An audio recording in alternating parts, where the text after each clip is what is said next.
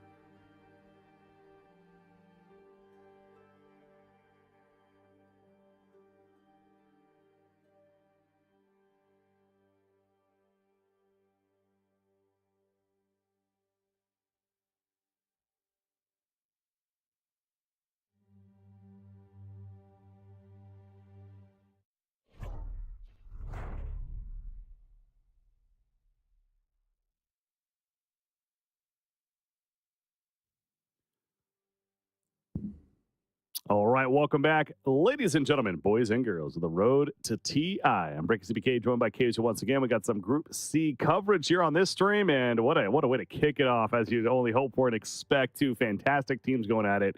LGD, though, you said it, Casey. I mean, they played impressive. This is a team that is looking really strong. Only one game, but they looked very good in that first game. I mean, going off of sample size, they are one of the best teams in the tournament now. But no, for real, like that game one is, I really can't stress it enough that I think most players will tell you that draft is not easy to execute. And I think they did well in their lanes. They did well with their movement. I mean, this is kind of what I expect. I think also when you have a coach like Joey, he might tell you, okay, these are like your timings. This is why we're picking Weaver. But I think more so for me, what stands out is Gaimin Gladiators did not look like, they did look very cohesive in that game. So I would look for them in the second game to think about, okay, what is our timings, even if the early game doesn't go as well? Like, when can we use all 5 of our heroes and go together and fight? I was missing that in the last game. I mean, yeah, and call it as it is. I think a lot of that came down to perhaps the timing of the BKB on Sven. When it came to it, all 3 cores were farming very well, just on paper in terms of net worth. Sven was a little bit behind early on, but prioritizing even the full Silver Edge, for example, over the BKB, I think that can be looked at least as one of those hindsight things. Well, you were even saying that in the moment too. Maybe a different decision to be made there, but ultimately, again, you can't help with the fact that LGD, like I keep going back to, they played very well. They executed their timings, and even with a hero like a Weaver, again, the sleeper carry pick, if you want to call it that, one that we probably would not have expected a lot in this event, and maybe we won't see a lot of it in the event, but this game, it clearly worked out. I mean, that's for why, LGD. like, Dota is just such a beautiful game, like if you ask some people about like their carry tier list or what they think about some heroes, like a lot of people will tell you, oh yeah, this hero's trash, but then you have other players who actually play it and they know the scenarios and like how to make it work, because a Dota hero isn't just good on its own, it's about how you make it work in the game, and it's like different layers of what you need, and LGD, they just show that, and I think that's the beauty of Dota, where I literally think nearly every hero in this game can work. You just need to know why, when, and how. And I think if you figure this out with all heroes, you're bound to be one of the best teams in the world. Yeah, absolutely. I mean, we see it every single TI. There's been so many scenarios where, like I said, the meta evolving throughout the event. And again, we're just getting started here, but certainly there's going to be some of these heroes that we would not have expected going in, that all of a sudden, whether it's a certain hero or a hero played in a specific role, carry IO, the notorious one that comes to mind. It might, something like this is going to happen. I saw some carry Willow in my pub games, and it looked good. I'm not even capping. I'm not kidding. I'm not saying it will happen, but you sometimes carry Willow. Casey calling it. We're gonna see carry Willow this game. If it doesn't happen, guys, I'm going bald. Putting it down my foot here. But no, like we will see some stuff. It happens every TI. You see something you did not expect, because that is just how Dota works. We have so many nerds playing this game, they'll figure it out. There's a lot of nerds playing Dota too, and they're trying to figure out all these strategies. Absolutely. Okay, but speaking of that, we are into draft for our game number 2, and obviously the band's underway. Taking a look at LGD, of course, high up on that momentum of the first game. But keeping the bands pretty similar, at least with the Invoker and the Dazzle. But how about the bands on Gaimin Gladiators side? A little bit of adjustment. They banned both the Brew and even the Pango, 2 heroes they played themselves. Oh, interesting. Yeah, so I guess this time around you have LGD that they're the first pick, so you have a bit of a side swap that happened, or in terms of pick priority. You had Gaimin, they were first pick last game, so they actually took the Pango. So it just kind of goes to show you some of their values. 3 heroes they had in the last draft, they are not willing to give any of those 3 to LGD when they're first pick. So this already, if you're a different team, you can just kind of see, like, this gives you a bit of a view of their power ranking of heroes. Yeah. That is something, to ban 3 of your own heroes after a loss in the initial bans. It's like, we're going to force ourselves to do something completely different is essentially what this is saying. I love it. Primal Beast, a hero that was banned or in the banning phase last game early on, is going to be picked here.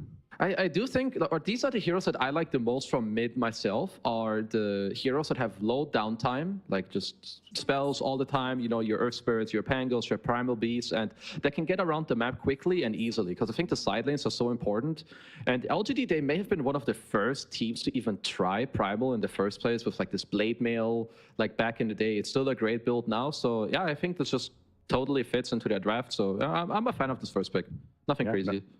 Nothing to say, likely to be the one. But there's also that flexibility as well with this hero. So Another reason why a good first pick is that's a early Templar Assassin. Meanwhile, coming out from Gaimin Gladiators. So this is a hero we do not see early on, I feel like, in these drafts, but Gaimin Gladiators not fazed by it. I do like it here, and if you don't take it with the mix-up of the banning stage, right, you actually have to take it here. Like, the one hero you want, it has to be taken here, otherwise LGD will ban it. So the reason why TA is actually good against Primal and, like, all these Pangos as well is that she doesn't die to these heroes because she has Refraction. She outlanes them, and then the trap later is so annoying. So I do think this is probably the best pick for a game in here, so I'm happy that they did go ahead and take it. Yeah, it's another one of these cases, although we don't see it all often, or very early Templar Assassin, the logic is certainly there. And so, as you're stating, I'm sure Gaimin Gladiators having that same thought, and thus they take it for themselves. So, hey, well, we're not going to be seeing the Dark Willow carry. As, yeah, so they made sure to get rid of that one. They heard you talking about it. They must have been talking to Gaimin Gladiators over there. Yeah, they're like, that makes a lot of sense. This kid's been breaky cast. They're learning a lot of stuff here. So, but yeah, they're gonna take it out. Of course, Willow is incredibly annoying for Primal Beast. Just all these brambles and random stuns. Don't want to really deal with that, so LGD will help themselves a little bit there. But I do like this is another way of those things. Primal is good, but now they pick TA. I think you have a bit of a problem, and now I think you need to problem solve again. Maybe you take supports that can help the Primal early on against the TA, or you have another hero in the mid game that will help him like get in the fights. Because this matchup on its own, if you don't help the Primal in any way, it's really hard to play. Well, so is there to that logic then? Is there a just don't run Primal mid, just be an off lane, even a support? Do you think you go that far of an adjustment if you're LGD? You definitely could, I guess. It depends a little bit on like what game and show you. If it turns out, this is a great Primal Beast offlane game and you can play it comfortably, that's definitely something you can go for. Absolutely. Yeah. Well, Vengeful Spirit, we talked about it last game. Wasn't banned or picked last game, though. Is going to be seen here by Gaimin Gladiators. A very quick LGD response, though. So we're going to see Muerta again, this time for LGD. And they go with the Phoenix on top, and that brings some more team fight. Interesting. The Phoenix I like a lot. Like when this Primal goes in, I think he needs like more speed, like more power. You know, when he charges in, now you can dive in, you attack slow them, you drop your egg, you Sunray as well for the Primal. So I like that a lot in the team fight as well. TA does not deal very well with egg. I mean, she can run away, but heroes that don't threaten egg are not good against Phoenix. So and then you have the Muerta. It looks like this hero is just going to rise in popularity. It can be a carry, it can be a 4. I mean, we didn't see too much of it in the last game, but that's just a one-game sample size. Yeah, it's definitely don't Heroes want to trash. Yeah, just get him out. Weaver's top tier. Bring him in every single game now. It's like, okay, let's calm down there. But yeah, Muerta, certainly a hero that maybe we do expect to see a bit more. And again, 2 for 2 so far as being picked up. So will it be a support? Will it be more of a core? I guess that's still an answer to be figured out from LGD's side. But Gaimin Gladiators, I mean, minus armor, certainly helping that Templar Assassin with a Vengeful pick. And again, Vengeful, one of the more top tier supports going into this TI event, certainly with what she brings to the table. So yeah, Venge is just, even with like some minor nerfs or like pretty decent nerfs, the heroes are still so great, especially with TA. Got the double minus armor, help her take the Aegis, get her out of position, or like rather help save your TA as well. Can easily stack. I think if you're gaming, you probably want to look at a bit of an answer to the team fight, because when the Primal and Phoenix like go in, I think right now your only response is to run, which is not necessarily bad. Like if you can fight, like kite and take long fights, that's okay. But I think it's better to have aggressive solutions to Phoenix than just defensive ones. Well, you say run, I mean, Stampede comes to mind. Centaur, we saw him last game for LGD, so wonder if maybe that's at least on the line of thinking here for Gaimin Gladiators. And well, there you go. You're just too good. You're just too good. Talk about running. I mean, Centaur, one of the best. Absolutely. Hey, you can get a cart as well. You can even make it that much better. That's true. You just get multiple sources of helping your team just run away. I mean, honestly, if they get to kite, you have people like that can help you as well. So now if you're gaming, I guess you're just going to pair it up with like a 4 tofu. Very likely just, you want a range hero, I think, that is good, like to just get your center through the lane. And maybe also a hero that can stack. Like, I mean, SD it's not like an incredible SD game, but just a hero like Shadow Demon who can do well in lane and stack for your TA, I think would be great. Sure, solid. Ooh, that's a fast pick on LGD. Wow. Yeah, we saw the early ban of Bristle last game. You talked about how LGD has been playing this, and they're going to get the chance to play it again here. I saw them, both their offlaner played it and their carry played it, Shiro. I mean, Shiro legit can play anything. This guy is on some stuff. This is like some Chinese miracle. He can literally play anything, and he does it well, and he always performs. But this new Bristleback is super strong. Like the Aghanim's, where you get like all these 6 or 7 quill sprays or whatever it is. The new Shard is better as well.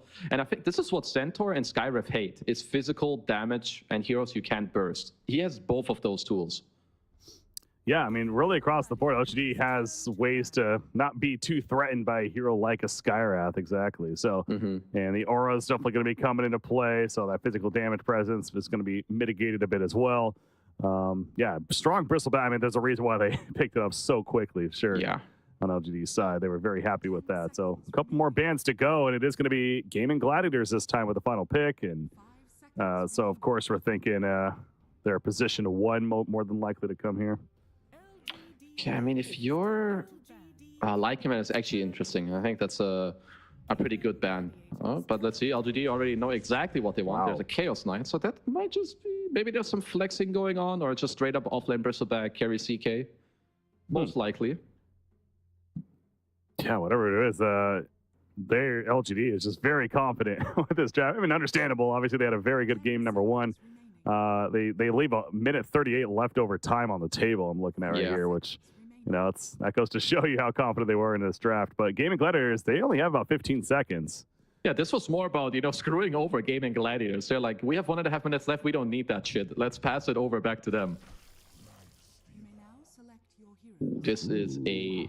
If this Lifestealer gets off to a good... I mean, CK is a bit like double-sided. Even though he's a strength hero, he has illusions, he can hit very hard. But yeah, Bristleback, Primal beats Phoenix. It's a pretty good Lifestealer game, like later down the road. And you don't really want to have a hard carry when you have TA, because I think Quinn is going to take that role this time around. So the mid game for Gaimin is very strong. But I must say, I'm a huge Bristleback believer. This hero, I think, is going to pop up a lot at the road to the International and at TI itself. Yeah, that's not the best news that Gaimin Gladiator wants to hear, but certainly feels that's, like we talked about, the LGD, they got the momentum from that Game 1 victory. They were very confident with this draft. And like we said there also, at that final pick, LGD more so, they didn't need all that extra time. They really put the pressure once again on Gaimin Gladiators to figure out a final pick themselves. Don't want to give them the most time to think about it. And well, they settled with a Lifestealer, which, as you mentioned, I mean, it kind of makes sense here in theory as far as why they would end up with the Lifestealer, but will they be able to execute with it? And will he get that good start? Again, on Sven last game, it struggled. It is a completely different game, though, this time around, so we'll see. Yeah, I think he should have a good start again, but the thing is that I think Bristle's going to have a good time. They're going to stack his triangle as well, and I think it's going to actually be a pretty farm-heavy, like minutes 7 to 12. Both sides are going to have stacks. They're going to clear it. Everyone's going to get very fat, and you're going to get like this gigantic team fight around the first Roche. And I think that one is going to be detrimental to which team is going to win, because honestly, I like both drafts. Like both drafts is going to be more down to execution and really how these lanes start, happening. Yeah, and well, speaking of the lanes, obviously we do end up. It really isn't often we have a mid versus mid, the first 2 picks taking place. That is true. Sure enough, it is Templar Assassin versus Primal Beast in the mid matchup. That's how it stays. And you talked about maybe an adjustment from LGD with the Primal Beast, but no, it's still not enough of a deterrence, despite the TA pick coming out there. But so with what you're talking about earlier, Kid, it seems like this is shaping up for Quinn to have a pretty good early game, at least. I think so, yeah. Like he's supposed to win the lane against Primal Beast. Like you just melt him in the face every time this guy runs up. You have side blades, you push out the wave. You should have ancient stacks later as well, or at least jungle stacks. And I think minus armor is very powerful in this game. So I think the way for LGD to strike back is like later in the mid game with their teamfight presence of this Phoenix and the Bristleback running in and Primal Beast running in. Like that's when they should look to kind of like get their foot back in the game. Well, one of my favorite moments with TI and the road to TI being here, as we're going to have a pause, even more time to talk about this, is I know it's not showing on screen for you guys, but we got predictions, KZ. Let's go over these real quickly. Oh, that's true, actually. What do we got? So, player who gets the longest kill streak. I know we have to kind of debate who's going to win this game. I think if Gaimin are to win this game, I think this kill streak is definitely going to the TA with the minus armor. That seems like the easy answer there. I'm with you there. Player with the highest net worth by 25 minutes. Is it Quinn again? I mean, TA certainly has a chance to win that one. I think so. Well, okay, it's going to be all Quinn here. All right. Total number of smoke gain kills by 10 minutes. 0, 1, 2, or 3 plus. I don't know. My heart is telling me 2. Okay, we'll go with 2. Sure. Total number of tower kills before 25 minutes.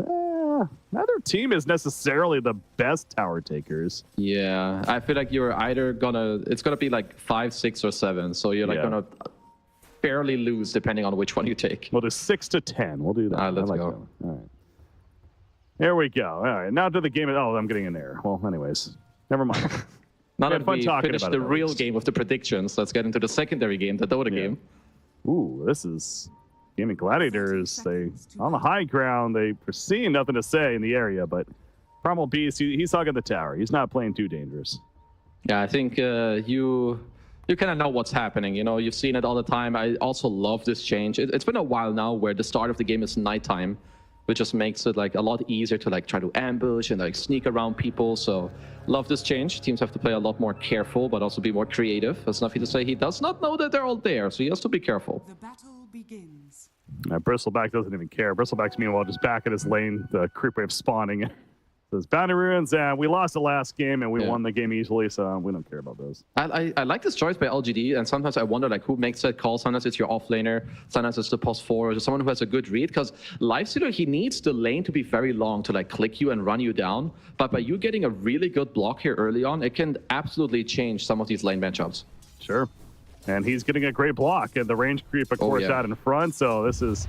Look at what TI12 he's doing. He's blocking the range creep himself a little bit, but trying to counter it of sorts. But anyways, we got the mid matchup that we mentioned. It's Quinn versus Nothing to Say. Primal Beast versus the Templar Assassin. And yeah, on paper, it does feel like this should be a pretty successful game for TA. But Primal Beast not afraid early on. He's in the face of TA. Nothing to say. He's being so annoying. His hero is so big. He's just putting his portrait and his hero continuously on top of these creeps. So he's honestly doing very well. Quinn does have melt now, so he's going to start to pressure back a little bit. But yeah, I think this top lane is going to have a lot of pressure. Like this Skyrev Centaur, if they can like find a go on the CK, I think Shiro definitely has to be careful. So now it's Gaimin Gladiators' turn to take advantage of that Centaur in the laning phase. It did so well on the other side for LGD as the Radiant themselves in game 1. So Ace, he's looking to have that good performance. You mentioned with Tofu on Skywrath, plenty of damage, just consistent damage even coming throughout in that laning phase. Bottom lane, Lifestealer getting a little low there. He'll be fine, but taking some good harassment from the Muerta, who's protecting, of course, the Bristleback.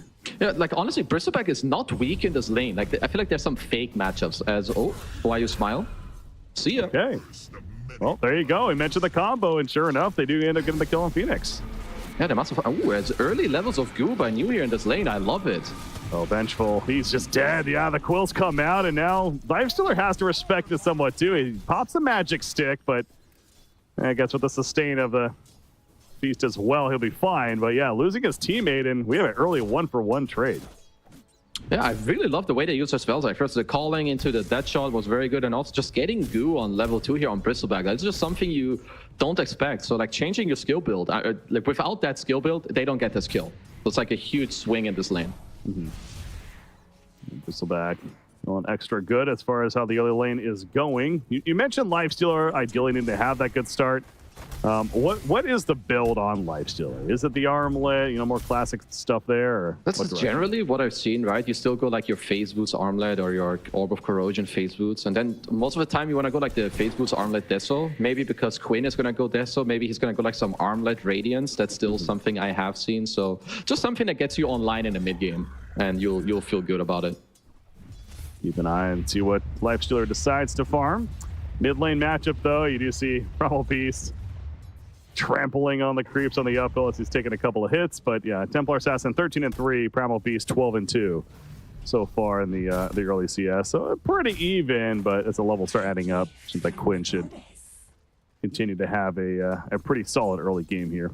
Yeah, I think there's not much really stopping him. So he's going to have a good game. And I think the way that LGD may go about it is like nothing to say. He can't really stop the TA later, but as opposed to the TA, he can gank the side lanes. Like maybe he can go to one of the lanes and get stuff going as new. But that's a quick kill. It absolutely is. Lifestealer wants the turn kill on Planet, but being slowed down. He does have Rage. He already used it though. Silence comes in from Skywrath, and with Tofu showing up, likely to finish off where it needs one more spell. Planet doing a great job of hiding, but eventually gets killed. Meanwhile, down at the tower, it's a dive for Bristleback, but is this too much? Phoenix also showing up, so suddenly we have a Tri versus Tri-lane of sorts. Yeah, both supports from both sides coming down to join the party. Why you smile, he'll be good. But both teams showing that they want to have a brawl down here at the bottom lane, and I guess even trade. I mean, the two cores in the top lane, right, like Ace and Shiro, they don't really care. Centaur and CK, they're just going to free farm. So it does free up your supports to like go move around the map a little more. But I do if LGD want to fight back, you need the Phoenix to get level 3. Like, this hero's very weak, like level 1 and 2. But once he gets high level fire spirits, they can definitely fight back in this bottom lane. Making the way back to the bottom lane are both Phoenix and Muerta. So we continue to have really a Tri versus Tri lane. Coming up on nighttime is almost at that 5-minute mark, but Skywrath and Vengeful in the jungle. Gonna spot anyone maybe coming over. So instead of supports, at least Muerta is gonna focus more on stacking. And of course, both teams certainly gonna try to get some priority on stacking. You're like TA on the Radiant side, and you're like Bristleback on the other side will certainly benefit from that. Yeah, I mean, yeah, like you touched on, right? The stacking is going to be so good in this game. And this dumb bottom, they're trying to like play through new, and you do have the early phase boot, so let's see how this is going to go. Silence is here. Calling coming out with the dead shot. Bristleback, though. Lifestealer's not worried. He's just sitting on top of the Bristleback. It's not going to be worth the dive, though. Yeah, that would have been risky. It might have been risky still. He'll survive, but takes plenty of damage in response. Dead shot, it's not enough for the kill, but gets him extra low. One shot away from death, but I think he's good unless another dead shot hits. There's no way, right? Yeah, it's not yet. So nice to try there from Planet. Drops the Observer Ward to then try and get the dead shot off, which he did, and it didn't. Oh, wow. Okay, that salve, it saves him. And no, he might be in trouble. Primal Beast. Oh, he planted a ward. The onslaught goes forward. The Stampede on top and trample. He wants this kill, but somehow Lifestealer manages to get out of there. I can't believe that ended up being such a close call when it was all said and done, but Lifestealer actually lives. Thank God he rushed phase boots. He was so dead if he had non-upgraded boots. My God. Also, Planet, it looks like he might find another play here. Fairy Fire. Nope. There you go. Yeah, so if the Planet hits a few more of those, might do some background checking on my man, guys, because that was some crazy death shot on the Lifestealer. Playing Counter-Strike in his off time, apparently. CS2 came out, so nice warm-up over there. Bristleback. Vengeful Spirit will end up dying. Lifestealer wants to make a play, but again, by himself, can you really expect that to happen? And now has no TP. Thirachio's in trouble. Yeah, no TP. He has a salve. He has wand charges. And he does have TA showing up. Okay, yeah, with Quinn showing up, that changes things. Double damage rune TA. You do not want to fight that. Definitely, I think good TP by Quinn. Maybe that's something you want to do, like TP out of your mid lane to help your carry, but I think you had to do that. In the meantime, though, they did lose the tower during all of that. Get to some siege creep shenanigans that were just like sitting around. So still a very big win here for LGD. Yeah. A bit of distraction. Quinn will make his way back to the mid lane, kill some jungle creeps, but as you pointed out, certainly not the most ideal teleport in terms of a little bit of a time waster, but necessary at the same time. Absolutely. Helps keep a Lifestealer alive. So heads back mid, and we'll continue to have that overall pretty good game. He is up there on the net worth, starting to really jump up there. But speaking of being at the top of the net worth, Centaur, again, back-to-back games, we've seen a Centaur performing very well. Ace in this case, he's got the Vanguard. He's going to be finishing upgrade boot soon. He ain't dying anytime soon at this rate. Yeah, if he's not getting ganked by the Primal Beast, he'll be fine as Shiro. They're looking for a play on him. If they use Concussive, they'll know the real one. Oh, slight misread. On paper, should have, but in practice, and you're in the moment. Yeah. Fortunately, you get the illusion. Yeah, it looked a little bit more like, maybe one or two of them wanted to go, but the other one wasn't sure. But either way, you get them out of the lane. Got a lot of ancient stacks going on, I think, right, for LGD. Like, I continuously see Planet around there. You have Primal Beast there now. I would love to be a support in this LGD draft. Like, nothing to say, hasn't been in mid lane for like 3 minutes. My cores can take ancients. Like, you're just getting so much XP already on these two supports on the LGD side. Level 5 on Phoenix. Yeah, well, actually gets the bounty rune right in front of Vengeful. Vengeful, thankfully, does have Centaur nearby to support, and he'll survive this, but close call for the Vengeful Spirit. Now, both teams continue to be in the same area, though, up at top. Meanwhile, bottom lane, we are looking at Bristleback. and the Primal. They're hunting this Life Stealer, but he'll show up in the lane. He is hugging that tier 2 tower. And not going to face them too much. They still just go right on top of him. In comes the Pulverize, and Life Stealer, he's in trouble. Having a pop rage. Yeah, it's gonna He's be got fine. teammate support, and he'll be good. So continued harassment, but no kill for LGD. Hey, this is what I love from good teams, because I feel like every player in this game is obviously incredibly good, as is every player at this tournament. But the good teams, like, they're gonna vibe check you all the time. They're like, okay, are you on your toes? Are you gonna pop rage? Are you gonna, like, you know, are you gonna farm the wrong camp? Because if you don't pass the check, they're just gonna keep killing you. But I just love seeing this early aggression. Yeah, Life Stealer, again, he survives, but yeah, good point. The TP forcing it out and forcing him to continue to play very defensive. It's that mental game as well that certainly comes into play. Yeah, keeping him on his toes and the what if somebody is lurking nearby and am I going to be in trouble here? But continues to farm more creeps out safely at that bottom part of the map. Meanwhile, top lane, Centaur is going to be bullied out as by himself with the Chaos Knight and the Phoenix, and having to respect that damage at least, so he'll fall back to his own tower for now. Oh yeah, stacks. There you go. This is so satisfying. Like, I've played this Bristleback. This hero does get out of control pretty quickly. For Gaimin, you have nice answers. You have minus armor, you have Lifestealer later on, but even when you have counter, sometimes this hero at 20 minutes, he just gets too strong. So LGD, they're having a very nice setup here for now with the stacks. Going to help him to get to this Axe just ever so much closer and faster. That hot dog sponsorship, fantastic for a hero like Bristleback, getting that much fatter as a result. Chaos Knight top lane, Sonic this up. Here comes TP support, including Primal Beast. It's taking forever though. They get the kill on the ZK. The stomp hits, but at what cost now for the Centaur, that is. Phoenix getting low himself. Primal Beast onslaught forward. He means one kill happened. The Pulverize slamming the face in on Skywrath the Mage, but now Primal Beast needs to be careful with TA nearby. Deadshot missing. Primal Beast, he goes down. Quinn, he does plenty of damage. Ends up being 2 for 1. Gaimin Gladiators is very happy with the outcome. Oh, very nice move, but this is not something you honestly see that often, right? You're gonna have your TA like be more just chill and mid. I really like that Gaimin did bring Quinn up top and like kind of make this play, because similarly to last game, Ratio, he needs to recover. He's even queuing up a Midas for now, so them taking this play, killing Shiro, killing the Primal Beast as well, and taking a fight before Phoenix is 6, really well done by them. Yeah. And TA back to the mid lane. That tier 2 tower taking some good damage. Muerta doing what she can to hold off the TA for the time being, even throwing out that level 2 calling. But Templar Assassin overall not too phased by it, especially since she has a couple of supports nearby. So this tower is dying. It's a matter of will it be deny or not. Oh, Fortification. That might give them the deny. Like, now without the creeps, you can't really play up too much here if you're Quinn. But overall, nice pressure on the tower. It looks like most cores in this game are fairly happy, right? Nothing to say, maybe a little behind as is Ratio, but they're getting the space to recover right now. Yeah, back-to-back games, Ratio. It was Sven last game too. It was a game of recovery, and ultimately did so well. But we're in that phase now. It feels like we're same case here for his Life Stealer, and is going to be getting, what is he? He did go the Hannah Midas route. So Hannah Midas, was still waiting to see, what direction he goes as far as the impactful items here when it comes to fighting. Yeah, I mean, I just don't really see Quinn skipping Desolator on TA. There's one region or like some players I think that really liked it. It may have been the SEA region, like Mikoto TA, but I feel like just Deso is too good. So it might just be the Midas Armlet on this Lifestealer, I think. And they're getting good timings. He does have Radiance queued up, which is pretty good, but it leaves him very susceptible. He's not going to have the biggest tankiness, so we'll have to see what he ultimately decides to go for. Yeah, that'll be an interesting one there, and one of those cases. And I don't know if there's an obvious answer though either, but yeah, is that going to be enough to help break through this Bristleback? I guess more to sustain the long-lasting fights. You can look at it that way, but yeah, this Bristleback on the other side. We talked about the ancient stacks. He's been soaking up, and offlane Bristle, he has an Axe almost. It's getting there. Yeah, pretty damn quickly. Oh, Primal Beast, nothing to say.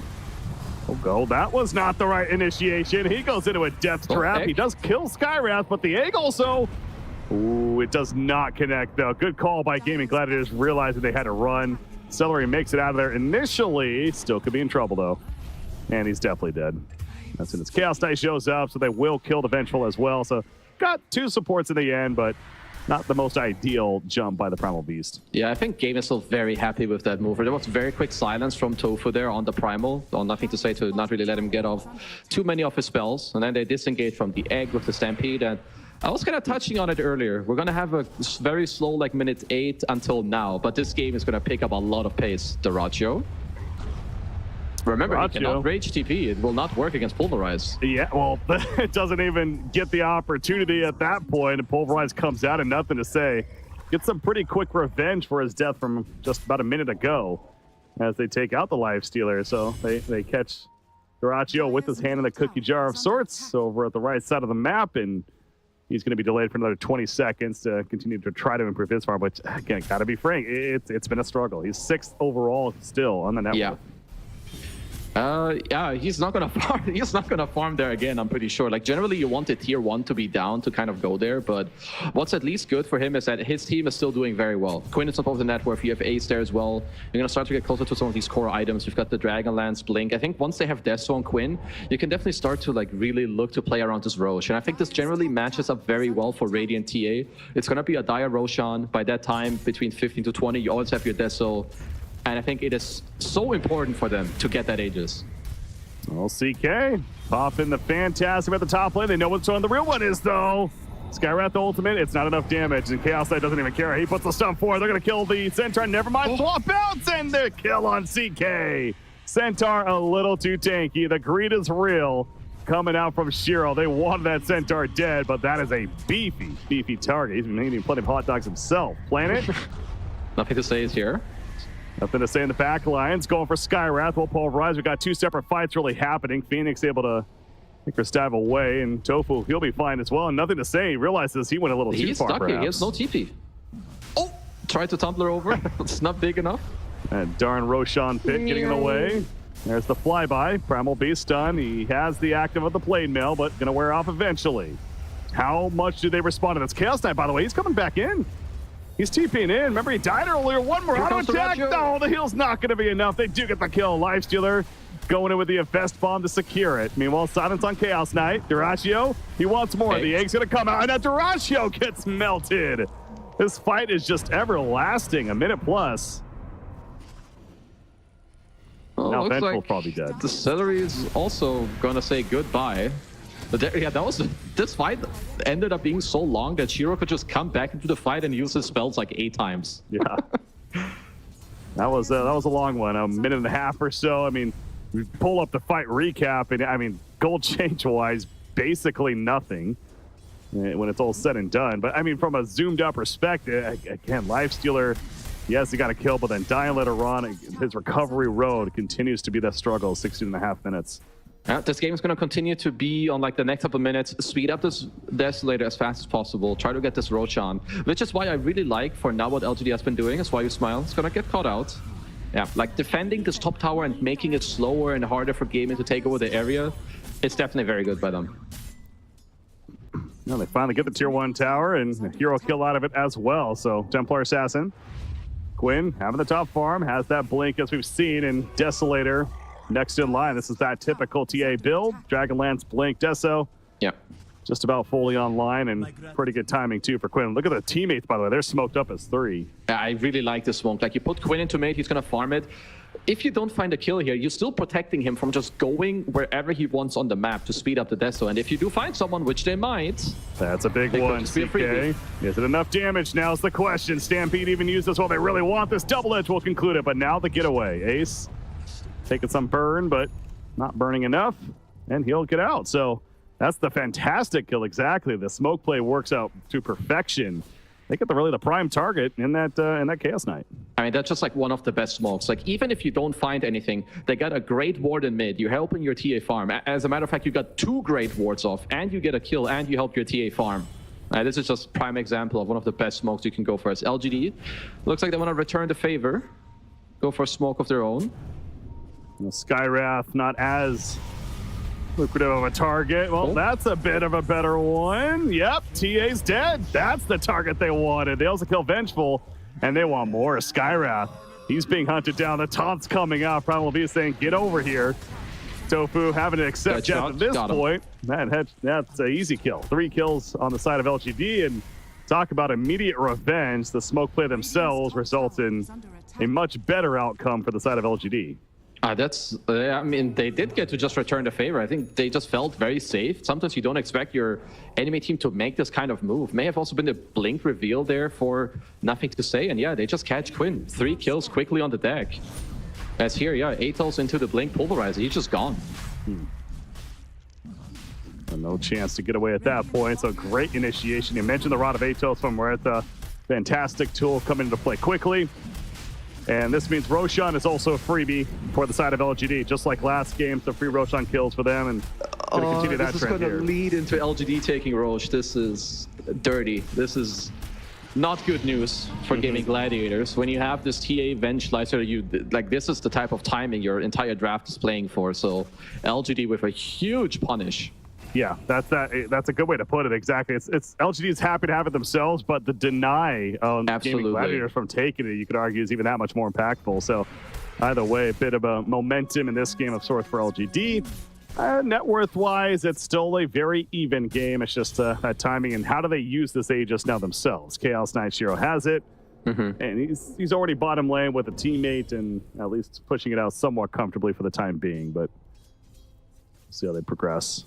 There's going to be a lot about who gets to hit in these later stages of the fights, like the TA shard as well. I think the silence is very annoying for every single hero in this LGD draft. This looks like Gaimin are looking for a similar smoke. Ooh, good blink. That's the Centaur stomp for you. There's a little bit of that channel up and allows for the blink reaction. It's still very impressive reaction, but at this top tier of play, nothing to say is making it look easy. And so good getaway there. And smoke is going to end up being nothing. I think the Radiance was completed by the Rachio, so his farm is going to start to spike up a little bit. It's going to help him push out these waves as well. I do like if he's going to go for the shard next. He's going to use Rage to help him move, but he's got to be careful. You better get in that card, my friend. Well, here we go. Get in the card. Planet just, no, not getting in the card. No infest means no, get away for the side of Lifestealer, and that ends up being an easy kill for LGD. He called it Casey, it's just give it the damn card. Yeah, I guess so. I cursed him saying, his farm's going to increase now with the Radiance. Yeah, nope. A little bit greedy, but again, this is like what I'm talking about. This is the vibe check. You know, in a pub game, you get away with this stuff. But when you play against the best players who are constantly looking at the map and where you are, you make this, you're gonna pay the price. I mean, elsewhere, Ace is finishing. He finished his heart, so they got that. They got Templar Assassin. He's chilling. Oh yeah, this is a very happy Centaur. I mean, Ace is just continuing to, he knows exactly what he needs to do to be top 3 net worth in any game from any type of laning position. So they're still more than fine on Gaimin. Yeah, and that's definitely getting at there. It's just Gaimin Gladiators, nothing to really panic about just yet as far as how things are going, but yeah, Lifestealer certainly wants to find that recovery road some way, somehow. Is going to pick up a Wisdom rune, so I suppose that could help of sorts somewhat. No Tormentor, though. They're going over as if they may be thinking about it. Yeah, they do have very good heroes at killing the Tormentor. You have Lifestealer with Rage, so you're not going to get any spell damage back. You have TA Refraction, so I do like that the Rachi is pinging the Tormentor, because honestly, him plus 1 hero can kill it. Quinn plus any hero can kill it. Honestly, Quinn can even solo kill it, so could definitely help their team to kind of get back into it. But it looks like Gaimin may want to wait for this TA BKB. You got your Dragonlance, you can do some splitting shenanigans, get the BKB going, and then look for a fight. So this comes down to, do they have enough of an answer still, though, for this Bristleback? I mean, yes, Centaur is very tanky. Yes, Quinn's farmed on the TA, some good damage output, but is that going to be enough to get through this Bristleback and what he's bringing to the table, the Lotus Orb bags, and just being Bristleback in general? I mean, if they get to hit, yeah, I think it's still okay. The problem is you've got this Phoenix behind him. Sunray is no joke on these tanky heroes, and Ace could be in some trouble. Okay, we mentioned he's tanky. He's got that heart, and it's showing off so far. Is it going to matter? No. I mean, initially it seemed like he might have been fine, but then the damage really kicked in, and there was no chance. And Bristleback wants some more. Skywrath, he's going to be that more. The TP play once again not going to work, and uh-oh, that's 2 dead, and this is Bristleback for you. He starts building up this momentum. He can stop it. That was a lot of quills. Yeah, TA's dead. Yeah, Vengeful's dead. that was a lot of quills. Yeah, he deserves a tip. He deserves like 8x hot dogs after this game. Like, heat him up already right now, Joey, because my bro, like, this new shard is so good. It puts double goo and a quill on them. He perfectly turned. I mean, I don't want to hype up a Bristleback player too much because we only have so many buttons to use, but he played it well, and this hero is so strong if he gets off to a good start. He's top net worth. Hello, everyone. And that's, you know, I not to toot my own horn there, but that's what I was kind of talking about. You know, do they have these answers? For obviously, that was just a great jump, though, initially by LGD. I mean, getting the Centaur, that's the prime. That allowed them to do everything they did right there. Because the Centaur's alive. He has Stampede still. You know, he can be that tanky presence himself. So much different outcome. But you just see right here with the replay. I mean, once he gets just going. Kiting. Yeah, he's just kiting, and now he throws his shard again. It hits everyone, even people in fog. Turns around perfect. He like, oh my god. Quinn even had refraction. He nearly like killed him entirely through refraction. So yeah. And you have minus armor against the Centaur with both the CK and the Bristle. So Gaimin's game plan is kind of falling apart right now. And unfortunately seems like that for the side of Gaimin Gladiators, but LGD, they're feeling pretty good once again. And now Shiro, it's talk about scaling, obviously on the CK. He's going to be building a Blink very soon. He did finish his own heart, which obviously great scaling item on him. Yeah. Now with the Blink, so his mobility is that much better too. And it's now, you also now have to deal with him. Up until that point, it feels like it was the Bristleback was the big factor, and now it's both of them. I think this is why I have a bit of a problem with the Radiance pickup on the Lifestealer. Like, I think you want to double down on the physical damage to help your TA, like, play the same pace, play the same tempo. Because now you have Radiance, but two of the Dire heroes, they have Heart. Like, do they care about being Radiance burned? They're healing more than what you're dealing damage, and it's not like the miss chance is that crazy. So yeah. I think LGD are just in an incredible position in this game right now. It's going to be hard for Gaimin to, I think, kick their way back in here. You see even Chaos Knight just pushing out the mid lane by himself. He got the trap for Templar Assassin with that Axe Shard is making that a bit more annoying, but jump. Okay, that's nice a stomp right there. Muerta about the response with nothing to say. However, Muerta dies. The split though from Chaos Knight. The reflections coming in with the Lotus Orb swap on Ace. Ace is fine for the time being. He already uses Stampede. Pull in once again, this time on a Quinn. Quinn trying to keep his distance. Darachio though in the midst of it, trying to kill Primal Beast. Not enough damage though, infest in a TA. And he says, get the hell on out of here, please. I do not want to fight this anymore. Oh, that'd be good punch back there. Also, nice spell usage, keeping Ace alive with the swap and kind of the Darachio manning up and trying to get a little bit back into this fight. But even New alone, like he goes in the backline and he forces back 4 heroes. Yeah, but you do see Gaimin Gladiators, Infest still on the TA. They want to make a play with this. They're going to smoke up. I like this. Quinn is, okay, they find New. Is it enough? There's the blow up Bristleback, but is Bristleback after all? Yes, they do get the kill. However, more of a response now. He's dead for a minute, by the way. Quinn is low, though. Quinn, the swap in the last second, keeps him alive. Never mind. Pull in from Chaos Knight with the Reality Rift secures the deal.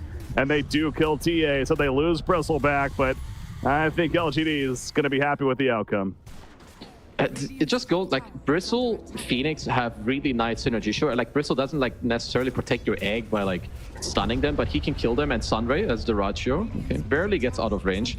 Like Sunray doesn't only heal the Bristle, it puts mischance on the people that are hitting him too. Like he lived for so long on this Bristleback.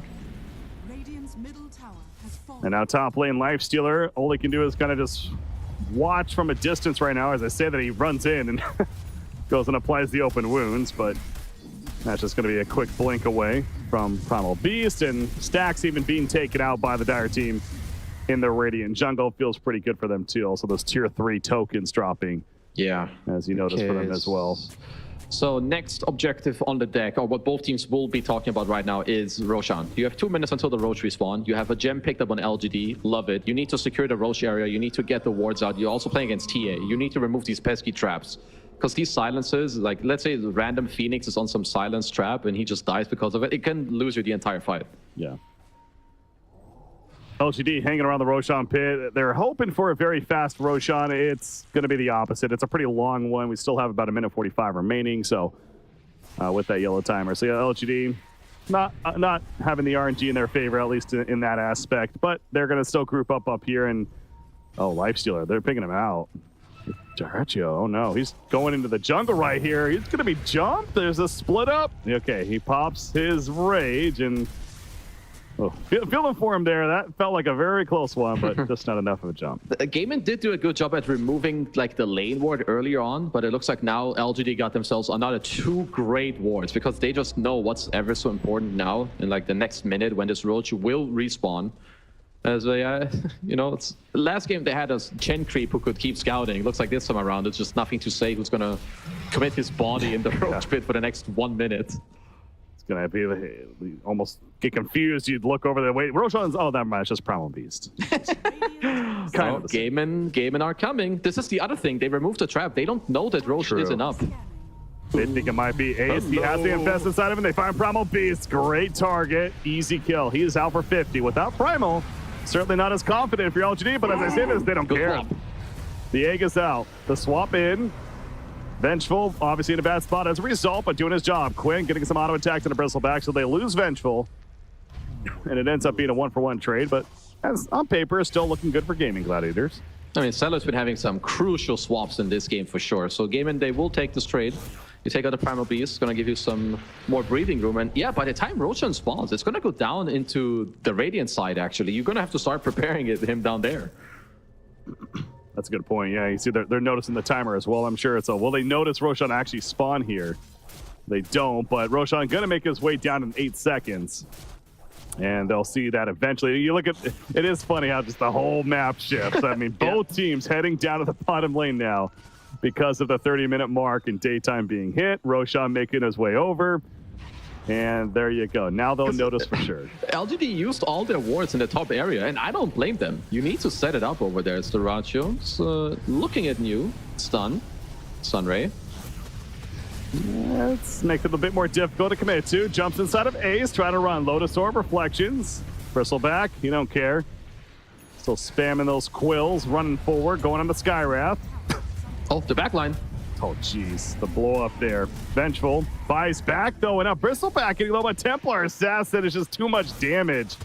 Yeah, 2 different fights taking place. Again, Bristle, he's just harassing. Zoning them. He really is. Oh, I mean, people like want to call this hero like the low skill, but you can really see the difference of like a good Bristle who will get his body in there. Like while Quinn and Celery are fighting, they probably expect their team to be coming, but it's just one porcupine man who's just keeping his entire team separated. Yeah, he literally occupied Lifestealer and Centaur that whole fight, even Skywrath.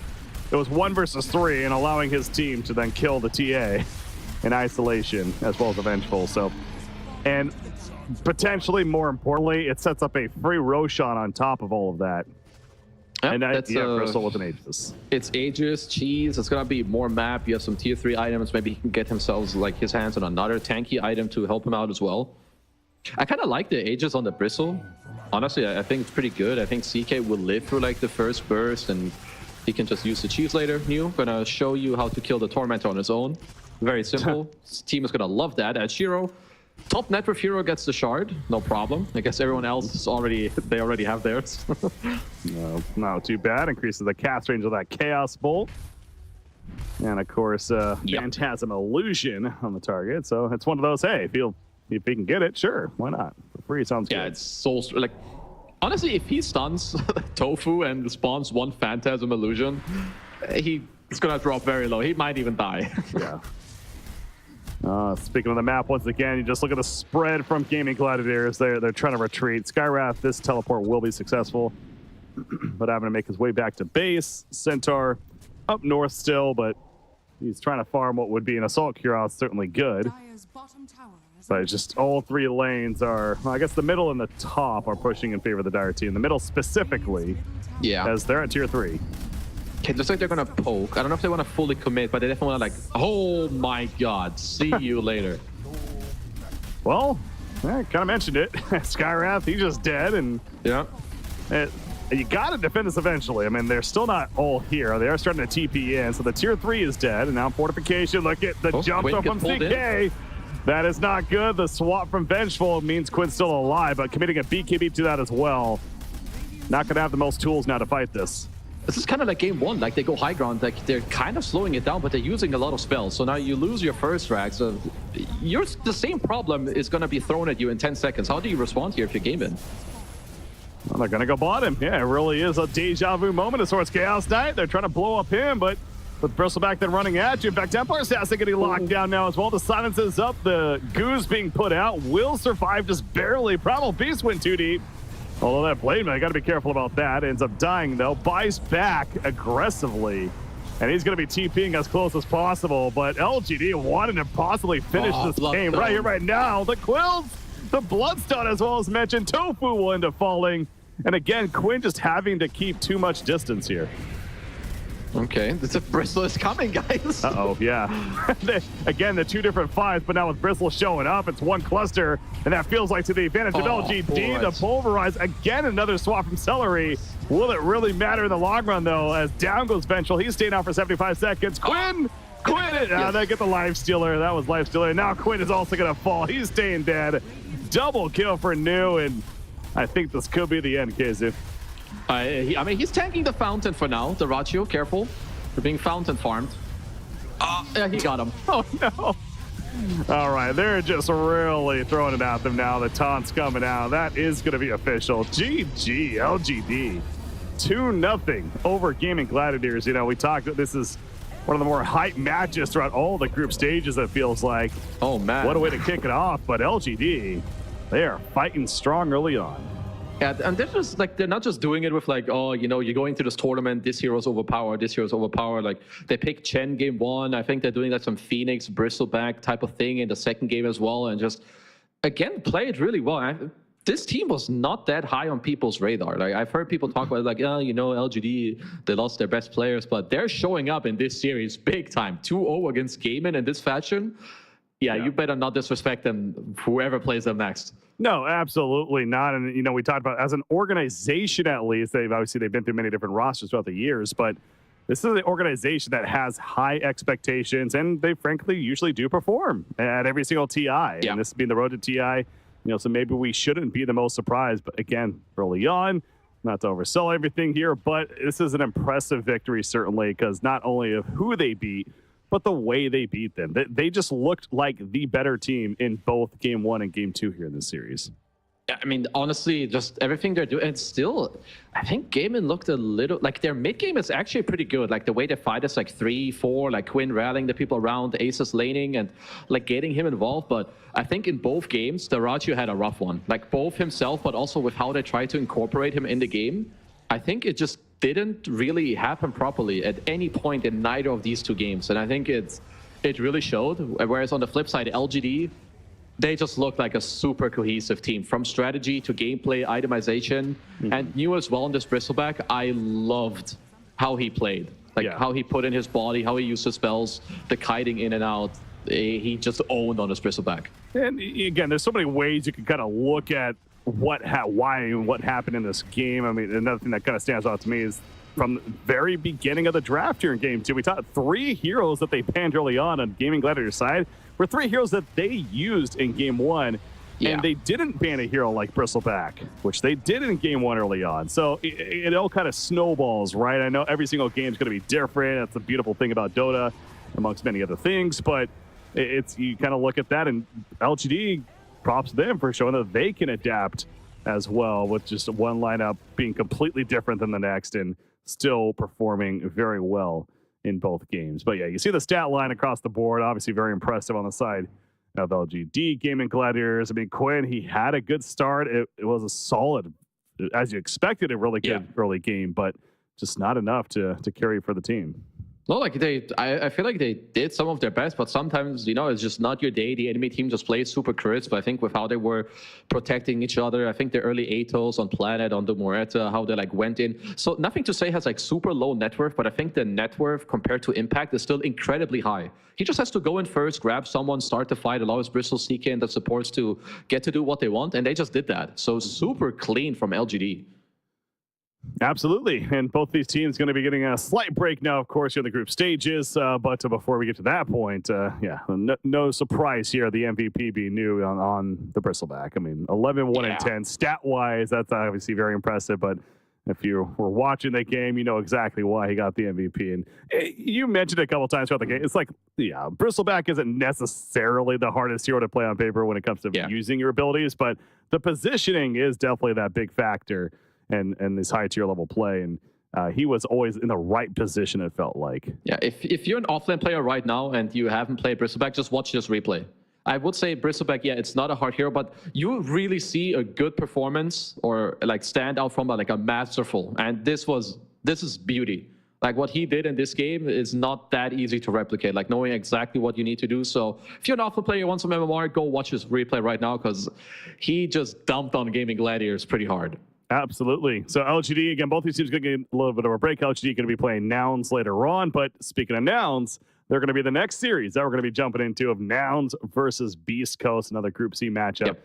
Should be another 2-game series, KSU. But with that said, we are going to be going to our break. I'm Breaking CBK, joined by KSU. Appreciate everyone tuning into the road to TI. We're going to take a short break and we'll be back. Nouns versus Beastcoast coming up next.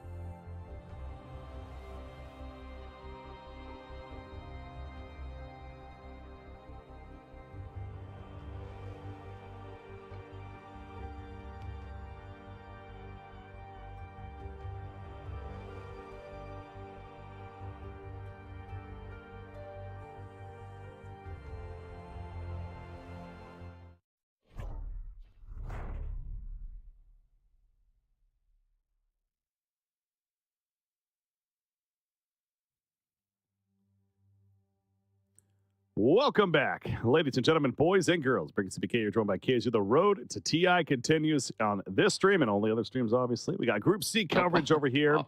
Only here, Breaky. Only here, yeah, I know. Everyone should only be tuning into this stream and nowhere else. This is where the magic happens here. No. But what a magical first series we had, KSU. I mean, that was a fun one. LGD versus Gaimin Gladiators, two teams that a lot of people probably expect to do very well throughout this whole tournament. But LGD, hell of a statement in that series. I thought the series was gonna be a 1-1. That was my personal hunch. I'm not a Gaimin hater. I actually like them, but I think I somehow have a feeling that they won't win. TI, they will do well, but I don't know if they'll win. But LGD coming in this hot, it's just, I just feel it's like the type of T, like, around the TI magic, like road to TI, people still have to like kind of show up and get there ultimately, but we're going to see more teams do what LGD just did, where they're going to upset teams and you're going to think, oh, these guys are bad, and they're going to show you that they've been practicing for this moment this whole time. Yeah, and so, we'll see how they continue to look throughout not only today, but tomorrow the group stages, but all right, enough about LGD. We got two new teams that we're going to be talking about here from Group C, and we're about to see here in just a second. We got Beastcoast representing South America, of course, going up against Nouns representing NA. Beastcoast, one of the teams that qualified from the DPC itself, and of course, one of the two of the four South American teams, which is crazy to even say in itself. I know there's a lot of opinions on that, but frankly, I love it. I love this region. They bring entertainment at the very least. And a team like Beast Coast and Evil Genius is, of course, the top two of those four teams. Honestly, some expectations are there, and I'm excited to see how they look against Nouns. No, I think Beast Coast has some great players. Of course, I think the most recent thing that happened to this team was they had like Hector, and then like they replaced him kind of with Jim Park. Like long story, but they've had time now to like try and mesh together. And of course, they have names that we all know: Schofield, Stinger, were like on the best SA team for years and years. And they have Darkmago in mid. He plays very active. You have Shaker in the offense. So Beast Coast just overall super solid roster. And now they're gonna play against Nouns, which I feel like is a lot of teams are disrespecting them. So I hope that Beast Coast are not, because I'll say it again, around this stage of a tournament and at this caliber of play, you cannot disrespect anyone. You will pay for it. Well, no, this is also one of those matchups where you have a team like Nouns going up against Beast Coast where they're very familiar with one another. It's not like a team from China going up against a team from Europe, or maybe not as much playing against one another all the time. These two teams, these players, they've played against each other plenty. So I think that's also a factor. If you do like Beast Coast a little bit more as a team, that'd be understandable. I think that kind of closes the gap, though, if anything. That awareness of knowing their opponents that much more, and maybe knowing of at least an idea of what to expect. But I'm with you. Maybe the NA by it, but now they looked very clean in the qualifiers to get to this point. They played very well, and it's certainly a roster. These are all very good players with history.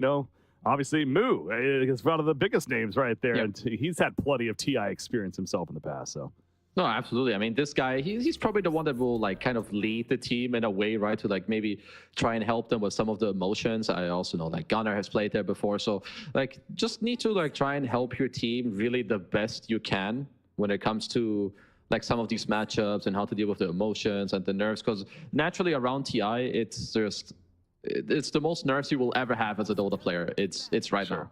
Absolutely, and especially with the first series to kick it all off. I'm sure that's kind of when it's at its pinnacle of sorts. As you're getting into the event now on the road to TI, that is. So, all right, the draft underway, though. Start talking about what we're seeing here. Snapfire Mars bands early on coming up from Nouns. Complete switch up from what we saw in like the last game. Like, sure, you have Brew, Dazzle, and Pango, but the other bands is just see different regions have different flavors and different ways of playing the game. And again, it kind of goes to show just how complex and open Dota is as a game. And well, I talked about K1 that he used to be in Beast Coast. I didn't realize, or I kind of forgot until now, that he's gonna play against his old team since he's obviously announced because he got to TI with them. That's what I was talking about. I mean, not only on a pub level, on a pro team level, these players, they have played with one another before in many different cases. You're so right. Exactly. So that is a factor. And if anything, I think that's where that coin flip coming into play. Who knows what's going to happen? A split series certainly wouldn't be the most radical thing ever here. But we got a Treant Protector first pick coming out for Nouns. Kunkka going to be the quick follow-up, though, from Beast Coast. This is another hero that I'm personally a big fan of. I think Kunkka is super strong. Like his agonyms with the Torn Storm, the fact that you choose where it spawns, that has like a very long cast range. His shard is incredible. You buy Blade Mail, which is a great meta item. So I really like the Kunkka pick come out from them. I'm still a bit surprised about some of these bans from Nouns, but this is just like we talked about there, they have more info than we do when it comes to scrims, and it's like some South American classic. They love their Mars, they love their early skirmishing heroes, so they all kind of fit the bill. Yeah, you know, I'm sitting here thinking like, oh, well, Kunkka, because Gunners, of course there's going to be a Kunkka, but wait a second, no, it's actually on Beastcoast side. So yeah. that's I'm with you there. But at the same time, Beastcoast clearly confident with that first pick. Being the opening game, after all, we talk about, especially with the opening series for both these two teams, you've had a lot of time to prep. I mean, to be fair, I don't know what they probably have had the groups for maybe a couple of days. So it's not like they've known for weeks who they're going to be playing off the bat, but still, yeah, you get that much more prep time for that first match, especially than some of the others, certainly. But a couple more bands here now. Throw a Phoenix, a TA in there. You got the Pango band coming out, of course. So got the Choo Choo Train as well. So like Kunkka, I think I've definitely seen Sacred played in pubs. I do think the hero's best role is in the off lane, right? Just because I think the utility build is kind of the best on this hero. So I think if you're Nouns, it's kind of nice if you can try to slow down Kunkka a little bit when it comes to like the early and mid game. But I actually really like this Lone Druid ban from Beastcoast. I mean, first of all, Nouns are known for it because what they have Gunnar who loves to play it mid, but Lone, even in like some safe lane scenarios, I think this hero is definitely overlooked right now. Like Lone is very strong. Nope, not going to see him here, and obviously Beastcoast tends to agree, so they ban him out. And now the plethora of picks to come here. Of course, Beastcoast likely to go more of a support route, you'd figure, with these first couple of picks. And a hero that we should probably expect to see a little bit more of as well. We saw the Dream League kind of up there on the tier list. Shadow Demon picked up by Beastcoast now. I think SD is one of like the best heroes when it comes to countering a Train Protector. I think it's the reason why they banned Phoenix is that Phoenix matches your team fight very well. But SD is super annoying to play because he defensively purges your living armor. When he gets the shard, he can permanently take people out of route. And he's also great with Kunkka. He sets up Torrent and he stacks your triangle for him as well. So I actually love these Beastcoast picks. Oh, very quick reaction there. Verse Spirit with the Dark Willow. Okay, so so the question I guess really is support Dark Willow or support Earth Spirit? Probably more of the Willow than the core Earth Spirit. It's going to be the Willow 4. I think Earth Spirit mid is pretty good. If Kunkka were to be a mid, I feel like some people have talked about it as a counter. I don't think it really is. I think Earth Spirit it doesn't care about this matchup. He can dodge the X Mark pullback with the new role. He rushes Vessel, which is great against Kunkka. And now he has a Willow as well that will help him later. But this does put even more like, like even more use into the SD shard, because then you can early on like take off the Vessel and purge it as well. So we might see a lot of impact from this SD if he's not properly addressed in fights. Yeah.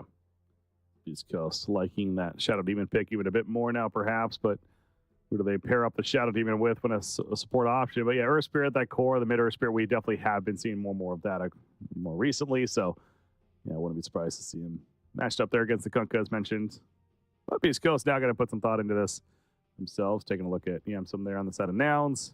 Of course, in their area, I believe they're a hotel, of course, so they usually do the road to TI aspect here of the group stages, their comfort area as a team, playing all these matches for the next 3 to 4 days here, potentially. But Skywrath Mage is going to be support for Beastcoast. Okay, interesting. I'm personally not like the biggest fan of some SD Skywrath support duo. I feel like they don't set each up too well, but it gives you more damage into the X Mark, which is pretty nice. Now I just wonder where they're going to lane, because I think SD would love to be in the offlane to like kind of stack and chill, but Skywrath safe lane isn't kind of like the best. So I think this is just to make sure that whoever you X Mark, you just try to blast them out of this map. And this means that Kunkka is no longer an offlaner. And yes, that is correct. And as he will now be a mid laner. Yeah, and we have a Centaur. I mean, this is a hero that was 2 for 2 in the first series, and once again, we're seeing it here. So this is an offlane perhaps should have the expectation of seeing plenty of throughout this event. So a little smaller sample size, but maybe coincidence. In the end, though, Beastcoast likes it for their cause here. Of course, brings that Stampede, and even the losing effort earlier, we saw just how tanky this hero can be, and he certainly can still be annoying. I mean, he showed up in every game now, right? Like, we've got 3 games, so he's in all 3 of them. I mean, he's looked good, so yeah, I'm not too surprised. Kind of goes to show you as well, like 2 weeks ago, people were still memeing about Centaur, oh, this hero's dead, but, you know, it just goes to show you, you just need someone to figure it out and show it to you. As we have a offlane Earthshaker, so we have the 2 ESs in the game, Earth Spirit mid, you got the Shaker offlane. Honestly, just pretty good heroes on both sides. Yeah. Not a bigger melee clashing heroes, certainly, on the side of Nouns, so taking that into consideration maybe with their position 1 that they end up going with. So it sounds like you're pretty confident on the Earthshaker being offlane here on the Earth Spirit mid. Do you see that interchanging perhaps, or? I guess it could. I feel like Mu is very open on what he can and also wants to play, but I would feel the best about just, I think, an offline Earthshaker. Like, he has different builds. Of course, you can do the Blink Rush into Axe, but you can also play on like longer range with like maybe some Octarine Shard later on. But the thing is that I'm pretty sure Nouns have to pick first, and both teams need a carry. I think this Lifestealer ban is pretty good. Like, Beastcoast would have loved to have that themselves, but I mean, Nouns might just take it. Mm-hmm. So not worth the risk. The Chaos Knight and the Morphling also banned, so starting to limit that pool a bit, but you're right. It seems like position 1 for both sides likely going to be coming right here. So Nouns still have plenty of reserve time. You got over a minute and 25, so they don't necessarily need to rush this. They got the ban into their own pick. So I wouldn't be surprised to see them use plenty, if not all of it here. But what carries do we still have left on the board? Things like Slark comes to mind in a game like this, more of the Terrorblade direction. Yeah, you've got like some, I think Sven is also a potential option. I know that SD can be quite annoying, but I think when you play against some of these heroes like Centaur, you need this overwhelming physical damage. Otherwise, if you're Nouns, I think you could also run, I think a BKB carry would make a lot of sense. Like, personally, I would want to look for, it's not easy to pick a range carry because you play against Centaur and they can get on top of you, but I think I know that not many teams play it, but I would actually vibe with SF for Nouns. I think like just this mid-game BKB range type hero that will use the Earth Spirit going in and the like Fissures off CD would be pretty nasty for them. Dare I say Wraith King? Is that honestly, it kind of popped through my mind, but I think he has maybe a little bit too much problems. Like, there's some Tidebringers and you don't pressure Wraith King too much and stuff like that, but honestly, we could see it. Like, maybe for Beastcoast, even. Like, they have K1, he's very known for his Wraith King. Yeah. That's what I was thinking there, of course. That's the biggest reason as to why maybe a possibility. But, yeah, it's one of those. It's got to work out for the game as well, and maybe just not the most confident with it. But they banned the Monkey King, and they're going to have about 30 seconds now before ultimately going to figure out what they go with. You do see them communicating with one another, talking it over. Mu giving his opinion on what they should be picking up, but it's a matter of which of those core options. And okay, they're going to go the gyrocopter direction. So we mentioned maybe a little bit more of a range option could make sense as well, and certainly gyrocopter fits that mold. Yeah, I think Gyro is like, he's fine. I'm not like too impressed by the pick. I think Kunkka doesn't really care. I think Centaur as well is like double edge, but it's kind of like this, just you want a range hero that can deal out general DPS and can like maybe tank through an initiation. Gyro does tend to get pretty tanky, so I think the pick kind of gives them what they need. But Beastcoast certainly does have plenty of jump as well to get on top. You said with the initiation, granted, people's tanky, maybe not as concerning. So, yeah, now Beastcoast figuring what they want to finish with themselves. Again, similar idea where they have both the Centaur and a Kunkka is already more melee heavy as far as the core option. So are they too thinking more range style or not? I could see some Jugger. What else is there? Like, there's like some weird stuff like Razor that I think is okay, but it can also be a little awkward. Like, your matchup against the Gyro is cool, but I feel like this Earth Spirit could have a pretty good game for Gunnar, so I feel like that would make me lean more away from some Razor type. But again, a hero that has a big... I think this is going to be a lot about this mid-game team fighting again. You need a hero that can itemize for this and play for it. Well, they go all the distance there, and Sven's certainly a BKB carrier. I'm totally down for that. Like, I think it gives you like another jump into this game. Like, right, you have X-Mark Catch, you have Centaur who has Blink Stun, now you have another hero that can go in.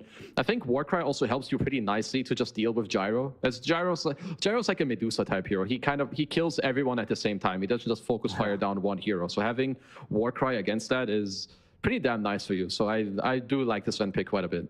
Yeah, good mitigation there. But yeah, so he's not the Gyrocopter of a couple of months ago, but still a Gyrocopter that can certainly do plenty of good damage with that flat cannon attack if you let him sit strong in those fights and spread it out. But yeah, the Warcry buff certainly going to help with that. So both teams, though, lineup's good to go. If you had to give the edge to one or the other, and not even taking necessarily who's playing here, would you lean towards one?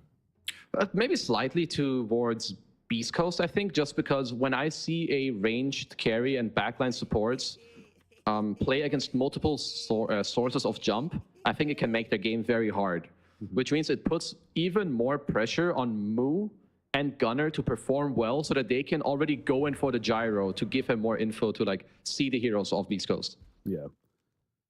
All right. But here we go into this series again, kind of going into it, at least for me, it sounds like you as well. A series that a 1-1 wouldn't be the most crazy thing ever, but it starts with game number one of it for these two teams. Again, making their debut now at the road to TI. Here from some Group C action. So going to be loading in and starting off with early smoke here from Beastcoast to start running and seeing what they can find. But more importantly, we got to talk about the predictions as well. Oh yeah, let me load those up. Okay, highest amount of physical damage a hero will do to another in one hit. We've got Sven in this game. Yeah. That's 1k plus. Yeah, let's go with that. All right, 1,000 plus there. Player with the highest total magic or pure damage done to heroes by 10 minutes. Ooh, that's a 10 minutes. That's probably Earth Spirit. I was gonna say maybe Earth Spirit will move it around a lot. I like that. Yeah, Gunner's gonna start rolling on some moves with his urn with the vessel. Team with the first Roshan kill. Ooh. I'm gonna take Nouns with Gyro. I'm doing Beastcoast. Right, go for it. Go for it. If you're wrong, go for it. Player with the highest net worth by 10 minutes. That's another fun one. Probably Gyrocopter. Yeah, I'm gonna go with Sven. We're just gonna have some different ones. Okay. Oh, but we've got a smoke as hello Schofield. Schofield, he clearly was looking elsewhere. He was also doing the predictions. Yeah, he was debating which direction he wanted to go there, and well, that's unfortunate. So, but good news for Nouns, of course, as they find a free kill and Sacred without his teammate now, no chance he's gonna fight that. Honestly, that was a very interesting like late smoke. Like, it's not often you see a team like what they smoked 5-man from mid at the 30-second mark before rune spawn, and then the moment they break to someone, they can just place a ward. I'm not that surprised. It caught Beastcoast off guard there. Yeah, kind of like that. And the Skywrath had absolutely no clue. All of a sudden they're on top, and even for a second, it seemed like you didn't even realize before reacting there. At that point, it's just way too late. So, yeah, good find by Nouns. And now into the laning phase we go. Of course, the mid lane focus off the bat. We have Earth Spirit versus that Kunkka matchup. Gunnar on the Earth Spirit. So it sounds like, do you lean towards either way in this matchup? This is just some super farm-heavy lane, I think, like for both sides. I think eventually, like, Kunkka can do pretty well, like level 5, level 6. He's gonna tank up with some bracers, and like he won't really die to the Earth Spirit, but when Earth Spirit gets levels, he can gank, he gets vesseled, and that whole matchup kind of changes. Yeah. At the top lane, of course, Sven up there on the side of Beastcoast. Last pick Sven, hoping to have a good time. As we got a pause here to kick things off.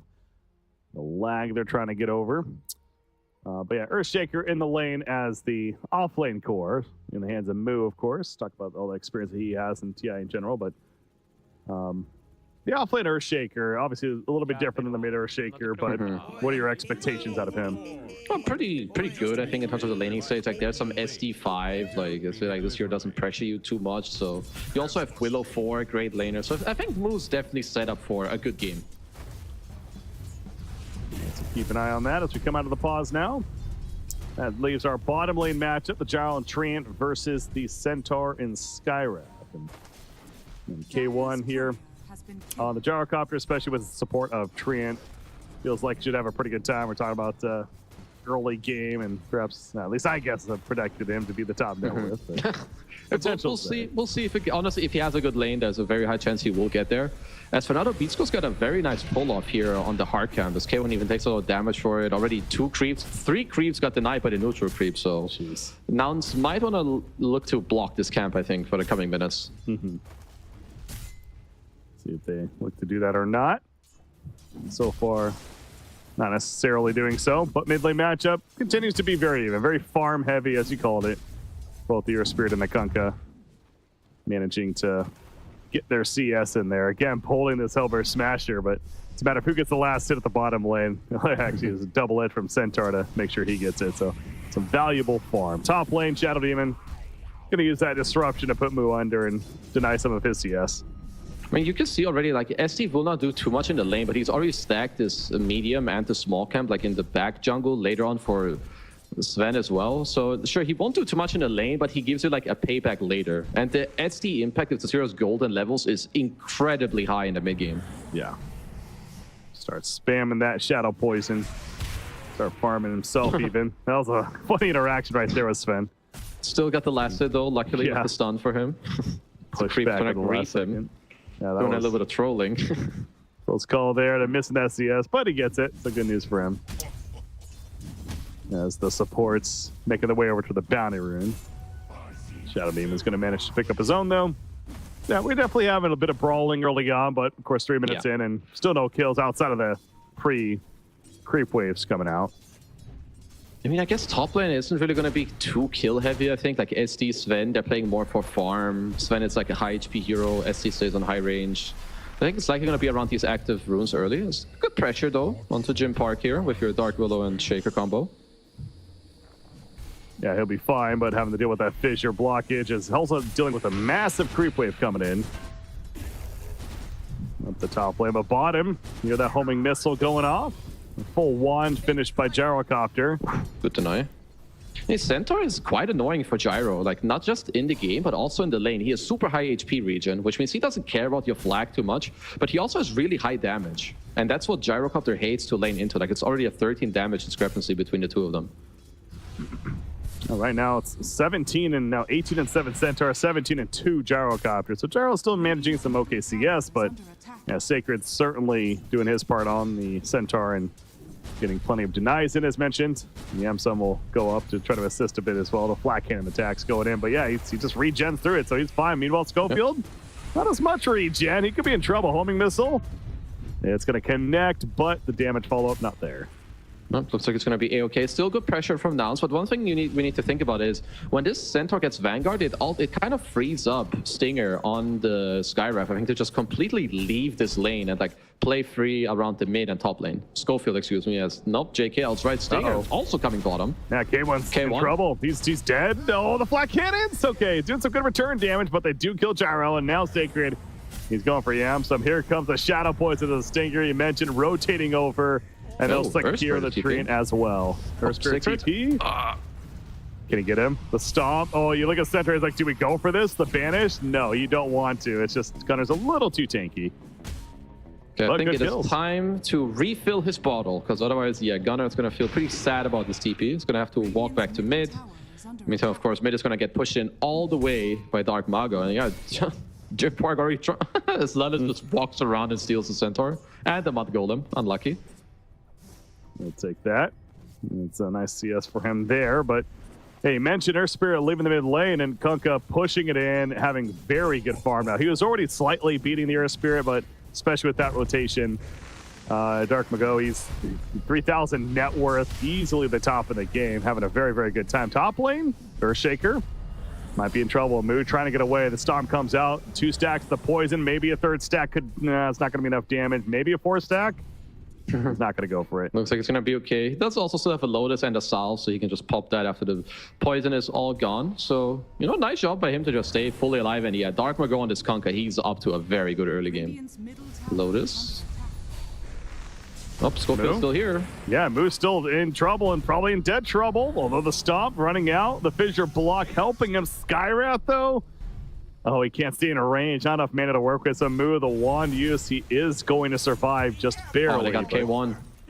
They do kill K1. That's big. And the rotation on Kunkka, we mentioned at the start that he has a haste on Kunkka. Fantastic as well.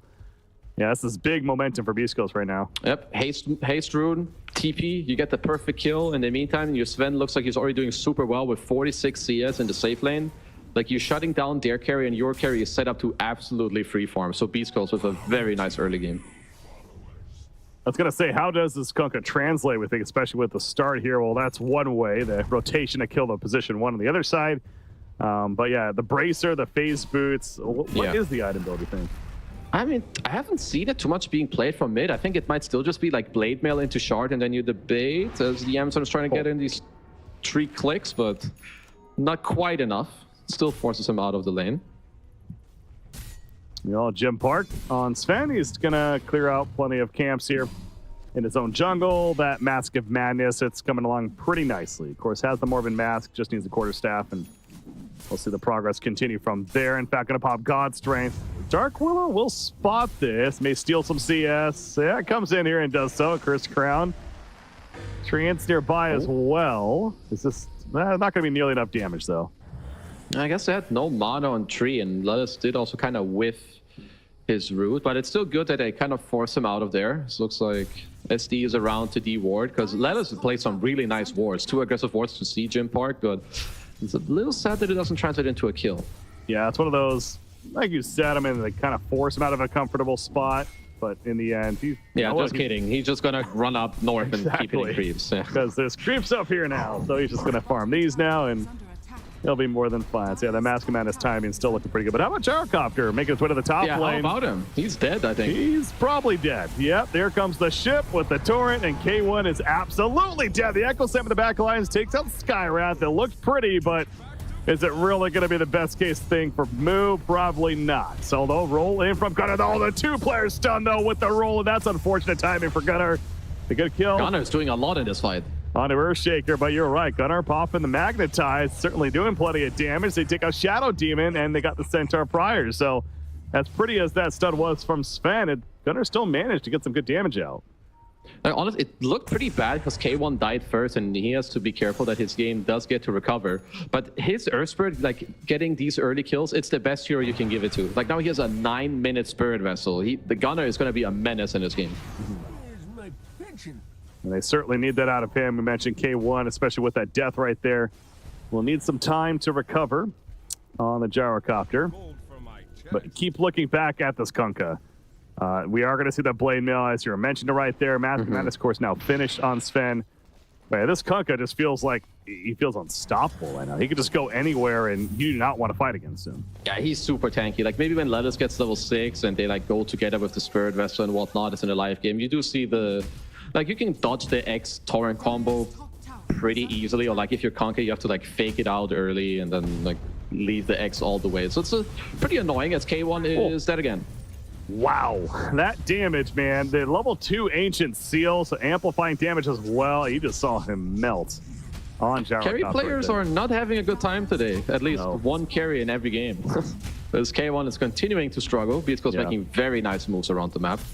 Yeah, great rotations indeed, and that's a back-to-back deaths on the Gyrocopter. So down there on the tower, as you mentioned, just a carry player that's having a struggle right now. And Gyrocopter can recover, but this Kunkka, we keep going back to him, and you see, in fact, K1 push to the mid lane to try to push him out. But is this too much of a push out? No.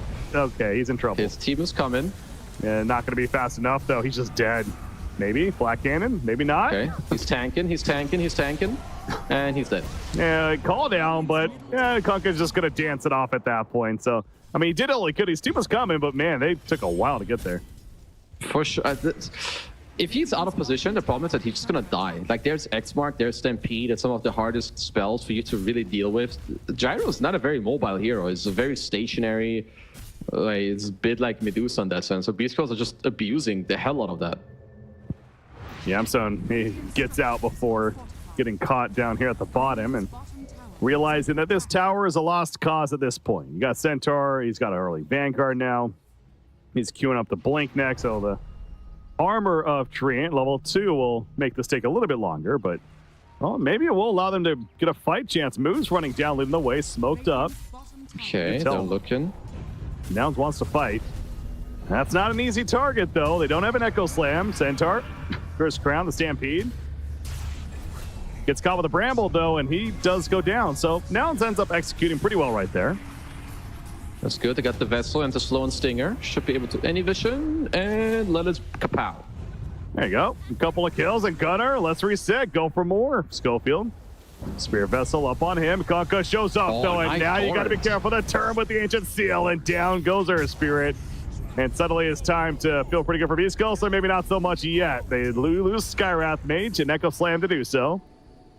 And I think that is the end of it. So, yeah, lost her Spirit, but they do get 3 heroes, and that's farm time for Gyrocopter. Very nice move. Like sometimes like these Centaurs overplay because they think they're unkillable, but you have Earth Spirit who has Vessel, you have a lot of damage, like you just get this kill going.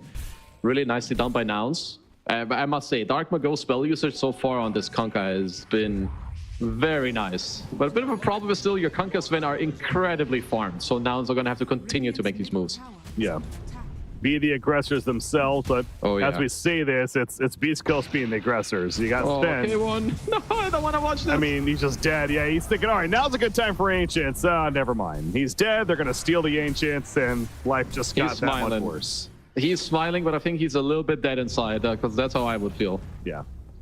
Unfortunate timing there indeed. And now Gunner, he has to be careful. Get out. Of course, a bit more slippery. Oh, that range on the Ancient Seal, the Stampede, the Fissure Block coming in, but the Stomp double edge is not enough damage, though. A little too tanky. Zero Spirit Dark Mago trying to help finish him off. The X is going to pull him back. The Curse Crown. And a help save for the time being. The ship comes through and misses, though. So the getaway is successful for Earth Spirit. And now can they kill the Kunkka? That would be big. They're trying. So tanky. But he is absolutely taking. Oh, Gyrocopter, not what you want to do. Oh, God. In the front lines once again. He's going to get picked off, and now it is the turn of Earthshaker to fall likely. Centaur getting low, though. Gets the team support, so they do kill Centaur, but down goes Earthshaker as well. Treant now. What is this brawl? It's just these melee heroes clashing at it. Double kill for Jim Park, but it's all said and done, though, and I think Beastcoast is happy. Yeah, I feel like I just saw 6 people, like, clap each other for, like, 1 minute as... might have some records here for Gyrocopter devs as a carry. They need to help him. He's got to be protected now at this point. I think your Gyro is 0-7. In the meantime, enemy Sven has more than free farm. Like, he has free farm kills and stacks, so it's not looking great. Radiant's top tower is under attack. Absolutely not, and not to, get on top of that, but at the same time, you got Kunkka, he's got an Axe coming. If you don't look at it, it's not real. So if I don't see it, I don't believe it. Just don't think about it, don't look at it, it doesn't exist. All right. Exactly. It's all good. Strategy. Gyro's having a good time. I mean, this fight, you see on the replay here, it seemed like there was potential for so much possible turn for the side of Nouns. And right here was like, wait a second. And then Sven shows up, and another death on Gyro. The problem is that in order for Nouns to have a good fight, it will come off of 2 things. Either Mu has a great initiation with an Echo Slam, or Gunner gets to keep the fight going. And he was so low, he had to disengage. So they need to be patient. Their strongest hero is this Earth Spirit, and if they don't play around him, they will lose, just straight up. From this point on, they need to play cleaner.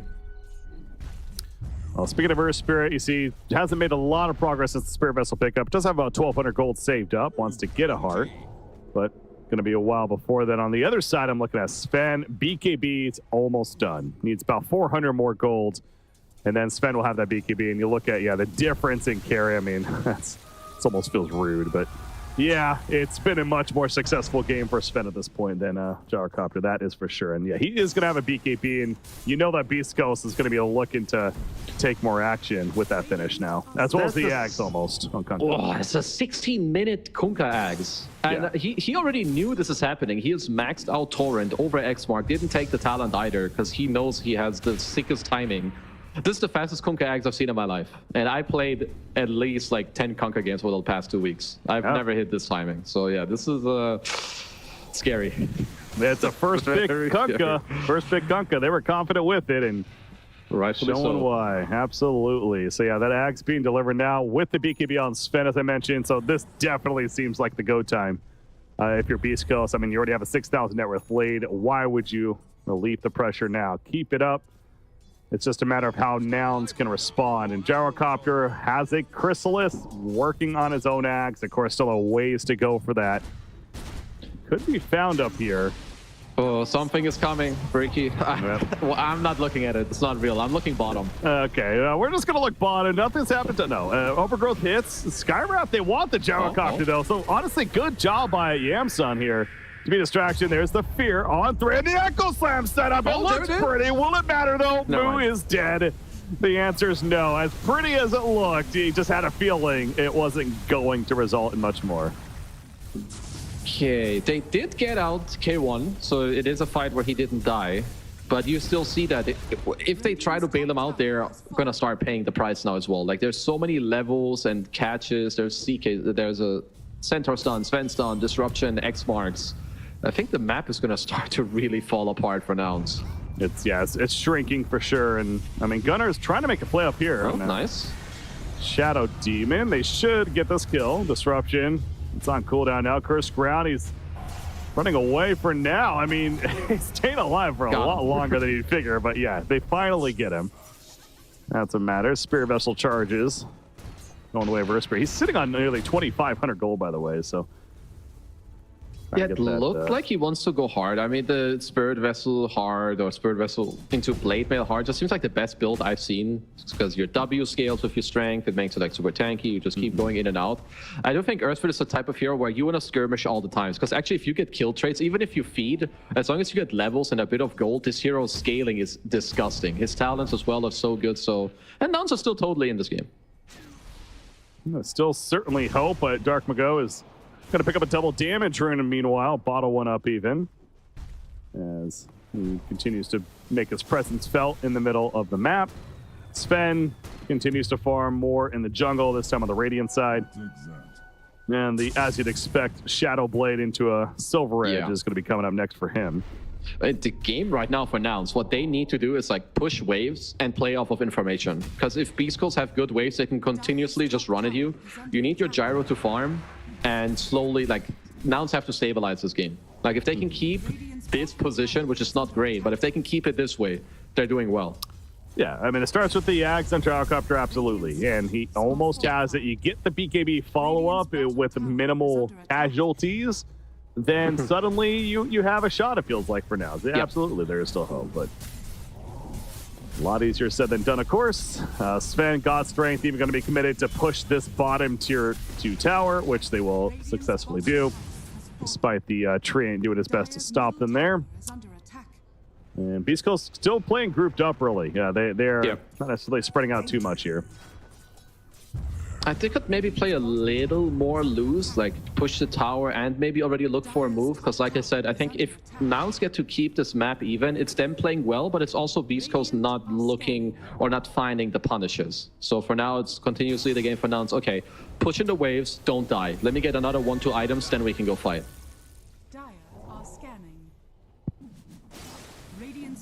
The map being shrunk, as we mentioned earlier, is continuing to feel. I mean, this Radiant jungle has just completely been occupied by Beastcoast for like the last 5 minutes, it feels like, or so. I mean, the thing is, wherever Beastcoast go, it's not your territory anymore. Like, they decide what is theirs and what is not. As we saw the talent for Kunkka come out, the 15-1, where it just makes your ags better. You're gonna get more later. You can get the torrent damage. Looks like Beastcoast just looking to take objectives out of the game. Tier 2 bottom, now the Roche. Got a DD, a split on your Kunkka as well. Speed up the process. Yeah, where they want to be is that Roshan, exactly, and there's no stopping this if you're Noun. So it is a free Aegis. I guess do you give this to Sven or Kunkka? Probably Sven, right? It feels a bit weird. I think either is fine. He already made the slot, so yeah, if I want to sound smart, I would just say Sven, but I think, never mind. Both, because I think because I think the thing is, it feels kind of weird on Sven. Yeah. If people feel like, okay, it's going to allow me to do what I cannot do already, then you take it, even though you're not the best Aegis carrier.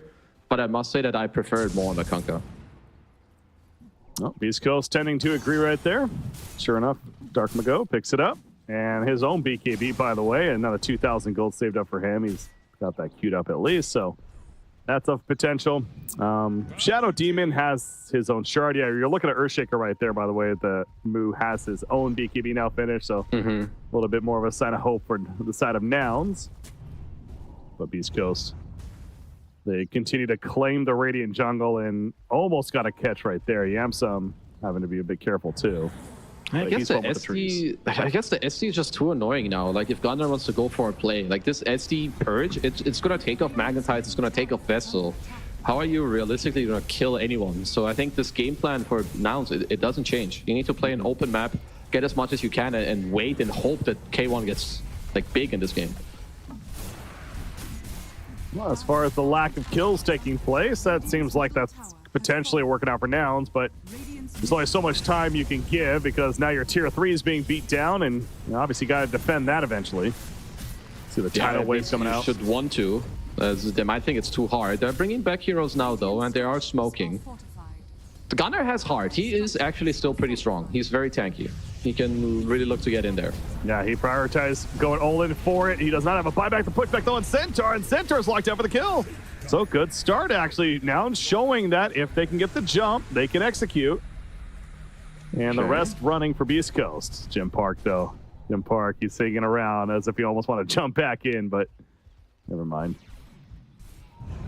Well, nice punish. Sacred was definitely way too deep. Then I see Jim Park once more. Oh. Okay, now he's turning as if it's going to maybe go in, but never mind. The fissure block on Kunkka making this awkward, too. Yeah, a little bit of greed there by Sven. Yeah, it was honestly a nice turnaround. Like, if he runs left, he's straight up dead there on Sven. He gets fissure blocked, he's going to get brambled. Probably click the Earth Spirit. He's like, okay, no dust, I can run right, and he lives. So, good getaway from him. Yeah, so almost got his caught farming some creeps on their way out of the retreat, but it goes back to Nouns showing that they can blow up. I mean, Centaur, not an easy target to kill necessarily himself, and they were able to execute to do so. And you got Gyrocopter. Obviously, he's had the Ags now for a little bit, working on that BKB now, and that's kind of that timing that we mentioned of maybe some hope here. But Centaur, pipe finished, actually. Goes the pipe direction. Okay. Well, he's helping his team with the auras, even though I must... I don't like the center build too much. I feel like he could try to scale a little bit as well. Maybe what we've seen in the last 2 games, where like you scale up and you just tank with the other guys as well. But if it works out in the next fights, then he won't feel too bad. Jim Park with the Stampede. Somebody was TPing in, and I think that was Dark Willow for a second, yeah. Sadly, you cannot ground stun, otherwise that Willow is very dead. Yeah. Up straight back to mid, it looks like. Gonna go for round 2 of the push. Yeah, why not? It's exposed. Go for the rack. You got God Strength from Sven already popped, and he's going to use it to start beating down the melee rack. So they do have a glyph, so let's see how they respond.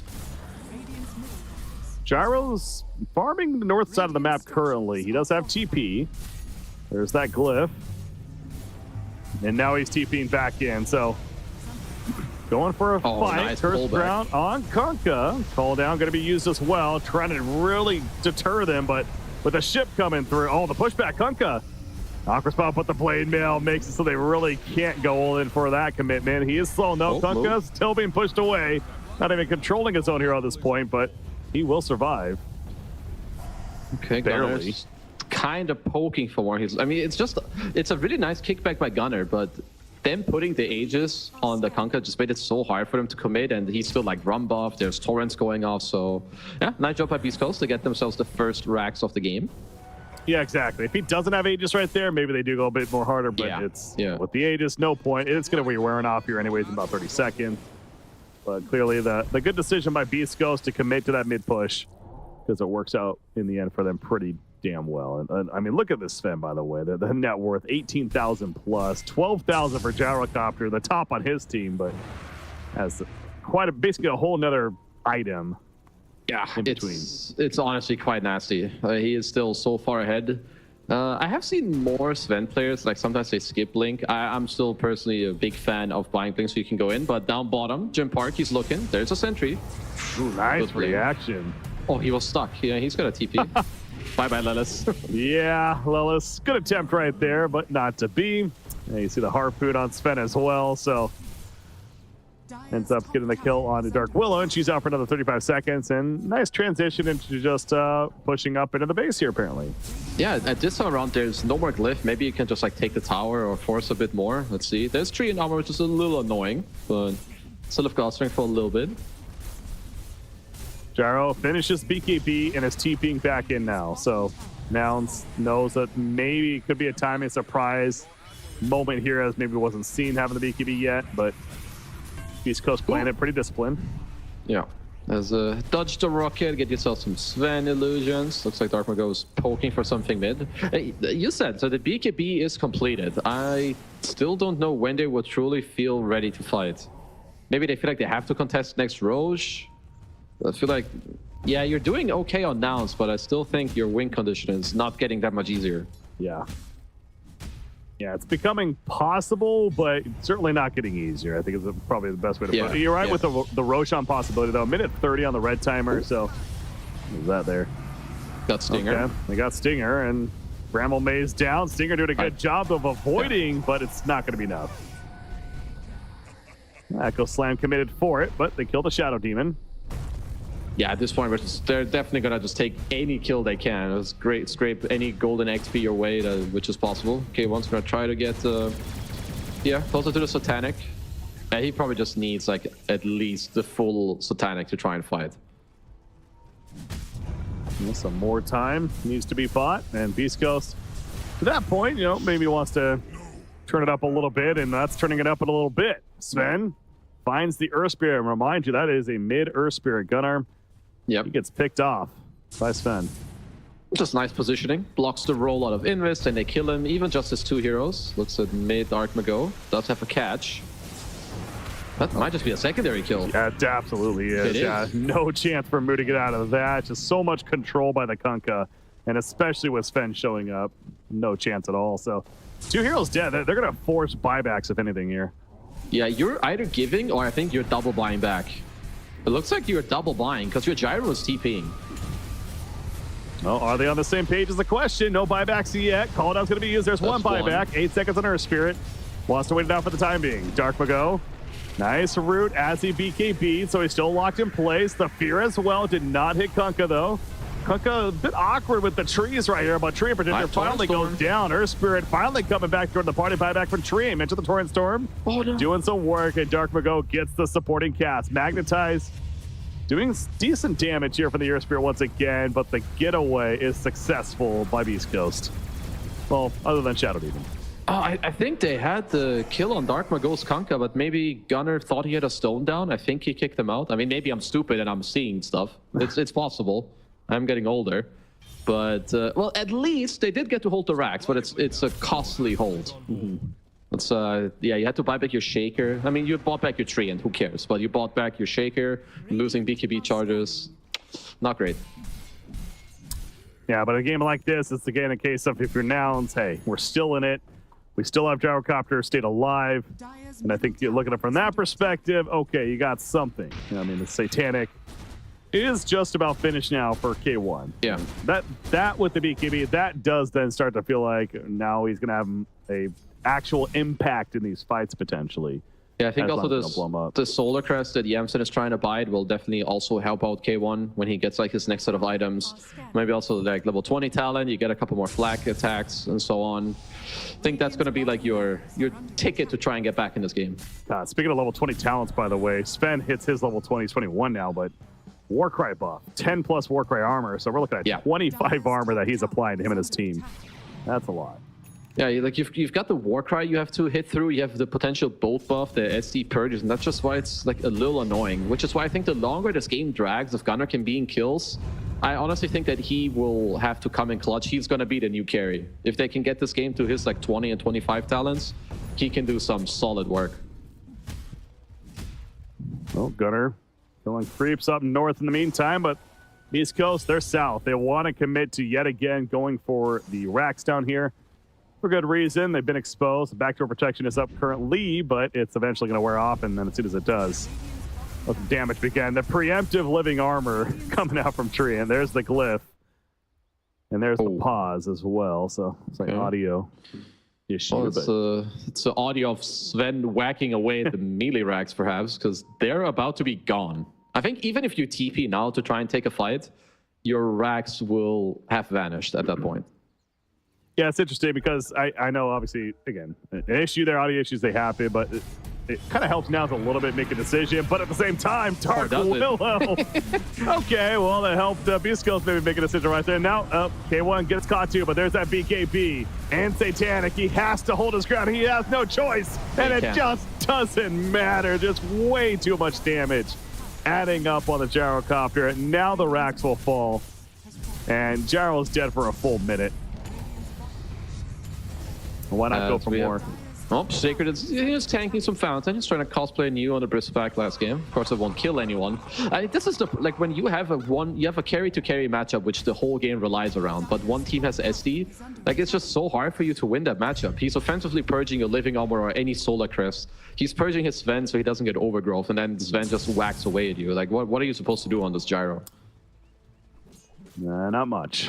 Yeah. Clearly not much, as we saw right there. Prime example, kind of new going into it. So they're not giving up, though, as Nouns. They're certainly going to continue to put up a fight, but this is another Roshan. I mean, they know it's happening. The rolls are coming out from Gunnar. He's trying to get there in time. Yeah. He might. Okay, they're definitely going to get here in time. Okay, smoke is going to be broken, or maybe Gunnar's on the far south. Yeah. Hey, if they steal Roshan, the Aegis here, maybe. But oh, never mind. Distraction from Skywrath. Skywrath will go down for this.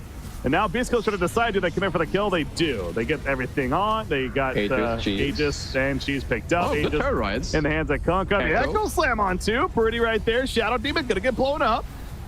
And he's dead. So without Shadow Demon, maybe. But no, Gyrocopter joins the fight and just gets decimated yet again. And Magnetized doing some dot, but it doesn't matter. Jim Park with a triple kill, and Beastcoast, they still have everything, including the Aegis.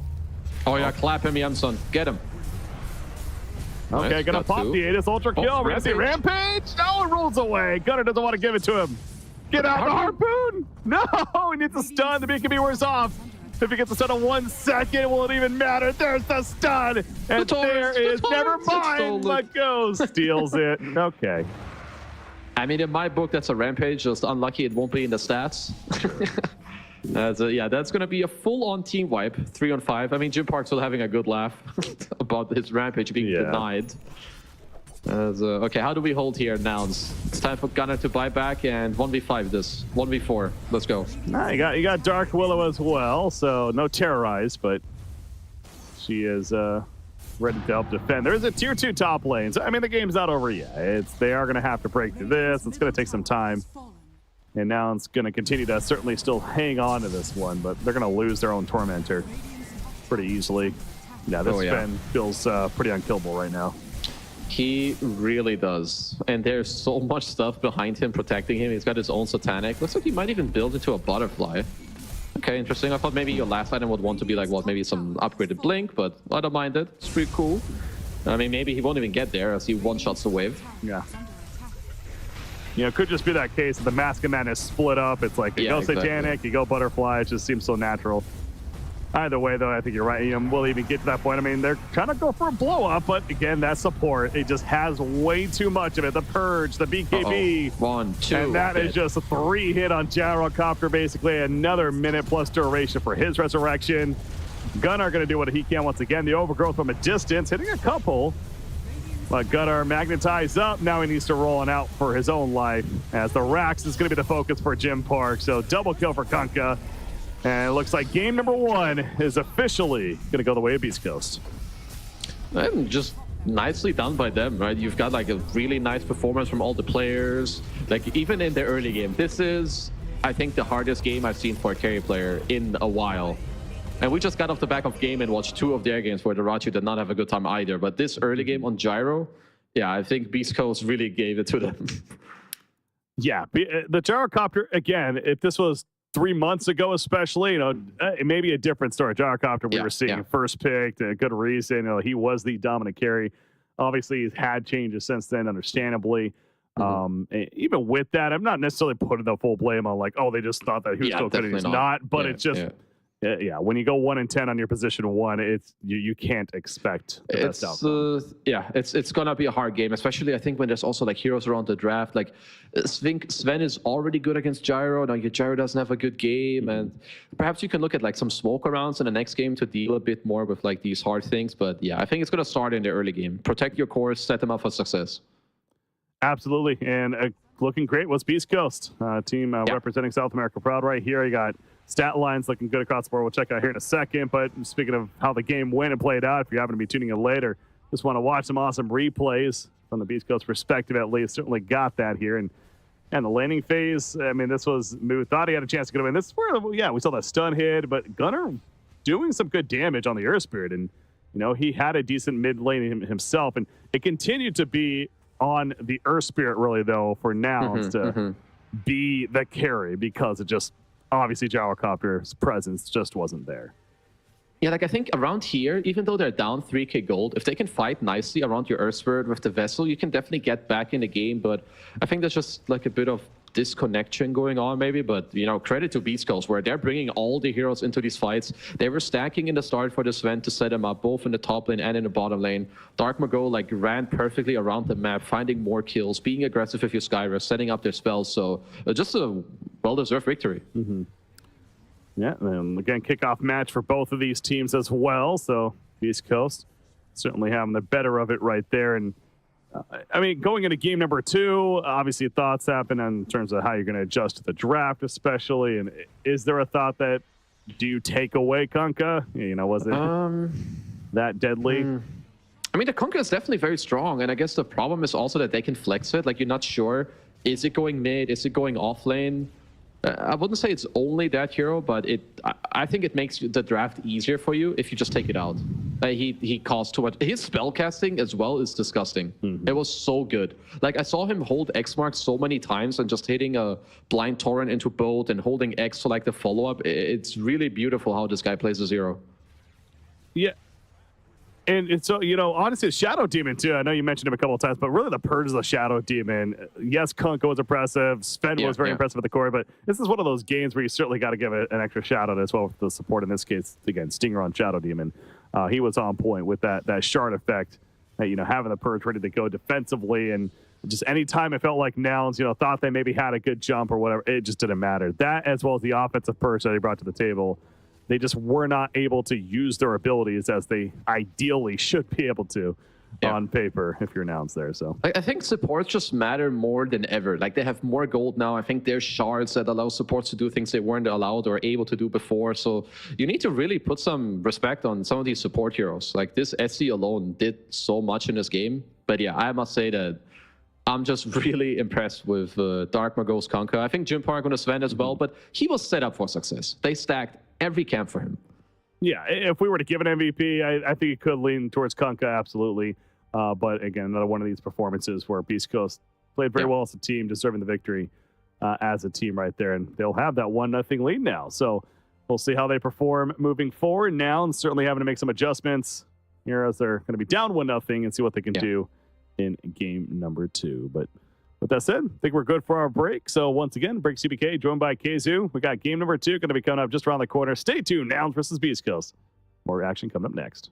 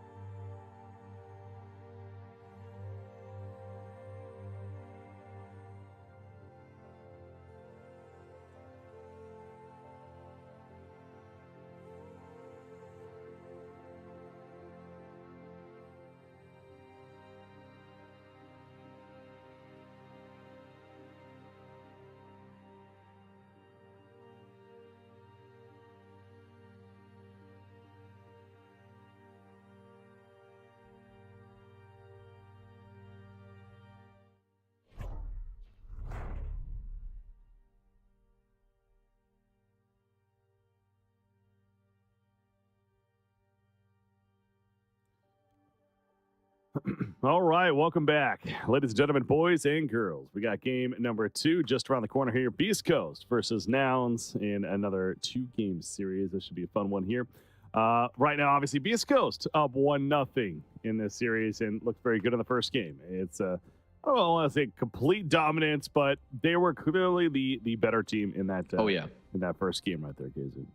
Yeah, K1 had I think Nouns overall had a rough game. I think Beastcoast really brought it to them. Probably know exactly like, oh, how this guy moves. We can kill him here. He's low HP, you know, do this, do that. I think Nouns is just important that they get to play together in the second game. Because I want to see, I want to see more teams versus teams, like just fight each other together, help each other. Absolutely. So we'll see if Nouns, what they can do to be up to the challenge. We talked about a hero like Kunkka and the impact that Kunkka had last game. In that game 1, is it going to be addressed with the bans or is it not? I mean, that's I know that you're kind of on the fence there. Yeah, it's hard to say, but yeah, I think just take it out. Like this hero did so much, they can flex it. I think it's good overall. Like if you feel like it just makes the game harder for you, like just remove it. Like don't deal with it really. Like if you don't have to deal with it, then why do it? Like unless you have a good plan, like just get it out of there.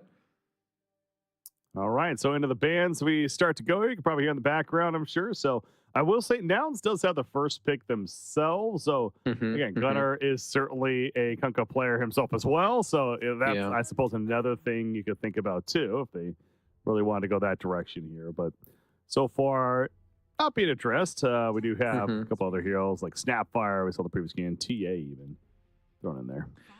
TA is more of perhaps a setup for like some Earthshakers or maybe Pangos, I think, coming out, because that's generally when, I think you see the TA being banned out, unless there's maybe some new tech as well where another hero to get banned out. But yeah, they banned the Kunkka, go the Invoker themselves. I'm totally okay with this play. I'm absolutely okay with this play. I love it. I was always a fan of seeing Invoker at this level of play, especially. It's reminds me of myself when we see these players playing this hero. No. It's just a fun hero to play, and again, especially with the changes that happen, it's been intriguing to see how the play style slightly changed, but still at the same time is just a spellcaster that is impressive to watch. So excited to see Gunnar on it here. No, I like Invoker. Like the new Vessel is great for you. The changes, as you mentioned already, heroes just overall good. So I think you want a type of hero that allows you to play through and like try to kill the Invoker. That's why the Kunkka gets banned out. He lanes well, then there's an X mark, you just catch him every time. So I'm not too surprised to see Tiny, just because it's a South American team, and I think if it's about like manning up and just picking what needs to be done in the game, they will do it. So they just go for a Tiny, just give yourself some catch early on. Yeah, certainly brings that to the table, and that's what we always like to talk about. There's that flex capability as well, but maybe a mid-Tiny could be a support, though. We'll see. But now the bans continue for Nouns before going to the plethora of picks there. But yes, fun to see Invoker. I mean, speaking of Invoker, very likely going to be a mid Invoker, right? Like the chance of seeing a support Invoker. Yeah, there is a small chance for it to be played support. Like it can be, but then it's more like it needs to be a really bad mid Invoker game for you to do that, or like you need a really like sick new mid pick. So the option is there. Always there, but potentially not going to be seeing that. But yeah, Nouns backs against the wall of sorts. Obviously down 1-0 right now against Beastcoast, trying to at least split the series here. As we mentioned going into this, certainly very possible. I mean, this is a matchup where I would not be surprised to see that. But I will say with that game 1 performance, maybe a little more leaning towards Beastcoast, they were impressive.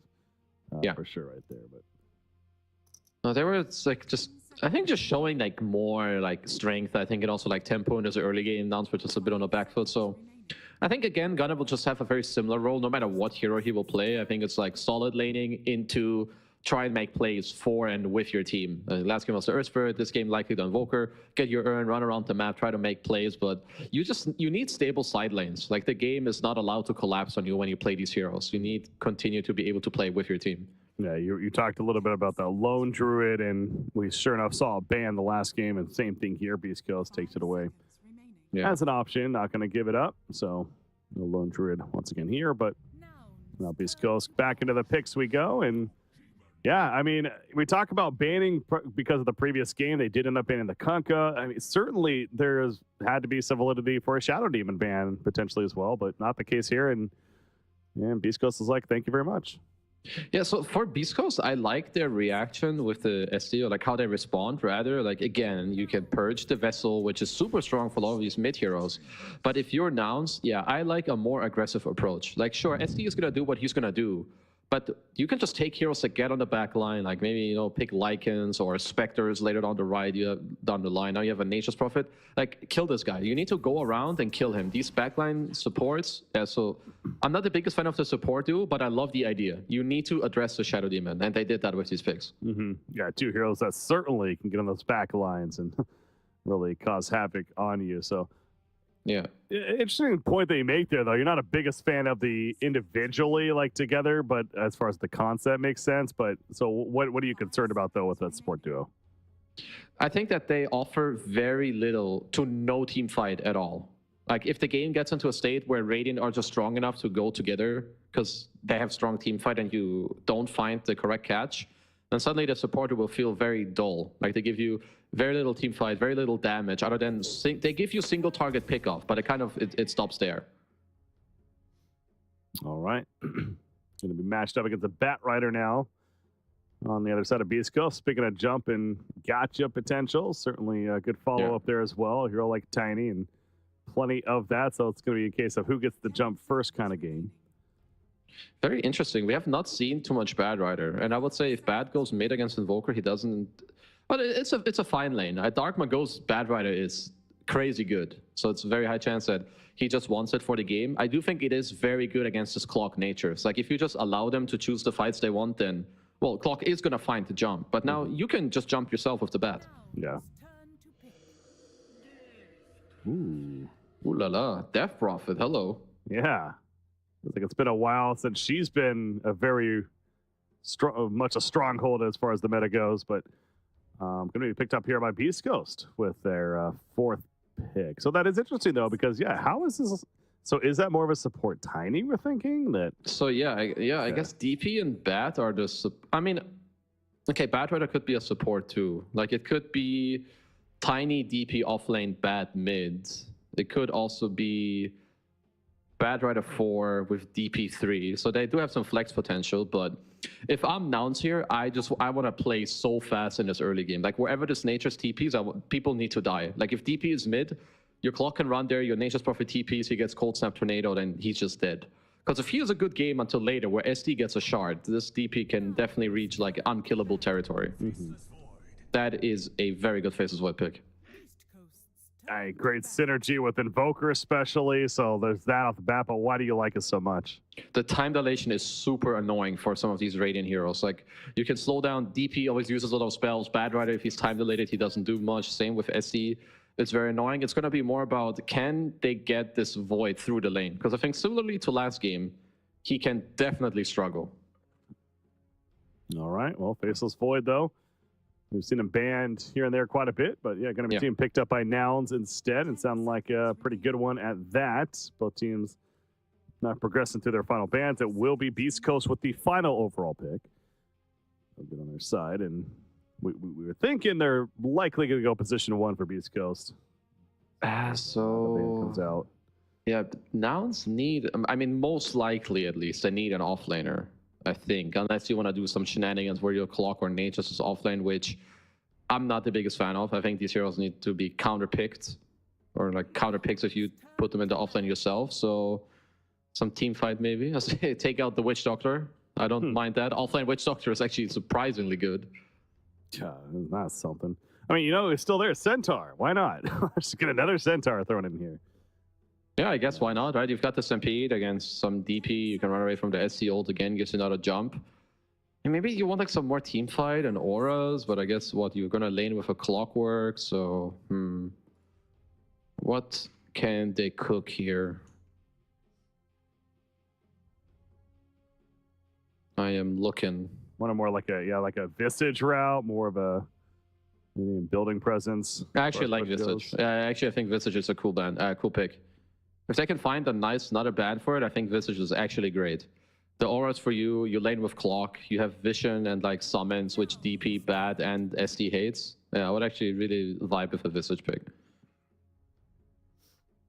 Nouns, they're going to have plenty of time to think about it unless they wanted to really put it on Beastcoast, but Beastcoast has a lot of reserve time as well, so couldn't necessarily take advantage of that. So might as well use that reserve time unless they're just very confident picks. So yeah, Visage maybe coming to mind. Go that direction. Darkseer is still on the board, so another okay. Well, Man, I was actually thinking it, and I don't know how much I like it. It could be it's like some new meta from pubs where you go offlane Wraith King, like you help your support, you just do the skellies, you basically carry Wraith King, but you just lane it in the offlane. Like you take some towers. Okay, I think it's up to Beastcoast if they can find just like a carry that can free farm and is also good in the game against Void and Wraith King. Let's see, Jim Park, what can you cook? Actually, just pick, I would love Alchemist. I feel like that hero just abuses you to play Wraith King, because every time he pops skeletons, you get so much gold. You can live through Chrono, another jump for your team. That's at least something I would like. I'm sure there's more options, but that's one route I could see them take. Unique one that comes to mind, certainly. Man, this... yeah, Wraith King, though, it's... You got K1 over there. Is that really not going to be played by him? I mean, it's going to be an offlane Wraith King, yeah? It's got to be, I think. I don't want to see offlane faces Void at least, so I think... I suppose. Wouldn't that be something, though? I mean, it could still be offlane, but K1 plays and then Mood just plays the safe lane faces Void. I mean, true. I wonder if that's possible. It is possible. Too, but... is there anything else that's better? I don't like Bristleback. Time dilation is annoying. Don't like DK carry. Chaos Knight. Let's see what they can cook up. Anything that can kill, I'm also down for, because like it's Wraith King Clockwork. Like you can just also kill them. They're not that strong. But let's see. Hey, you did it. It's time to play for kills down there. I mean, at least CK doesn't really care about a Wraith King in the lane, because you can just lifesteal off the skeletons. Wraith King also has low armor early on, so I think you can pressure them. Yeah, these early lanes are super important. I think if Nouns get to like run away with even lanes, this game is going to be super easy for them. But I'm not sure they're supposed to run away with good lanes in this game. Well, definitely some fascinating stuff happening here. The Wraith King in the handsome Moo is going to be playing that offlane Wraith King. Talked about there's been some of this coming up, at least on the pub side, and hoping it translates to the competitive game. Again, down 1-0 in this series, but Chaos Knight final pick for Beastcoast does seem like a pretty confident one, so it is going to be the mid Bat Rider and the offlane Death Prophet as well. So how do you feel about Death Prophet overall this game? I mean, again, she's not one we see a whole lot right now. She's very susceptible early on, for sure. Like Clockwork Gangs or Nature's Prophet being around, you're going to play into a vessel. So he needs to get to like the 15, 16 minute mark, like pretty nicely. Maybe also, hopefully Stinger has a good game, because he needs to like be able to save him in the Chrono and so on. So I think he should have a good game early on. For Nouns, I think to win this game, Yamson and Gunner need a good early game. If they can get off to a good early game, my God, this game can snowball out of control. Absolutely. And of course, excited to see the Invoker going all the way back to that. That was that first pick Invoker in the hands of Gunner. Yeah. And, he had a pretty good game on Earth Spirit as well last time around. Just wasn't able to translate, but certainly a potential hero with the Invoker, and the core like Faceless Void also set you up with some big Chronospheres. Could be fun too. So excited for even more action here in game 2, if anything else. I think we'll have quite a bit of that. So you've got, I mean, Gunner, I think regardless of what hero he plays, he runs around. But again, I think Dark Mago on these mid heroes, this guy loves to run around. Like he loves his Tinies, his Bad Riders, his Kunkkas. Like this guy is super active. Now, something we saw, or I should say us, unfortunately, that we weren't into the game yet, because understandably, you can let them, start running out of the base. But Nature's Prophet getting the teleport level 1 right off the bat, and just immediately teleporting mid to put that ward down right away. So that was not seen, at least ideally not seen. Yeah. I mean, I guess I've seen people like try both, right? The level 1 Sprout, deal some damage, and like be annoying. I have also seen people go for the TP. Like then you just like TP to the lane, or you trade early, you TP out, TP back in, you get the bonuses of the bonus damage and armor. It's pretty cool. Some early vision for the team. We'll see if it stays or not. Right now, both teams matching up in the mid lane. Matter of how do they fight for these runes. Moo's trying to wrap around for maybe the bottom rune still there, but might have a chance actually. Okay, Jim Park's heading back. Well, EMP on top of the bottom rune. Spawn hits right before it and ends up being 2 for 2 bounty runes. Really not much of a clash despite the setup right there. Yeah, there's also something in this early game for Beastcoast where maybe this Tiny can like try to make some really big plays. Like if Schofield can look to run mid later with like a toss back on Gunner, like Invoker hates some early movement happening to him. So that's also something they need to be aware of. Let the sticky napalms commence. Yep. I love this build. The 5 Iron Branch, 3 Tango build on Bat Rider. Yeah, honestly, you really need it. This hero has such low like base damage. It just happens like every patch where you just get lower base damage. You're also universal, so the sticks really help you out. We'll take a look at all 3 lanes here. Mid one certainly going to be fun, but top lane, Death Prophet core matched up with the Tiny support, going up against the Nature's Prophet as well as the Faceless Void. So K1 looking to have a redemption game, certainly. And it feels like this is good chance of that, at least. I think so. I mean, he had a decent lane, I think, last game. I think he's supposed to have a pretty okay lane this time around as well. Tiny 4 doesn't pressure too much. It's going to have a lot to do with, okay, how well does Yamson do in the first few waves? And then how much is he going to look for ganks? Because if he can find kills all over the place, I think it's definitely okay to sacrifice your Void just a little bit. See pause coming out right here. Hopefully a quick tech pause to get back into it. Bottom lane is that last pick, Chaos Knight with the Shadow Demon up against the Clockwork and the Wraith King. Again, fascinated to watch this Wraith King and what he's able to do. The Vampiric Spirit, of course, already leveled up right here. But once again, the Shadow Demon. Is there any reason why you'd expect anything different with the Shadow Demon? Is he going to prioritize the shard here? Yeah, for sure. Right? It's still gonna be super good. You take off. I mean, I guess there's not super much that you take off defensively, but time dilation and most importantly, I think the Spirit Vessel that we're very likely gonna see on Gunner, unless he wants to play some Exort build with Midas. Now I was wondering that. I mean, you look at the makeup here of Nouns. You have Clockwork and Nature's Prophet and a Chronos. Like you have. It seems like Sunstrike build is definitely relevant. Want to really go that direction, but it feels like more of the Quaswex style and yeah, I guess Spirit Vessel. The one problem with the Quads Exort is that when you lane into Bad Rider, which you are, you're super susceptible. Whereas you go Quads Vex, you keep burning his mana. Honestly, Invoker should do very well in this matchup nowadays. Okay. Early on, 6-3 Bat Rider. Invoker 1-1, so early on it's a bit of a struggle, but yeah, it should get better. So we'll see.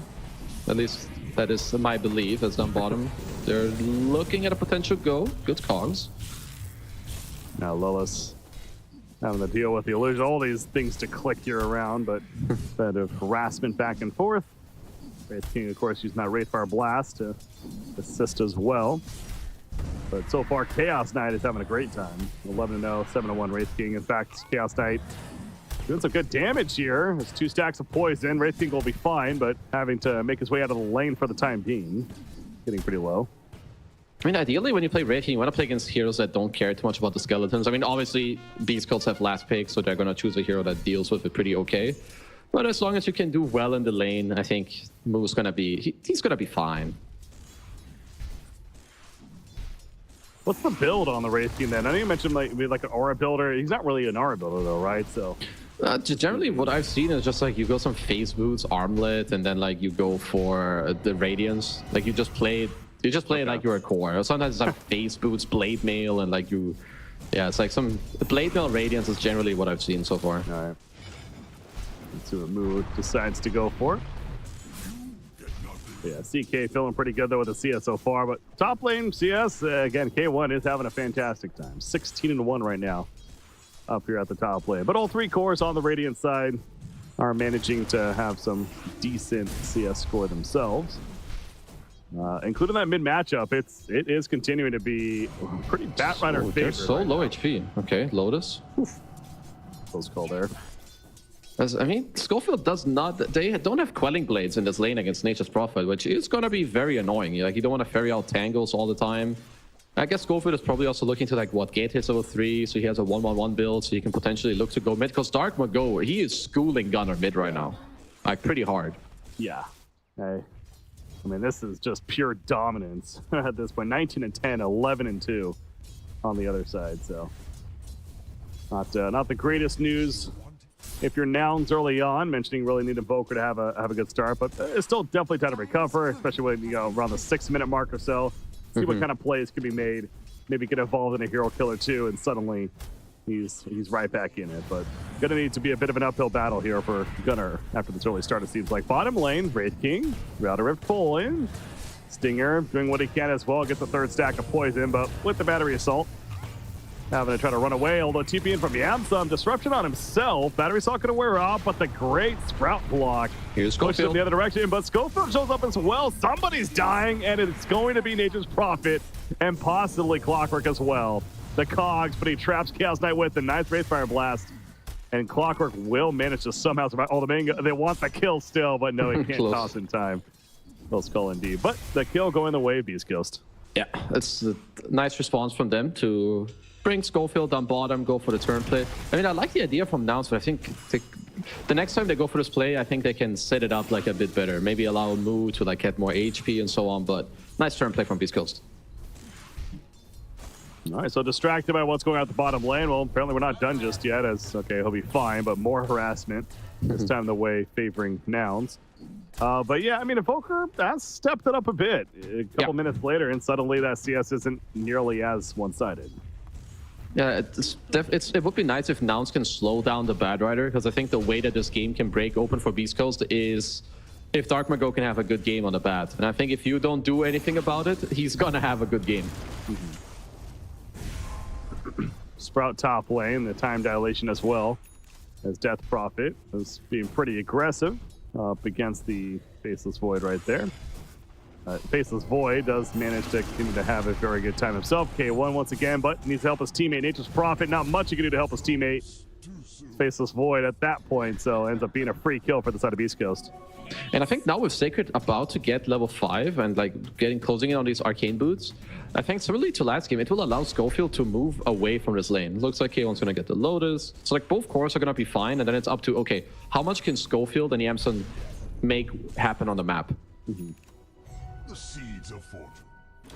So for the time being, Schofield's still up here. Has full mana to work with, though. Faceless Void. We certainly respect that, as we got bounty runes coming out. Yamsun does manage to get a couple. That's pretty good news for Nouns right there. Open out the team. Back to the top lane, though. See the bottom lane action. Top lane, Faceless Void does get comboed down. Yeah, I was watching that myself, and they just simply ran up, combo with Tiny, and siphoned from Death Prophet. More than enough damage. So the bottom lane was also a little bit of a clash there, but the big kill on Faceless Void is by himself. There's also a way now, like if K1 TP's back top and maybe like Stinger can take the gate or something and they re-kill him, could really slow down his game. So he's going to have to be a little careful about what he does. So he does TP top, so he just needs to make sure that he gets to hold the lane, because he was up to a very good start. Yeah, he absolutely was. And again, he had like above half life. He got just a little greedy though by himself with a creep wave, and they made him pay. Now another TP coming in from Clockwork. Sacred is level 6. Has Exorcism, not using it yet at late, but more TP support coming in for Nouns. And now we see Death Prophet has a wand. EMP comes up. They really want this Death Prophet kill, but at what cost? Is Tiny's going to combo them in. Lelis gets low. K1 has to respect the damage. And Sacred's more than fine, by the way. Now Batrider shows up. The Tornado one through Gunnar. Uh-oh, he's in a bad spot. He's spotted. Ghost Walk ain't helping him here. Lelis. Poison may end up taking him down, but they want Invoker. That's the big time. Nice time dilation. It will help keep Gunnar alive for the time being. Oh, it's so slow, though. Here comes Schofield. The finish? Yep. Finishes off one. Clockwork. There's finally one kill. Sacred. The Ghost, they kill Yamsun as well. They shred through that half-life remaining. A long fight. Ends up being 2 kills for Nouns. Yeah, it's not great. I feel like what's going on. I feel like this is really game ruining actually for Gunnar's game. Like they're forcing all of the heroes top to try and kill this DP, where, I mean, nicely done by Schofield protecting with the avalanche, but then all Sacred has to do is pop some siphons and he's totally okay. That's okay, they're going mid, Dark Mago. They would love this kill. It would be absolutely a big one. The cold stops. Oh no, it's not enough damage. Are you kidding me? Oh, that's got to be so frustrating if you're Nouns thinking you finally have your first kill on the board, but he manages to barely fly away. One more auto attack would do it. Not going to be. Okay, it's Void is going to TP back top. I mean, there's no EXO, so you'll be fine for a little bit, but I would say for now, I would prefer if Nouns started playing through different heroes. Like, I think they should play through their Invoker, maybe even play through the Wraith King down bottom. Like, you can kick out the CK down there, but maybe they've missed some timings, at least for now. K1 is... He does have his Chrono available, so maybe there will be a play. Uh-oh. Careful, K1. Yeah, at Half-Life, it seems... I was going to say, this is like deja vu, honestly. The silence... Good silence. I love that level up. He held his skill point and then just took the silence. It's turn kill down bottom. Gunnar will get himself an earn charge. That's got to feel good, and unless it results in a death, oh no, Gunnar, he's in trouble. He gets pushed back initially. The sticky napalm's making him so damn slow. And never mind about feeling good, because that's a death on Invoker for that first kill on the Shadow Demon. This is all Beastcoast early on. Oh yeah, absolutely. There's a Sacred. TP's down bottom, gets a kill there. Love that he took the silence. Without the silence, you don't kill K1. So literally just that one little point means that the enemy carry does die. And again, I think Jim Park is just set up for an absolutely free early game. Yeah, he's even using the illusion to split up the farm a little bit, having to go to the jungle while he farms out the creep wave. Moo heading back down here on Wraith King, but he's going to have to protect this tower, and he is building that blade mill, but it certainly feels like that they really need impact out of Wraith King, because he is the one core that's doing all right here. Both Invoker and Faceless Void especially are falling behind. Not where you want to be for Nouns. Yeah, I mean, what is their network even looking like? So yeah, Moo's doing pretty well. He's sitting at 4,400. Looks like he is queuing up this like blade mail, and then I mean, he doesn't have his next item queued up yet, but Moo's doing very well for himself. He has same net worth as the CK, Schofield. The neutral item. Okay, got it. Need it. This is that potential, though. They get on paper with the teleporting in, the global presence, but he still can't even kill the support Tiny. That's got to feel bad. Yeah, I mean, it's 11 minutes, and you have super aggressive supports, but you only found one kill, which, you know, it doesn't mean the game's over, but you're going to have to look at kind of how to get back in. Okay, who do we use? Like Gunnar closing in on a vessel. Maybe like we start playing through him. Moo's having a good game. Like play through your strong heroes. I mean, you got Chronosphere. K1, he's in the area. He's down here towards the bottom. Oh, currently being pinged out, by the way. They see him. Schofield setting up and seeing if he's going to hang around much longer. Not going to be the case, though. K1, for his sake, he is going to fall back and keeps himself alive. But yeah, to that point, again, he has Chronosphere, and so that could potentially come into play as well. But he's not really looking to use it either. He's looking to just recover and farm at this point, obviously, and finding himself mid now for the time being. Well, bottom lane, though. That's a big push coming. I mean, they need this vessel and then like try to look for a play and punch back. Because for now, there's no counterplay to that. Like Gunnar and Void are falling behind in CS by a lot. Like having 40 CS right now, I think is not okay for the heroes unless you're finding kills, which they're not. They're also bleeding on the map. So I think it's time for them to take a deep breath and talk about, okay, what are we waiting for? And then let's do it together. Yeah.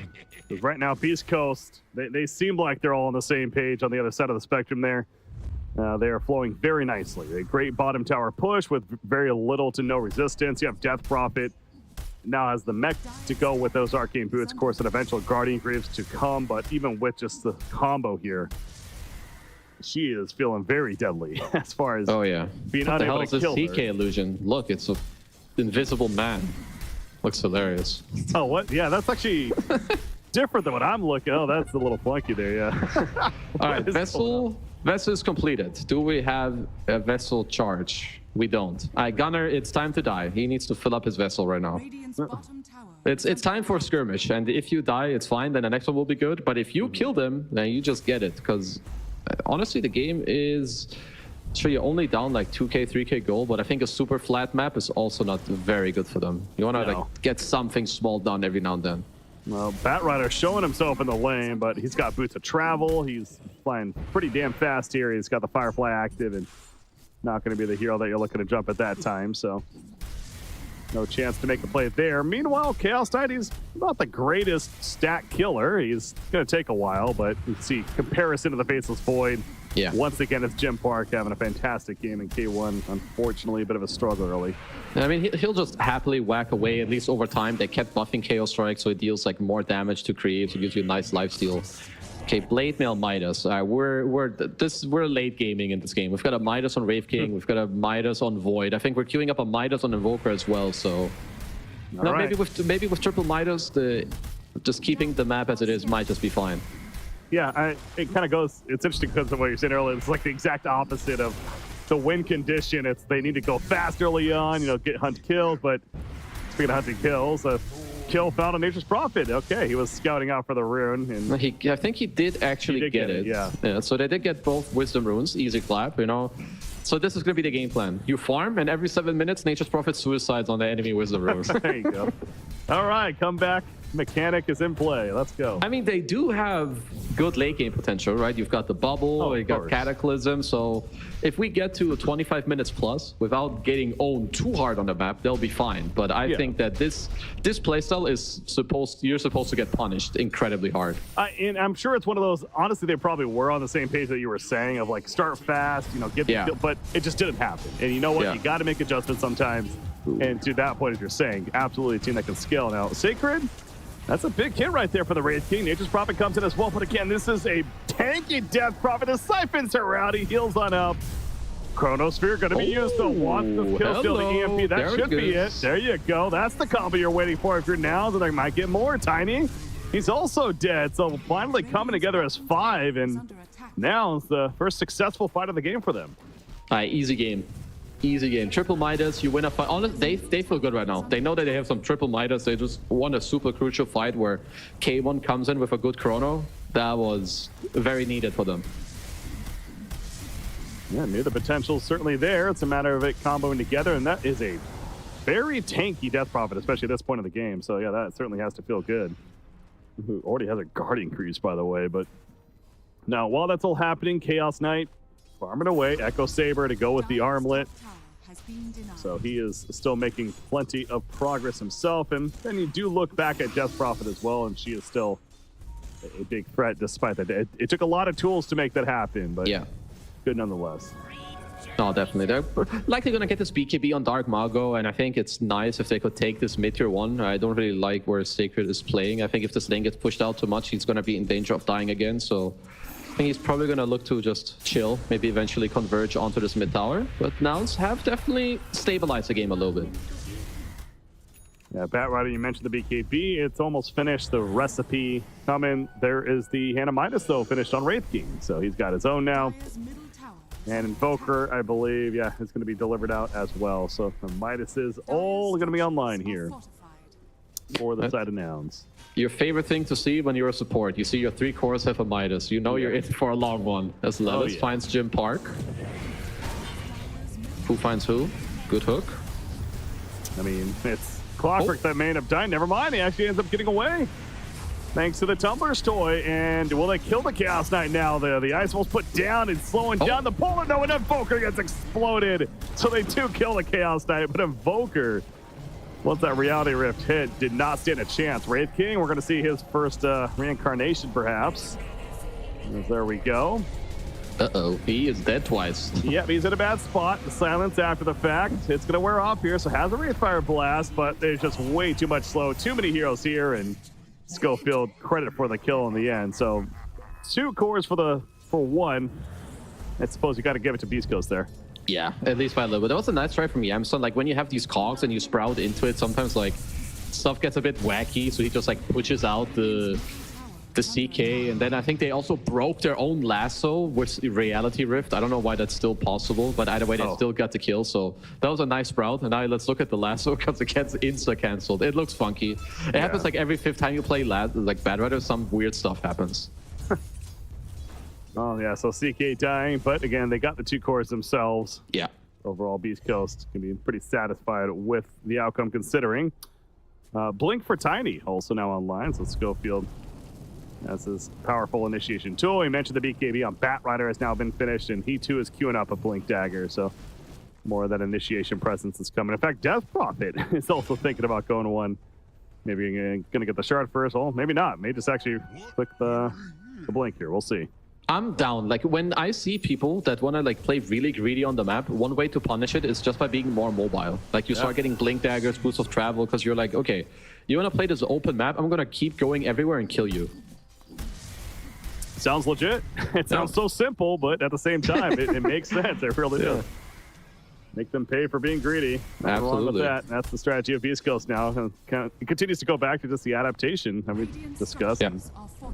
Love to see it throughout these games. So now it's Beastcoast's turn to adapt in that sense. And the BKB for Chaos Knight is going to help their cause as well, as that's almost finished.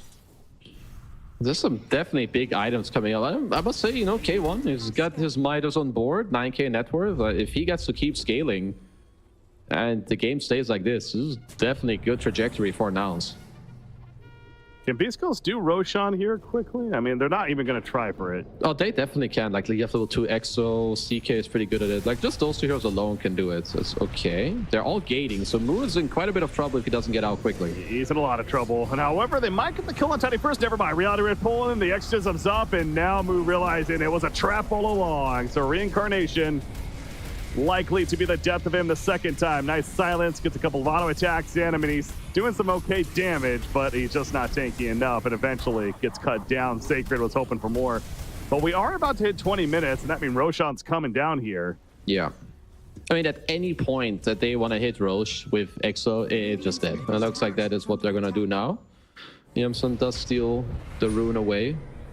And we'll also have to see what Moo is going to buy, because I don't know how much I like the Ag. So when you play Aghanims on Wraith King, of course, you give people more time to cast their spells. But when you play Faceless Void Invoker, you need to land one combo properly. And I don't know if that really helps you do that. Well, is he committed to it? I mean, I guess he's not 100% committed to it. So yeah, we'll Not see yet. if he Not yet. there. So we'll see. Yeah. But yeah, Beastcoast will get themselves Aegis, which is going to be great for them. At least Lilith is going to have fun too. Max Rocket Flare with Aghanims. Oh, yeah. That feels good, at least for him. Nice overclocking. But the exorcism, it actually wore off like right as Roshan came down here. So yeah, it's taking a bit longer than they hoped for, but in the end, it is still a Roshan kill.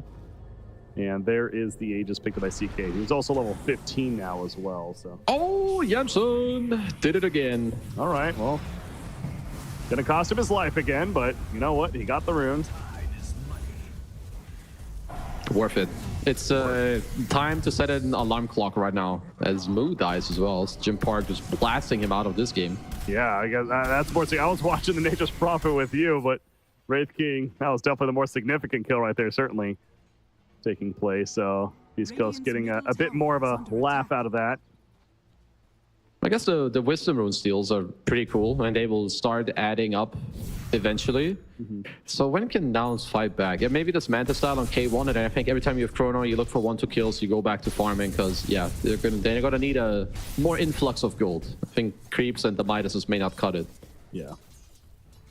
Faceless Void, we saw what happened when he got that big Chronosphere earlier and got a couple kills out of it.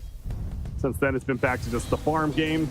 Gonna try to do a Tormentor, though. The Sprout's making it a little awkward there, but he'll manage, and that's gonna be Lelos picking up the Shard. So to go along with the axe, he's gonna have Jetpack, that overclocking. Now, this Clockwork, actually, he's having a pretty good time, honestly. No, for sure. He's still gonna be chilling. Rocket Flare is gonna be good. Just keep giving you more vision. Okay, I mean, Aegis is on the deck, of course, for Radiant. They also have EXO again. I think it's time for them to speed up the process. Looks like there's going to be a 3-man smoke. Gunner's hunting on Invoker, meanwhile at the bottom, but the 3-player smoke in the mid lane. Ooh, Faceless Void. Talk about a good target. They see him at the last second. Can they catch him? Yep. Schofield catches. There's the toss back. Time dilation. Nope, the Manta, Manta. it's Nope. not going to matter. Good attempt, but Jim Park credit for the kill. And talk about a prime target if you're Beastcoast.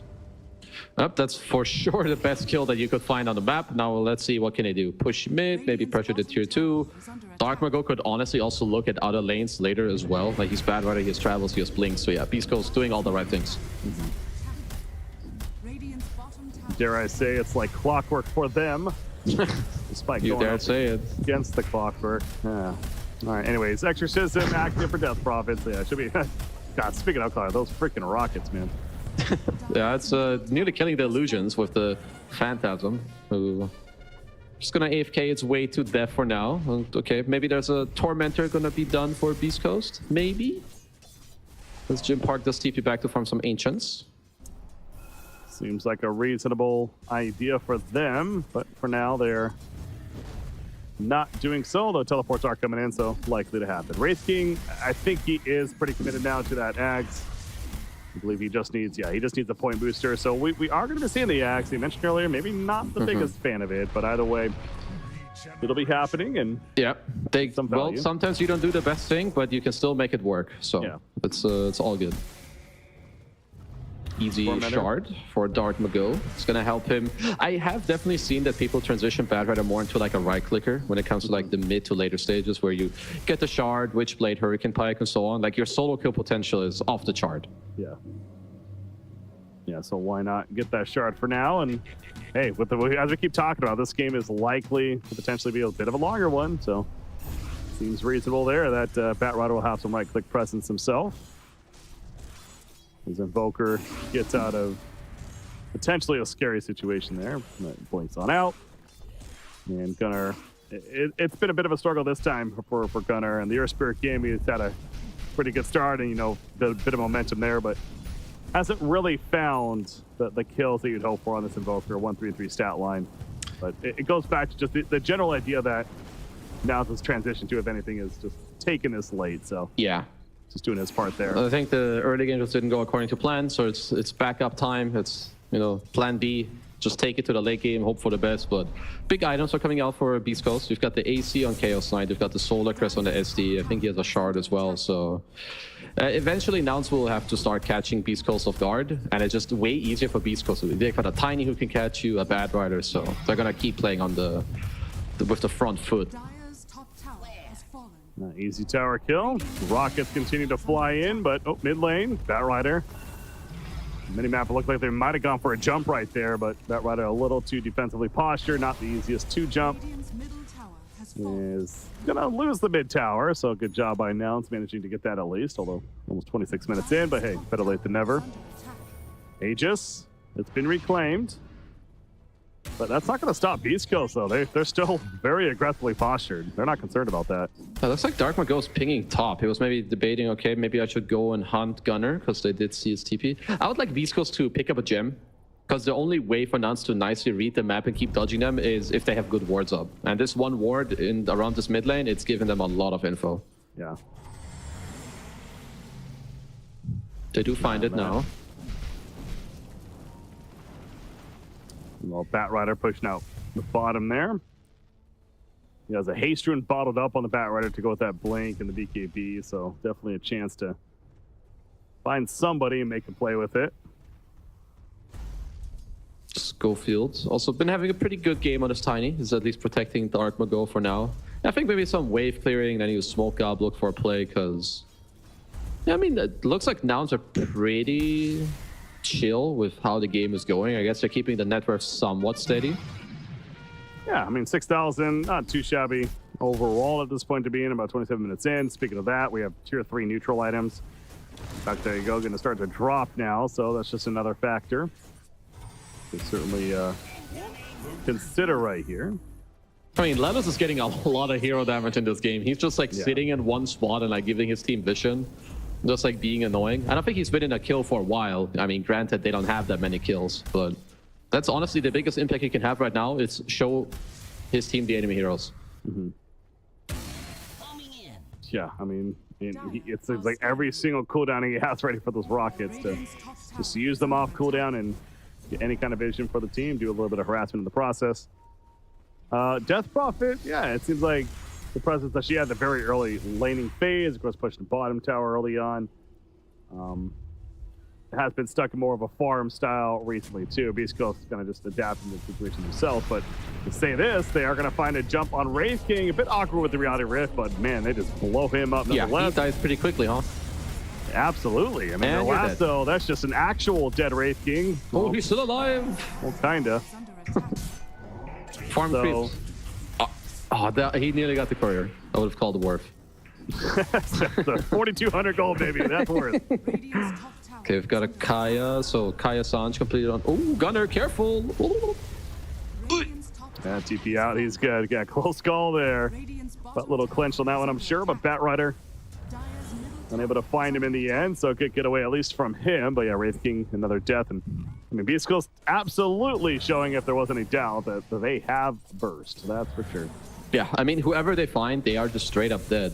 52% dire win probability, huh? And maybe I'm not up to date, because I still feel like Beastcoast are doing pretty well. But Dota, Gaimin is saying 52 for dire. I think there's some Faceless Void Invoker bias.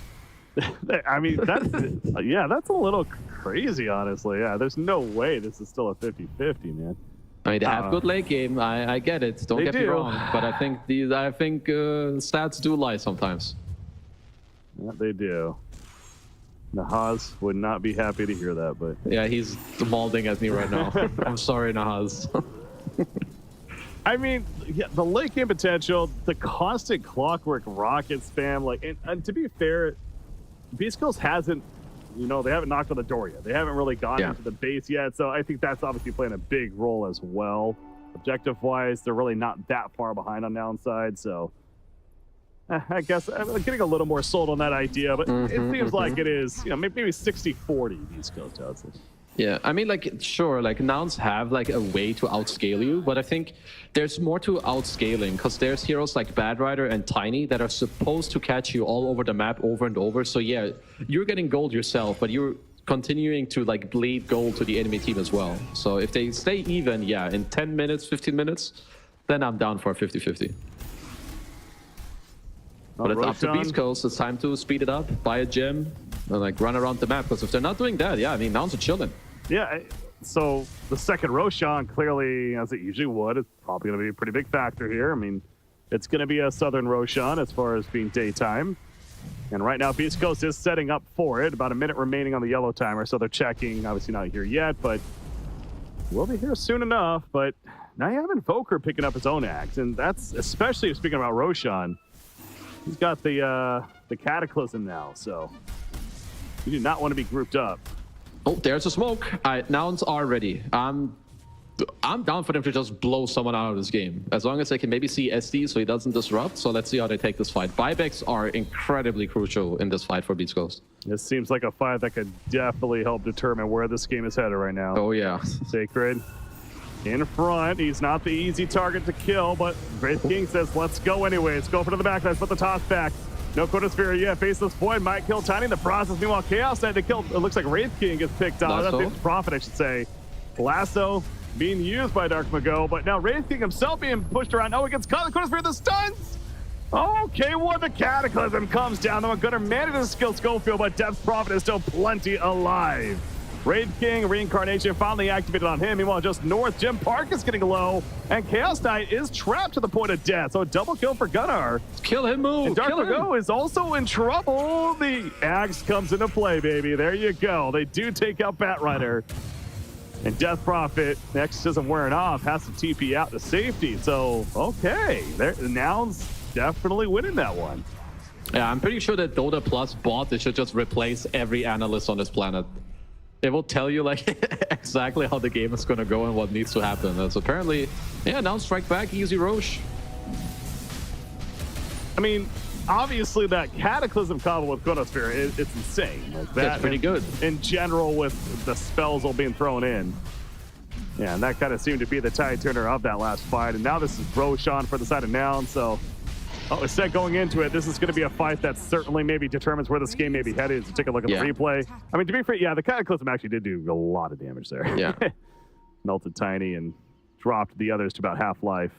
Well, it's definitely a nice fight from Nouns. I also like how Gunnar used his spells. He kept Jim Park like very out of the fight for the whole time. K1 keeps going in and out with the time walk dilation as well.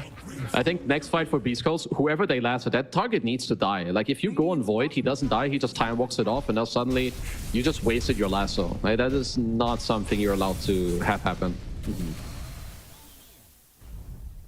Oh, Faceless Void, K1. I think he's absolutely had a redemption game here.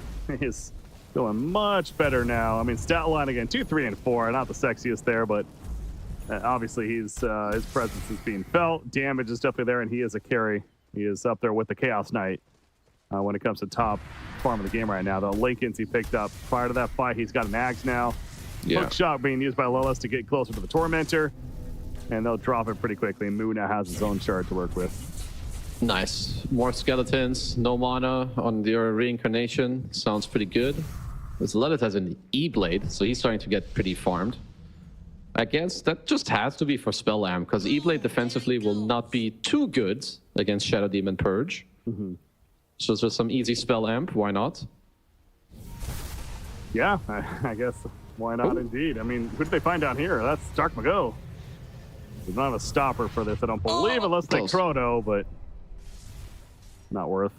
Close call. This looks okay. Dark Mago's queuing up a refresher, so he just wants to play on lassos. Yeah, I'm totally not opposed to that. So need to make sure that they do find those.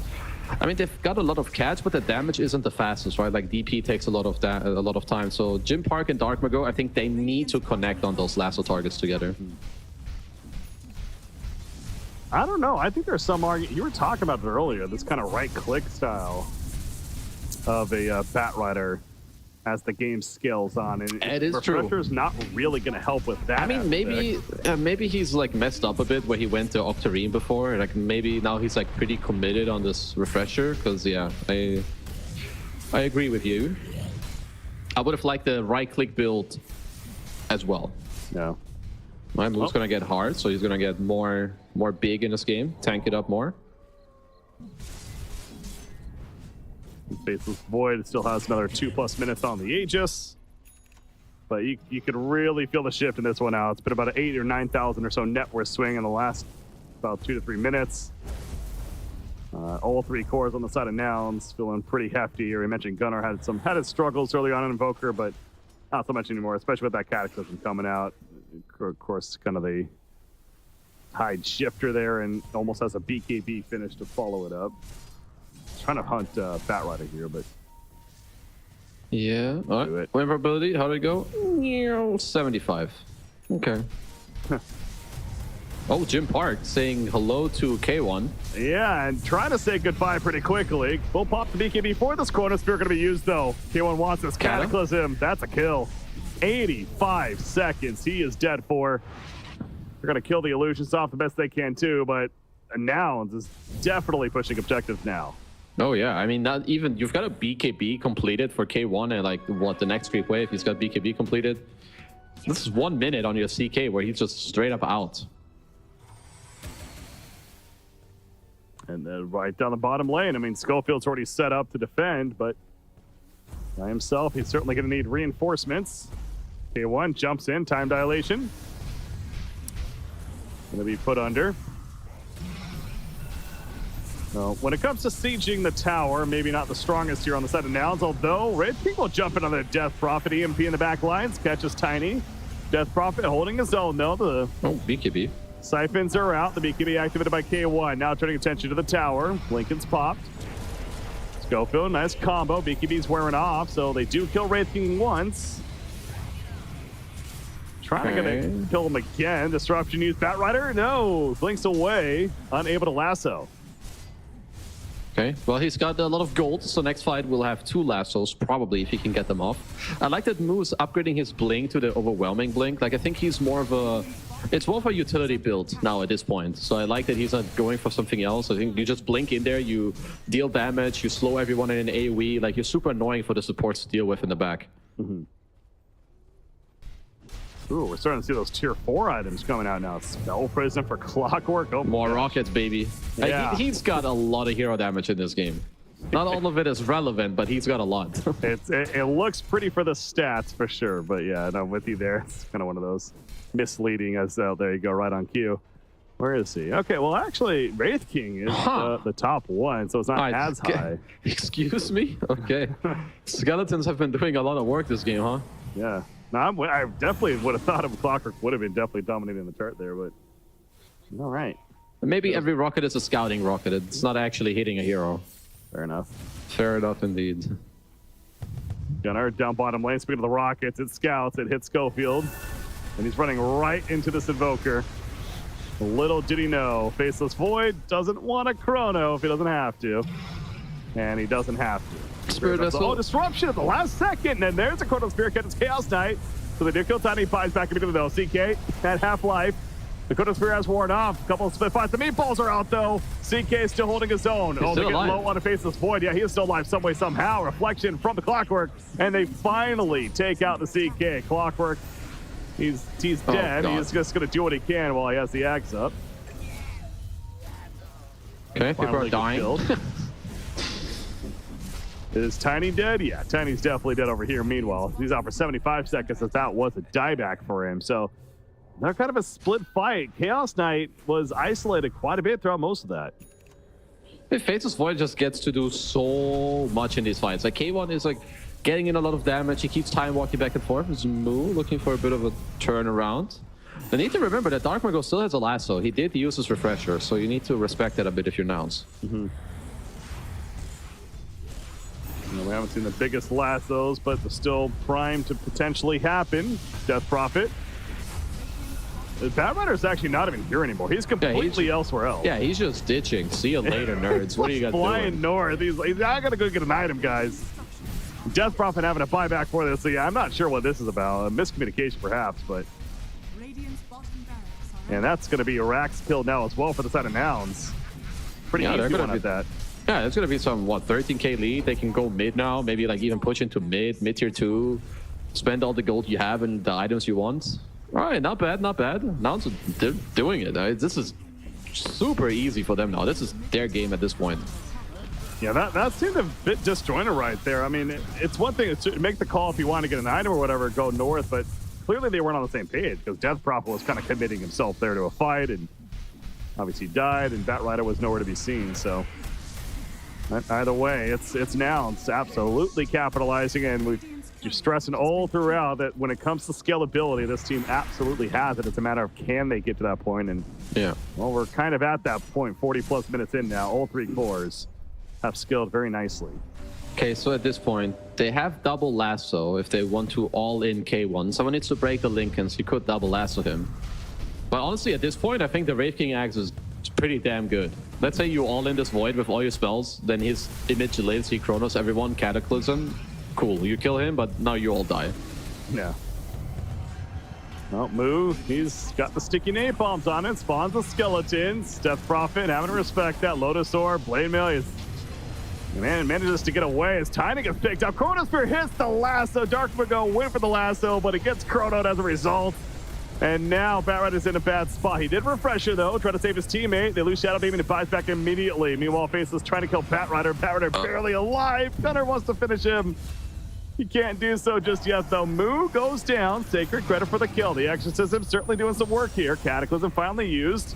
Oh, they got Still Gunner. hit though, and they do get Invoker. So Dark Mago not only stayed alive, but ends up killing the Invoker. And now Lelis is likely dead as well. Wait, who do they have here? Oh, that's Yamsun. That's Can they Nature's kill him? Prophet too. Yep, they Yep. absolutely can. So Faceless Void will be the sole survivor. After all of that, I mean, that seemed like an absolute victory for Nouns, and suddenly not so much. Yeah, absolutely it did. I mean, so one of the things is for sure the fact that, okay, so they did use a couple buybacks, only 3. So they did pay a little bit of a price. But I must say that Dark Mago's 25 talent is doing a lot of work in these fights. Like just spamming these sticky napalms, coming out with the flame breaks. Like it's just slowing everyone down, forcing BKBs. So if he can start connecting better lassos, they still have a very easy chance at winning some of these fights. Yeah. And it's just another kid. There's so these fights are so spread Yeah, but out there's with different phases to them. There's 8 different fights going on. Like you have another one up top, now one bottom left, one about to be top right. But in the live game, they're losing a Rax. Everyone does have buybacks available, but looks like they will just give a Rax, at least for now. Not the biggest deal. Yeah, that's them trusting in their scalability, certainly. And with you, it doesn't seem like they absolutely needed to commit to an all-in buyback, but Yeah. because if anything, that does now even it up at 1-for-1 Rex being cleared out. But yeah, how about the Beastcoast? We're talking all about the scalability. It's so dangerous on the side of Nouns, but DC not letting that phase them. They show that they still have plenty. Overwhelming Blink now finished on CK, and third Roshan is up, but they decide better of it. They said hello and then quickly fall back. Well, they know that Nouns are all back alive, so they can go for a play. Like, and they can contest it. DP25 is debating which one of his talents he wants. You want more Spirit Siphons? Do you want more Exo Spirits? I usually like the Cypher mode. I feel like in this game just take more damage, so I'm down for the Spirits. I think it's the correct choice, especially when you go you usually go Refresher in late game. But okay, let's talk about the fights. That's a 5-man smoke. That is, and they're running up. Oh my god, the Rockets, the constant overclocking Rockets, get them all division. Batrider gonna be dumped on bat. The Chronosphere hits multiple, including Batrider. Batrider's just dead. He has a flyback, not gonna use it, but Shadow Demon's also dead in the midst of it. And Chaos Knight finally BKB is the Cataclysm coming out, doing some damage. Both the core still alive though for BC, including Death Prophet and Chaos Knight. Batrider also bought back and is back in this fight. So the Exorcism, you got to be wary of that. And now Faceless Void getting locked down. Lotus Door, will it be enough to save him? It looks like for the time being, yes. He is going to be fine. Manages to walk on out of there. Meatballs are down. Death Prophet feeling the burn. EMP on top, and Death Prophet's out for 2 minutes with no buyback, and they're pinging Roshan. Oh yeah, this is theirs. This is absolutely theirs. I mean, Nouns are just outplaying them in these fights. Like, they have a nice smoke angle, they get all the rocket flares, they just continuously see them. They're like playing with map pack in this fight. Moo has a good jump on the right, you get a good chrono as well. In the later stages of the fighters, they might be killing Dark Mago in the live game. Not that Jim Park, never mind. That's CK, and yeah, no chance. They catch him. He's out for 95. He has buyback himself, but he doesn't have teammates around him, really. That's the Roshan kill. The Aegis has been picked up. And even Faceless Void going to get the Ags on top of that. So that time lock now. Oh yeah, that's a good one. Dark Mago tried so hard in the fight earlier after buying back to kill the Faceless Void that he used his first lasso on the Lincolns and then refreshed the second one to lasso him. But then there's just one Lotus Orb and he's safe, so yeah. Yeah, not that it's his fault, but yeah, Batrider's lasso initiation has just been non-existent this whole game. Yeah, absolutely. It has not been felt like you would certainly hope for if you're the side of Beastcoast, and Nouns is the biggest lead yet, easily. 25,000 net worth lead. I mean, they're just going to keep pushing this up at the top lane, even do some spread pushing, both mid and top, taking some good pressure here. Yeah, Death Prophet still out for 40 seconds. Chaos Knight has a buyback, but DP's staying dead. Yeah, they might just stay dead until they just get 3 megas. Okay, lasso. But there's Satanic, BKB, and Aegis. Let's see if they can do it twice. I mean, that's 1. Chrono in 6 has Manta, BKB. Nice Tornado allows him to react and get the hell on out of there. So they are going to kill Lelis. Lelis is going to sacrifice himself, but the Mega Creep Horn comes out for this dire side. There's the Chronosphere Batrider with the meatballs. The Aeon Disc saving him a little bit longer. The Cataclysm goes down as well, but Dark Mago, and the Aeon Disc again with the refresher. He's still alive, but no, it's just too little too late. He's out for 2 minutes, and Chaos Knight also gonna get picked off. GG, the series will split as Noun takes game number 2. Nice comeback, honestly. I was not sure if they really had it in them. I mean, of course, their lineup has incredible scaling, but I think they got away with quite a bit, and I gotta commend them for, I don't know, just playing the map the way they did. I think Lelis found a lot of info as well with the perma rockets in this game. Yamsum stealing the wisdom runes, and they just kept their cool. Now, I like what you said that with the clockwork specific. I really think those rockets, it's one of those, as a spectator, we were mentioning and stuff, but yeah. If you're BC there, if you're BC, like, you were feeling those rockets. Those are so annoying. And they were happening since like the 20-minute mark of this game. For more than half the game, they were constantly flying at you. So I think that absolutely was a big part of the comeback too. But yeah, you could tell the shift as well in Nouns. It's like they had an early game strategy. It clearly wasn't working. All right, let's go triple Midas. Let's just play it much safer, scale, go to the later game, do just enough to get there. And they did. I mean, I know that's putting it simply, but they did, and obviously they win in the end. No, they did, and I mean, sometimes you just gotta fully commit on, what you're thinking is the right thing to do. They realize, okay, early game wasn't good. Let's triple Midas, wait and see what happens, and it turned out good. It was the right decision. If they just double down on fighting, they're probably just all to lose the game. So, yeah, nice comeback from them. That's gonna be a very nice confidence boost, I think, for them moving forward. Yeah, and we stress how important these matches are, because especially considering from the very beginning where there's only 8 games in total that you get to play for the group stages before your fate is kind of determined moving forward. And we have 5 teams in each group. 1 team is eliminated after those 8 individual games, the 4 best of 2s that you play. So yeah, splitting a series like this, and let's be honest, you got teams like LGD And, of course, Gaimin Gladiators that we saw from earlier today already. And then VP, we haven't even seen yet, but they're obviously a very good team themselves. This is, as you would expect in the road to TI, some top-tier competition across the board. So any chance you can get a split like this, especially after losing the first game, absolutely, I think Nouns should be feeling pretty good. Beastcoast, to that point, I'm sure that this one stings a bit, but at the same time, hey, a split isn't the worst thing ever as well for them. But yeah, we'll see how that continues to move forward for them. But for Nouns, they're going to have to, that's a good thing in that sense too, because now momentum, they got to play LGD now in their next series. I mean, it's just very good, I think, to get some of these wins early on. Because let's say if your first day is like some 0-6, it's very easy for everyone to just get depressed and feel like, okay, we're done. So I think like going first day like 2-4 or 3-3 or whatever, it's honestly not that bad. It just allows you to easily like move forward and continue. So I think for Nouns to get this win, it can change a lot for them. Yeah. You see right there the final fight. The GG's coming out, and that's the victory for the side of Nouns happening. So again, the split series here.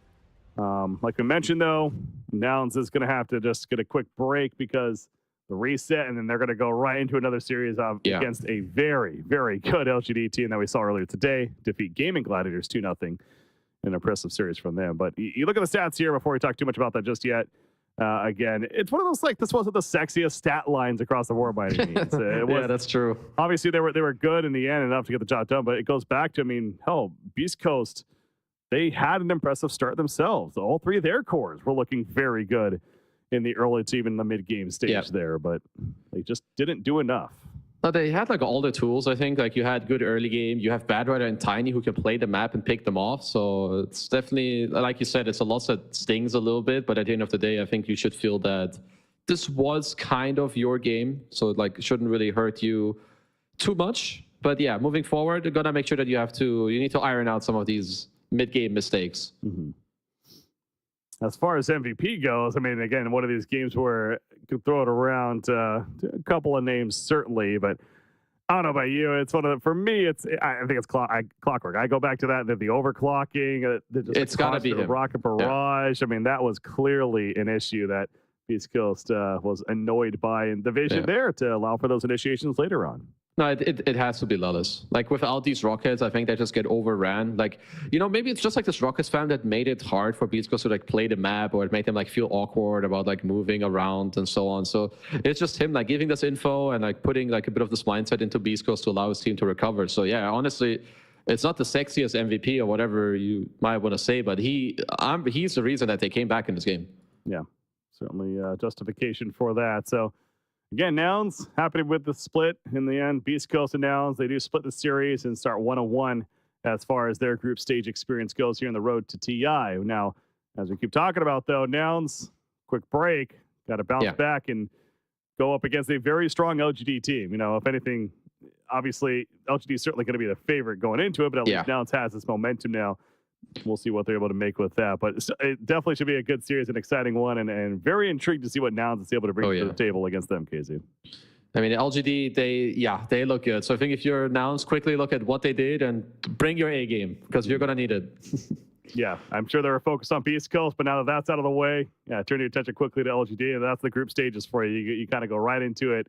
They know what they signed up for. But with that said, we are going to take a short break ourselves. I'll break CBK, joined by Keizu. The road to TI continues after a break. Here we got Nouns versus LGD. You don't want to miss that. Stay tuned. We'll be right back. Tower is under attack.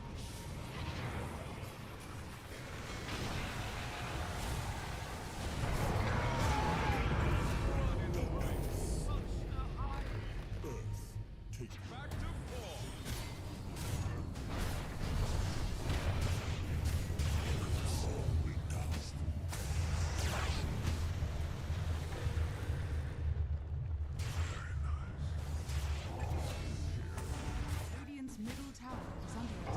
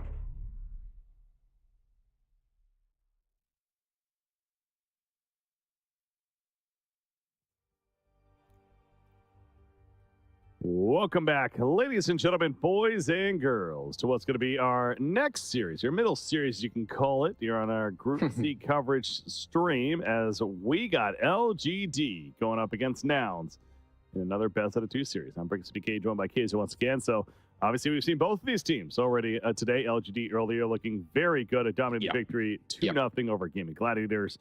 And then we just saw Nouns. They ended up splitting the series against Beastcoast here. But LGD, I got to say, they were impressive earlier.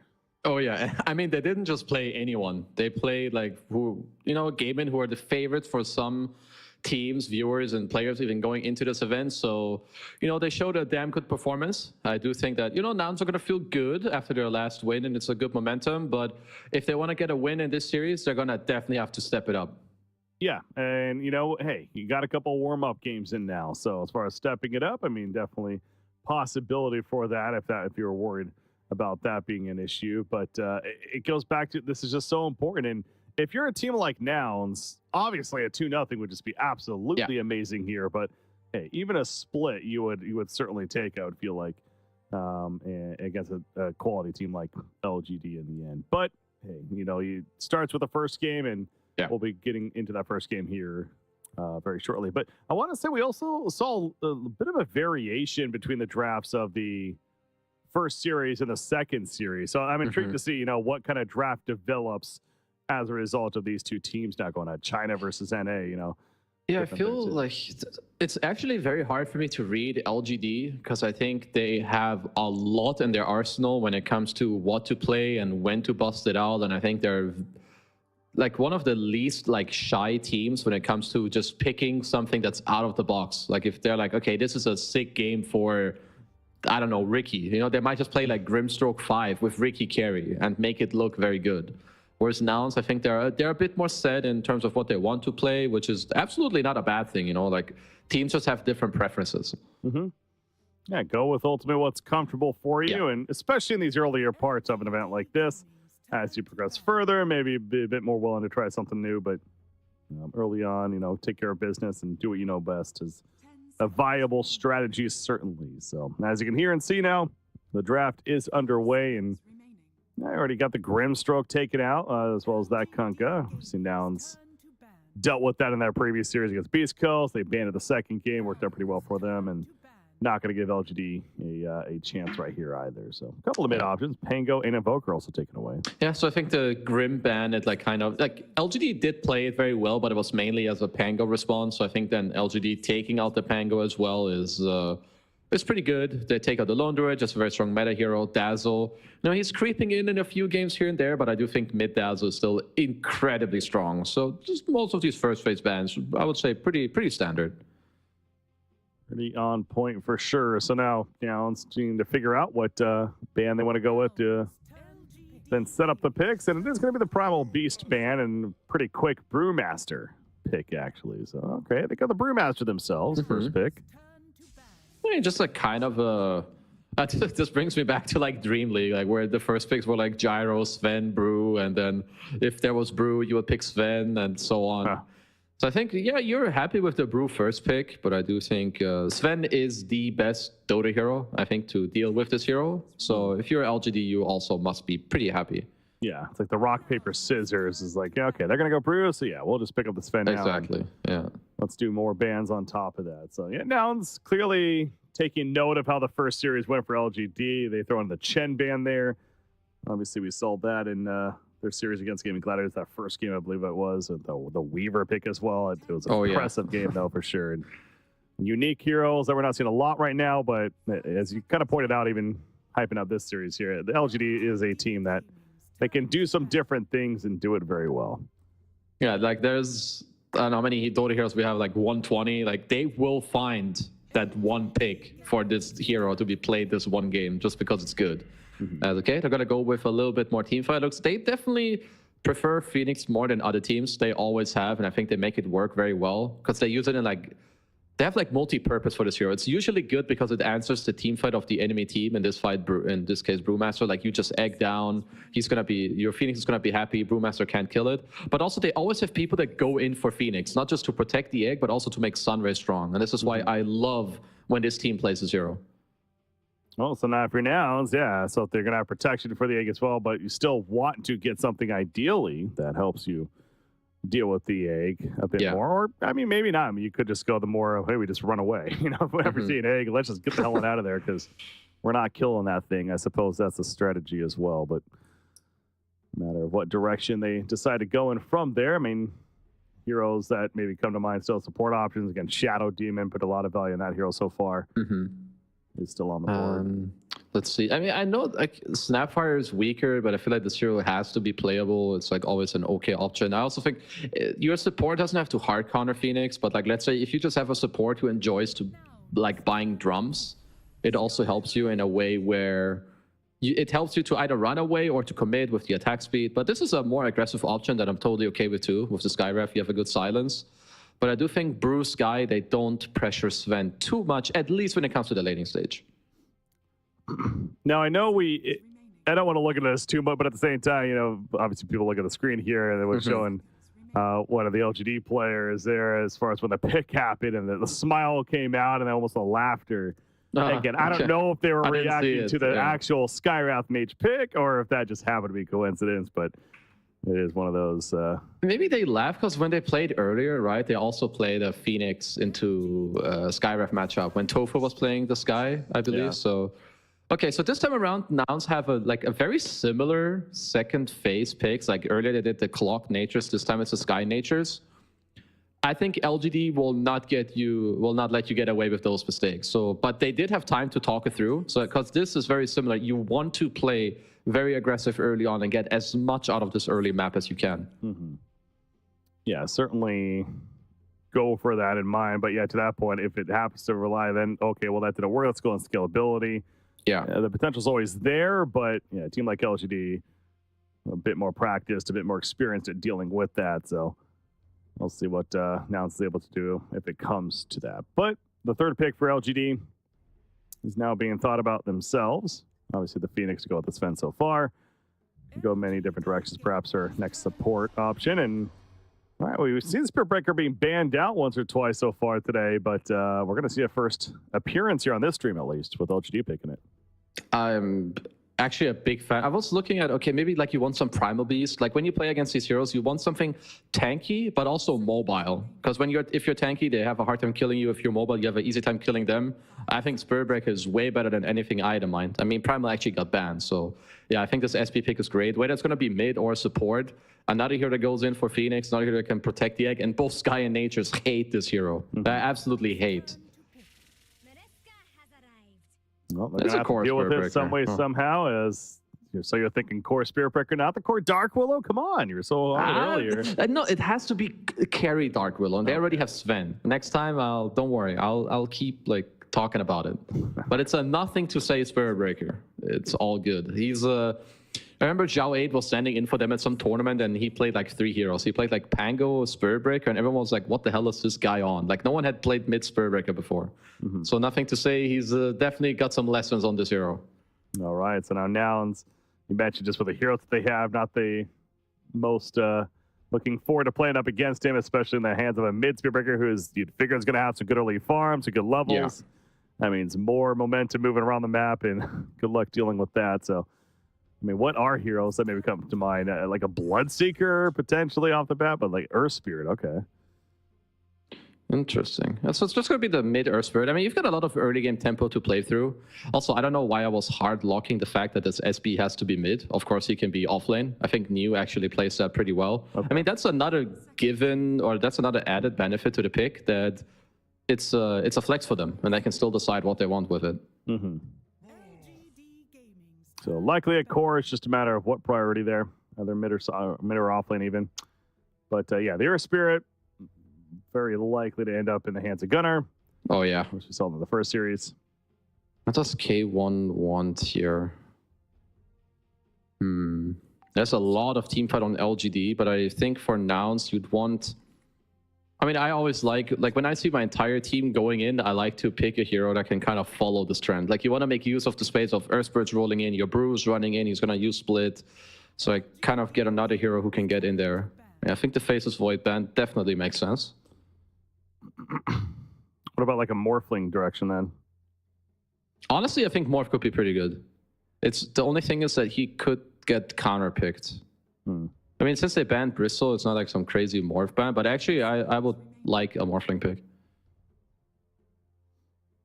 5 seconds. Well, LGD is deciding who they want their final ban to be. They have a lot of reserve time to work with, still a minute and a half. Start diving into that now, but yeah, as you mentioned, LGD does have the overall final pick that they get to then finish with, and we're still not even 100% sure what that is. It going to be a mid or offlane Spirit Breaker? So still some questions to be answered as Nouns figuring out what bans make the most sense, knowing that. And we already talked about the Bristleback.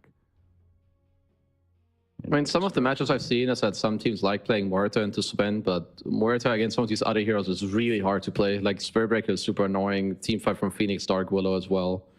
5 seconds remaining. I'm looking if there's like a carry that can kind of deal with these backline supports, because I think Sven is pretty happy in most matchups. But it's like these Dark Willow Phoenixes, if you can have heroes that just kill them in the backline, it really unlocks the teamfight for you. Yeah, there's always the Troll Warlord direction. I was thinking that because like the Dispel is decent against Dark Willow, but I think Troll has the hardest games when there's like a lot of random stuff that you don't like dealing with, like a random charge, some Terrorize, an SB ult, a Sven stun, like there's this random egg, a Queen of Pain ban. Okay, I mean, so they think that might be like the one mid hero that they can take against Earth Spirit, I guess. Well, it's, yeah, I mean, they banned a Bristle and a Quap, and okay, well, they do. Honestly, I wasn't really expecting. The only thing with the Troll, especially, is a great egg killer, of course. So to your point, though, there is a lot of that random stuff that can be annoying for him. Troll. Okay, yeah. Yeah. I mean, I think it is fine, like, because it has an okay matchup against Sven. And like you can dispel some of the Dark Willow spells if you're gonna end up going Axe, and it can play with your tempo. I just feel like this hero can. I mean, like classic Troll, he runs into issues very quickly in the mid game. Yeah, it's the definitely hit or miss. A lot more misses, it does feel like. But when it does hit, this hero can take over a game for sure. So, and like I said, is a great egg killer. The spell will be nice. The whirling axes in general for the evasion, essentially good too. So. Yeah, it's understandable why Nouns does settle on that. But yeah, going back to that Queen of Pain again, banned with the Bristle, like I said, they really don't know where the Spirit Breaker is going to end up. I feel like if you take an offlane here, I feel like you could just take Axe. I think it's actually a very good Axe game. At least if you're okay to play the SB mid, I think Willow and Phoenix can both stack for you. They also both give you a lot of teamfight and burst damage when you go for calls later.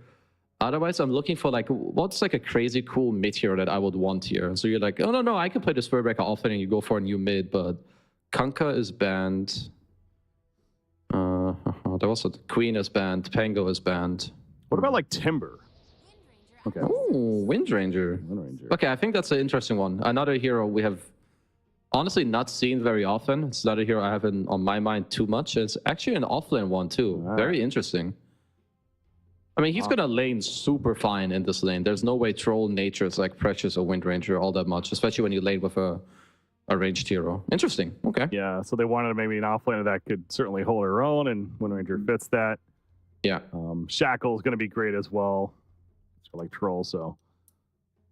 All right, yeah, Windranger in the hands of New. So, but nothing to say. You were right at the end. It is going to be him indeed playing it in that mid matchup up against our Spirit. So excited to see Spirit Breaker zooming around the map. Certainly, it's going to have some high move speed. I've seen Spirit Breakers do very well lately when I see them in like my pubs. You just go like the very classic builds of your Shadow Blade and whatnot. I think their early game support impact will be very important, because if Nouns get off to a good start with like Letus having some ganks, Nature's Prophet TPs, and then Gunnar gets off to a good start, I think the momentum could definitely be very big. Like that's what they should be aiming for. So get that good start and work off of it. It's, sounds familiar. We saw in the previous series for Nouns, but again, they still made it work even despite that not being the case. So there's that to keep in mind too. But here we go. Going to start loading in now. LGD trying to keep that perfection going. Like I said, a very impressive victory. Looked great against Gaimin Gladiators to kick off the day. One more thing I'll say as we load into the series here is that, dare I say, this could be a little bit of a trap series, even a game for LGD, where they could be and they should feel like the better team going into this. But if you're a little too confident coming off that Yeah. big victory against Gaimin Gladiators, then Nouns could definitely catch you off guard. So Yeah, you just gotta make sure that, I mean, teams should be aiming to play like just good Dota every game, regardless of who they play against. So I think it's important that, you know, you just focus on that. But I must say this Wind Ranger pick is taking me a little bit by surprise, but I kind of like it. When you have this mid SB, I think it's nice if you either have a direct counter pick or another hero that can like carry and scale. And I think Wind Ranger definitely has very good scaling potential in this game. it's all smoked up on their side of the map. Doesn't look like Nouns is going to show any interest in being too aggressive, as they're playing very defensively postured themselves. So don't think we're going to have much of a clash here in the beginning of this one. Is this the Troll Battle Fury? Yeah, it's going to be the Battle Fury. It's even already queued up. Yeah, I think it's just going to be like a...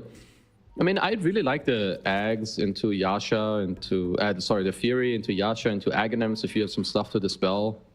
I think that's honestly very powerful. You can take off the Fire Spirits, you can take off the Brambles from you as well, or even the Curse Crown. So yeah, I think all of that stuff is just super good. The battle begins. For some bounty rune control, Sven actually going to get cut off by Yamsun here. This might be a kill. Blood Grenade committed. They stun all That's a three. kill. It doesn't matter, though. Yamsun, credit for the kill. What a teleport in from Nature's Prophet. Yeah, very nicely done. No, just a free first blood. You get a lot of gold on your natures, and you know, these are the few small things that when you start with it, you know, it just helps you like kind of set the tempo in a game. Yeah. Got the 2-for-2 bounty rune, so definitely an advantage for the side of Nouns.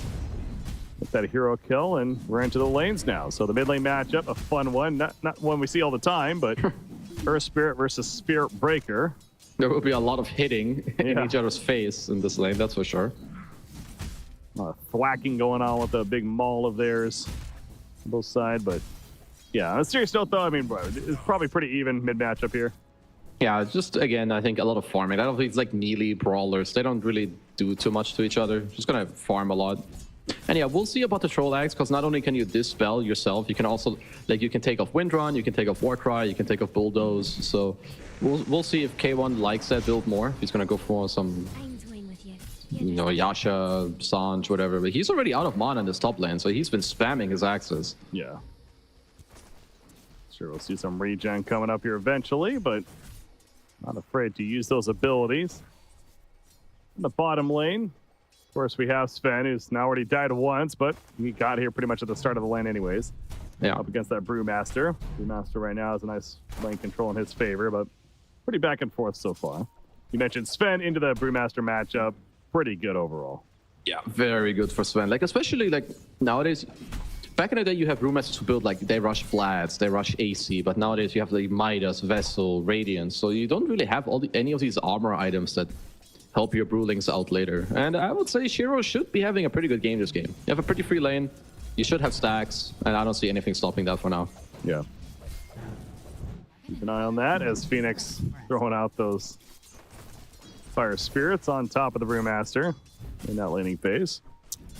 Mid lane matchup, it is 13-4 Spirit Breaker versus a 10-1 Earth Spirit right now, as the Water Rune's coming out. Oh, Earth Spirit's going to roll to get one. As we're watching the top lane action there, but some fun rune control happening. But yeah, it is a slight advantage for the Spirit Breaker. Oh, Nature's Prophet, by the way, he's teleporting to Easy the top steal. rune. So yeah, steals it from it, nothing to say. 1 second Unable roll. to get the bottle as a result, and with the roll in, Spirit Breaker, very far use. It's going to be enough to keep him alive. Gunner not worth the risk. Close call, though. That's still a very nice play. As in the meantime, looks like they're gonna punish K1 a little bit, or quite a lot. Ah, this is what are we gonna do? Die to Roach? Nope, it's not here, brother. Yeah, wrong area for that, so. Oh, he would actually prefer to die. I was going to say he's going to teleport bottom and kill, but no, he's just going to get regen, I guess. He's Bottom? picking the tower. That's okay. Bottom lane, some pressure. There was a Lotus that they fought for. Oh, That block might be grenade. a kill. That is a See kill. ya. Blood grenade, a couple of auto attacks. Lolis indeed gets the kill. So yeah, 2-0 start now. Yeah, Troll's still low though. Yeah, this I mean, regen is not good. it's so annoying to lane with low HP because it's Yep. like you're not really pressuring a lot. He's gonna die. And then this happens, and yeah, it's one of those. Yep, obviously great job by LGD, but really not much of a chance there for K1 with the way that played Yeah. out.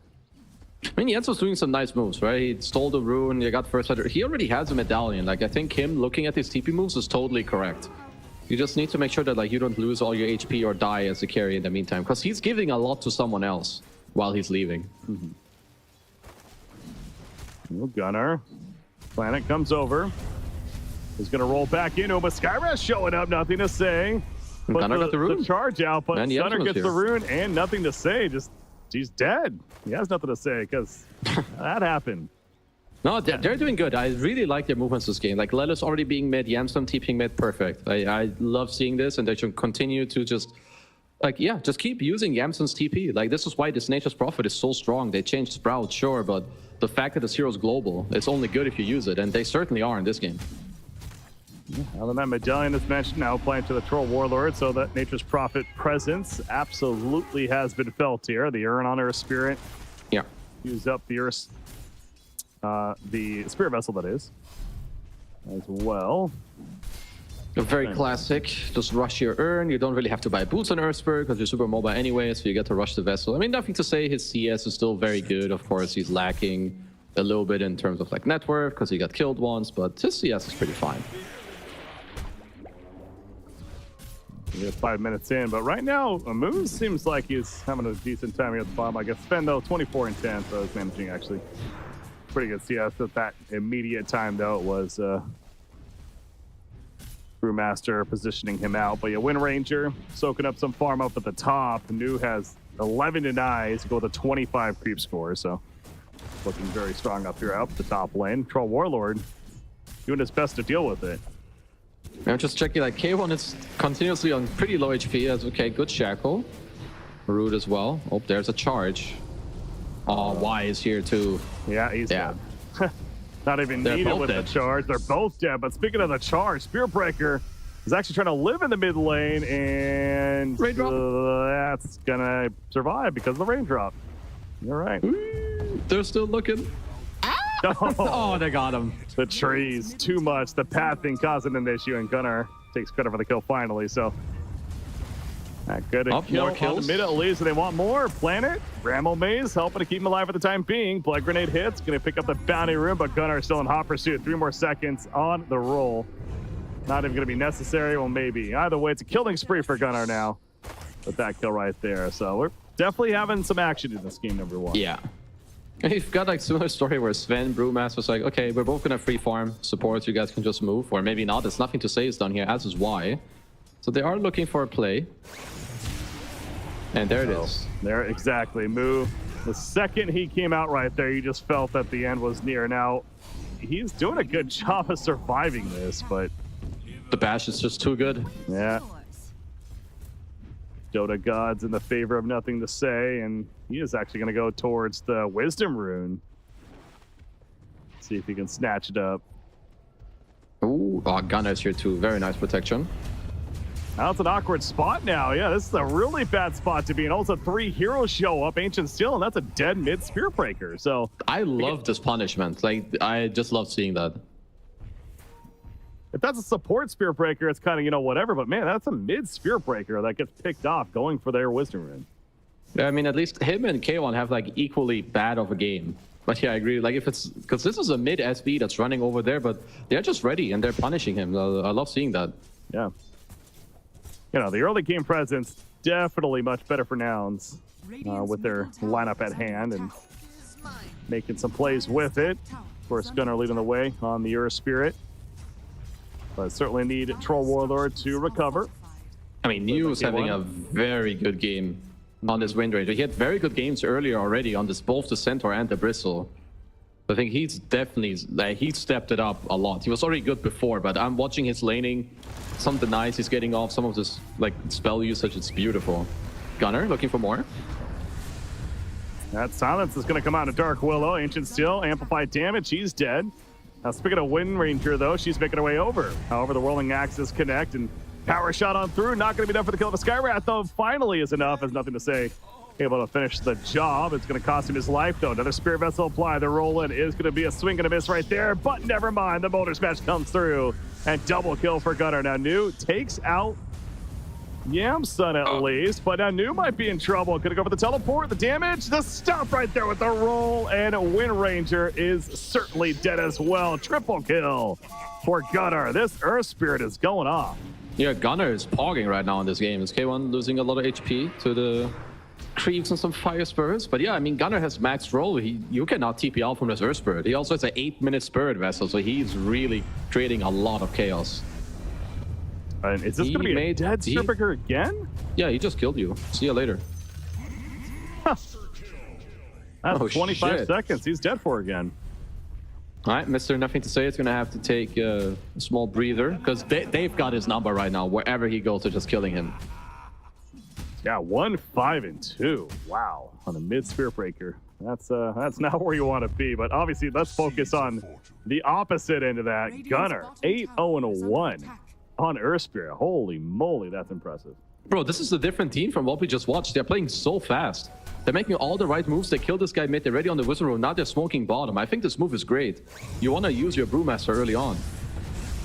Dive the tower. Look at the confidence right here. Now Gosdrake going to be activated, but again, another roll in. Gunnar has another one in a second. The split going to be used as well, and Shiro's just dead. Godlike.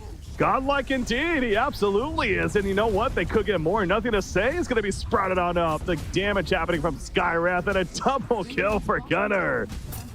Earth Spirit is on the menu, ladies and gentlemen, as a carry. This guy is smurfing on LGD right now. This is... I'm not sure how often this has happened to LGD, where they're playing against a mid who's beyond Godlike at minute 10. Surely not very often. So, yeah, if you're LGD, you're going to have to make sure that this doesn't derail even harder. I mean, I guess where do you start with that? The one thing is Sven is he's got the Mask of Madness. So he obviously died right there, but he's back up and starting to hit creeps. But it's one of those cases, yeah, if he can sit back and farm, then okay, he can certainly recover. But the momentum, the way Nouns is playing, if they keep up this very aggressive playstyle, then... Yeah, it's going to be like on the line of, okay, you need to help your Wind Ranger and Sven farm. And the moment that they overplay with this Earth Spirit, if you can get one turn kill, it's going to be so big because this guy has so much gold, he has a streak, and he's going to give so much XP. True. Yeah, it's almost that kind of, he has too much success on the Gunnar that he's like, you know, the hurting from the success here, that could be a potential that, yeah, he still wants to make plays and get kills, but yeah, if he does go a little bit too deep, ends up giving up the kill, then suddenly that could shift the pendulum for sure. But I mean, he has 1,000 gold save job. His power to Spirit Vessel, so he's going to try to go that hard. We saw that in the previous series. It took a lot longer than he wanted, but this time at this rate, it's going to be a decent timing for sure. Bottom, Sven trying to get away, but again, the rolls are in. Gunnar trying to chase. Wrath of Nature comes through as well. Look at the damage. Just the Spirit Vessel is just constantly ticking him down, and eventually... Oh, the save, never mind. Gunnar is godlike continued. Just outplaying them. Okay, let's see if they can find more. 3 stones left. Yeah, it's another one. Mystic Flare. Shadow Realm for Dark Willow. She survives for a little bit longer, but another roll and another connection. 12-0-1. Oh my gosh. You said it earlier. He's smurfing on LGD. Yeah, he is smurfing in his game, quite literally. I don't want to get people's hopes up too much because I think this game is still not that far out of reach at all. It's only a 2k lead because the LGD still have very scary heroes. But if they can keep up this tempo and make sure that Gunnar stays alive, they're going to be A-okay. It's more about if they make a mistake where he overplays, it will be incredibly costly. Yep. Well, Sven, we'll say it's farming Ancients right now. Got a stack going, but look at the smoke play up top. Showing there, it's Gunnar leading the way. Lilith not far behind. Mystic Flare up in 10 seconds. Could catch Phoenix, perhaps. They want the Wind Ranger, though. There comes the steal. She got the Wind Run off before. Swing and a miss there, but with Spirit Vessel, nice shackle shot. Nouns is alive for now. Is he going to be live in the long run? God, they just have so much chase. Oh, he just can't get away. You're not. How do you get away from those two heroes? You can't. Oh, yeah. I mean, this is like one of the reasons why this hero is so good. Like, if he rolls on you, even if he misses, you cannot TP out because the roll has too low cooldown. So like, you just die because this reach is, honestly, it's near endless in terms of how much he can chase you. But LGD are doing a good job at keeping the map split. Even though they're losing heroes, while they lost the Wind Ranger top, they did kill the Brew bottom. Sure. So they're constantly like trying to trade, and people are gonna get farmed. So I mean, Nouns are doing great. Don't get me wrong, but they're gonna have to keep up the pace. Yeah, K1's getting closer to Fury. It's definitely deceptive. Yeah, absolutely. It is. It's a lead, but it's certainly not the. Scanning. Oh, this is a complete stomp lead by any means. I mean, Sven, he is still looking very good. The Echo Saber, the Mask of Madness, and now, of course, he has the BKB queued up, but doing his job there. But you're all right, though. Turbo Battle Fury, it's just around the corner now. Dire's middle Because tower I've been in these games. Like, you're owning, you're like 12-0, 15-0, but the problem is enemy team scaling is still very good. And the thing is, if they're all farming, there's no way for you to physically kill every hero on the map all the time. Like, they're still getting stuff. So, but I like that they're smoking. Yep. Just continue to train. Just keep it up. Well, I mean, he gets a 25 strength Reaver, so he picks that up. Radiant Get the bottle with the double damage rune. Let's go find another kill, he says, and well, he There it found is. one. There it is. That's a Hits easy for feat, 300. Bill. No problem. And now they're gonna try to keep it up as they head into the Radiant jungle. Shiro, now realizing that they're coming over, manages to get away before. Close call there, though. Solar Crest for Nature's Prophet, of course, nice to have as well. Yeah. This is like some really nice synergy between the heroes. It reminds me a little bit of OG. Like, you have like just these fast-paced heroes, and you're playing them that way too. Like, Topson on Earth Ray just rolls around. You have, people just TP it on their Nature's Prophet and keep up the pace of the game. Because yeah, what they're doing is great. But it has to be, I don't know, maintained or upkept. They need to keep this pace.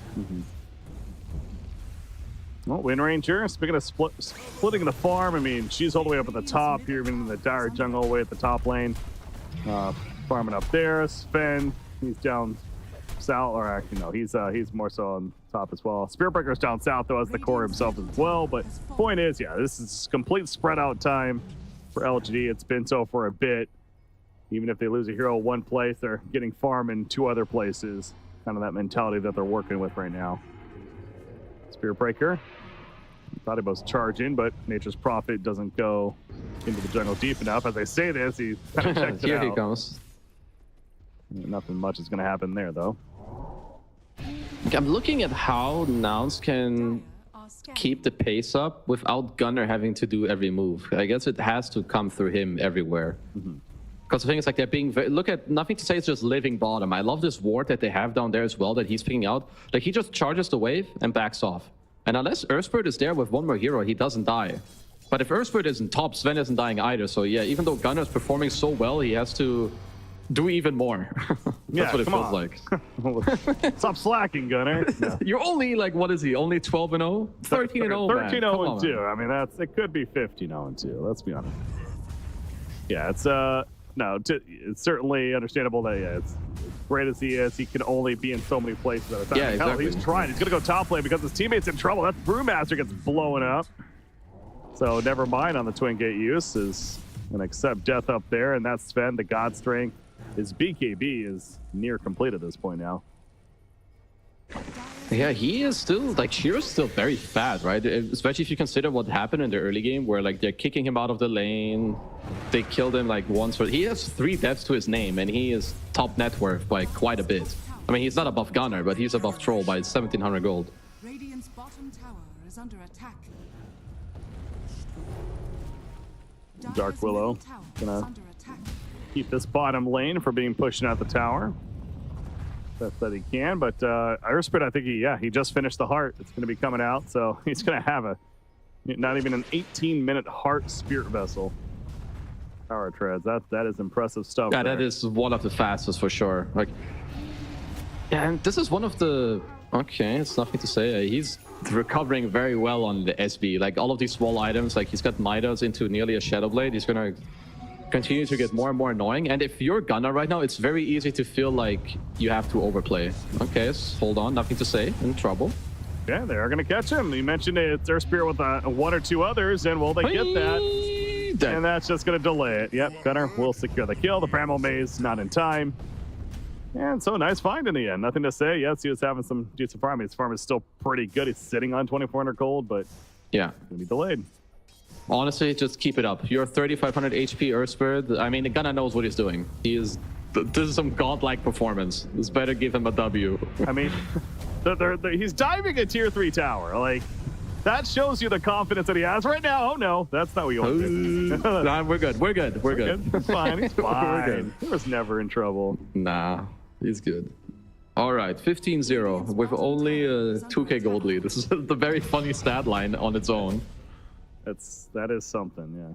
Well, at least in like 10 minutes from now, it's going to be K1. He has to take over because he's about to have the freest game of his life. In terms of space, yeah, it's getting infinite space. That's what I was going to say. I mean, now we really are starting to feel that, at least, too, on the side of Nouns, where even a couple more kills taking place. But yeah, K1 has been just absolutely free farming during this, too. So, and it reflects in the net worth. I mean, yes, Sven is still slightly ahead, but Troll is right behind him.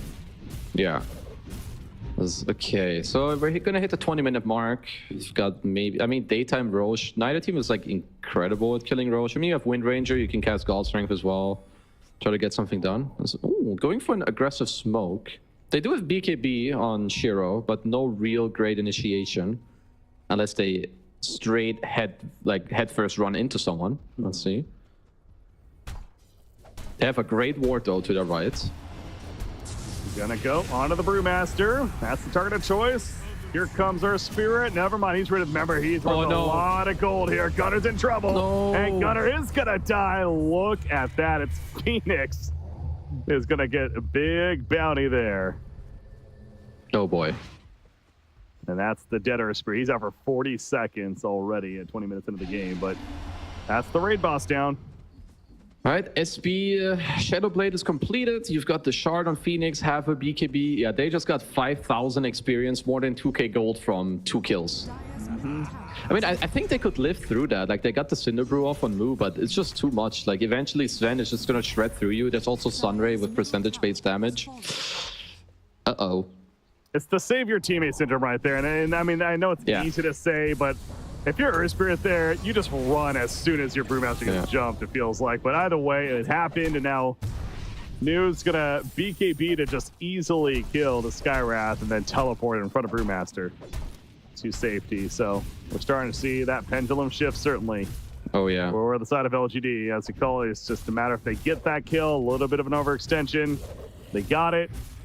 And LGD feeling much better now. Yeah, I'm not. They have a higher win percentage, and I'm not that surprised. I think their team fight is still incredibly strong. Like, even with some of, because sure, like, nothing to say the really bad early game, but at this point he doesn't care about his early game anymore. He has Midas, he has Shadowblade, he's like 11k net worth for 20 minutes. Like, he is super chilling. Phoenix is doing Phoenix things, farming himself at the bottom side of the map, the only one down there. Why not? There's Spirit Control Warlord coming down here, but I'm not going to get him. I mean, they can go for Roche. It's not like incredibly fast, but they can. They have Solar Crest. They have Troll, who, I mean, it's going to hit it very fast, but let's see. It looks like LG, maybe they're pinging it. If they get to 5 before Roche is down, I think Nouns could be in trouble. So let's see how fast they can get it. It feels like it's going to be just delayed. Unless... Okay, I think they're going to get it. Let's see if LGD can get a fight out of it. I think if Nouns all TP out now, they should be super happy, but that's a hard call to make. Oh, but yeah, look at they got them closed in. Sven with the jump immediately. Brewmaster is able to get the primal split off, though. Meanwhile, K1 in the miss. He has his Battle Trance still. Finally activated. Goes for the egg. Egg is dead. Golds. So Phoenix is out. The Battle Trance helping to keep Troll Warlord alive and get that kill. And now the life still kicking in. Sven, the Whirling Axes, they kill the Troll. But the 8 is going to bring him right back up. And Sven dead. That is the key for Nouns. The TP out for Wind Ranger is successful, but yeah, that is definitely a worthy Aegis used by Nouns. They're just too good. Like, Mu was on the status of this stance, like on the Void stance, which gave him enough to then get the split off. Looks like Planet is die backing. Also, super nice ult by K1. If he doesn't ult there to kill the egg, Sven is just gonna shred through him, and then he dies in Aegis, egg pops, boom. But no, they do everything right. Not bad. If Nouns want to pay me for me to curse them every time that, they're going to lose next fight and then they just get away with it, I'm down. I mean, the positioning from LGD, it was pretty legit, but the jump from Sven onto the Brewmaster, obviously his teammate support wasn't able to help him enough in time. He got the primal split off, and That kind of proved to be the difference making. You're right. The troll with the battle trance at the right time. Yeah, it was really good. That was clutch for sure.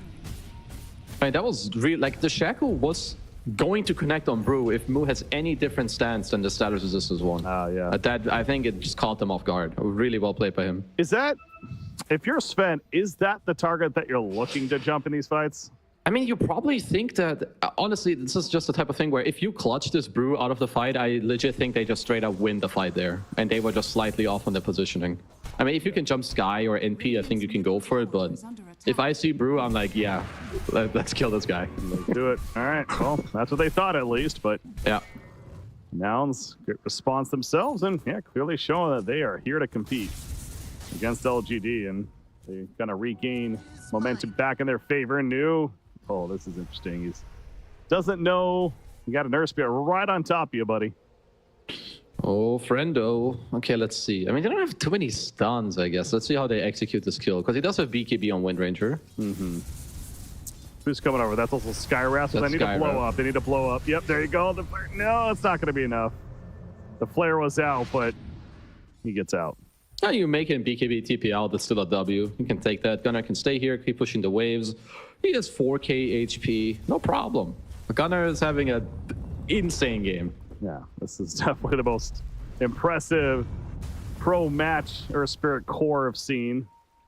I think in a while. I mean, obviously Earth Spirit has a lot of history in Dota 2 competitive, yeah. Mainly in that support role though. It's starting to transition a little more into the core role as of late. And Gunnar's certainly up there on that list right now as far as more impressive performances with it. This is one of the best mid performances I've seen. We'll see if he can hold on to it for the entirety of the game. So now some BKBs are coming out. I think Why You Smile, he got his on the Phoenix. So he's going to be, it's going to be quite easy, I think, for him to get some of these eggs off. He can get out of the silences, just get the egg off. He's got the shard as well for the Sunray. So you need to be careful over in the trees as bottom lane is being pushed in by Nouns though. And yeah, Troll Warlord, he's almost level 20. He's going to get there after this creep wave perhaps. And there you go. So he gets the Berserker Rage armor now as well to go with his build. He's queuing up a BKB, or excuse me, an MKB. Yeah, he's also queuing up, he's trying to get the Lincolns. Yeah, I guess it's annoying, like some Shackle, some SB Charge, SB Ult. But there's quite a bit of it, but okay, we'll see. I feel like he might need aggressive items, but if that is what allows him to get hits off, then it kind of counts as an aggressive item. Yep.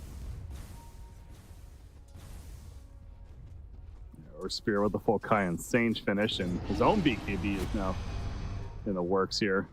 Trying to think, like, does he even go something like an Octarine core route, the cooldown reduction? But I think it's pretty good. I think if he can get there, maybe eventually you also need like one semi-defensive item against Sven, like maybe some E-Blade, but that would mean you kind of have to split up your Kaya Sanj, or like you go for a Shivas, because I think the only thing that will own him later is if he gets stunned into Sven hitting him with a Sunray. Yeah.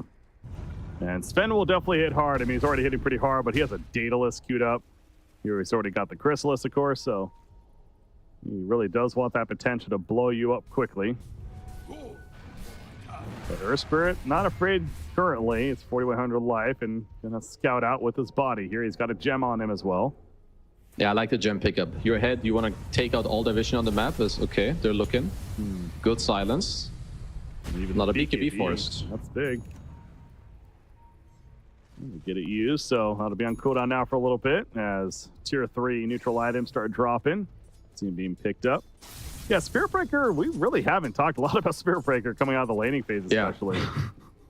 So. He's just like recovering and killing creeps, kind of, right? Like all what their game plan is at the moment is to like try and delay, get everyone some items. But yeah, I mean, I've seen this so many times, like these Spirit Breakers, because they're honestly, this hero is very annoying and hard to catch in like the mid game. Yeah. He's full move speed, he insta kills the wave, he can charge out, he might have a Shadow Blade, but I like this from Nouns. Just, knock on the door. Force the reaction, stun. Shiro gets the stun on to Gunnar, but this is a very tanky Earth Spirit. Oh, there's a charge through. Okay. There's Spirit Breaker. That was a little deep, though. Nothing to say. Okay, gets the Lotus Sword, but he'll be fine. Oh, Troll Warlord could be in some trouble. Feared as well. Can he get out of time? No, he can't.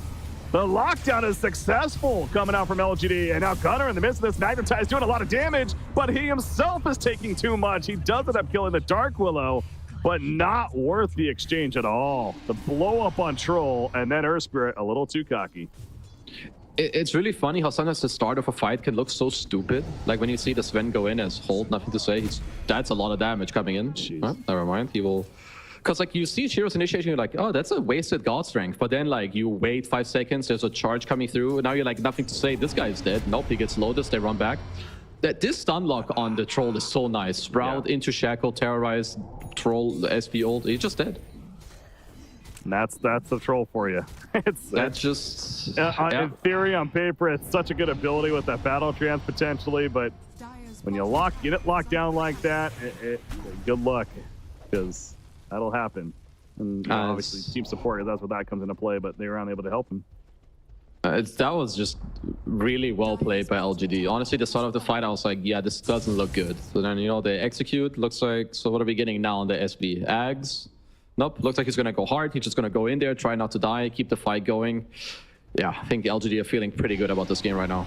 Yeah, another shift, certainly. I mean, I'll look at the graph myself here, and well, it's back. You know, it's upwards of 60% for Nouns, and now it's about a 55% for LGD. So this is definitely an up and down. We got to quite the roller coaster right here. Oh, we definitely do. In this one.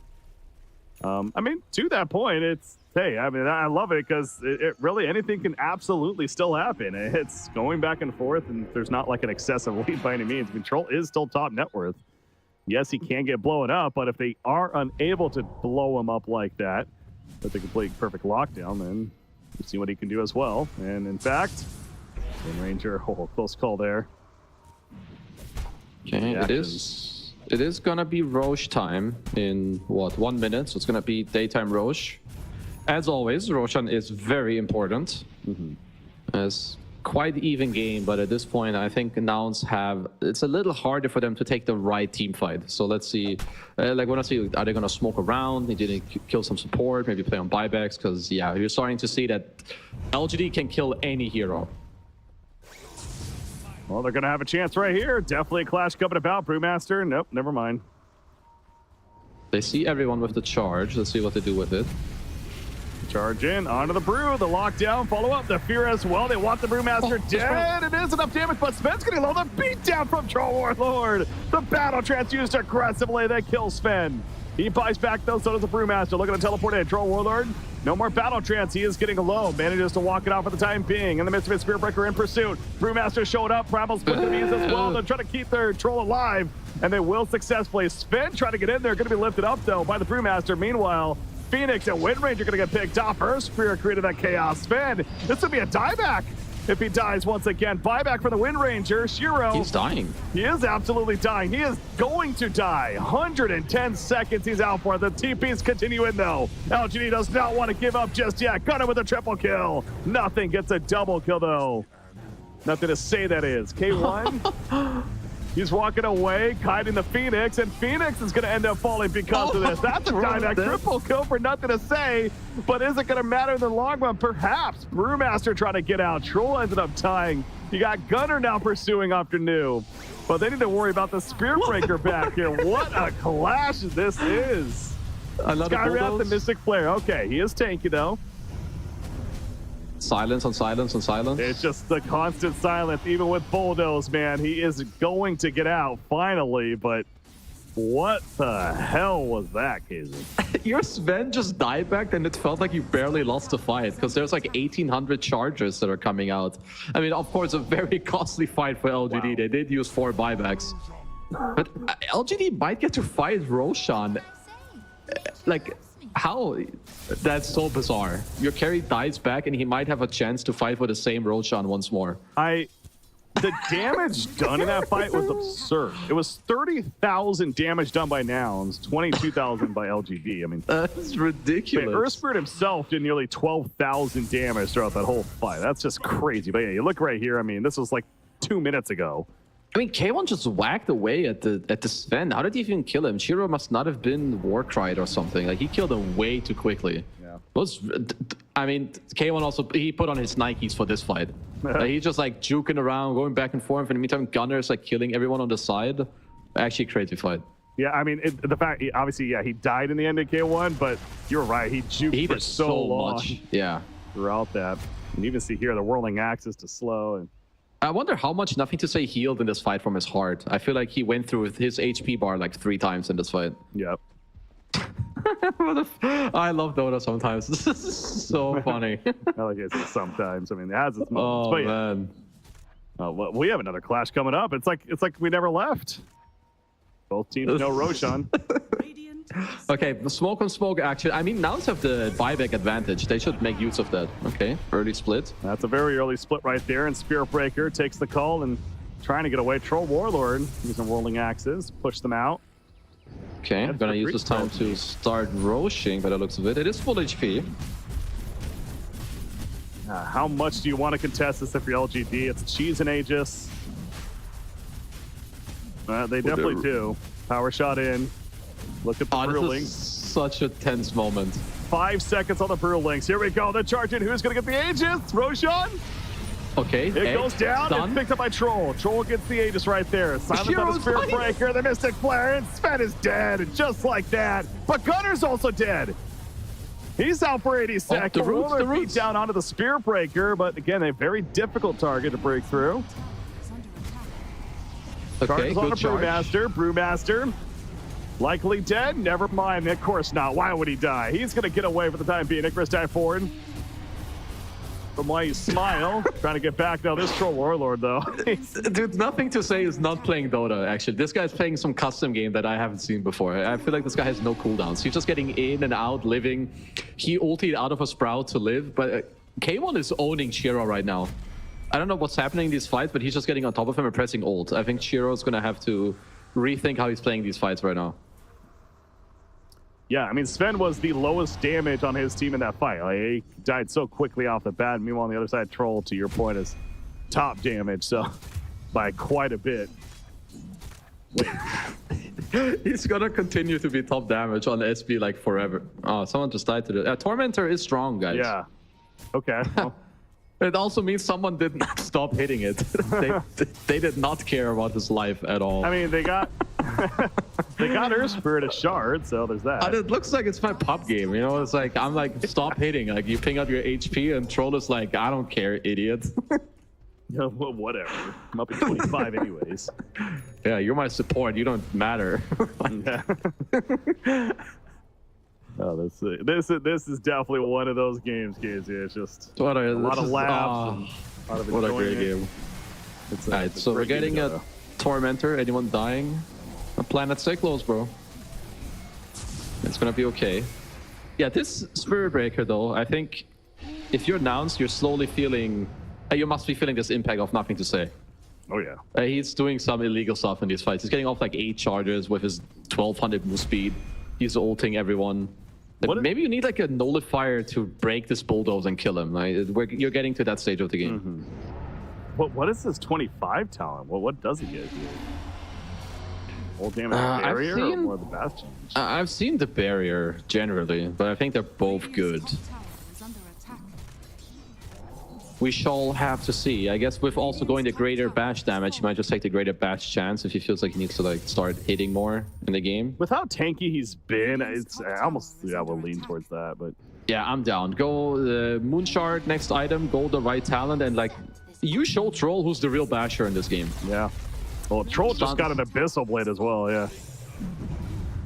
Can't use it if he's perma-bashed. True. Radiant's I mean, top tower tier 4 items are also starting to come out, by the way, so that's another factor coming into play here. You do see them dropping. Trickster Cloak picked up by the Troll Warlord. So he's more evasion to work with and has that invis now. Okay, let's see what else we're getting. I know that Earth Spirit talents are crazy. Gunner is level 22, so that's pretty good. Like, Magnetize Undispellable. Anything that becomes undispellable later in the game is broken. You can't Lotus it, you can't dispel it, you can't do anything. Let's see. Moment of Truth, Nothing to Say. Radiant's Decide right now. If he takes more than 10 seconds, Zhao 8's going to slap him after this game. All right, he got it. Good job. tower Always. I agree. You were right. Yeah, so next one is going to be the Aghanim's. Radiant's And we're gonna I need to see 2 moon shards later instead of the boots and the Midas. And he's gonna whack them to death.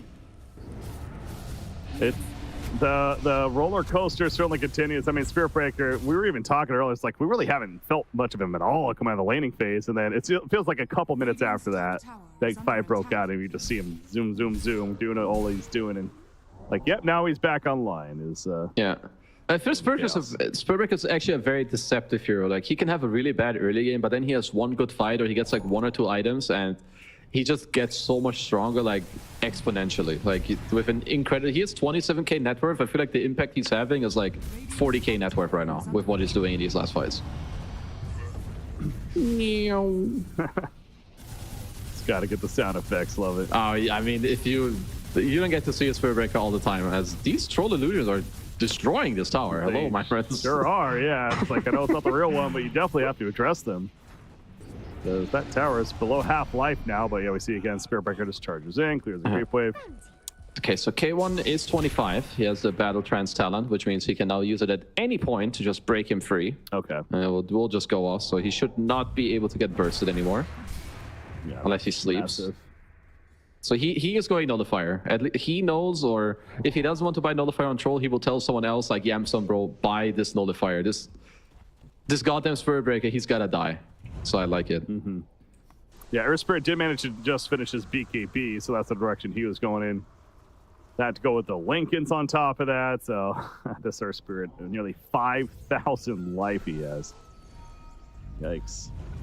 Who did they find over here? Phoenix? That's a Phoenix. The BKB use is going to get him away, but that's going to be on cooldown now. And they're doing good, just like forcing out these BKBs. Like, when you're ahead in the game and you own more of the map, like, just don't allow these people to stay active on the map. As new should be okay, indeed. Yeah, Wind Ranger, Gleipnir's finished with that, and there's even a Chrysalis now, so yeah, her damage output is becoming a bit more respectable. With a set of Nouns.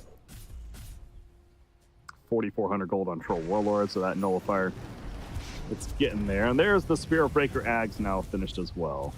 This Phoenix is no joke in late game too. He's about to have a refresher, so he is getting YU Spine is going to be pretty strong. Because like the longer the game goes, I feel the more annoying it is when you have to start hitting random stuff you don't want to hit. Like if I'm Troll at 50 minutes, I don't want to hit an egg. I want to kill Sven. Yeah. Speaking of Sven, he's almost 25 himself. He's just about there, but they're smoked up as 5. And they're hunting bottom. Ooh, Earth Spirit, if he shows himself. Oh, he is very damn close. Ooh, Gunner. This. They know he's up here. Lincoln's BKB. Gunner decides to go in. Misses right there on the new. That's an egg. That is an egg as well. Earth Spirit rolling over the ledge. Keeping his distance. Spirit Breaker charges in. Has another strike. They're going to be canceled over and over again. Silence on the Spirit Breaker. Now Spirit Breaker's in a very aggressive spot. And it is Spirit Breaker though. He is so tough to kill. But they actually are going to kill him.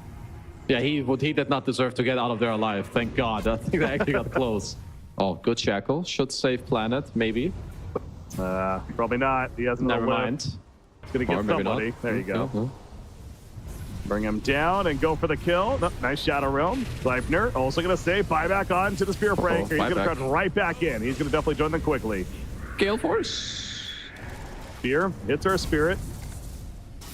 Earth Spirit, now it's time to test out his tankiness. He's going to survive for now with the cheese, but it does so much damage and he cannot get out. 90 seconds. Gunner is dead for a Spirit Breaker going to Nature's Prophet in the back lines. You can tell Nouns realizing they need to get the hell on out of here now. Nice no way for Brew. That's the TP play. That's a nice TP. Just TP, lol. 4 heroes are there. Who cares? Sometimes it works. Nice play from Nouns. Like, nothing to say. Goes too deep. He dies. It's big. Like, he actually had to buy back for this fight. Yep. That's true. So really it was a 1-for-1. As Earth Spirit choosing to stay dead, or not really choosing. You can't buy back if you wanted to, but... So Spirit Breaker, as you mentioned, though, did buy back, and that sets up that timer now. He has another 7 minutes before he'll be able to do so. And Roshan's going to be up in about 1:10. Certainly, that's going to be a focus. Yeah. Honestly, I think K1 doesn't want to buy Nullifier, and I don't blame him. I think it feels weird when he has to like commit everything. Like maybe Yamsen on this Nature's Prophet just has to buy it next, and then whenever you want to go on someone, or someone has to buy a Yules. But I think this Spirit Breaker needs to be itemized for by somebody. Still, he's a pain in the ass. Oh yeah, I'll just say it how it is. Absolutely, There's no way around it. This is a hero that even when he's underfarmed can still be really annoying, but oh yeah, now he's just unkillable. It feels like, and also doing what he does and just charging in your face constantly over and over again. So that's definitely a pain in the ass for sure. But Skywrath Mage, his own Ag's Scepter is almost finished, so he'll have a bit more spells. More spells to work. We're always like that. Always nice. Oh, new. Gotta be careful. They are smokered. Athos. Not the easy BKB force. Got the reflection. Troll in the front. And Rosh is up in 5 seconds. now, 30 seconds, Roshan is going north, so this is also interesting timing. Oh, this is gonna be a big fight. That's an illusion. Are they gonna fall Get for your it? Pog No. Champs ready, guys. It's gonna be a big one. Maybe. Oh, yeah, it definitely is. They're going, look at the Sprout block, by the way. Well played there. Yeah. But the Roshan's not going to happen. Meanwhile, Sven jumps in. Oh, He's like, the charge "Take through." this damn Sprouts out of here. He kills an Nature's Prophet, and Skywrath is dead as well.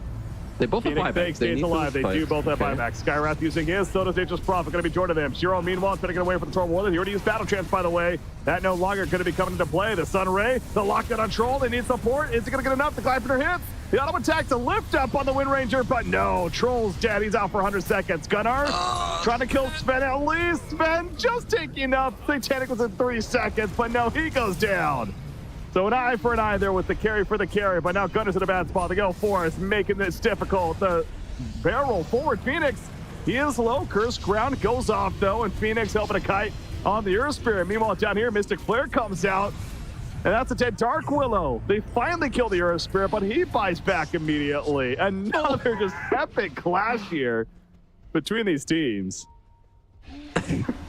Sometimes I wonder how halfway in, how are you casting these fights? There's like 800 spells going around, and I'm just impressed you really get to like focus on one thing. These fights are so random because this usually doesn't happen in Dota, where you kill the enemy's carry first, but then your carry dies in return, because then suddenly you have no right-click damage, and then you just have 18 billion spells who are flying around. Yeah. It's so funny. It's insane. It just turns to absolute pure chaos.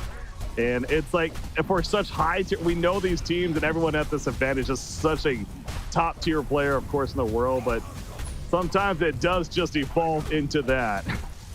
And you know what? This is going to be a Roshan kill for Nouns. After all of that, that's So the third discharge, Roshan. look at this, 1, 2. He like stunned 4 heroes on this initiation with Spirit Breaker. That was some good stuff.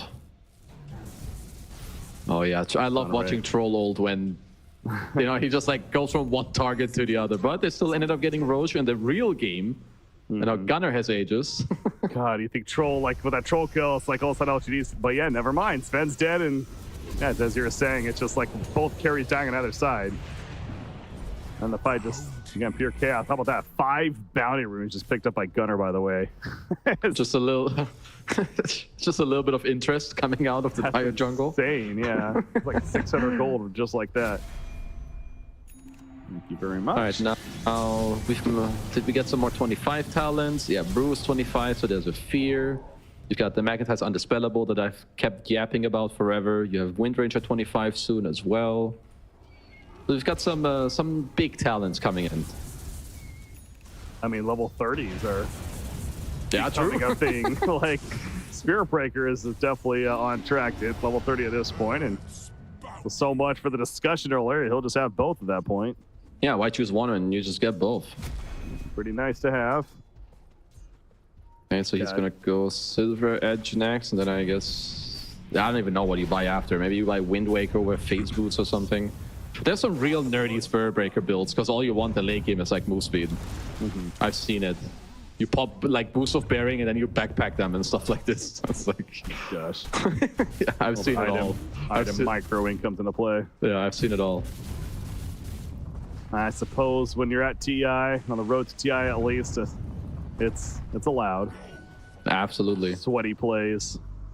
Yeah, we need, nothing to say. He needs to reach like 2k move speed in this game. Maybe someone buys drums for him. He buys Yasha, Kaya, or I don't know. Okay, anyway, there's only a 6k gold lead, but at 50 minutes, honestly, anything below 20k, it doesn't matter. Yeah, I was just going to say, it's. I'm not even looking at the net worth anymore. I don't think people really should be in a game like this. Yeah. Just, anything can happen with when it comes to just who gets the jump and how quickly they're able to burst down said target, etc. So I don't think net worth is all too relevant at this point in the game. I mean, you start to think about the 60-minute mark in a game like this. Of course, tier 5 items, but Yep. we're still 11 minutes away, so... I in my mind, I'm already there. Yeah. I'm already like debating, okay, what's the next tier 5 item? What do you want to do? Okay, Yamson is queuing up Wind Wakers. Yes. Oh, there. Something's about to happen. Absolutely. Gunner is really up here. It goes on a Sven. Nope, Sven flicks away. Nice job with Darko hitting the Terrorize. Look at this Earth Spirit, though. Continues to be that nuisance in the backlines. Gunner popping the BKB. Sunrise coming out, as well as the egg. Now it's number 2 for Nouns, although Earth Spirit keeps getting locked and pushed back in, and he's going to get stuck by the egg, and that is an Aegis. However, back here, K1 jumps onto that Phoenix. The double egg coming out, though. Egg. Can they kill the second time? No, he's focused on Sven. Sven's getting low, but the Satanic kicks in. And Troll Warlord's dead as a result. Buyback from the Troll. Immediately, Skyrock getting costly pushed back. Silence on nothing to say, at least. Lotus Orb is up, though, and they just destroy Nature's Prophet. A triple kill where Shiro finally goes down. Thanks to the Magnetize. Oh, that blow up, though, in Troll. It had one hit. I'm pretty sure. I need a replay of that. I'm sure that was a one-hit egg. That's a late-game egg with one hit left.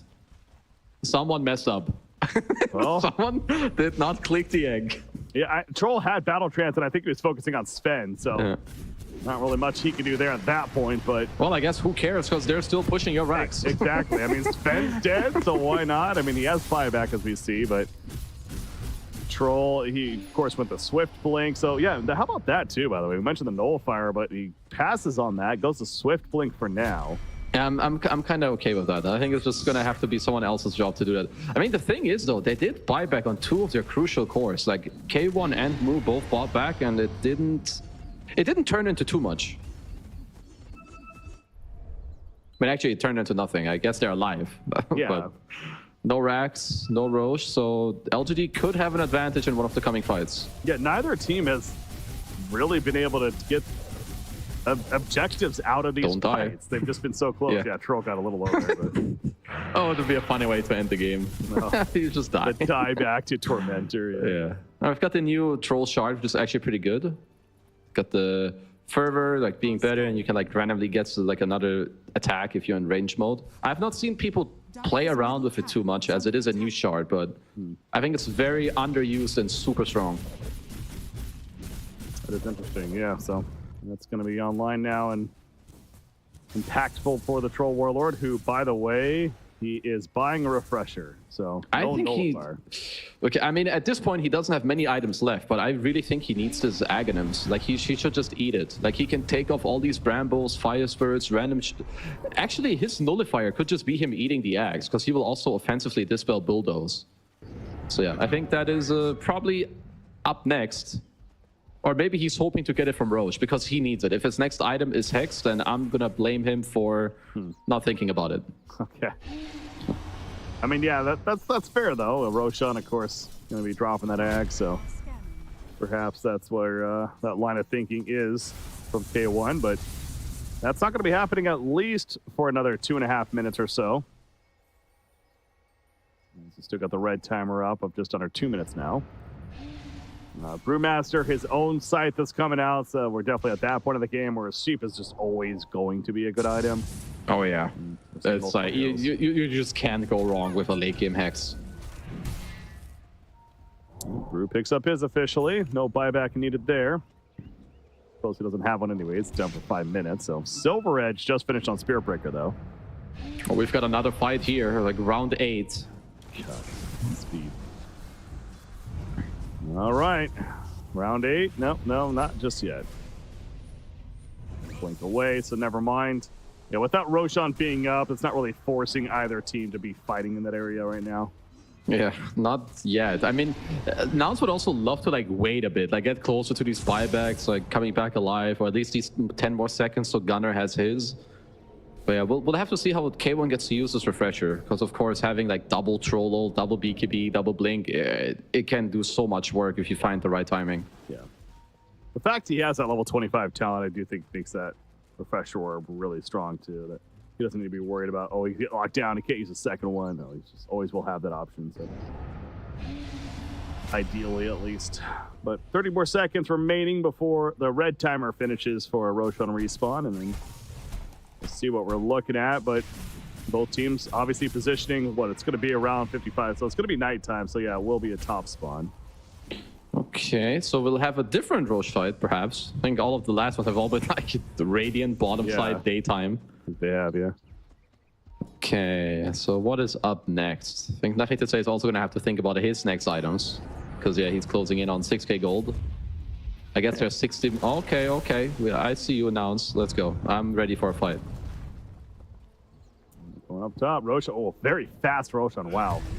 It's near instant. It's actually going to be Radiant. If they all clap it instantly, they will get it here. Yeah, look at this. They have 14 seconds. Oh, God. Okay, they're gating. Okay. Oh, but he didn't see his spawn. He just spawned right here, and he left just before. They'll see him making his way over in 10 seconds. Okay. Gunnar has buyback, even if something bad happens. BKB. Getting the BKB out of him at least, but in the end, his final little charge is still up on him. Oh, never mind. So yeah, Roshan making his way over. They're going to see it being used, and there you go. There's the confirmation that they see Roshan, although they smoked up. Oh, they're smoking to fight. Okay, I like that. Don't let them like catch you off guard. Also, Gunnar has no BKB, so if they catch him, it's time. No BKB, but does have buyback as mentioned. Here we go. Miguel Forrest pulling him back in. The team support, where is it? With no BKB, he's in a lot of trouble right here.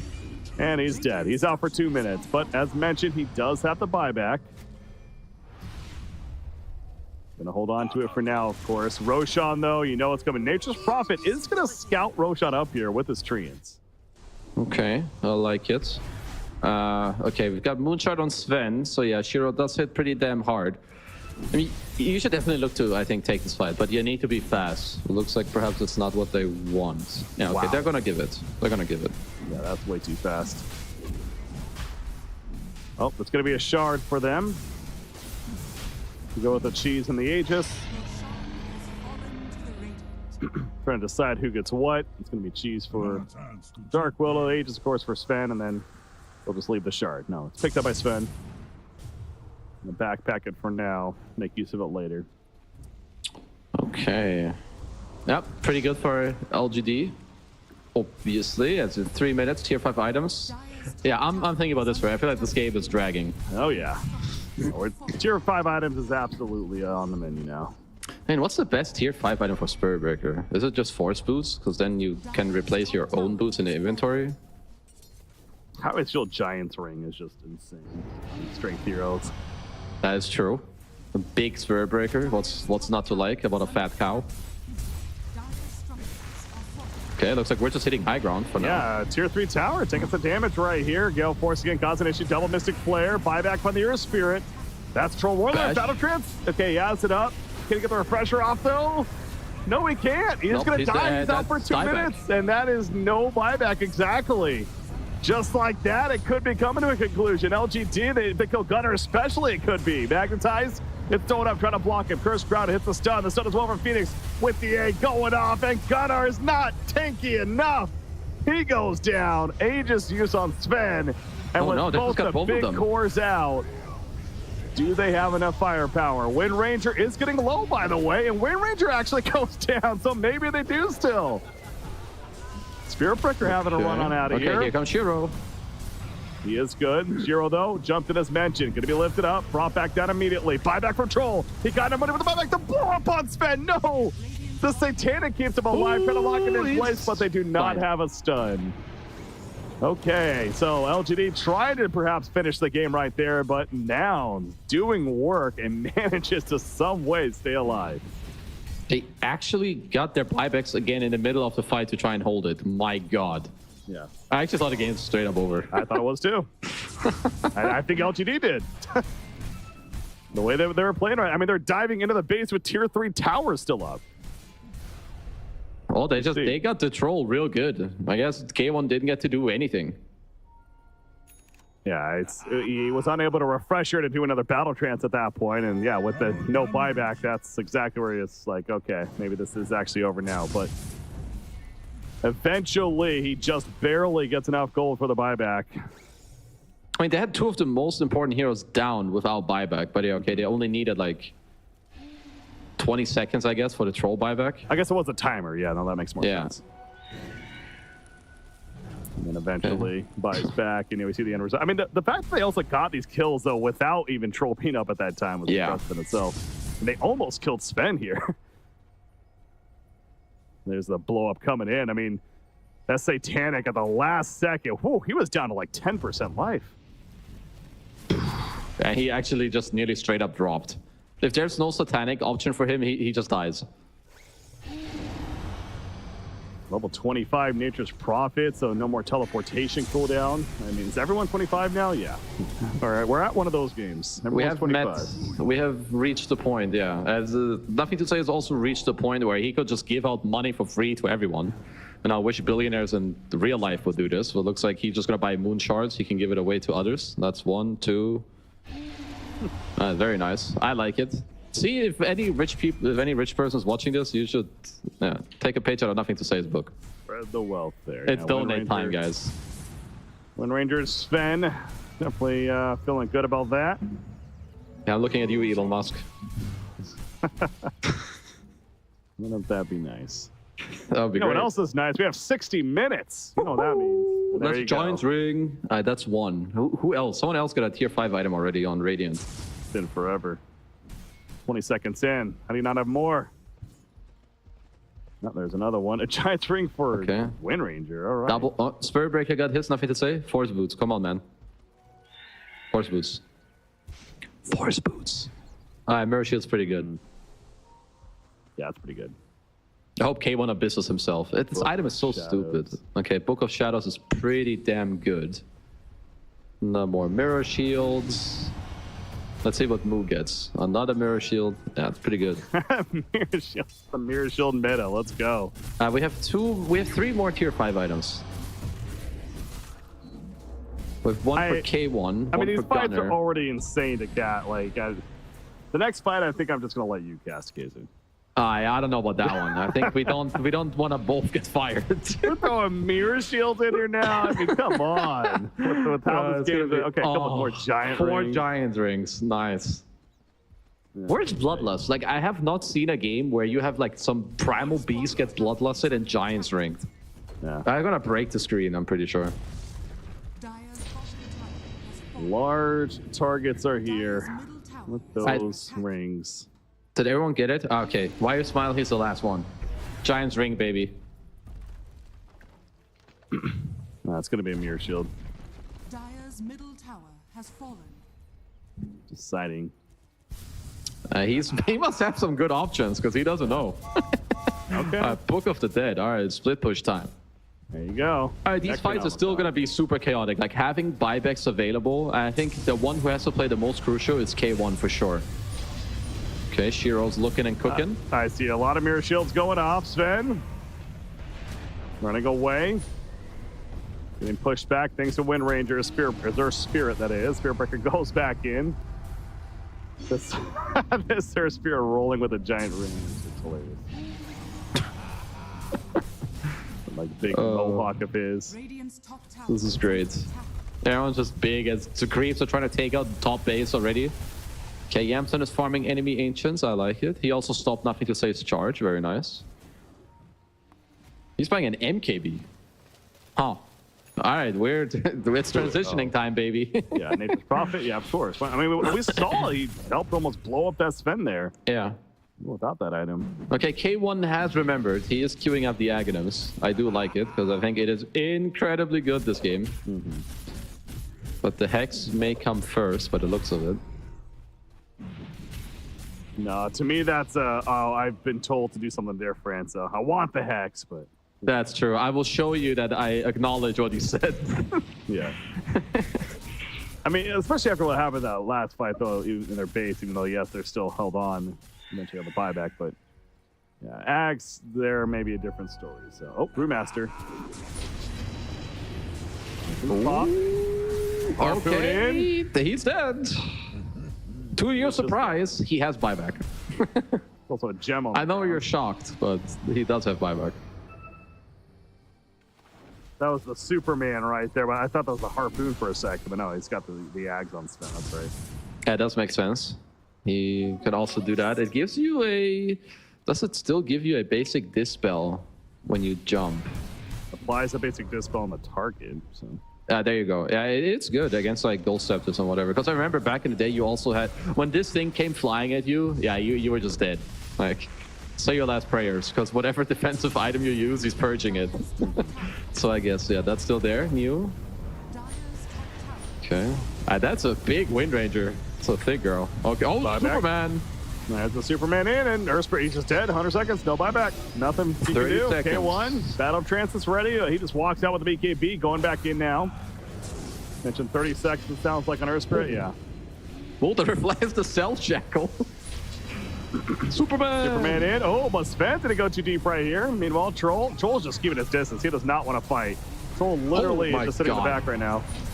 It's just Profit trying to get away. Now Troll goes in with the rolling axes. Jumps on, but again, another Superman away. Earthspirit's going to be up in 10 seconds for the buyback.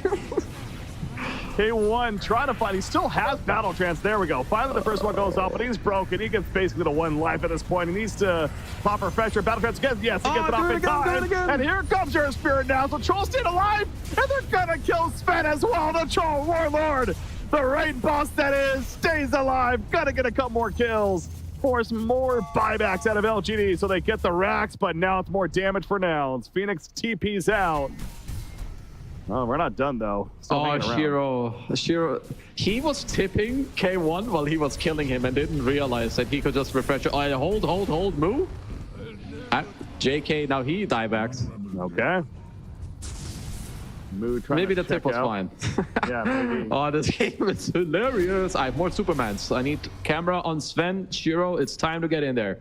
Yeah, there's no more Battle Trance on Troll though. I mean, there's no way he even tries to fight this. Okay, how long do we have on Battle Trance? It's not that long. Okay, 20. That could be too long. That's pretty long when your pace is just melting. That's true. Like this. That's pretty long when, I don't know, this Lord of the Rings Sven with his big sword comes swinging at your tier 4s. Tier 4, the second one. There's the Superman. Skywrath. He is just dead. Never mind, he's alive.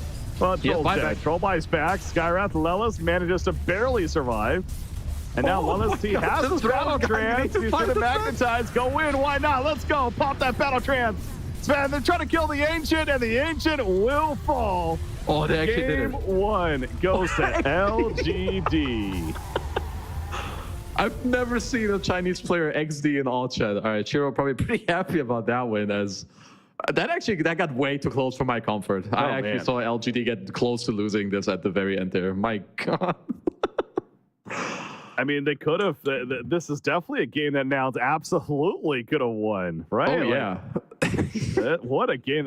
It's one of those that as a commentator, you're just happy that you could have been part of it for sure, because it was pure entertainment all throughout, and maybe not the best top tier play at every single moment of the game, but oh man, it's not always going to be that, and I'm just fine with that. Oh, that was a crazy game. I actually love the fact that people got to recover the way they did, and like some of these individual plays where you get to split off, or like K1 gets tipped, but then he uses his refresher and ulti again during Battle Trance, and Shiro dies and it ends with an XD. I think Nouns way overperformed many people's expectations, mine included. I think the way they played this early mid game was phenomenal. Like if they can do that with slightly better lanes on like maybe K1, I think they just have a free win. I mean, let's not forget, what was it? It was like 15-0-2 at a point on the Earthspirit, I want to say. Yeah. I think there's no question. This is one of those games where it's like an MVP. I mean, can we give it to the losing team player? Is that possible? You could probably like give it to Gunnar. I think his performance was very good, but yeah, I kind of know my vote for LGD. I think there's one illegal man who made them come back into this game, but overall, I think this is like these are the type of games that you're just gonna see at TI because people will know exactly like how they want to come back in the game and like they just take. People might be a bit more conservative and like sit back a bit, but you just get some of these longer drawn-out games that I think both teams actually played so well. Yeah. No, nothing to say. Obviously, had a great performance himself on the Spirit Breaker, and it was, as I kept saying, a roller coaster ride and just so many different aspects of this game, from just the team play to just individual performances throughout. And yeah, you see right here, this is 65 minutes in, just prior to the game. This is that play. I mean, Troll, you think he's dead? Never mind. He pops Battle Trance again because of the refresher and kill the Sven. And like, wait a second, that wasn't supposed to happen. Yeah, they were a little bit too happy there already beforehand. But yeah, honestly, I don't know. What a great game. Like sometimes you just see some people like pull out some of these performances, and I must say, the XD is still the funniest part for me about this game. I think K1 should have probably had an Agnes, but either way, sometimes you just get these games, and I just feel blessed to have seen this one. Yeah, be a part of it, absolutely. So in the end, LGD is victorious, and also that was just game number one. Again, there is going to be a second game here between LGD and Nouns, and like you talked about as well. I mean, fully agree there. Nouns really showing that they can compete with a team like LGD, and are certainly arguably played better than them in the earlier parts of the game, especially. So we'll be very intrigued to see how Nouns responds now. Obviously, they end up with a loss here, but we'd hope for that their psyche, still feeling upbeat from that aspect. But yeah, on the other side of your LGD, it's certainly, hey, this was a closer one than maybe we expected, but you still got the victory.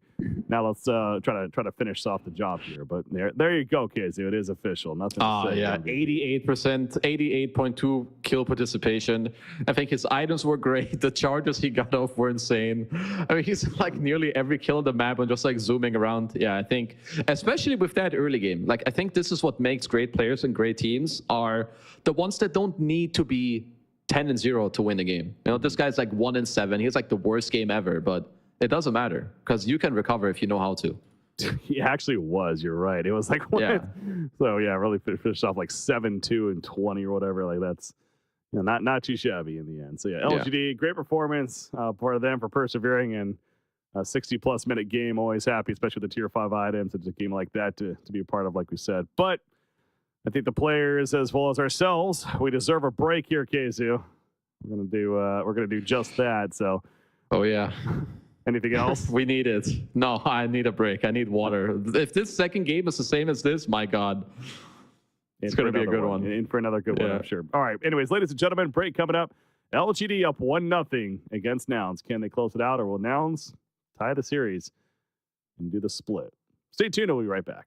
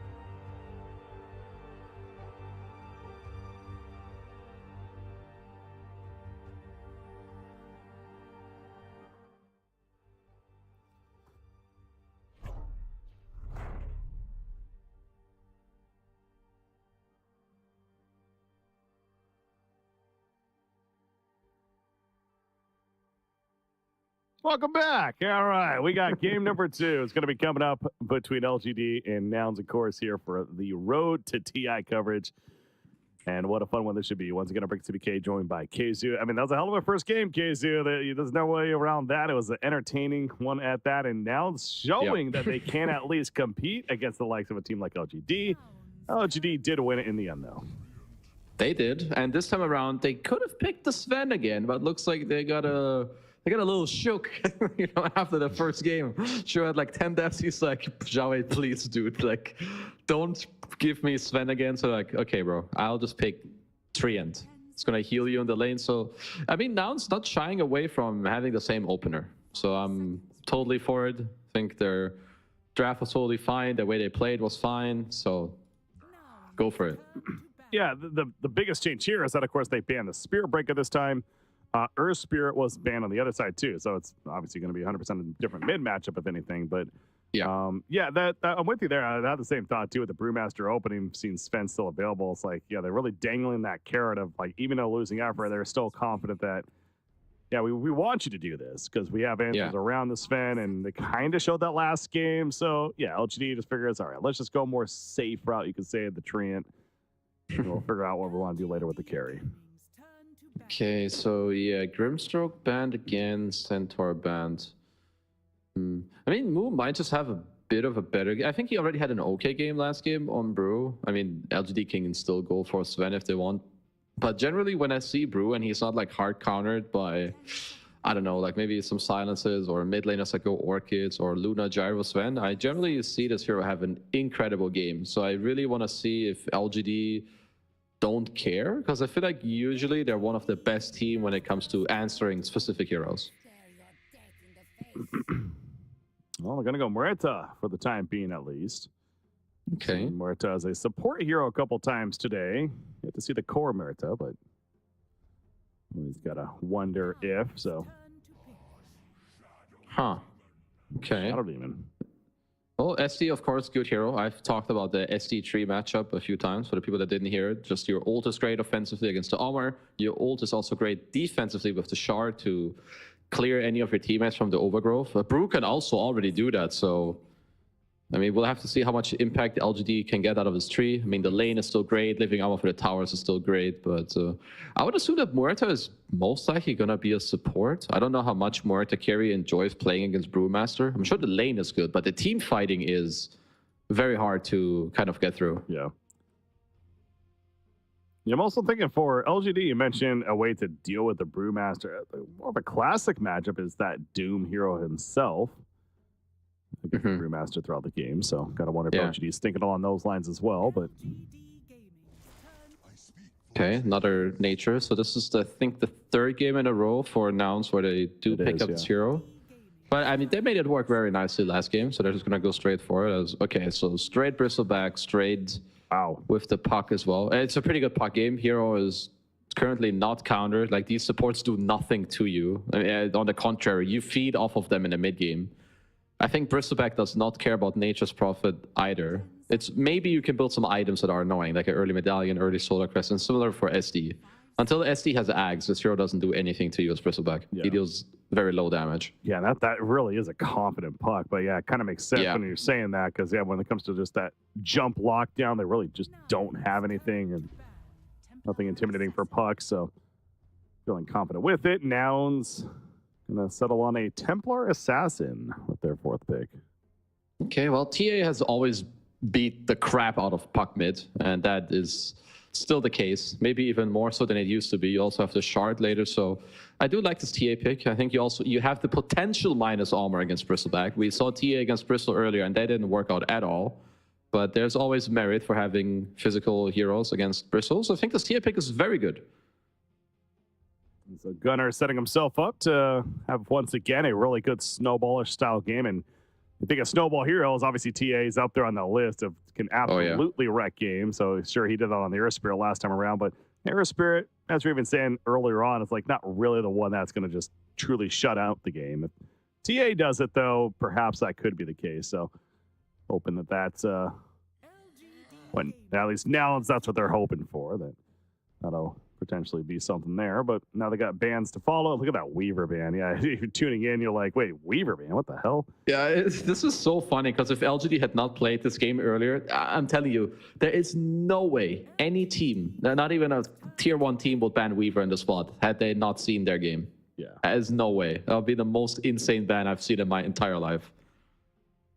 Well, they clearly watched it earlier, though, or at least got the insight, obviously. Or they had a coach was watching, whatever the case is, and yeah, got that insight some way, somehow. So, banning the Weaver, and it is understandable, as that's what they used to get earlier in their first series against Gaimin Gladiators. That went so well for them. So, Faceless Void ban, though. But yeah, both teams likely to go the direction of a position 1. So, going to be heavy on that style of ban here.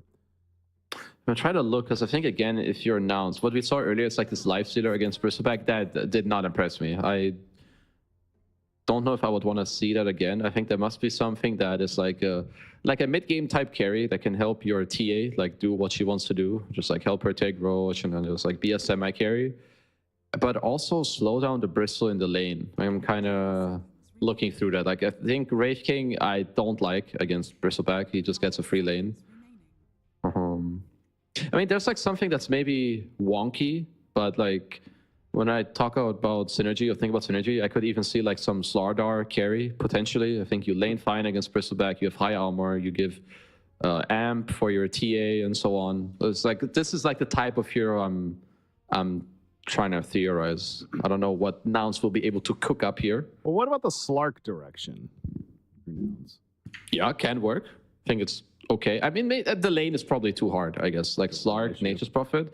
But this is the type of hero that I would like in a mid-game. Like you can play slow fights, you have a shard to like save your TA or save your support, so it does kind of fit the bill. Monkey King probably doesn't work with Nature's 5. He's like not strong enough. Oh yeah, I'm coaching Nouns, by the way. I forgot to mention that. Oh yeah, okay. Tapped into their comms. Damn. All right, not bad. I mean, for me, it was the logic of good to get through like Bristleback throughout the game, and yeah, the longevity of fights. That's a specialty of Slark, so I'm sure they're kind of thinking that too. But in the lane, though, yeah, maybe not as strong. Getting over the laning phase. Yeah, I think it works a little bit like the Lifestealer matchup. If you have like an even lane or you win the lane even as Slark, I think you have such a good game. I think you're supposed to lose this lane as whatever Slark +1 you have. And last pick Naga. Okay, it's a pretty damn good Naga game. That is for sure. Slark and TA don't deal well with it. These two supports also struggle as well. And Naga Puck are really cool together in the mid game, since Naga like gives you vision, opens up the map, allows Puck to do what he wants to do. So I think Moo's gonna have to do a lot in this game on his Brewmaster to counteract this last pick Naga. Yeah, Naga Siren, we've seen her banned a couple times throughout, understandably so, but this time makes it through, and LGD confident with the Naga Siren pick. So we saw what New did on Bristleback earlier against Gaimin Gladiators. You mentioned nothing to say here on Puck. Feels like a really good Puck game. Outside of that mid matchup, perhaps, but getting out of the laning phase, certainly have high expectations out of what you can do. So on paper, if I heard you right, it is sounding like LGD maybe has the stronger lineup. I would favor them, yeah, a bit more than last game, but sometimes drafts, like, who cares? If Nouns can have the same early game as last game, like, they're gonna be cruising. But I think their mid lane should be good, but I'm really worried for the Slark lane. Like, that's the one that I'm gonna be looking at. Yeah, so it's gonna come down to K1, and who frankly it has been a bit of a struggle for him as far as that in that carrier role and having a successful earlier start. But this would be the game to do it, absolutely. If he somehow manages to do that on Slark, then can get out of hand for sure. But we'll see. We'll see what they're able to do against LGD. A split series here, in a sense, would almost feel like a victory. Oh, yeah. I'm sure, for a team like Nouns. Well, yeah, we'll see. I still think this is a super, super powerful TA game. So if they can get the ball rolling with him, and maybe again, like Yamson can look for some moves, or maybe he can be the difference maker in some bottom way where if you sacrifice the Slark in the early game, honestly, if K1 isn't up to a good early lane, I think you can just focus to try and win mid and bottom with your Nature's Prophet and be like, fine, you're going to throw us a shard later, give us vision, you'll be fine. Well, smoke plays out for LGD. Naga sent a couple illusions to the mid lane. Trying to wrap around and maybe catch somebody like the Brewmaster, but not going to happen. So once again, in the end, going to see not much mid lane action as a result. Eventually end up into the laning phase here.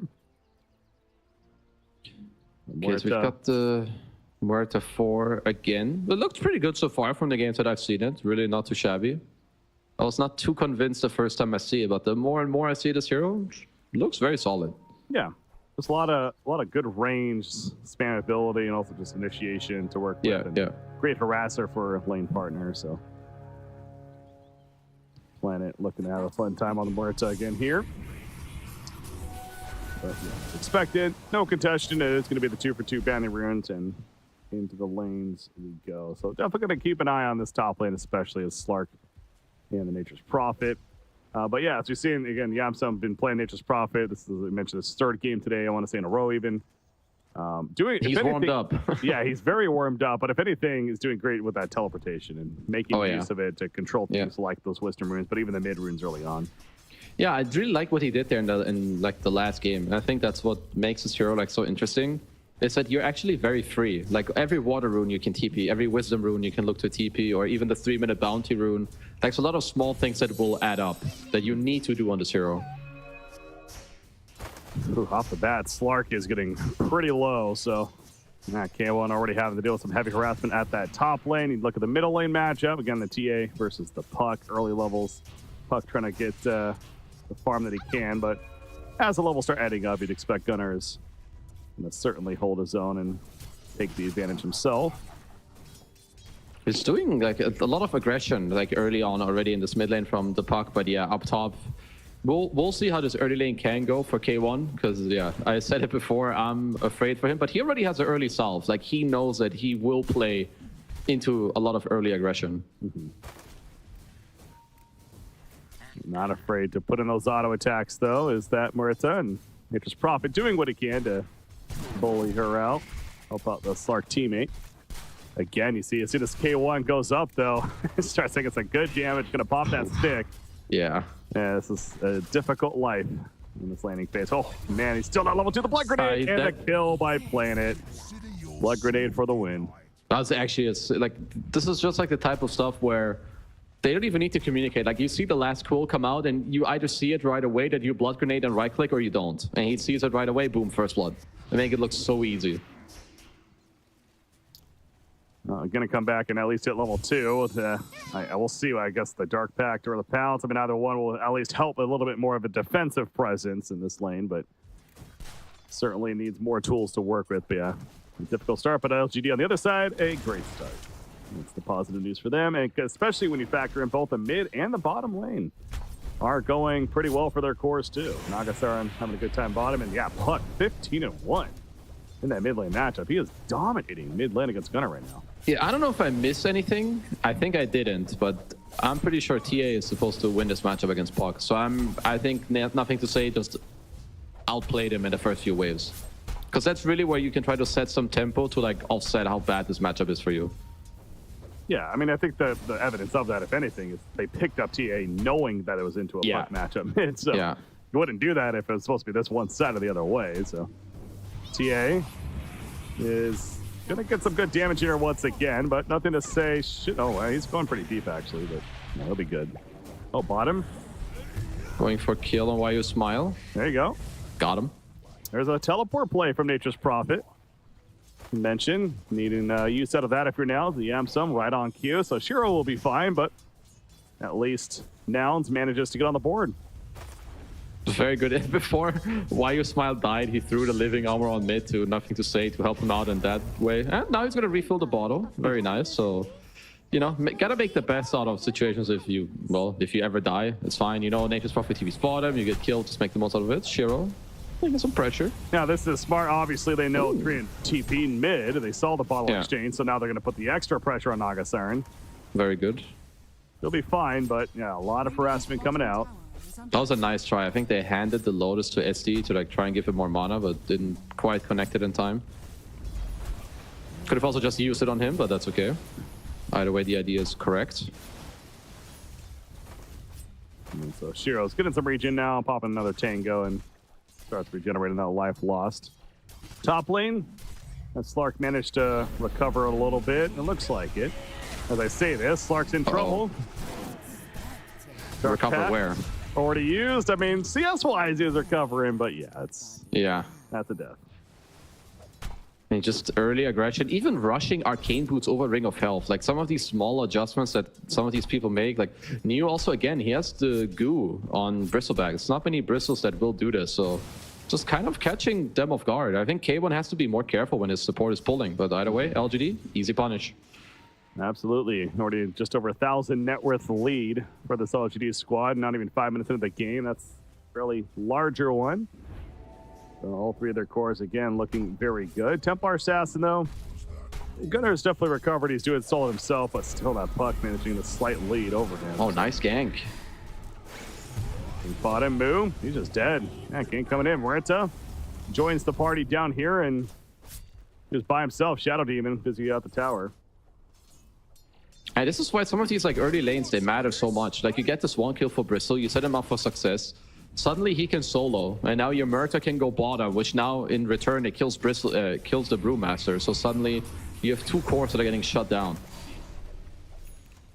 Again, K1 could be in trouble. Look at this, Muerta, and here comes Why You Smile as well.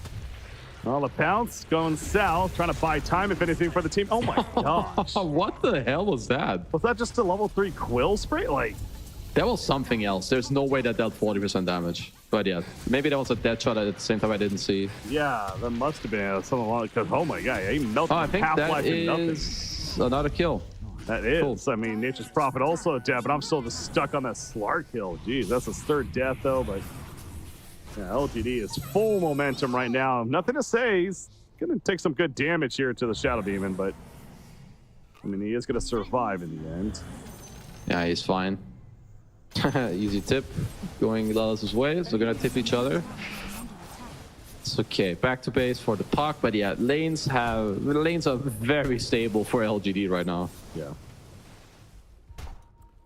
Yep, I would say so. Almost feels like an understatement there, but again, a case of, since now multiple times for Nouns, they're going to need to play the recovery game because this landing stage is not necessarily going. I mean, I still suppose they have the Templar Assassin factor, and Gunnar's doing good. He is actually second in net worth, so you know what? That there is still that existence, but yeah, how impactful is that going to be when you have the three cores on the other side? All looking very strong themselves now. Because the thing is, you don't have too much to play through if you're the CA. I mean, he's doing a great job at, like, you know, he's slowly getting ahead in the network of Nothing to Say, and he's also trying to, like, break this tower down a little bit. But when you have no side lanes and your supports don't really have any team fight, it's a very scary territory for you already. And then Naga Siren just farming away at the bottom, into mid lane even. You have Lilith nearby, gonna need some protection here on the Templar Assassin. He has a drink hole initiation. Planet puts down the calling, but Nature's Prophet also shows up, and now Planet's the one that's in trouble, actually. Auto attacks and secures the kill on him. So good turnaround there, nice streak stopper. Lilith will say thank you very much for the bounty, and bait around the Templar Assassin. Okay, well, they are delaying the tier 1 tower from falling, but Neo's just running K1, forcing the TP to base. That's a lot of damage. Not a friendly game for Slark at all. He's got level 3 Dark Pack now, so I'm sure he's going to be spending a good amount of time in the jungle. Oh yeah, he's going to have to do that. I mean, they're still holding mid tower. You have a 0-2-3 build on Why You Smile, so 3 levels in their armor. That's okay, some Ancients being blocked, but they're already a little bit stacked, so it's alright. Yeah, it's a good stack to work with there. Bristleback, I'm sure, will make their way over there eventually and work towards that Ag. So he already has a Vanguard, as mentioned, with the Arcane Boots. And now the Ags is next on the menu. Another 1,000 gold saved up. It's going to be a top tier 1 tower kill as well. Ooh. The thing is also, after killing this tower, if Gunner ever wants to pressure mid tier 1, I think New can just TP there and hold it forever. Like, I think the fact that they didn't get the mid tower in the first 8 minutes, it's going to stop them from getting this mid tower in like the next 20 minutes as well. Dire's top tower has fallen. Puck avoiding a Shadow Demon gank coming in the mid lane. Planet, though, the Templar Assassin are just running at the Muerta. Obviously gets a teleport in from Teacher's Prophets, it makes a little more sense. However, now Refraction's out for TA, but the Dream Coil again just going to walk it off. Puts a trap down. Here comes the Bristleback. TA, though, showing that pretty confident and for good reason. I mean, Gunner's just very tanky. Right? He's got 1200 HP. Max Refraction is super strong at this stage in the game as well. Okay, I like that Moose here. Like, all-inning this tower to take it right now is definitely your go-to. I think this is huge for them. There you go. Moo ends up getting credit for the kill as well, and obviously he has Primal Split ready to go if a fight does break out. Look at this. Oh, they see the Ancient stack. That's big. They can take this. Yeah, looks like an easy farming. Well, let's see. Probably will turn into a team fight. Yeah, where it says here, yeah, they do not want to give this up easily. The Shadow Demon, though, Oh, kills split. off Hello. a couple. Even the Primal Split committed, yeah. The lift on the Bristleback. It's a very uncertain fight right here. Yeah. Not sure Nothing what to they say want is to do. behind them. Oh, yeah, that's big. Brewmaster could be in trouble now. Moo, he's going to be rooted out. The Overgrowth does connect. The Blood Grenade out as well. And with the opening for nothing to say, he actually waves at him, says, "You did not see me coming, did ya?" New, credit for the kill. They take out the Brewmaster. So, old out for fighting over the Ancients. Quite a big deal. The fact that that shot does connect, but won't do too much. I mean, I understand, like, you want to use a split, like, contest these Ancients and take them away from them, but they just don't commit. Okay, 3k gold lead now. Yeah, because during all of that, Naga Siren's also just haven't heard hell of a day down here at the bottom lane. I mean, uncontested farm, really. As I say this, Brewmaster's running in. And I don't think they're going to make a play on her, just simply try to harass Naga Siren out of the lane for the time being. But Yeah, I think no split equals no pressure on Naga, at least at this point. We're going to need a couple more items. Okay, I'm going to copy New's skill build. I have not skilled Bristle like this, where he goes maxes goo right after his Quill Spray. It's actually very interesting, but I like it. oh yeah, just the level 1 in Bristleback itself, yeah. Yeah, like, I guess the fact that you're rushing this Ags, you want burst damage more. It's like the same reason why with Tiny, you just max QW. Like, now you rush this Ags, you deal so much damage, you just want the more minus armor. It makes more sense than trying to live, because you're more of a burster now. It's actually very cool. I love it. Well, Sark right here is... Not loving it. No, he's not loving it, exactly. Dark Pact, I mean, being level 4, makes it a bit more manageable, I suppose, but... Yeah, he is continuing to have a very rough time at the top lane. At least he's not as exposed to dying now, but still. It's being delayed. I mean, he's got Power Tread. He's trying to get the Echo Saber. Meanwhile, Gunner, credit on the kill on Tree Protector. So, another kill found. Yeah, this TA is certainly doing work. 2-0-1. Actually has a blink queued up. Yeah, I kind of like it. There. It gives you more of the mobility. It seems like kind of the new age build. It's the Dragonlance blink, try to like make more stuff happen. It's their smoking bottom. Yeah, they might be able to catch Moo out here. Yeah, they definitely should. Dreamquell's even ready, and it is going to be good committed. disruption. Disruption saving him Oh, the dead initially, shot. but it is too much. Never mind. That shot did not matter. Song coming out from Nagasari. Look at Brewmaster, though, chasing after. The Earth Thrill Link getting in there, hits the stun, Nice overgrowth, purge. but that's going to be purged off quickly. Nagasari gets run down, and that may be a kill on Shiro, unless... No, yeah, it's definitely going to be a kill. Gunner, credit for the kill there. Moo manages to be fine. All 5 showing up on the side of Nouns, and hey, they get the carry. Hey, that's a huge play. Also, the fact that K1 gets to come around and like is in this kill, give yourself some more XP, like nice disruption. I thought he was dead when that deadshot broke the coil, but he barely lived, gets off the split, and I mean, that's a Naga kill. That's incredible for them. Yeah, without that split, they can't get out of the overgrowth, for example, even if they wanted to continue choosing. So that was, yeah, very good escape there by Moo initially. Timing, get the primal split off and ends up with a turn. So they slowed down that momentum that LGD has had coming out of the laning phase here. And they're going to get a tier 1 tower bottom lane now as well. Tree Protector. He's sprouted up currently. Does have team support nearby, including Muerta. Not gonna here. Well, this is the second tower of the game for Nouns against the Treant Protector, even though they have Bristle. Honestly, pretty nice. I don't mind that New is not defending these towers. I think he's kind of just playing for his timing, and he does have the Ags now, so Bristle is definitely going to look to get involved in this game now, and he is very strong. I just love that. It turns and Quill spam like crazy. Yeah, this axe is so strong. I actually really love this one. Oh, he's pushing out the top lane. I mean, it's obviously knows that he's not the most easy target to jump and kill, so he feels pretty confident right now. As far as exposing himself and pushing out the top tier 2 tower. Meanwhile, Tree Protector up here also scouting out, ends up running the Slark, teleported in from Nature's Prophet, but here comes Bristleback. And yeah, you want to think about what you're doing now. Yep. Oh no. New nice try. Killing spree. There's the Ags again. Yeah, this is a reveal of Bristle Ags. Hello, you're dead. Rapid fire quill spam.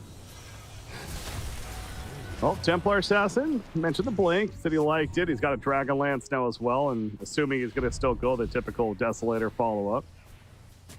Matter of what he prioritized early on, and that was the blink. Okay, so we're gonna get the shard next on the bristle. Still more of your power, like power spikes. Maybe they can look to claim the mid tower. But yeah, I do like what Nouns are doing still. I mean, they're down 3k, but I think they're playing well around the map per gunner. Deadshot hit him and helps to keep Treant alive, if anything. But the chase continues. Nice job with the disruption on Bristleback. Treant goes down off the overgrowth, but now K1. But K1, again, those bristle spams of the quills. Ends up taking out Nature's Prophet. Muerta falls though. Dream Quills. Puck shows up. Gunner Refraction's going to be wearing off soon. Nice lift though, the Bristleback. Going to take him out of the fight for a little bit longer. Nagasar pushing forward. They end up getting the kill on Shadow Demon. Nagasar still has a sleep, by the way. There you go. Song is going to be activated. Now it's a matter of what do they want to do with this. Run. This is going to be a TP, yeah. Yeah, it looked like maybe LGD were overplaying, but they're giving themselves like a couple of kills. Even though it looks deep, I think Neo's getting a lot of levels from this. He's got the shard as well now. Nothing to say, got to pick up a kill. So overall, fairly even between the two, I think, when it kind of comes to this fight. I think both teams kind of happy. Yeah. Well, Brewmaster makes his way back to the bottom lane. We mentioned Midas. He has the urn and looking to build a Radiance here, but Bristleback going to be sprouted up as he makes his way down to the bottom as well. Put some tower pressure himself. How about Puck, though? Puck does have a Witchblade finished and almost has a Blink finished as well. So 2,000 gold saved up. So there's nothing to say is going to be a little more comfortable making plays with that. But got to give credit to K1, honestly. It was a very big struggle early on in the landing phase, as you were calling, but you know what? He's doing all right now. Has the Midas, the Echo Saber. No, his recovery is very good. Like, he still has a couple items to go, I think, before he's going to have some really big impact. The one thing that Nouns need to live through right now is, I think, nothing to say it's going to replicate what he did in game 1. Like, his hero has the potential to just like pop off in this mid game with this puck. Like we touched, it is a pretty damn free puck game. He has to take care of like what, Gunner maybe buying shard to not get silenced, and I think that's about it. Yeah. Well, Treant's just getting a lot of information over here. Gonna allow Bristleback to come in now. The disruption will stop this, but great overgrowth, and that for sure is a dead Shadow Demon. Can they get TA as well? That would be massive, but unable to run him down. So really kind of being the bait there is Shadow Demon, and we'll take that. There's a lot of heroes there. Well, in the meantime, K1 is the winner of this entire play. He gets to run down the top lane once more, give himself some farm. There you go. Gonna finish that Yasha. Look at Nagasar and how deep they are. God, they're going past the tier 2 tower. Puck leading the way as well. Templar Assassin. Gonna be feared in place as well, and that's a dead TA. 45 seconds he's out for. Shadow Dance, Slark in the midst of this fight wants revenge for his teammate. Planet here on the Muerta. Gonna be the one victim at least, so they do get at least the one, but don't know if they're gonna get more, especially with this Bristleback sitting on top of them, spamming those quills again. Massive kill though on the Templar Assassin.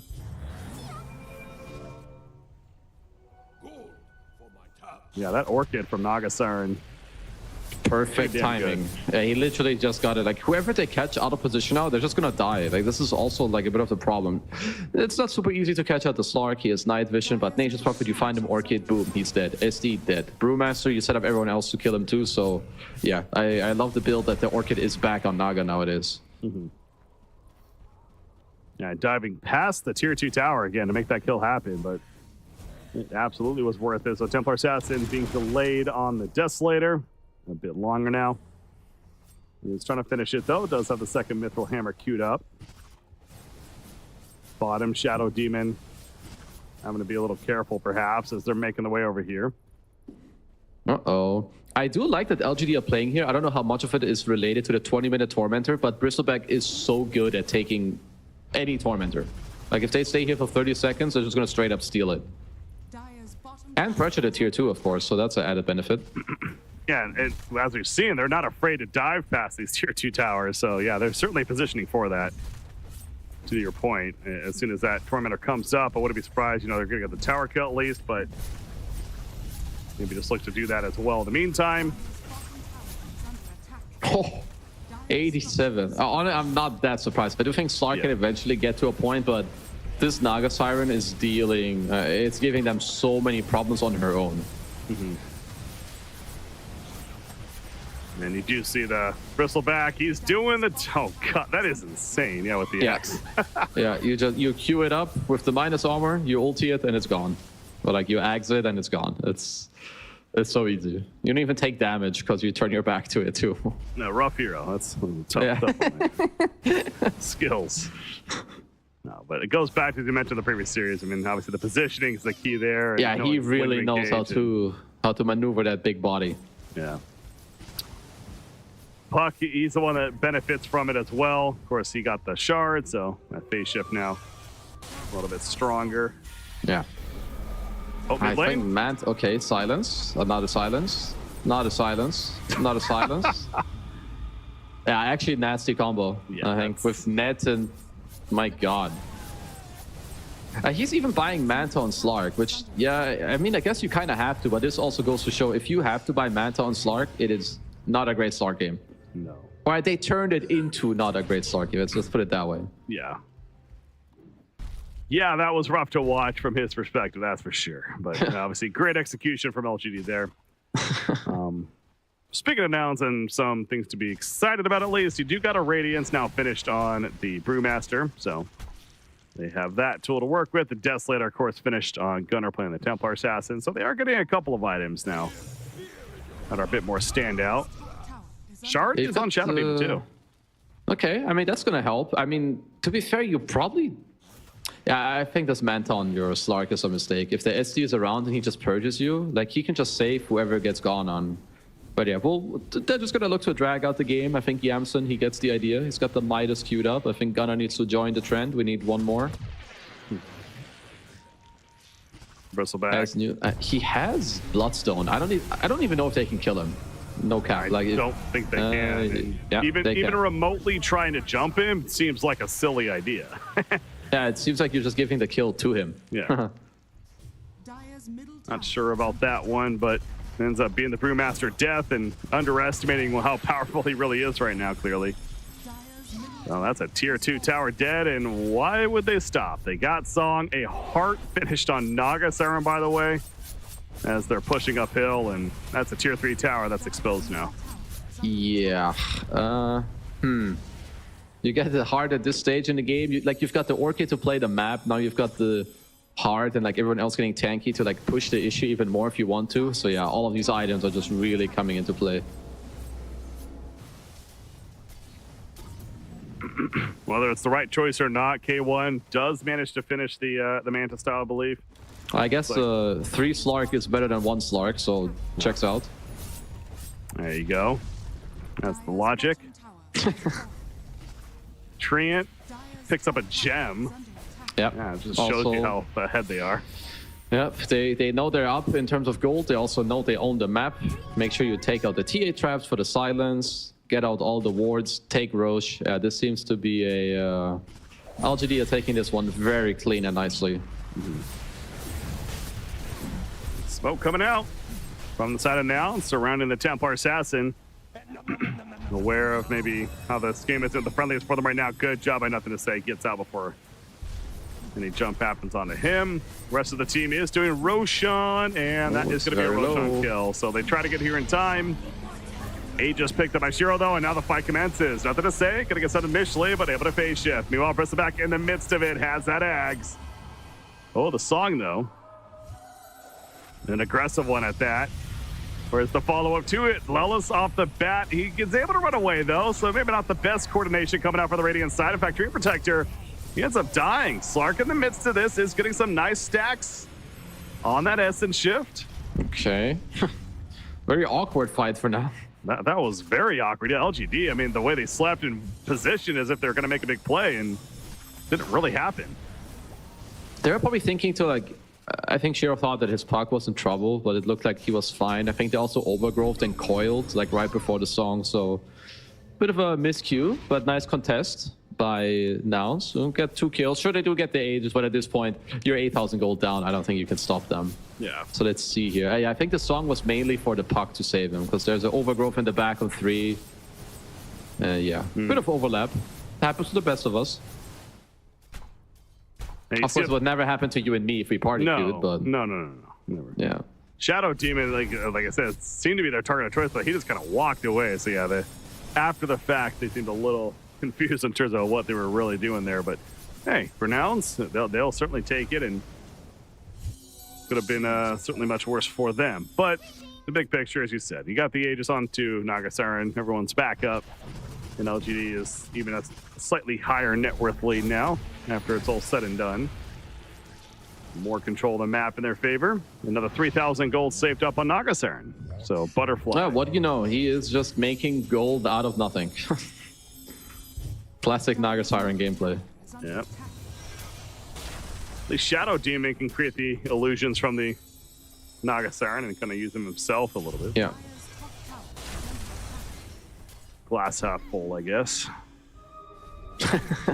I mean, the stronger Naga gets, the stronger your SD gets. So yeah, checks out. Yeah. Infinite scaling. Yeah, Shadow Demons. He's going to be your game winner here. This is exactly what they want. All right, Brewmaster. Farming elsewhere, pushing out the mid lane. Now heading into the Radiant jungle. Yeah, it's wants an Octarine core, but that's going to be a ways away. I got to imagine if you're Shiro and LGD, you got 2.5 minutes on this Aegis. You have a Butterfly in the works. I guess maybe they want to finish that first, but certainly wouldn't hurt to try to make a play with this Aegis here. Yeah, like I think you can start to like poke this higher ground a little bit, but as long as you're keeping the waves pushed in, you kill all their wards with gem, and maybe you find some pickoffs slowly. As long as you're looking for pickoffs, I think you're doing fine. Like it's either you play map plus pickoffs or you try to poke the high ground. Looks like move. And got him. You just barely saw him in time, so out comes the Dream Call, and there's the death of Brewmaster. So a nice bounty there. Going the way, nothing to say. A wire smile, nasty positioning. Oh, that's a big kill on Gunner if they get it. Brewmaster. Well, more so Crystal back. Yeah, they do. That's, yeah, the Ag's use and just melts him. Out for another 45. Slark jumping in pretty late. Nope, he's healing him. Yeah. Oh no, he's got Bristleback available. Ah, you're dead. Double kill for New, and now they're into the base. AC completed right on cue, just for you to go and hit the tier 3 tower. Seems good. Does he really have an AC? Wow. Yeah, he does. He has Vampire Fangs, he has AC. Yeah, this man has definitely played some pubs on Bristleback. Yeah, and knowing that he's 3,000 net worth behind his teammate Naga Siren is also the crazy part. Yeah. Naga Siren just got the Butterfly also delivered. So, yeah, Disruption used, creating some illusions, but they just get killed off. And this is going to be the melee racks at least going down here at the top lane. So, total control for LGD right now. Look at Brewmaster. That is not a hero that's supposed to go down that quickly. That used to be a Brewmaster there. He vanished. It's core hero, by the way. Yikes. It really does feel like a lost cause at this point if you're now. It's just way too much to handle. So many things they need to answer to, and they just simply don't have the answers. They don't have the tools. Yeah, they're lacking, I don't know, what are they lacking? Like 2 items, a Silver Edge, break the Bristleback? I don't know, at this point it's definitely, it's getting harder and harder. Okay, aggressive song. Finds 1 for now. They're saying, all right, now let's show what we can do with combo when we're on point. They just blow up the Nature's Prophet. Slark, in the midst has the Shadow Dance. We'll use it here. He also has a Depth Shroud.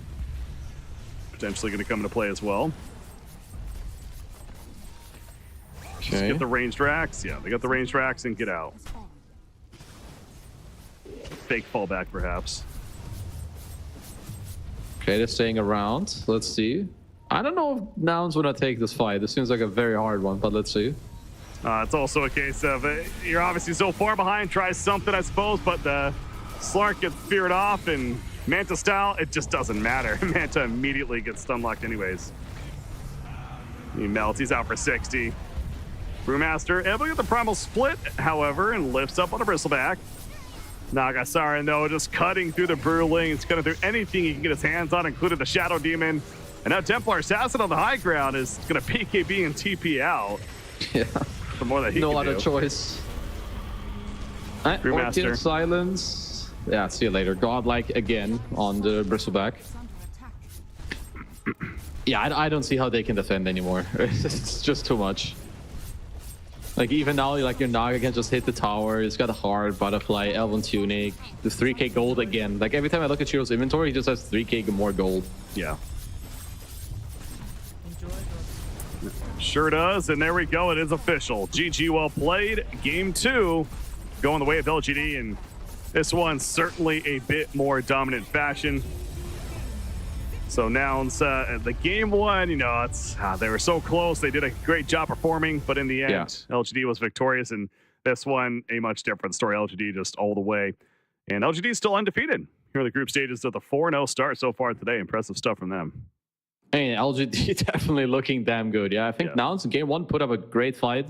It's definitely want to, remember that game plus their win earlier. So I must say, I knew LGD was going to be good, but they are showing me quite a lot, at least from what I've seen. I mean, I've only seen the games from this stream, but they are my team to watch right now.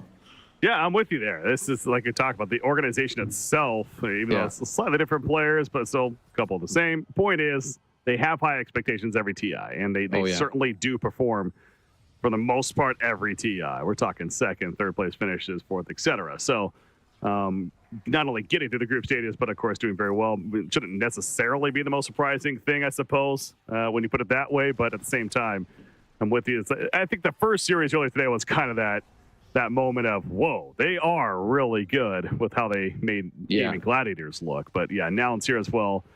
They, especially this game 2, they make that statement once again. So the team to certainly look out for, and they're going to be hard to stop going out of these group stages for sure. Yeah, I mean, it's no surprise, right? If you say like, oh, LGD are like the team to beat or team to look at, I think it's not too surprising. Like, this is a name that any Dota viewer, player, watcher, like whatever you want to call yourself, you've heard of LGD before. Like, we all know how great they are and what, support they have like around themselves and so on. But yeah, they are definitely performing, or at least today on day 1. Yeah, this is some top-notch form. Yeah. So obviously, again, they're 4-0 to start today. I was trying to double check myself and see if they play again later today. I'll have to find that out in a second. I think they might be done for today, but going to continue on tomorrow. Of course, playing 4 series in total throughout these group stages. We top it depending where you finish, then determines how you advance on to the next part here in the group stages. But as far as the MVP goes, we got new on Bristleback. Look at him. Yeah. Well, so he got the MVP in both of the Bristleback games, I think. Yeah, I mean, this guy is just playing. I think he's just showing that this is a hero that you need to watch out for. I think, like, quite simply put, he does play it very well, but this hero has some incredible strength, and you can see it. Mm-hmm. Yeah, fun to watch on this hero. Again, a hero that usually is, like I said, maybe not the most difficult to play on paper, but when a high-tier player that clearly knows how to play it well plays it, then you realize, wait a second, there is more to it than my games and how I perform. So, very impressive performance from him, as well as, of course, the team as a whole of LGD and their start. I think on the other side, you got Nouns. Again, they would have certainly liked a split here. They don't get it. 1-3, so obviously finding themselves in a bit of a hole early on here in the group stages. And they do play Gaimin Gladiators later on today. I'm looking at the schedule here for Group C. That's a big match, my God. Yeah, they, to say the least, I mean, they at least need to try to split that one to not feel like they're on the verge of elimination for sure. But Yeah. that's not going to be easy. No, that's true. That's sometimes the problem with like these first days of the group stage. Like I've seen it, I've had it happen to me. Like you get owned this first day like really hard, it can really destroy you. It gives you a real bad night of sleep, and then day 2 is even harder. Yeah, absolutely. But hey, it's welcome to TI again. The road to TI at least, and obviously this is the best of the best. Nothing's meant to be easy, so. Nouns going to have to continue to be up for the challenge with that matchup later on. But yeah, LGD, they are done for the day. I was also confirming as they go 4-0. They're going to play Beastcoast and VP tomorrow to see how things shape up for them. But at the very least, of course, confident they're moving on. It's just a matter of how and where. But that means not only this series wrapping up, but as far as us as commentators for today, we are going to be wrapping up. Of course, there are more series to come here on this stream, so definitely don't go anywhere with that said. But KZU, I'm going to give you the chance. Any final thoughts for our coverage today? Final thoughts. Bristleback is good. LGD looks strong. And I think we've got highlights for people for after we have left.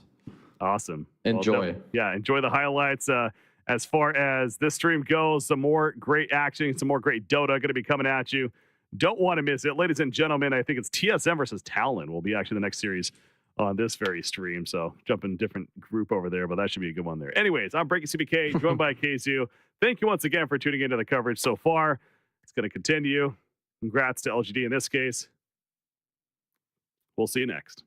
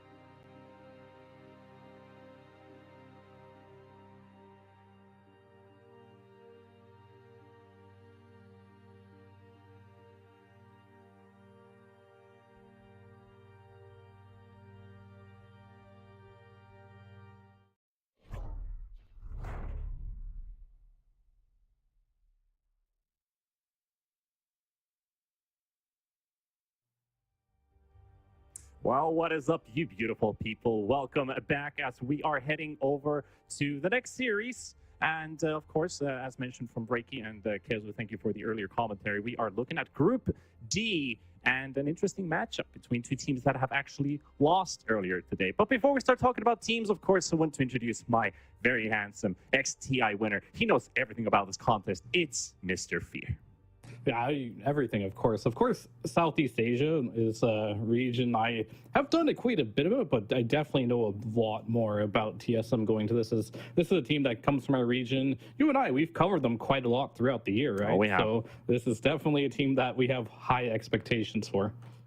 And we'll see how they roll out today. But let's take a quick look at our schedule for today because the Dota is not just one more series on this stream. We have another coming up after that. But for you people only just tuning in, as you can see from the results today, LGD on a roll, 2-2-0s for the start of their first day. Their road to the International off to a great start.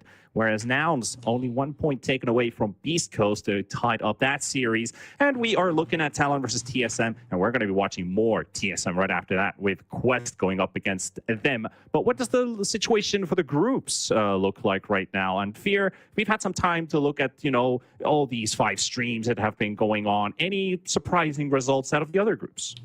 Surprising results. I mean, Gaimin Gladiators sitting at 2 losses now. I think that's going to be one of the bigger surprises. But they did lose to a very strong LGD, and they must have lost to one of their teams since then. But yeah, that must have been the biggest surprise for me by far. Yeah, Gaimin Gladiators, definitely a team that everyone has been keeping their eyes open for. I think the audience built a bit of a villain story going for Gaimin Gladiators as well. It's like, oh, it's GG again in the finals. Like, come on, these guys seem to win everything.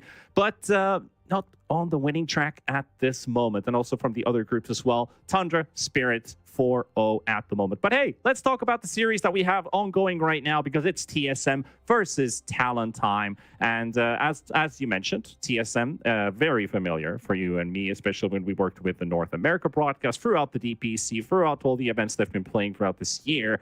And TALON, the top team from Southeast Asia.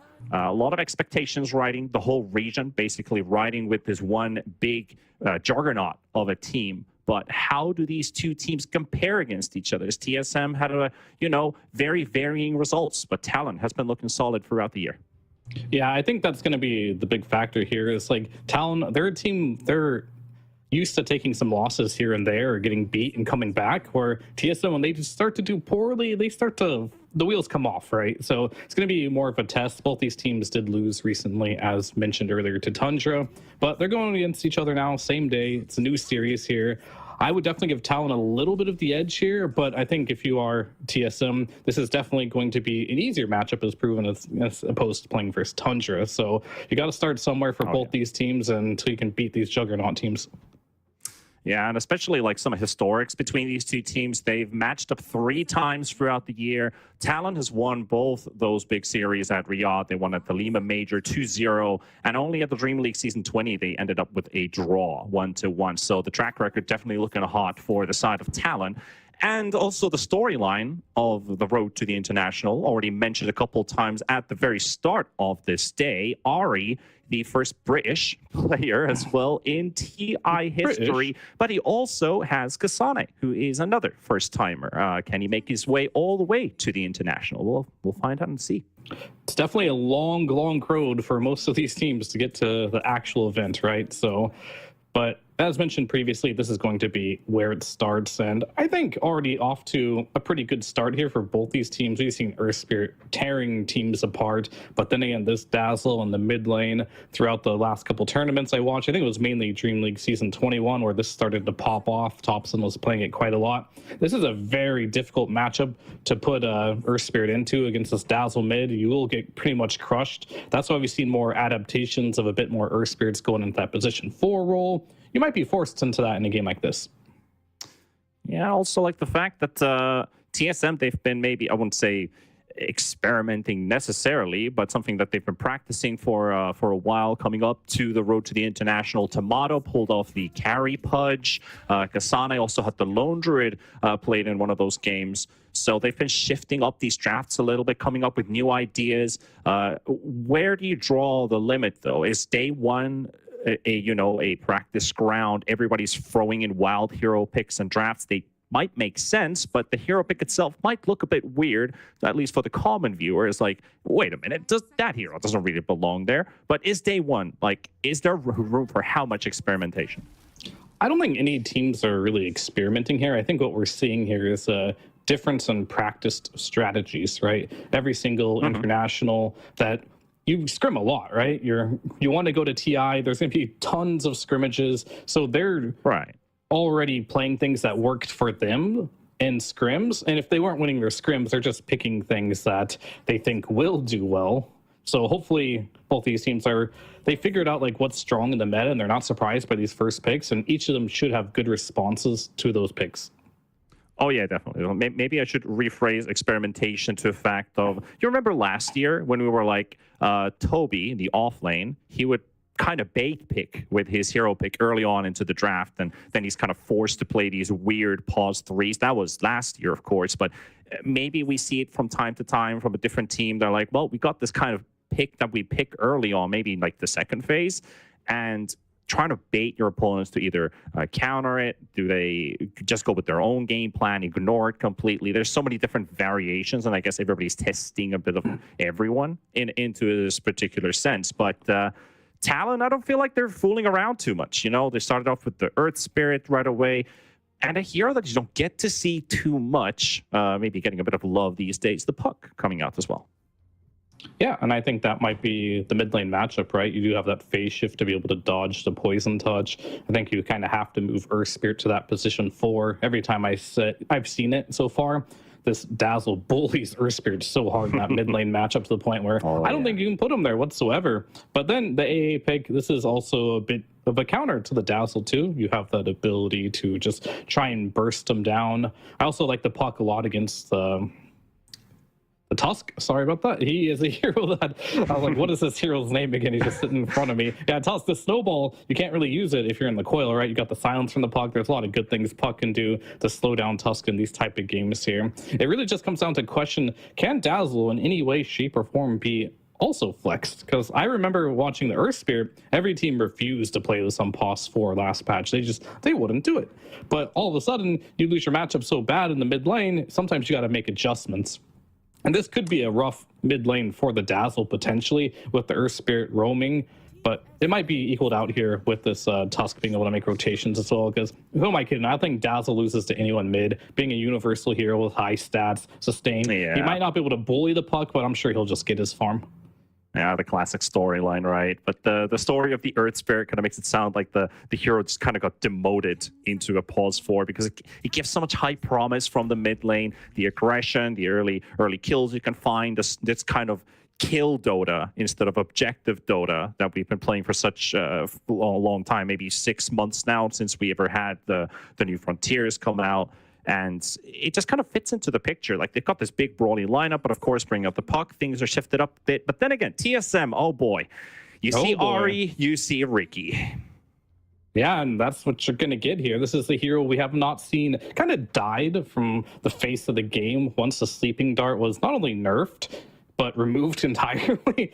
So now he's like has a weird spot in the game as a position 4. And I think it's really just going to be an Ahri special for the most part. But that's the beautiful thing about TI. All these teams, they have like their secret strategies. You know, their coach has been keeping track. They've definitely ran this Riki in a scrim before, probably against some of these heroes, but like, oh, make sure, did we run this against Talon? You do your prep before the game. Oh, nope, we can pull this one out. But it's a specifically good game for the Riki, because that silence can do a lot of work against Puck and Earth Spirit. It can be quite annoying for them, especially the Puck. If you can just get behind him, drop the smoke screen, all of a sudden, Tusk can use his snowball, roll in there, and get his spells off instead of just getting phase shift dodged. But will it be good enough in the laning stage? Dota's been a game where the laning stage is super important, and Riki, he hasn't been the strongest pos 4. He actually hasn't been a strong pos 4 ever as far as the laning goes, but might be even worse than usual.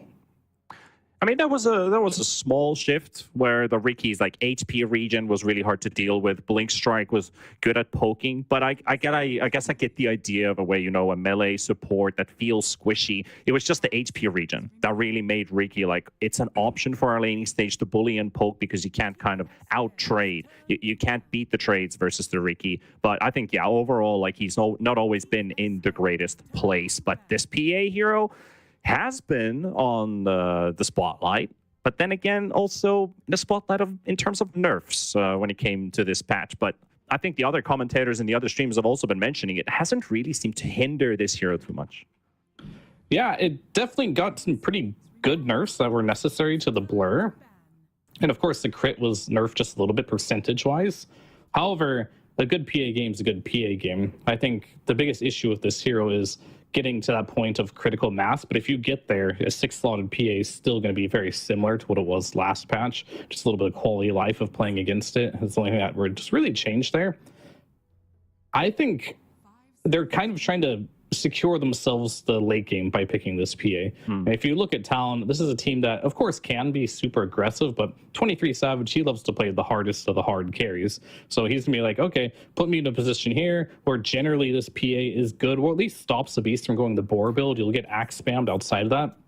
But normally that's only scary if you're laning against a Skywrath or Willow or any range position 4 that can add more damage on top of it. I don't think the axe spam will be enough with the Ricky because he doesn't contribute anything but physical damage for the most part. So Blink Strike will do a little bit to help, but it might not be enough spam if you get your magic wand online and get pulled tangos. So it's a good PA pick. The biggest concern I always have with PA is will it be able to have a laning stage? And looks like we're going all out here for the side of TSM, just going for the Night Stalker, which supposedly should be a carry here. So they're going for the carry Night Stalker. They're saying like, oh, you want to go for the PA and secure the late game? We're going to make sure that you don't get there. They got the Temple with the Beastmaster. You got the Night Stalker. They want to put on the aggression this game. Yeah, that's exactly what I'm seeing as well. Like, we're not going to let you get to that late game phase. We want to go straight, full throttle, run you down. And I think maybe that could also do good for TSM's mentality in terms of, they've had a couple losses. They're not worried about them now, but they are going to be worried about them tomorrow if they can't come up with W's versus TALON in this particular series. Both teams are hungry for those wins. And I guess if you get yourself a good start in the series, it could drive you far well. Like, we've seen the NA teams today, at least. We've been watching Nouns. They've been really good in the early game, but can they capitalize and close it out? Well, that's a different issue. Like we saw in game 1 of that last series, it was a grudging, long match, but weren't able to close it out with that mid-earth spirit. But things are a little bit different here. And in terms of aggression and the early game fear, TSM throughout this year, they have been the second highest TI intending team to take the first tower of the game. That's 65% of these games. Does this lineup translate that they can continue that trend of pushing down T1s and choke out the map from Talon? Oh, yeah, of course. If you look at Kasane's hero pool, he's been known for throughout the entire year of playing like these high-tempo heroes. His Lycan was one of his most popular heroes, along with his Beastmaster. These heroes got nerfed in different ways, right? Whereas like just going to Overlord isn't as good as it used to be. So he's added new heroes to the mix, like the Lone Druid in the off lane, the Bristlebat. Going back for the Beastmaster in this game, this is one of the few Zoo heroes that is actually still relevant for the most part. So yeah, they can definitely take these towers really early. You've got a Night Stalker who's going to come drop by, maybe take the gate, pop his ulti, try to gank the PA. I think that'll be pretty much an easy free tower there if they can do it. With all these silences, you got to be a little bit scary if you're the Puck Makoto here, because it's not an easy game for a Puck. They picked it early. It should have a decent laning stage. We'll see about that because it is Dazzle, but there are tons of ground silences here that can catch the Puck. Yeah, that's the whole thing as well for Talon is how do they dodge? How do they mirror move versus TSM? Where do they apply their biggest strengths? Are they ever going to be at a phase where they can match up to TSM?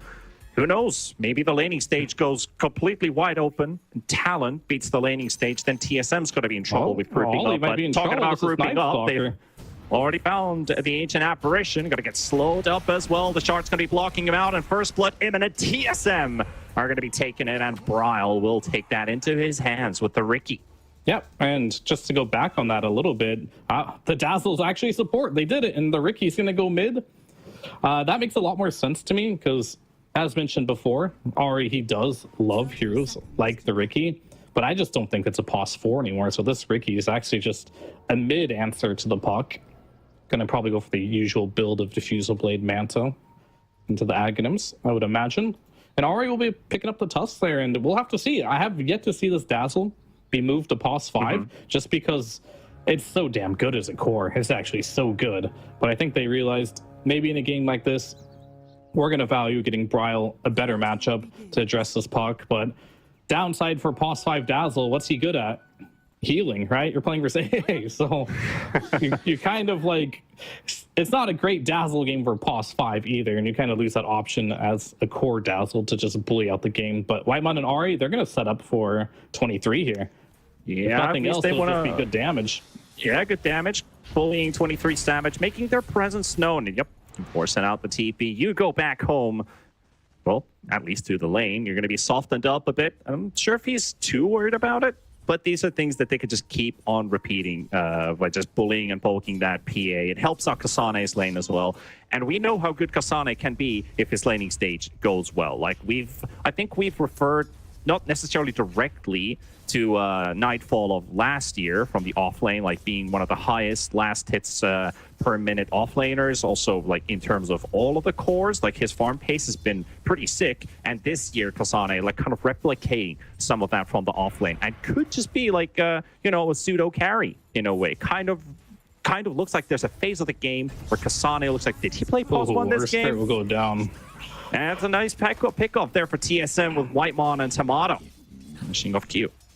Yeah, the poison touch just chasing him down really hurts. And just to go back to your point, like that first blood on top of the ability here. Oh, they're going to Whitemon a little bit here. Because Jabs, he does have a poison touch on him here. He's going to start getting really slow. And this bot lane for Tomatoes going incredibly well so far. And little things like first blood, little things like getting some hero low, making sure the AA is late to the laning stage. This can be the difference between, Kasane not having a game and being able to bully the lane. That's what they also want to do on the side of TSM. Like, they know that they're riding on this early game aggression. They want to make every possible move happen the way that they want them to happen. Kind of play Talon into their bag.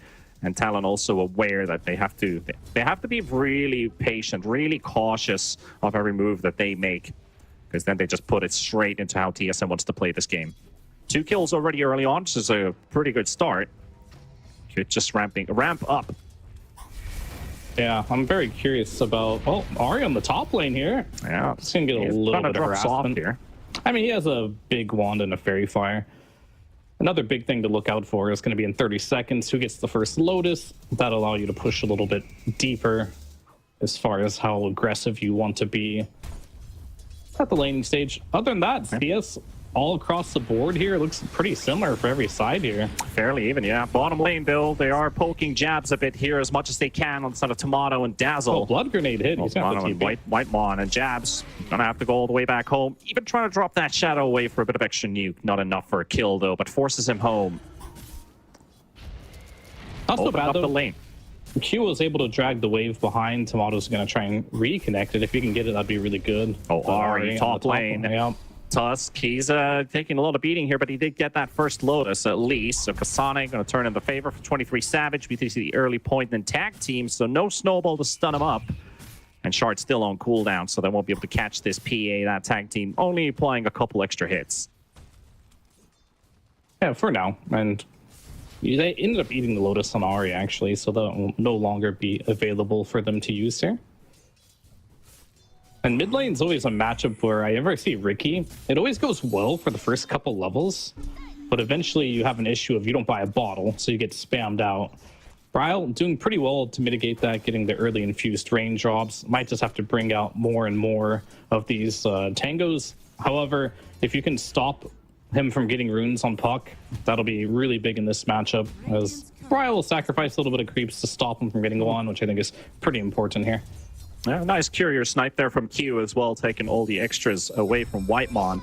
And talking about Whitemon with this Dazzle, not sure if you brought it up about how the Dazzle's pinned in the meta. Maybe we shouldn't talk about that at the moment. It's Kasane and 23 very low, and they're going to get the PA first, and that's going to be a trade-off to take down the Beastmaster. But PA dropping first, Ari and Kasane getting the full experience and gold out of that trade-off.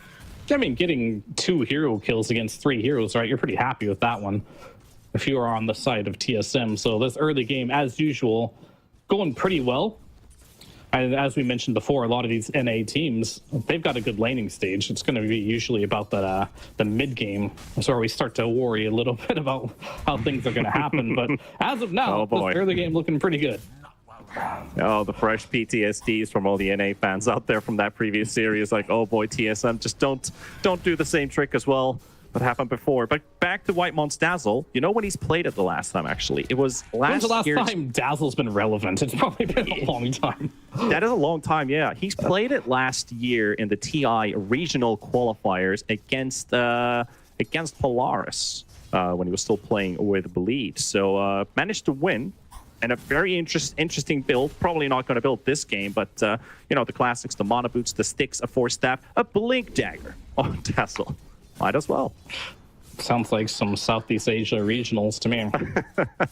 Remember that game where Whitemon played Viper? The Warlock? Oh, the Viper. Oh, no. Blink dagger first item. I think it's just a Whitemon thing. Talk about these Blink Dagger pause 4s, but when you have Blink Dagger pause 5s, that's when you're at a different area. A lot of movement going into the mid lane, though. Mikoto with Q.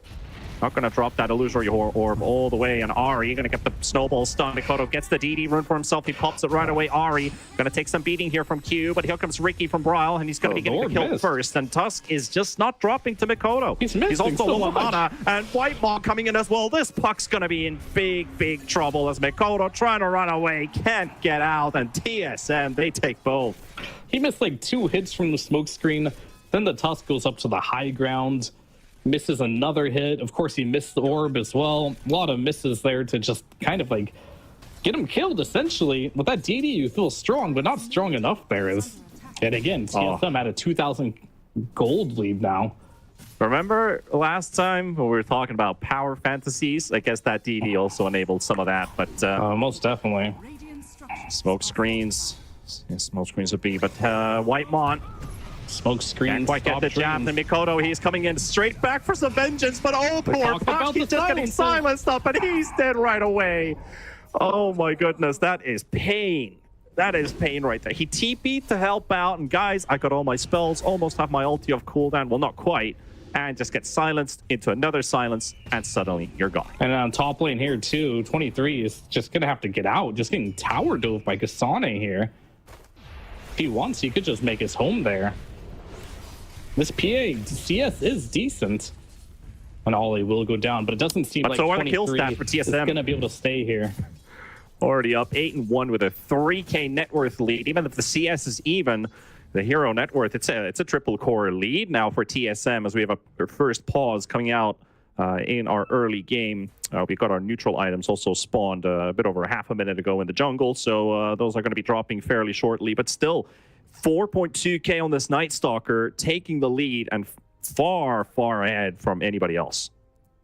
Yeah, this is essentially a picture perfect start if you're TSM, right?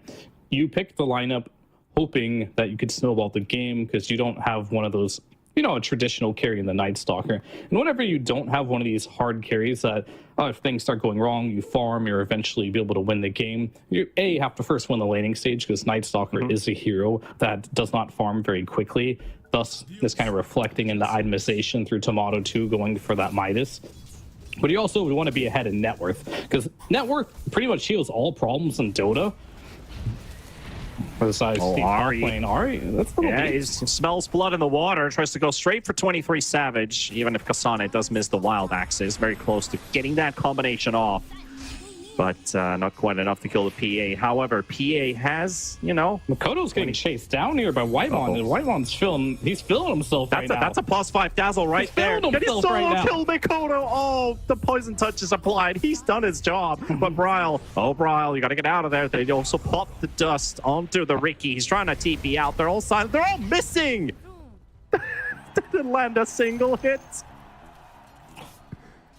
Wasn't enough without Talon. the stun there, as Q was just a little bit late there. But Fear, can we talk about Whitemon diving a puck 8 minutes into the mid-tier 1? Like, this guy has got balls of steel. Ari, though, can he jump He's by got there? no chills what he's got. Exactly. Arcane Rune is there to be picked up. Whitemon, Are he's they going back to give it to into the puck? action. Really? He got it. Oh, he's got the Okay. Arcane Rune now. No deny. Ari, he's dropped low, dropping the Grave as well. Brile, he's jumping on the Earth Spirit. He's going to roll out, though. And with that silence placed down, Mikoto can't land anything else onto Brile. So that Quick situation reaction there from diffuses Q. itself. But yeah, that was just like an Omega Chad mood from Whitemon. He knew he was going to die by making this play, but he's like, I'm just going to make sure your game is as bad as possible, because my game is fine here. He's got ultimate available here. They would have to chain stun / silence him, which is possible. The changes to Night Stalker, it wasn't last patch, it was a couple patches ago. You just use Crippling Fear, pop your ultimate, you refresh it, and you do it again, so you have much more longer duration of silence now. He's where you can everywhere. essentially chain silence people. This guy is absolutely everywhere. They were trying to gank bottom. Jabs had a good alert there as he wasn't getting caught, but they will get Ollie and onto the puck. They try to go as well. He will disappear, but the stun still connects. However, Tusk does get the Walrus Punch to connect onto the Earth Spirit, and Q is going to be dropping next. And Whitemon again, 1 HP battle to That's a the Chad end. salty. They got to get more. And they want to use this Brewmaster to get some kills. Kasane's Can they get waiting. Ari? Kasane is coming. He's got that roll ready. Mikoto, no orb now. And won't be able to jump that, but they are looking to take the puck, but he's stuck on the high ground right now. They can get this Tusk kill on TSM. They're going to back out. No success killing Mikoto this time. Dire's bottom tower is Yeah, that you bring 5 heroes, you get 2 supports. Meanwhile, Tomato's free farming with the Midas. You're not really sad if you're TSM about that, to be honest with you here. And I think you're at damage control still for Talon. If you look at PA's itemization here, she just has one part of that Battle Fury already, and Ollie, Kasane. rest in peace, my friend. Yeah, or more like, Ollie in this case. Just Kasane never really left. He was farming the jungle, shows up into mid. Now they can push down a tier 1 tower. Also the bottom lane, they pinged out Q. Tomato's a bit far away. He does have Dark Ascension available, but that rollout, nobody to block it. Earth Spirit is away. Glyph already forced out. We'll finish off the mid T1. If you go back to that laning stage, right, even back to the first smoke where they end up killing the Ancient Apparition right away, then bullying the PA behind the laning stage, all of this has enabled Kasane to be what he is this game. Take the tier 1 top tower, bully 23, go to the mid lane, get another tier 1 tower, and guess what? The train doesn't stop here. He's also just going to make his way down to the last tier 1 available here for Talon, and that's going down as well here, guys. I don't think you have any way of stopping this right now as your Ancient Apparition. He's only level 5. They're trying to fight in mid, though. They've got the coil connected onto Ricky. There's a rolling coming out as well, but they will not get any connections, and they will turn it around. They've got that diffusal blade, and this puck seems to be going down. The illusory orb trying to get away, but he's already dead. Brile gets a right-click out before the illusory orb finishes, and that is another painful loss there for Talon. Bottom lane as well, looking for another pick off onto Jabs. The Brewmaster trying to make a run for it. Poison Touch still ticking, but he will be able to go close onto the axis to connect. And kind of see how active 23 has to be. He doesn't want to be active this game, trust me. His lane didn't go great. In fact, I would say a lot of the early game aggression was pointed towards his lane with that smoke, with Whitemon staying a little bit later. But he's in a spot now where he realizes Makoto's not having a good game. Q is level 4, by the way, 12 minutes on this Earth Spirit.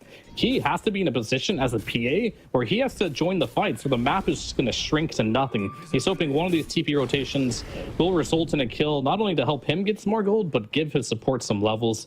You need these levels so bad if you're Ollie in Q, because right now they just don't have enough damage to kill anyone if their supports don't have any levels. They're just following, 23 Savage around like, please, can you kill something? I just hit level 5 on the Earth Spirit. I'm about to hit my 6 on the AA. I mean, 23 is like, bro, I don't even have a Battle Fury yet. It's like 10 minutes in the game. How am I going to kill someone? 5 more minutes, Mom. Yeah. I think situation. 23 needs another 30 minutes this game. Yeah. He can carry this game, don't get me wrong. It is highly possible.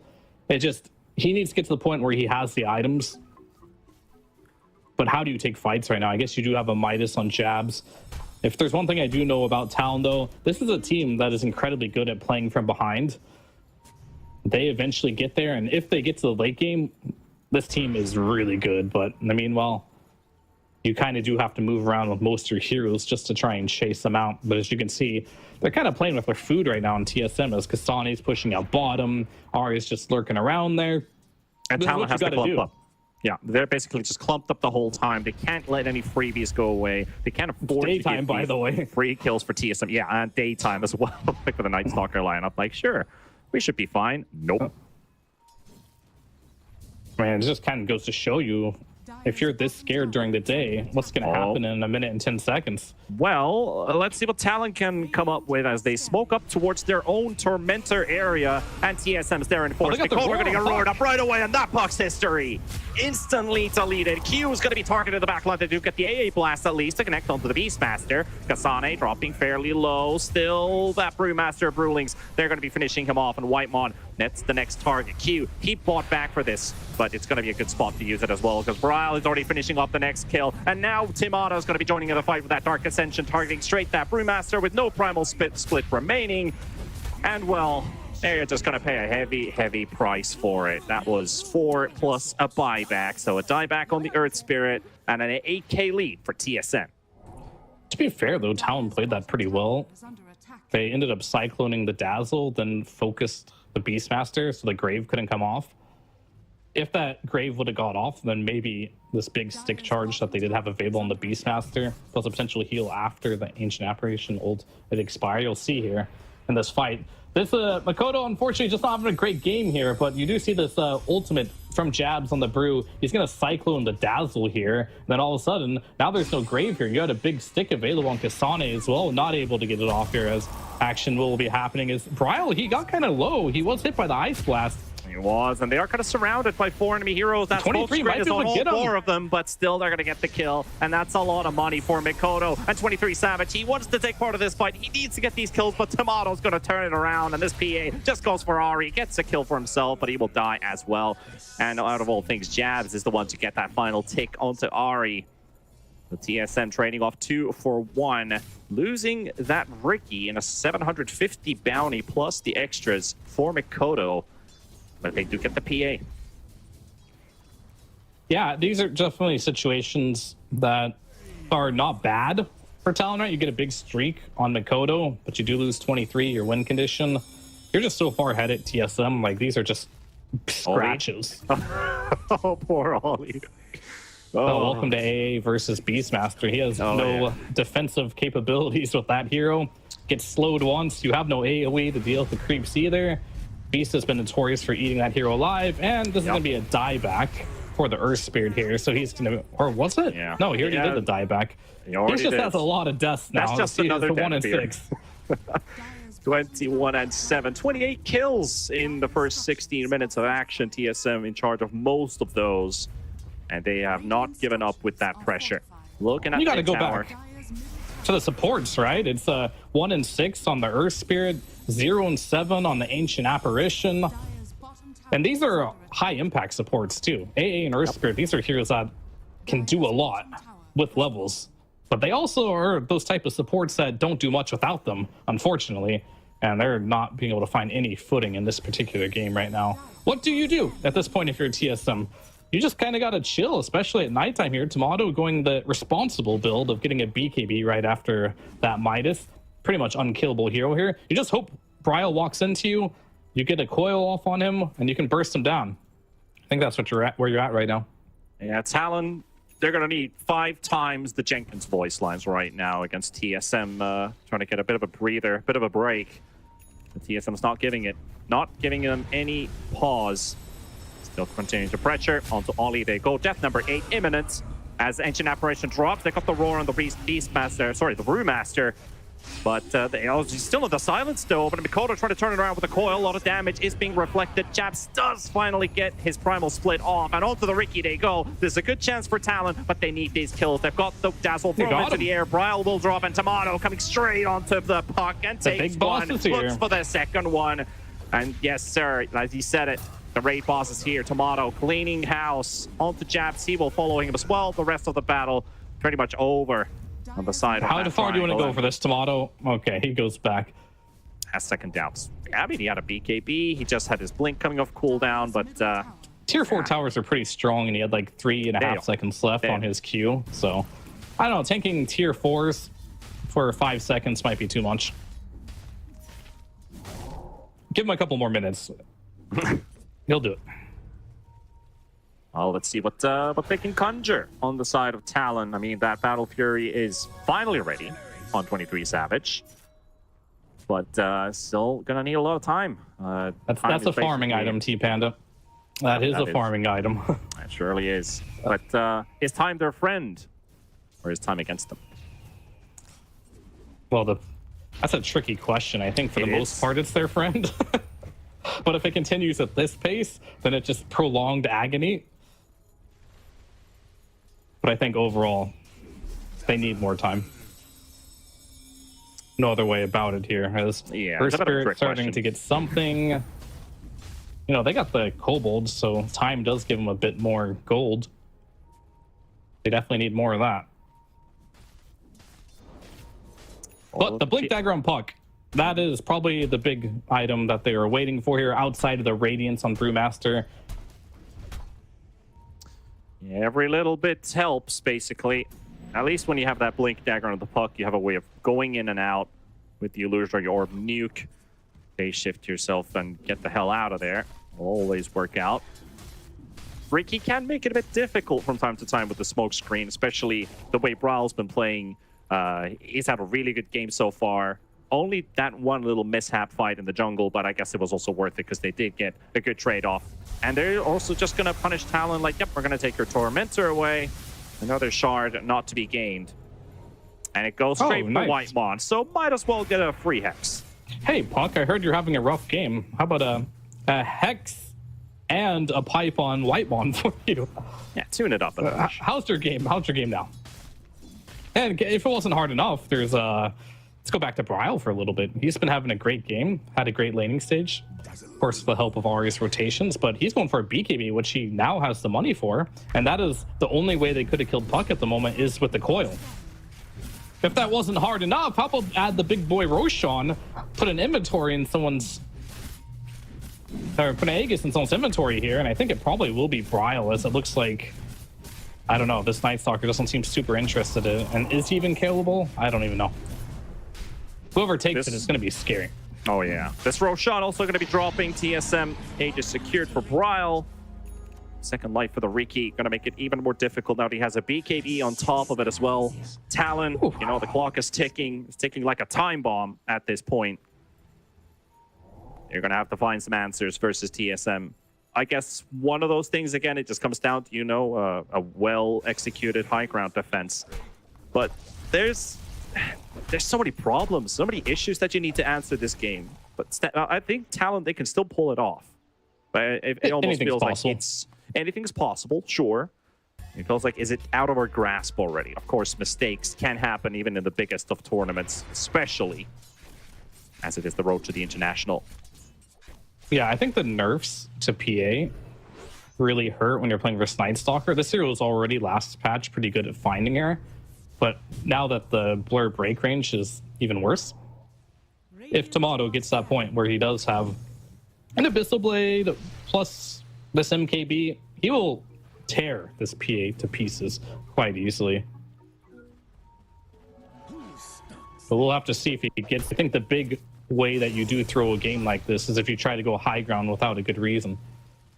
You really have to know what your limits are as a team and really just kind of like checks and balances here. It's like, are we strong enough where we can just go high ground, or are they going to throw some buybacks into this and we're going to end up losing this huge lead we have?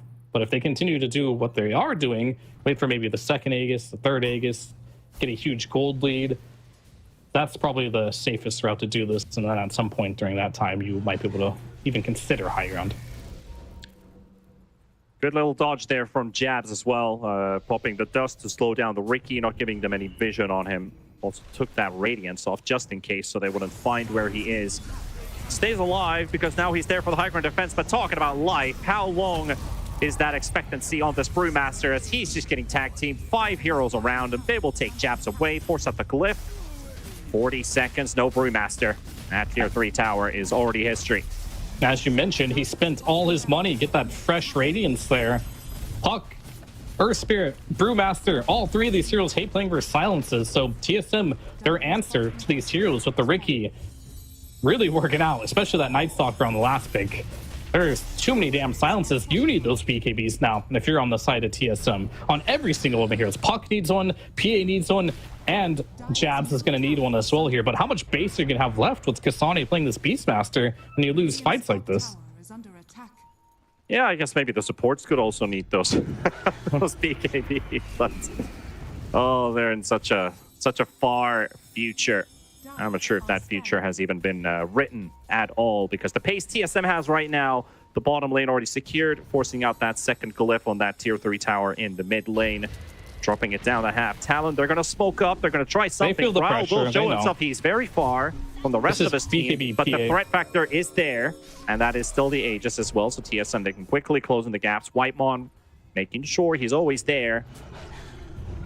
They're still going to go. They found inside the triangle. Kasane. They're going to go. The Roland does connect onto the Riki. He's going to be low, but the roar comes out from Kasane. Ice Blast is also going to miss a little bit for PA with the BKB. He needs to make this capitalize, but he's finding no targets to hit whatsoever. Q goes down. Kasane targeted by everyone from Talon and Tomato and Whitemon. They are relishing right now. Free graves for everybody by Whitemon until he gets sent into the air. Kasane will drop. Ari dropping low as well. 23 still continuing with that hunt onto the Tusk, and he will finally take him down.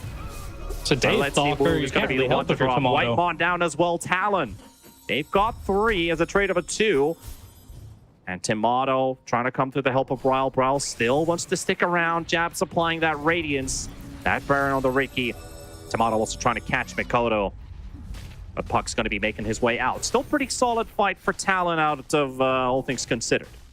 Yeah, that was very well played by them. They realized there was no Night Stalker ult from the previous fight. It was daytime. They're like, hey, we're playing against Aegis, but what chance do we have if we can't win a fight right now? As the net worth just keeps going more and more in the favor of TSM. But that's exactly what they needed. That went well. They did not lose their PA. They got some kills there. They're getting back on the board. You're allowed a couple of those as TSM. But if you do too many of them, or if it happens too late in the game, well, Mikoto might be in a little bit of trouble, as Night Stalker does have ult available. Uh-oh. No That's PKB. not a good place to be, So it's going to be the Mr. chain Mikoto. fence. They're going to see he's going to double use it here, and Yeah. that's rough. Where are you going to go? Where are you going to go? You're not going to do absolutely anything. Free kill for Tomato. Are you there to help him out? Just in case. Man, he was so And that- close to that BKB as well. And it is just one of those games, right? We've talked about this a lot in the past. You hate to build BKB on a hero like Puck, but you absolutely needed this game. You do. Night Stalker can solo kill you without it, unfortunately. It is what it is. But without a Puck, you're losing another, potentially a melee. We'll see how long they can stay here, but might just be your range. Very low mana on the Rue. Even if he could pop the Primal Split. Okay, pops a big 1 charge. Has his ulti ready. Motto baiting a little bit there with that Blink Dagger, trying to force a quick panic ulti off of the Brewmaster, but nope, Japs, he's unfazed. It will keep the melee racks up. I was pretty worried about TSM after watching how they lost to Tundra. They kind of look like they're just outmatched and potentially going to be tilting this, but I am super impressed at how they're playing this game. Every movement that they're making on the map is very well calculated. They're showing great composure to not overextend and linger when they shouldn't. So far, a very clean game from TSM. They've had a great start, and they haven't really squandered that whatsoever. It looks like both these teams kind of got slapped by Tundra, but at the end of the day, it looks like TSM took the better lessons from that series. That's Jabs. Yeah, they've spotted a target. That's a That's big an one. MKB. Master Radiance no longer hurt Tomato. Just a little bit, but not enough. And that's a gem down as well onto the ground, so that will be recovered for TSM. They're happy to pick that one up. That's a And huge 23 MKB Savage. pickup. You have it versus Brew, you got it versus the PA. I bet Yeah. Tomato feels like god of the game right now. And that will really hurt the PA, especially. It's not just the Radiance burn, but just chews through this PA's blur. That evasion will help you out. So another lane of racks secured for TSM. One more to go as we're 28 minutes into this first game between these two. Both TSM and Talon, they did lose their first series. The other one might just walk out with a 2-0 victory. Could end up with a tie, but we'll have to see what happens later on. We're still into game number 1. TSM, though, they're putting in a bit of a shock and awe warning towards the direction of Talon, at least. Yeah, this game is going to be very difficult with the amount of stuns that Talon has. These BKBs on TSM almost make them invulnerable for the most part here, because you don't have the option to chain stun. Like, before the BKB, I was thinking, how can they burst Tomato? Like, Earth Spirit has to hit a roll, and then what? Like, he's just going to BKB after, right? And then I don't think you have the damage to deal with that. Yeah, not at all. The only chain stun is like the ultimate for Brew, if you can just preemptively use it with the one little boulder. That's not enough, right? So it's definitely going to be very difficult to bring Tomato down. Maybe base him at your base. Just need 9 levels on Puck, right? Even then. Even then. What item will Tomato have at that point? Oh, hell yeah. Already off to a great start. That Nullifier also lined up next. Amplifies his right clicks even more. Not only does it hurt Talon, just an extra. Every item that you can get on TSM, feels like Talon needs 2 more to amplify themselves at the same level. Considering they only have that 1 lane of Rex remaining and that tier 3 tower. It's already down a half. We've seen what PA can do in the ultra late game situations. She's going for the shard. It's going to be great. It needs to happen soon, though, because as you've seen, the trajectory of this game is you get 1 kill, you lose a piece of your base. 2/3 of their base is gone, or a half of it if you consider the throne, I suppose. Half their base is gone. You can't have many more mistakes right now if you are Talon. Yeah, Talon, they're trying to leave the base, but TSM, they're coming into the base, and they will spot Mikado. BKB early pop by Kasane, and so is 23 Savage, but he's going to get roared up. They just need Tomato there, and here he comes, and that deletes 23 Savage. Ollie also gone. Tomato's there to clear out all of these Brewlings, one after the other, and that's going to be Jabs' life forfeit. He will not have the time to come back, and Talon, even the roll getting canceled out by Q with that Hex Shard from Whitemon, and there is the GG call. Talon, they've had enough of this game 1. TSM 1-0.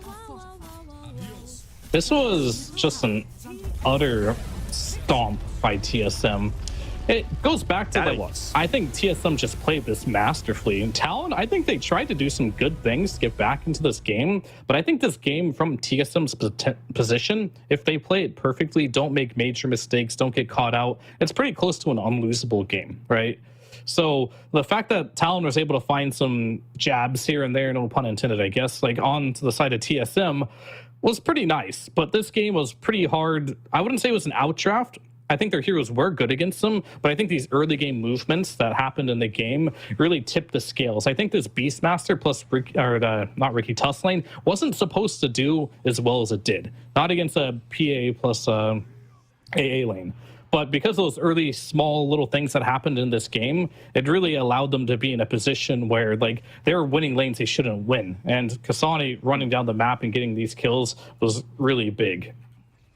What do you feel about, like, if we go all the way back to the draft, considering where this Dazzle is going to sit in? Is it a core? Is it a support? They first picked the Earth Spirit on Talon, kind of put it into the support role as well pretty early on into the draft. How did you feel like that sat into place? Did TSM feel like, well, of course, Whitemon, he's played Dazzle plenty of times, not in the recent history at least, but maybe that put Talon off their feet a little bit there, because they were probably suspecting, like, oh, we can put Dazzle versus Earth Spirit. Earth Spirit can still live with that lane, and we'll be okay. I feel like their draft idea just disappeared so early on.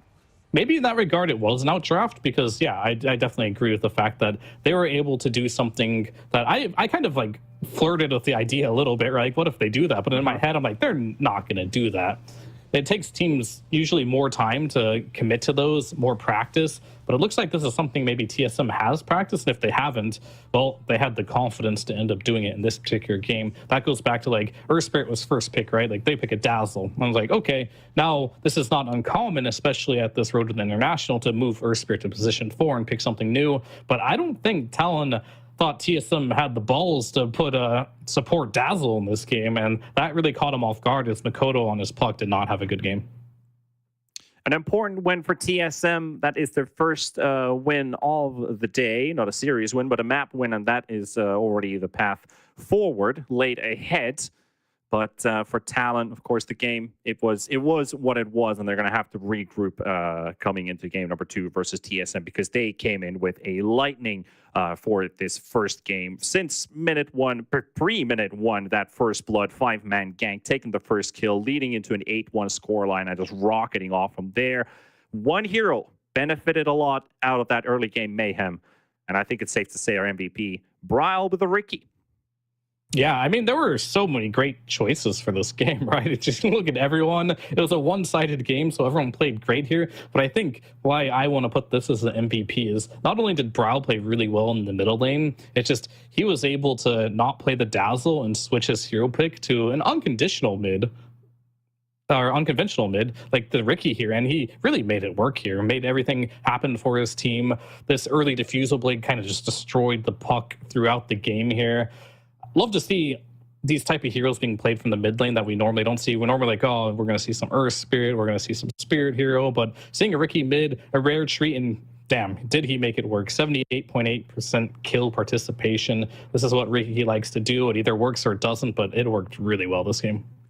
And in a way, stats don't lie on the side of TSM being the second highest, basically taking those towers. They're taking the first tower of the game at a 65% rate.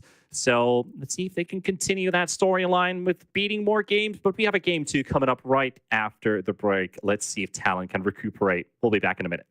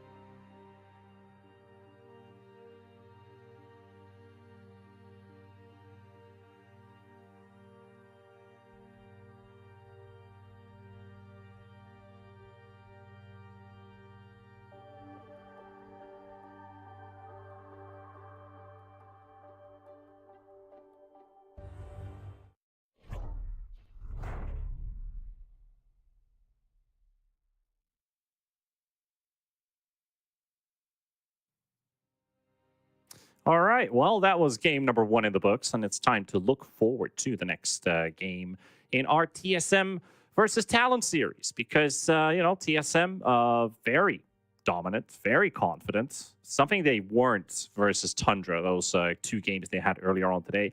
Bit shaky. And also for TALON, they maybe extended those games a bit further versus Tundra with those plus 40-minute games, but still a 2-0 win for Tundra. And this one didn't really give them much of a fighting chance. Just a couple of good pickoffs with some extra goal, but really that's not enough considering the whole picture. So maybe some adjustments coming out from TALON, maybe something that strikes your mind, Fear, because game 1, I don't think that left too much for TALON except TSM. Maybe we need to match them up in the early game, perhaps. Yeah, I mean, I think 2 things are going through Talon's head right now. First is Makoto probably doesn't want to pick his hero early anymore if he's playing against a hero that can be flexed, right? As we saw that Dazzle not be played in the mid position. So he ended up playing a pretty hard puck game. And the second thing is going to be a bit more careful in the early game, as that first 5-man smoke leading to a death. It's a big deal because if you look at the mid matchup, right? It's already pretty Bryle favored, but Bryle got first blood. That's any mid laner's like dream. And then on top of that, he's playing in a disadvantaged matchup too because they swapped the Dazzle. Those 2 things really just help TSM a lot. And I think it's unlikely, not impossible, that'll happen again. So that's good news for Talon. But other than that, TSM, great draft, great ideas, great play. Really helped them get that game number 1. It is also the last game of the day for Talon. They're going to continue tomorrow with 2 of their remaining series. They'd love to at least tie this one up and consider that we are not the punching bag of this group because they were considered one of the top teams of the group, probably alongside maybe Tundra, to just kind of shine their way through, dominate everybody. But it's not looking like that. It looks like everyone's just kind of bullying on the top SEA team right now. So Talon got to find the composure, not only for the draft, but also the execution-wide things. But when we talk about TSM and their entire year, what it's been looking like, what their preparation has been versus the international teams, is it finally starting to pay off? At the start of the year, it was a bit shaky. They don't really match up to the other teams. NA only had this one big team, Shopify Rebellion, that could actually beat and actually get a good result coming out from the majors. TSM wasn't quite at that same playing field, but they've certainly come ready the road to the international. That they have, but TSM's biggest issue throughout the whole year, honestly, throughout their entire existence, has been consistency. They've been to top 2s at majors. They've been beating Shopify Rebellions and within the regional when that team was doing better. It's a team that can do really well, but then again, they've been getting last places as well. This is a team that does really well when things are going well for them, but when things start getting hard, they tend to be in a position where they can be at the bottom of the barrel there. So consistency is what we're looking for TSM, but I think really like the fact that they're bringing it back from already having a rough series. Yeah, considering not this year's last one. Yeah. Considering this year for TSM, their win rate has been the 2nd lowest out of all the teams attending TI12. Only Entity is lower than where they have been this entire year. 51.6% sounds like, hey, it's a positive, but when you're 2nd lowest, that's not really a positive remark to think about. So if they can turn the tide at the very last tournament, at the very last moment of the Dota year, the one that really matters, that would be a crazy story, because I think TSM in some people's minds were, hey, this might just be our dark horse of the year. They very well could be. And I think after seeing last game, I'm not going to be like, oh, no, they're going to win TI or anything after just winning one match there. But I like the new style and confidence that they brought in. Flex picking, being like, oh, you're going to pick PA, we're going to just turn the tempo up with the last pick Night Stalker. These are the things that you kind of need to know how to do if you want to win game by game. So I do like how they did that. Key thing is consistency, right? And Town, they've been a team that they struggle with similar things, right? They didn't even make it to the Bali Major, and other tournaments are getting top 3 at majors and prestigious tier 1 tournaments, right? It seems like a team that's like all over the place. So I think this matchup is definitely a battle of consistency. Probably will go 1-1 with that in mind there, just to keep everyone's on the seat of their chair there. But however, if TSM can do it though, that would be good news for them. Obviously bad news for Talon. But Morta, this has been the most popular hero of TI so far. Played as position 1, played as position 4. kind of going back to seeing these Earth Spirits, these Morta type heroes, Dazzle. One thing these heroes have in common is being a flex pick. And there's been a big change to the drafting order, right? And how things work. Yep. I think we're putting more emphasis now on these flex picks yet again. Where would you grade the Muerta? If it were a carry, if it were a mid, if it were a support, any role, do you feel like Muerta is hot as a A tier? Would you put it in the B tier? You know, it's versatile. It can work. It can flop. Because I've seen a lot of, like, not only just high-level Muertas, but also those that have been grinding qualifiers, have been showing they're like Muerta spammers. They know they can make the hero work, and it flops. It literally just looks like, why didn't you pick anything else? Because they trust the hero. They know it works. They can beat games in pubs. But when you go to the competitive world, not even mention the road to the international, and you don't make it work, that hurts a lot. So where would you classify, or where would you put the Muerta in a tier ranking? Well, it has to be S tier right now. This hero is okay, straight up S. Okay, this hero's got a 70% contention rate. Been picked 10 times. Has won 8 of those games. It's getting banned and picked a lot, and when it's getting picked, it's winning. So this hero right now, I can't tell you exactly why it's S tier, but I can only just look at the stats right now and be like, these are absurd stats for a hero. Like, it's almost picked and banned in every single game, and when it's picked, it's winning 80% of the games. So if that's not S tier and it's a first pick hero, I don't know what is. Well, we talk about the Earth Spirit a lot, but can Muerta match up to that? Right now it is, so probably Talon also riding that lightning with it. But that's also another hero that has been showing up and no longer a surprise pick, the Bristleback. I think that's a hero that's on everybody's mind right now, that if we don't have a way to answer this hero early on in the draft, we might end up into trouble. But that also talks about TSM. We want to continue with that early aggression. It definitely do. And now I see a Weaver on my screen. I mean, this is a hero that has been buffed, but I'm not entirely sure. Is it enough? When you pick Muerta plus Weaver together, these heroes traditionally are your carry and your 4, right? And they just pick both of them back to back. Is there something I'm missing with picking a Weaver like this? It'll be interesting nonetheless. As TSM, they have something much more stable. They do have the BB, as got a you minus armor mentioned. draft building up. Yeah, minus armor with a potential carry that does all magic damage. That would be super hype. I love the way your phrasing is. Like, you're looking at a completely different thing here. No, I mean, I think the Muerta most likely will be a support because you do have a minus armor strat, as you have mentioned. But that would put Weaver in a core position. I'm not sure how the good old offlane Weaver is doing nowadays, but maybe a game for that. This hero is very good versus Shadow Demon, probably the reason why they picked it. Not good versus Disruptor, and that's why they picked Disruptor against the Weaver. And then the Venge, that's the hero that's good versus Disruptor. So I'm starting to see some counter-picking strategies here. And more than likely, I think the Weaver might go into a core role because now you have that Venge to kind of bail you out.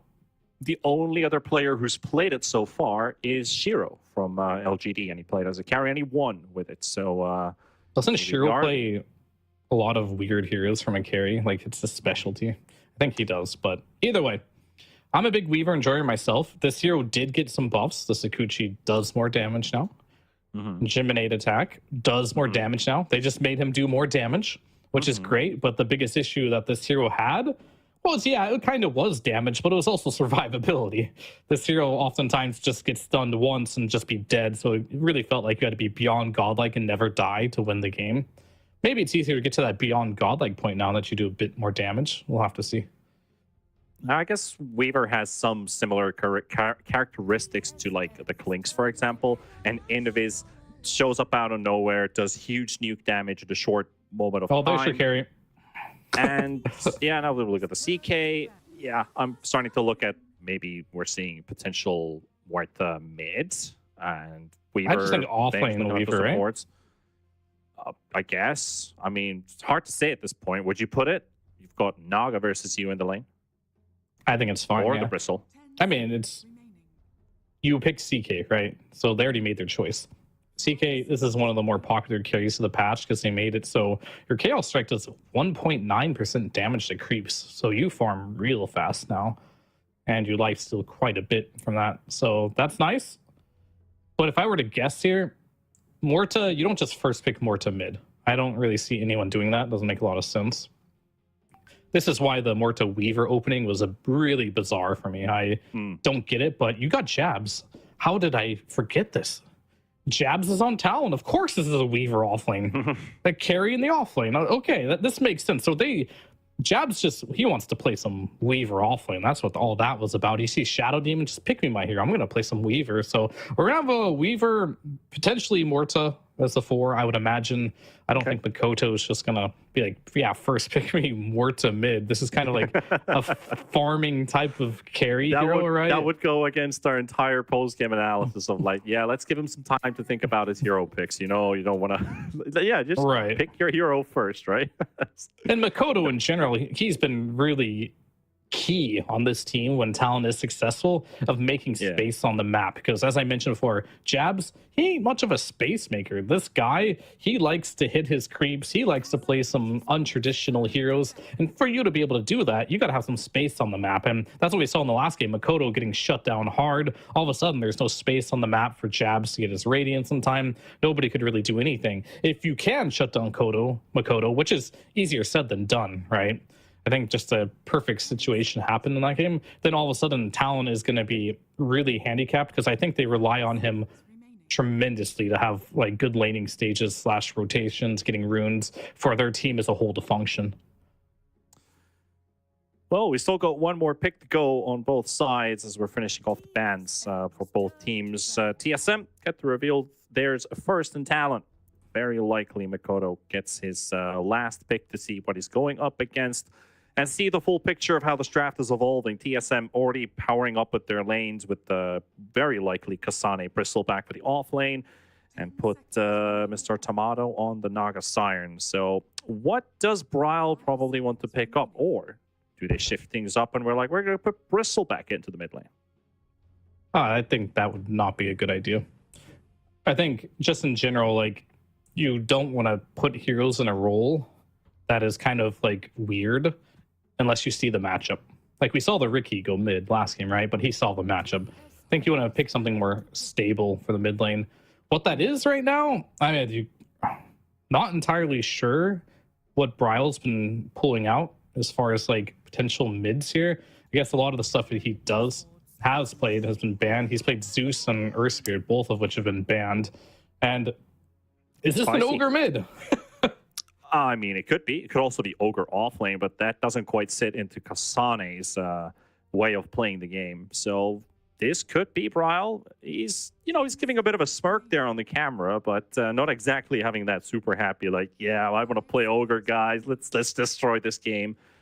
And yeah, that also puts Mikado in a weird place because they're going to have to figure out 20 seconds. I mean, I think Ogre and Bristle have similar weaknesses, though. Both these heroes are melee, so if you pick a hero that can abuse them, it's pretty strong. But it goes back to Makoto. He's not the type of player to play like these Shadow Fiends or potentially Timbersaw. I don't know if Timber will be so good against him, but that's the hero that punishes melee heroes in the mid lane. That works. Forgot about good old Shaker. He got some nerfs, but he still exists. But yeah, either way, you kind of look at their hero pools, and Ogre or BB was going mid, and I think it wasn't going to be a Kasane Ogre. And I don't think Bryle wants to play BB. I don't even know if Bryle wants to play Ogre. I guess he does, but we'll see how it works in this particular game. And 23 is actually going to play the Morta, so they did do a minus armor strategy and then pick a full magic damage carry. So yeah, I'd actually like to hear TSM's thoughts about this one. And did Moonmeander just force Bryle? You are playing Ogre, or did Bryle? But why are you playing Ogre? Is the question. Exactly. But the matchup at least got a bit better for Makoto in terms of the laning stage, at least. Ogre can at least bully the Earthshaker a little bit, but the Shaker, we know the capabilities that this hero has, how annoying it can be. Especially for the support duo for TSM. You've got a Disruptor, you've got a Shadow Demon. Well, you can try and save yourself for a little bit, but the Shaker's still going to hunt you down to the ends of the earth. And Japs with this CK, can apply that early pressure. Same thing with the 23 Savage. Well, I'm not sure if Muerta perfectly sits in alone as a hero, but that's where the Weaver on the bench basically sits in for TALON. So I like what they have here. I think it's a bit more stable in terms of how they drafted versus game one, how they drafted, because they probably didn't get the execution they were hoping for. They probably just got outdrafted by TSN. They didn't get to do what they wanted to do. Do you feel like this, Fear, looks like a draft they really wanted to get on the side of TALON? I think they were way more crazy this game than game number one with their draft, to be honest with you. I think like they really went outside of the box. I mean, both teams are doing some different things, like the mid ogre for sure, a little bit strange, but like this Weaver pick, I'm not sure what the Mort to carry. It's definitely interesting, and I think it's a bit crazy, which is also a lot of fun. I think TSM was a bit more adventurous in game one, like on what they did with their picks. This game is a bit more stable, minus the ogre, of course. But show me what you got, Bryle. I want to see this ogre. Yep. Everybody out there, tell your friends, we got an ogre mid. Come and watch. It could be great. It could be a flop. We'll never know until we watch how it happens in game number 2. TSM looking to close out their first series victory of the day. Leave TALON completely at the bottom of Group D. And TALON got to get the tie. They are also the ones with the aggressive smoke move, also dropping down the observer ward into the triangle of the dire side of the map. And TSM playing it chill. They're just playing it chill here.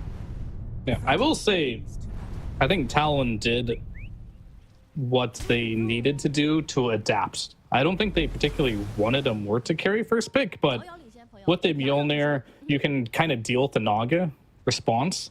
Jabs, he kind of went to the offlane on the CK because I think they realized CK versus Naga, pretty bad matchup as far as scaling goes. So they needed more magic damage. So adding in the Shaker plus Morta, you do have damage actually to deal with the Naga. So they kind of just adapted to whatever the game needed. And it's starting to feel a little bit, maybe I'm not going to call it this TI is going to be this way, but if you go back to TI7, for example, which was a TI. That's a leap.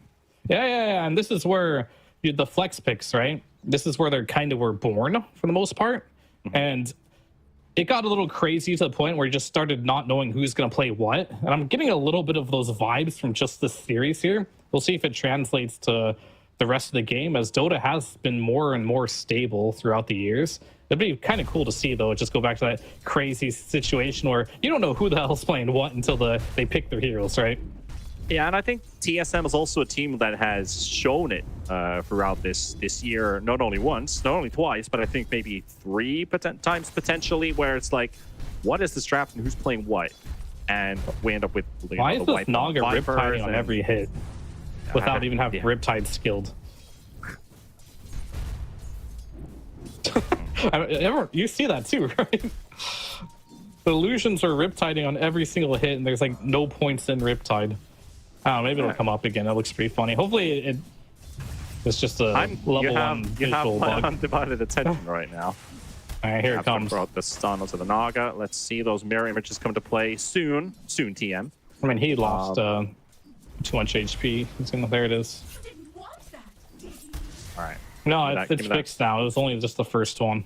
That was weird. That was really weird, but it's okay. Right. I'm glad it's fixed now because that would have been very bizarre. Yeah, that would have been quite the something. That it actually exists as a level 1 having mirror image, and hey, I can Riptide, guys. Like, what? I mean, it wasn't doing damage. It was just the audio. Kasane's low, and so is 23 Savage. He does have a big one to pop thanks to the Bristleback in his lane. That blood grenade not enough to kill him off, but he's down to 70 HP. Ollie still bullying Ari. Ari will drop down the ward for the camp block. Oh, this creep following him was really bad for him. Oh, it still managed to do a lot of damage.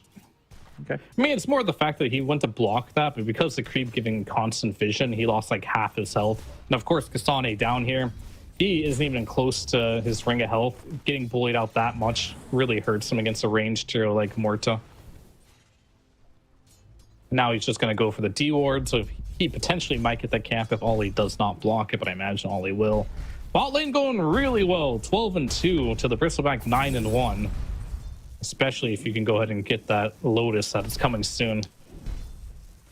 least they're getting a lot out of the bully here in this bottom lane. I've been trying to look at this mid for a bit. How does this mid ogre fare for Bryle? But looking pretty sweet in terms of farm at the moment. Not really getting punished by the Shaker. You do have a lot of base armor to work with. And get yourself amplified a lot more with this ogre magi. A lot of HP. Not exactly what the Shaker likes. Like, you still get the bully, but it's not like I'm driving this hero away because I'm the stronger counterpart. Yeah, I think Tomato, though, gonna be maybe a bit of trouble here. Tomato, a couple more hits, but even the crit from Jabs, not enough to finish him off. Down to 60 HP. Waimon is also low, but Q, he can't dive. not yet, at least. He does have the Lotus Zone. It looks like he's going for a traditional Weaver build. Just straight into the Urn of Shadows. Triple Ring of Aguila. Oh, he goes down the history. That's Oh, Tomato, there we go. First blood for Talon. Smack to the face. Since when was Triple Ring of Aquila a traditional Weaver build? That was you were talking TI7. I think that was like TI8.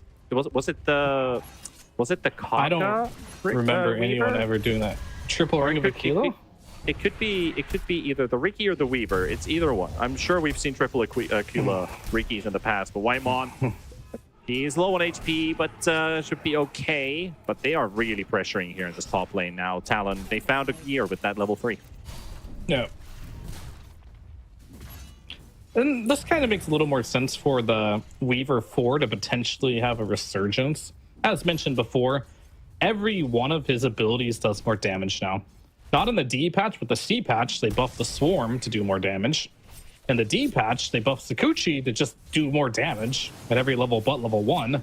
And then in the C patch, they made Geminate attack at every single level do more damage. So maybe it's time for Weaver to potentially make a comeback here. The only thing that still kind of sucks, and was the reason why Weaver was so popular before, was the Aghanims. Cast range is just really weak. It's 500, so not really that defensive saving support anymore, or at least much worse at it. Yeah, it's like you only needed the Aghanims, right? Like, you could build all these other flavor items on top of that. But now, if you really want to get benefit out of the Aghs, you need like a Blink Dagger or something. Or just go straight up for all the Shukuchi talents to get as close as possible with that cooldown talent later on into the game. So, yeah, that Aghanims is really worn off from what it used to be. Meanwhile, Waimon does get the glimpse out, but it's not going to save his life. It's going to send Jabs on the taxi back to the lane with the creeps and his life forfeit. Yeah, good dead shot there by 23, realizing that Ollie ended up going to the top lane for that kill, so they tried to apply some aggression there with Ahri and Kasane, but dead shot repelling that for now. And that's the thing about Morta that is kind of strong right now. This hero really punishes you for trying to dive her. Drop the calling, put a dead shot that potentially gets you back stuck into the calling. It can be very annoying. And they don't particularly have the best heroes to deal with Amorta when she presses her ultimate. At least this is a lane where even if 23 is taking a lot of damage from time to time, this is like stick heaven, right? You got Shadow Poison, and you got Quill Sprays and Snots, and they have Mikoto showing up out of nowhere. As Talon, they get the 3rd kill for themselves off of the Shadow Demon. They don't kill off Kasane, but a warning has been given by Mikoto. Yeah, he's letting you know he's in the game. Waimon, also going to get targeted here by Q and Jabs, and that's another kill. But Tomato should be able to take down the Weaver. Yes, he can with those Riptide procs. And Jab's only able to poke this Naga, but they found an angle. They found an opening on just punishing the supports in both side lanes. That's pretty much all you can do in a situation like this at this point, and we'll take a quick look at the 7-minute Wisdom runes. Like Ahri will stack and get it, and we'll have a TP from Q to go get it, so even split on those. But yeah, I think that's all you can do in Talon right now on the top lane is kill supports. Tomato, he's pretty unkillable, as they're actually going to try and go on to Jabs here. This is going to take a lot of time and effort. Maybe it's going to work out. Still 10 stick charges for Jabs, and he's finally popped it. Tomato's here, but the time has been bought, though. However, Bryle, he's here to help him out. Tomato getting the last hit, getting that off-lane CK. And Q and Ollie not quite in time to help out the CK. He might be durable, but he's not that durable when you got 3v1. All right, Bryle. Where's your Midas at? Come on, man. Is that the Sweet, build? sweet Is it not the multicasts. build? Because phase boot is like, I'm super curious on where he's going with this, but right now, Talon's going 3 heroes mid on him. And Well, I Echo really Slam is like the down, face though. boots. I really like the face boots considering like how much physical damage Talon Minus has. armor? Yeah. Just physical damage in general. Like even with the magical of the Muerta, that is so much damage that they can deal. Plus, yes, of course, the minus armor comes into play. So face boots seems like the best Radiant's boots options. bottom tower is under attack. I personally would like no boots and a Midas. You know what I'm saying? I Well, like gold. I mean, Kathane's got no boots. Okay, he just no, picked we'll up the see, brown we'll see. boots. Courier has been killed. of a bummer. I've got like my notepad out, right? Got my pen and paper out, just looking at Bryle. Show me something cool. Theory crafting time. Dire structures are fortified. And I mean, why the not cool thing set- hasn't happened yet. That's all I know for sure. Yeah. Why not set the trend or set the meta yourself? Like we've seen plenty of teams in not only Road to the International, but TI history. One hero works out wonders in a untraditional position. Meanwhile, Tomato getting targeted here. Q is just running around inside that kinetic field. Ollie, Mikoto's here. Bryle is also teleported in. We've got a party here right now. But Shaker spotted there with the dust. Meanwhile, Ollie being punished inside the tree like you, going for the chase. And Tomato is low in a matter of moments. But who's going to be killing who is the big question. Can they finish off this Naga? Still surviving. Roche is there to intervene. But Q sneaks the kill with the Shikuchi. And Talon, no heroes lost. That must have been so tempting for Makoto just to ulti. Secure the kill. But he still got it. Glad he didn't. But you see 23 showed up for that via teleport scroll. And Makoto's here too. And Jabs is coming in. They've got the fissure, but it's hard to get in with a disruptor in the way. They'll get a tower. you know what's terrifying though? Like, all this on paper might look Spiders. pretty good. Yeah, I mean, it depends if you're afraid of spiders. Some people don't find them. You know, I find more terrifying than spiders. Wild boars that spit out spikes and goo. Oh, yeah. Those are worse. Not the And Beastmaster type, the Bristol backpunch. this guy, he's doing stacks right now. He got the tier 1 tower bottom during all of that. Kasane eventually will come online this game, and from what we've seen of this Aghanim's Bristol, it is scary when this hero comes online. So a lot in store for Kasane and Bryle. Bryle still, I'm still so confused about this ogre.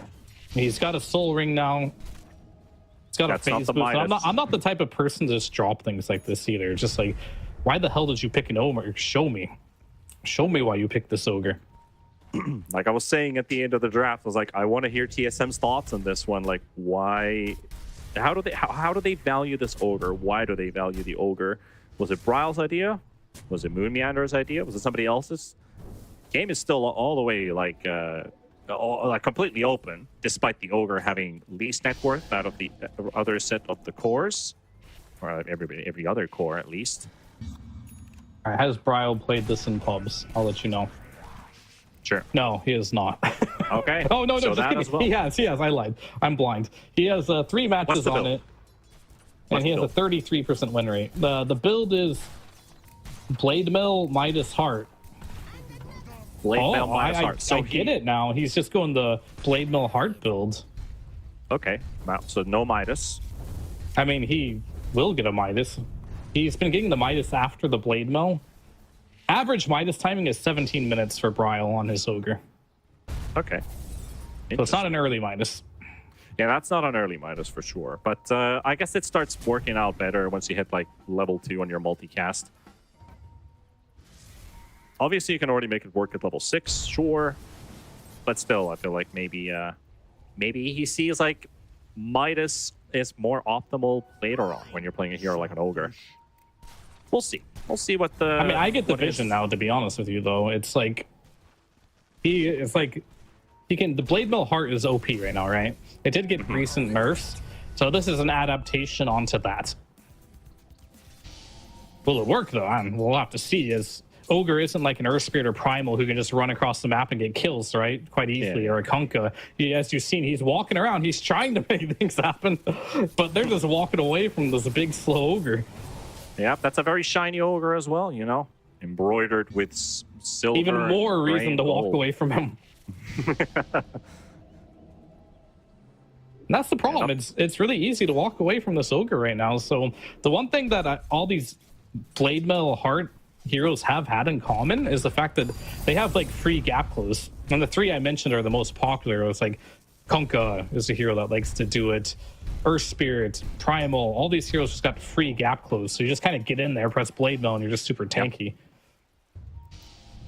You just gotta hope that everybody hits me. It's true. Well, Mikoto and Oli, they're going pretty deep here. Blink Dagger, freshly built on the Earthshaker, trying to find a kill. They're collapsing towards mid. Bryle is the target. That's a very early the calling there from 23. He's trying to push out the wave and try to get the rest of the squad to show up. And there's a lot of Talon heroes. Bryle, got a bit of a warning sign there from these sudden illusions showing up from their side of the jungle. So that gank attempt, not going to connect. I think these moments are going to be pretty critical here on what TSM can do with it, right? Because Shaker just finished a Blink Dagger. He's ready to rumble. Will they be able to use this Blink Dagger to punish? I think they're kind of in the driver's seat right now. Because right now, if you look at TSM, they've got a Naga who wants to farm. They've got a BB who wants to farm. Ogre would like to make something happen. He's been trying to make things happen. It's just he can't really make much happen right now. I think your catch is going to be coming from Whitemon more than likely. And you kind of see he's trying to get some T wards and get the vision advantage so he can potentially get some glimpses off, but it looks like his life might be forfeit here.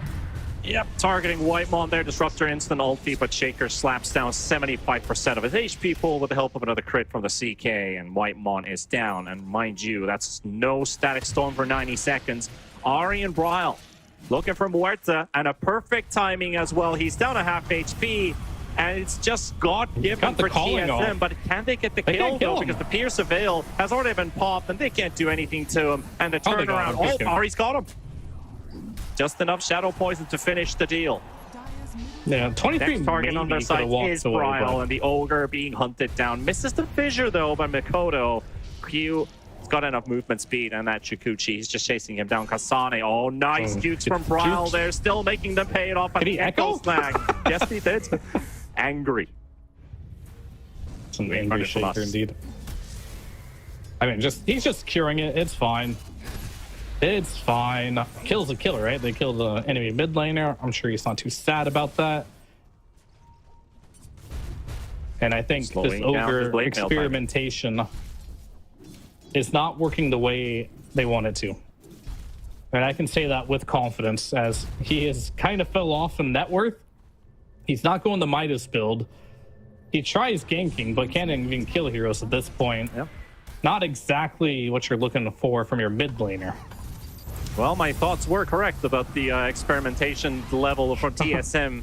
But let's see if they can win this push work out as Oli, he's going to drop the Ari's ult and a nice glimpse as well. And that will lock down the CK for another kill for TSM. And open up that mid tower if they want to take it. There's no defenders around this area. They're looking for another potential kill. I want to do a clap right now. I'm really happy with Bryle's decision making here. He had the Blade Mill queued up, normally goes at first, but why is that Midas recipe realizing the type of game he's happening? So he's going to have to take a recovery. Happening. Now that's the Ags Bristol. He just finished it. Can you go on this guy? Yes, I don't know. This will be very fun for the rest of Talon to try to fight back against. It's like, yeah, let's just leave this Bristol be. Ollie, well, why'd you guys bait me into this? Now I pay the price for it. TSM get another pick off for themselves. Not bad, not bad. As much as fun as having him talking about the Ogre, you can't really forget that Tomato and Kasane have had 100% free games, and they're both incredibly enormous right now. And unfortunately, if you look at your most farmed hero on the map right now, it's Jabs. And not saying like he can't use that farm, it's just he's playing a hero that is pretty hard countered in this game. If you look at what Bristol does this patch with the Aghanims, very good against the CK right now. Naga is a hero that CK just can't kill the illusions of Naga whatsoever. So these two heroes being top of the net worth is already a sign that this game is not going the way that Talon wants it to go. And even this Blink Dagger reveal on Makoto, it's not doing as much as I feel like it needs to do. But there's still a lot of game left. We'll see what rotations they can make as they're heading towards the top lane. Also, in terms of, well, I mean, we'll get back to the farming phase in just a minute. If we do get a fight to start, Kasane versus Jabs and Q. Oh, Jabs actually does a decent amount of damage. Makoto flops the Echo Slam. Looks like he just got hit by something that prevented him from blinking forward. And now the fight's on Talon. They could just look for another, and Bryle is history. Oh, poor Echo not doing much, but doesn't seem to matter too much as Talon, they walk away as the victors out of this engagement. They do, but no skin off Bryle's back. He's already low net worth, right? So he's not giving much EXP back or gold. And he just finished his Midas. Nothing of value was lost. I mean, I'm just saying the trajectory for him right now, it's only going to go up. Yep. That's always a promising sight as well, the sights of TSM. Back to when you talked about like CK being the most farmed hero on the side of Talon. Muerta's also a type of hero that, now that I've seen more and more of this hero, it's not exactly the fastest farmer early on, even with the Mjolnir pickup, right? That's when the hero feels like now it's actually starting to hit creeps, but it's not faster than like the cleavers, the split pushers, the illusion-based heroes. Yeah. So you fall behind quite a lot, and then you just gotta hope that this hero is gonna be strong enough at some phase of the game. At least the itemization for the hero makes it really interesting. You don't only just play, but also play against. As Tomato up it here by Talon. Mikoto looking for the angle to catch him, but nobody there. Oh, they thought it was real. And the sleep turn. Song. Aggressive Song. They're going to go in. Ollie spotted. Do they see the Weaver, though? They don't, and they're looking for another target, and it is Mikoto. Another TP coming in, but they will lock down the Vengeful Spirit. Stun flying into the Disruptor. Ollie down. Tomato. He'll take a couple hits, but 23 Savage. Trying to get the dead shot to connect, but it will miss on Tomato. And also Bryle stunning away Q. And that Song leads them to one support kill. That's it. Not bad. I think it's fine. You're not in a situation, as most Naga games go, where you have to do something right away. You do have like the ultimate trump card as per usual whenever you play Disruptor Naga. When you do get the inevitable Aghanims on the Disruptor, if you're winning the game, your combo becomes extremely potent. To the point where they're even going to go ahead and just try to threaten the enemy Tormentor. Decide not to, as Jabs has popped his ultimate to try and defend it. Like Kasane, he could do it, but it's an unnecessary risk. So Talon gonna clear it out of the way. Look how fast that one falls. That was an 1100 crit or something that I saw in the Tormentor. Like, well, okay, that's a lot of damage that this CK can deal out. And he's got that Echo Saber right now locking the Oblivion Staff. So that Ogre Axe looks to go towards the BKB. Just the recipe short. Yeah, it's coming out now, so he will have a BKB. Pretty good timing for it. 20 minutes, not bad. It's more of a question, like Talon just need a fight, right? Because like the longer this game goes, the more and more net worth they're gonna be behind, right? You just farm faster. Just Naga, Bristle, just farm super fast this patch. And of course you're against a Ogre with a Midas, right? So he's gonna start picking up his own farm. It really comes down to, are you okay with being down net worth to try and deal with a Naga late game? Is I think you like to call it the dead worth hero. If you get too much farm on this hero without enough impact, kind of feels like you can't do anything. So there is an advantage. There's an advantage to letting Naga free farm and not fighting into her timing. And of course, considering that this is a game where there's so many different items, so many good items for to build on the side of Talon, I just love Whitemond's optimism of, I need a straight up Aghanims on this Disruptor. Like, screw everything else, no Force Staffs, no Glimmer Capes, I'm getting Aghs, boys. Yeah, he has a Naga. I think this is the correct play. Whenever you have Naga on your team, you want to be able to use that sleep into just kill any core. And there's nothing they can do about it. No BKBs for you, no saves for you, it's just... Well, they kind of have Venge, right? That's what, but they drafted that when they saw Disruptor, which was a good choice. Meanwhile, TSM, they're going to clean out Roshan for the first time. This smoke is not going to connect on time from Talon, and Kasane give it a second life. Considering portaling top, as I think they might have pinged out Jabs' location. He's got BKB though. And there I are don't know only if two they can- heroes in bottom. Might be scared if I was TSM. Like, White Mon Tomato. He's out. That's the right call. And Talon are just kind of chasing ghosts right now. These illusions just keep shoving out every single wave. there? Must have been the wind. I mean, it kind of feels like it right now. Yep, White Mon, Mikoto right next to each other. Oh. Good jukes required, but there's an Oli showing up out of nowhere, and there's a I mean, save he's from so Ari. fast, but it just doesn't matter. Yeah, the swap save, but there's a fissure thrown out, and Oli. 9.5 HP. Makoto also slowed up, but here comes TSM with their full wrath. How much can they do? So does 23 Savage. Wants to fight against Kasane. They have a second life to fight against on that Bristleback, so they gotta wear It's a double their BKB options. timing, by And the looking way. for this Bristleback kill, which is looking like the first opportunity is going to be taking place. The Yule's throwing him into the air, surrounding him from every angle, and the Aegis there, but Tomato, turn around. They don't have a Disruptor ulti. He's also gone for 10 seconds. How much can they do? Trying to get Kasane out of harm's way, but he's not moving anywhere. He's being still surrounded. Does a decent amount of damage back. The Echo's going to be the dropped on top of it. damage! Kasane getting 2 kills, and maybe even more. 23 Savage is going to drop, and Jats is going to fight all the way to the end, but Tomato with the boys should be able to clean them out and get the rest of Talon out of the way, making it a 3-for-4 trade, and the Aegis also lost in the process. Yeah, I want to check out the damage recap there. Look at the Bristleback damage. He was just sitting there getting beat to death, but he got his Bristleback off beat the them back. Bristleback, got the Bristleback off. And that was that. Like, he died, but he died killing 3 of them. And I don't know if this replay will go long enough to show it without something happening, but if it does, like, keep an eye on, like, how much damage this Bristle does right before he dies. It really did look like that. Bristle, he was just going to die right away, but it didn't happen at the end of the day. He was able to survive. Bloodstone plus Aghanim's pretty good build. Brings us back to the... Well, I was going to say the Razor days or stuff like that, but you don't really need an Ags for that. But these heroes that just kind of survive while being stunned don't really care. Yeah, letting off of the misery of their opponents. I mean, those are those most high-skill heroes, right? Remember Gyro not too long ago being OP? The Razor changes when Bloodstone was OP, even Leshrac sometimes. These heroes that can deal damage and heal themselves while they're stunned have historically just been broken. And when you put that into context of like the competitive games, when you have 4 heroes beating one guy, you don't actually know if he's going to survive the entire fight, turn it around, and it feels like an empty effort from the team feeling like that they have the upper hand, and it just gets taken away from them because how strong Bloodstone is with the equivalent hero.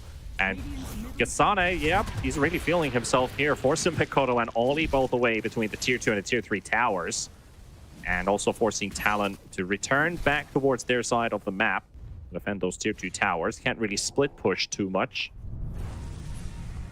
Why is Bristleback's Ags called Bristleback? Radiant's bottom tower is under attack. It's a little... Another trick question. No, it just seems a little simplistic to me. Bristleback. It was already a Bristleback. You know what I mean? Bristleback Aghanim Scepter adds an active ability to Bristleback. So, I'm just saying, Bristleback is just Bristleback again when it was think my already back just Bristleback. well, White Just like Mon's White back's Mon. definitely broken there. Just dropped the ulti down, but only as a panic.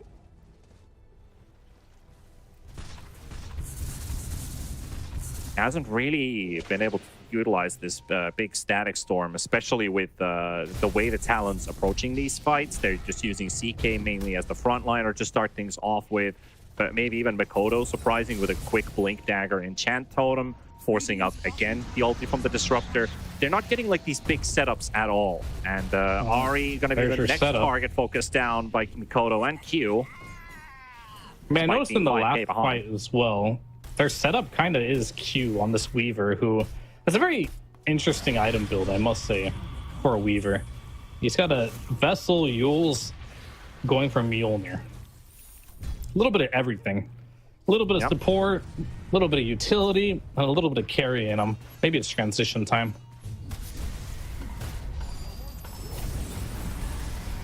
Yep.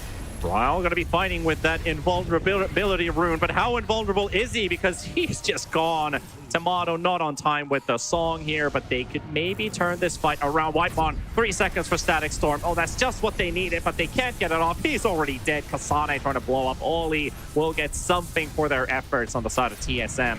But this fight's not going their way. Jabs is going in. Now they're just by taking Kasane down, and that's another with an echo sound of the back line onto Ari, but it doesn't really do too much to Ari. He's going to be able to walk out. However, Talon, they might have been behind in net worth, but in terms of how these fights are going, Talon just seems to be getting the better results. I really like Ari, rather, not Ollie. I mean, I like Ollie too, but in that specific fight, Ari, his itemization is really anti-shaker. If you can see, he has the Gossamer's cape, makes it so that big enchant totem swing misses, which maybe just saves his life in a lot of situations, right? Plus, has a glimmer for the magic damage. It's a lot harder this game for Mikoto to make things happen. I mean, I think you would have went for a Gossamer cape on Whitemon too if that temptation for money, the Philosopher's Stones, getting that Aghanims wasn't so high. And I gotta agree with it, as he is very close to that Aghanims, just one piece away now on Whitemon. And I think that's when this game strategically gets a lot more complicated. Like, of course, he's been building this axe for a while, but with all these, him dying at the start of the fight, doesn't get any assist gold for any targets that they're potentially going to be able to take down in these fights. His axe has just been delayed and delayed and delayed. It's still going to be good. It's still one of the best Aghanims upgrades for a hero, no matter what the time is on the clock, basically, no matter what the time is in the game. The earlier you get it, the more strength you get out of versus these early BKBs. Really helps out Tomato's game that he doesn't end up being a death worth Naga. But it's just, you know, so close to getting it the whole time, but just dies first. That's not fun. It's not a lot of fun on Disruptor to just get blown up right away. I mean, if you get the Aghanims before 40 minutes, I consider that pretty good timing. And I think he's on track for that. If it was any faster, that would just be absurd. Actually, I'm a little surprised how he's 1-6 and so farmed, to be honest with you. He is dying every fight, right?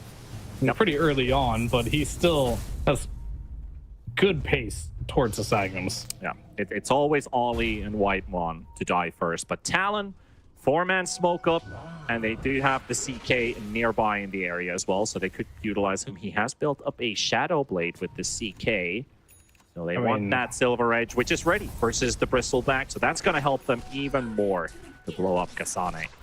I think Q is actually the real mid laner now at this point. Maybe not mid laner, maybe he's the carry, but he has a Mjolnir completed. He has transition. Going for a Scotty. Like, he's gonna be a carry. And I do not joke when I say this. If Q can get level 25, I understand not quite yet, but if he can, this hero actually will beat Naga in a 1v1 with 6 slots. Talk about Q Tomato. He's baiting with a potential Naga illusion, farming a camp, but Q just gets his Shukuchi off just in time. If he did get caught, that would have been killed. He's got a use, but there was an Ogre coming in. There was a Disruptor coming in. That would have been a great pick off for them. But Talon finishing off this tier 1 tower in the bottom lane with ease. They've got plenty of damage to do so. I mean, when I say like someone's transitioned from a support into a core, I feel like Q in this game, I feel like he might just ascend to He already is beating Mikoto in net worth. Yeah, that too. That too, all right. He literally is already there. Let's see what TSM has up their minds. Talon, they try to smoke up for a kill, but Talon seems to be ready. Instant jabs in the back? Just wants to hit Kasane. I think he may have wasted Phantasm here, unless he's a madman and goes in. And I know jabs, he is a madman, but... They have good wards placed down. Oh, they see him. Oh, he got they caught. see him. What a brilliant read there. Tomato, he sees a glimpse and he pops his song, and that's the Aghanims on the Disruptor. Good night, jabs. TSM get a big kill. Maybe even more. Mikoto, no Blink Dagger. Will be able to use that Enchant Totem, jump away. Trial, he's very close to calling to turn things around. 23 Savage, keeping them at bay. Weaver already popping down the time lapse, and there's a route onto Mikoto. They're trying to protect their positioning here, but it's looking rough. Oli has to use the Ogre Seal Totem and the Nether Swap, but he has to give his life away, and they are still on the hunt. Tomato has his Ensnare ready. They see the Muerta, and that's a big kill if they can find it, but do they have the detection? No.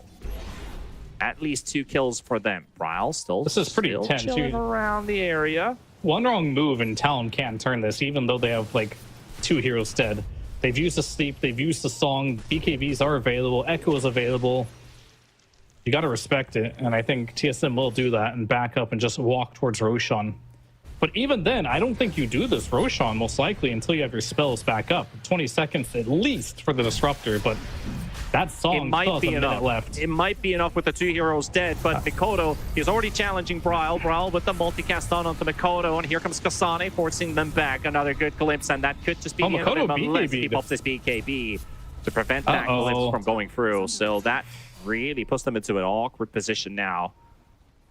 Now But it's not they're all so up. easy, right? Now you get stunned by some Orchid or some Static Storm pre-BKB. You can't get your chain stun off. And here we go, Jabs, round number 2. That has him pop Tomato. Did they see the real Tomato? Even hit. They might just recognize him there, but they don't get the jump, but the silence is there onto Jabs.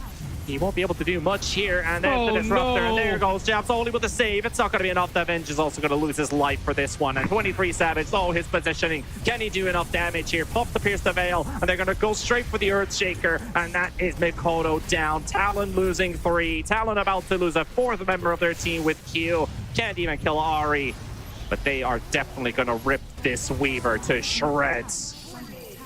Triple for Kasane with a bristle. Jabs is having a rough one, man. He had an option to go for that Naga. He saw him, but he decided to go for the courier first, then gets fogged by the Naga walking into the tree line. 2 fights in a row there.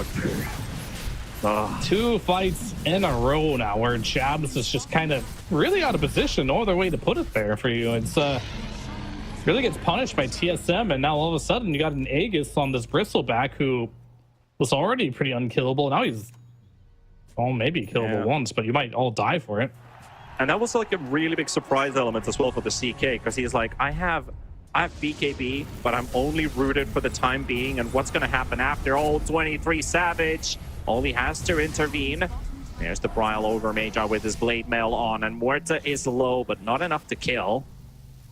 Kasane also not able to snipe, not enough damage with that one quick hairball thrown in, and a quick pause coming out from TSM. That's an annoying thing, right? When you play against Disruptor, you kind of have to just burn your BKB really early, just in case of the threat. But that's 2 fights in a row now where Jabs just got caught out by Disruptor without getting BKB off, just melted immediately. And if you look back on this game, it's like maybe a bit of over-aggression here from Jabs in a couple fights in a row here. Now you're in a situation where you're pretty far behind when the game seemed manageable. Now it's starting to feel a little unmanageable.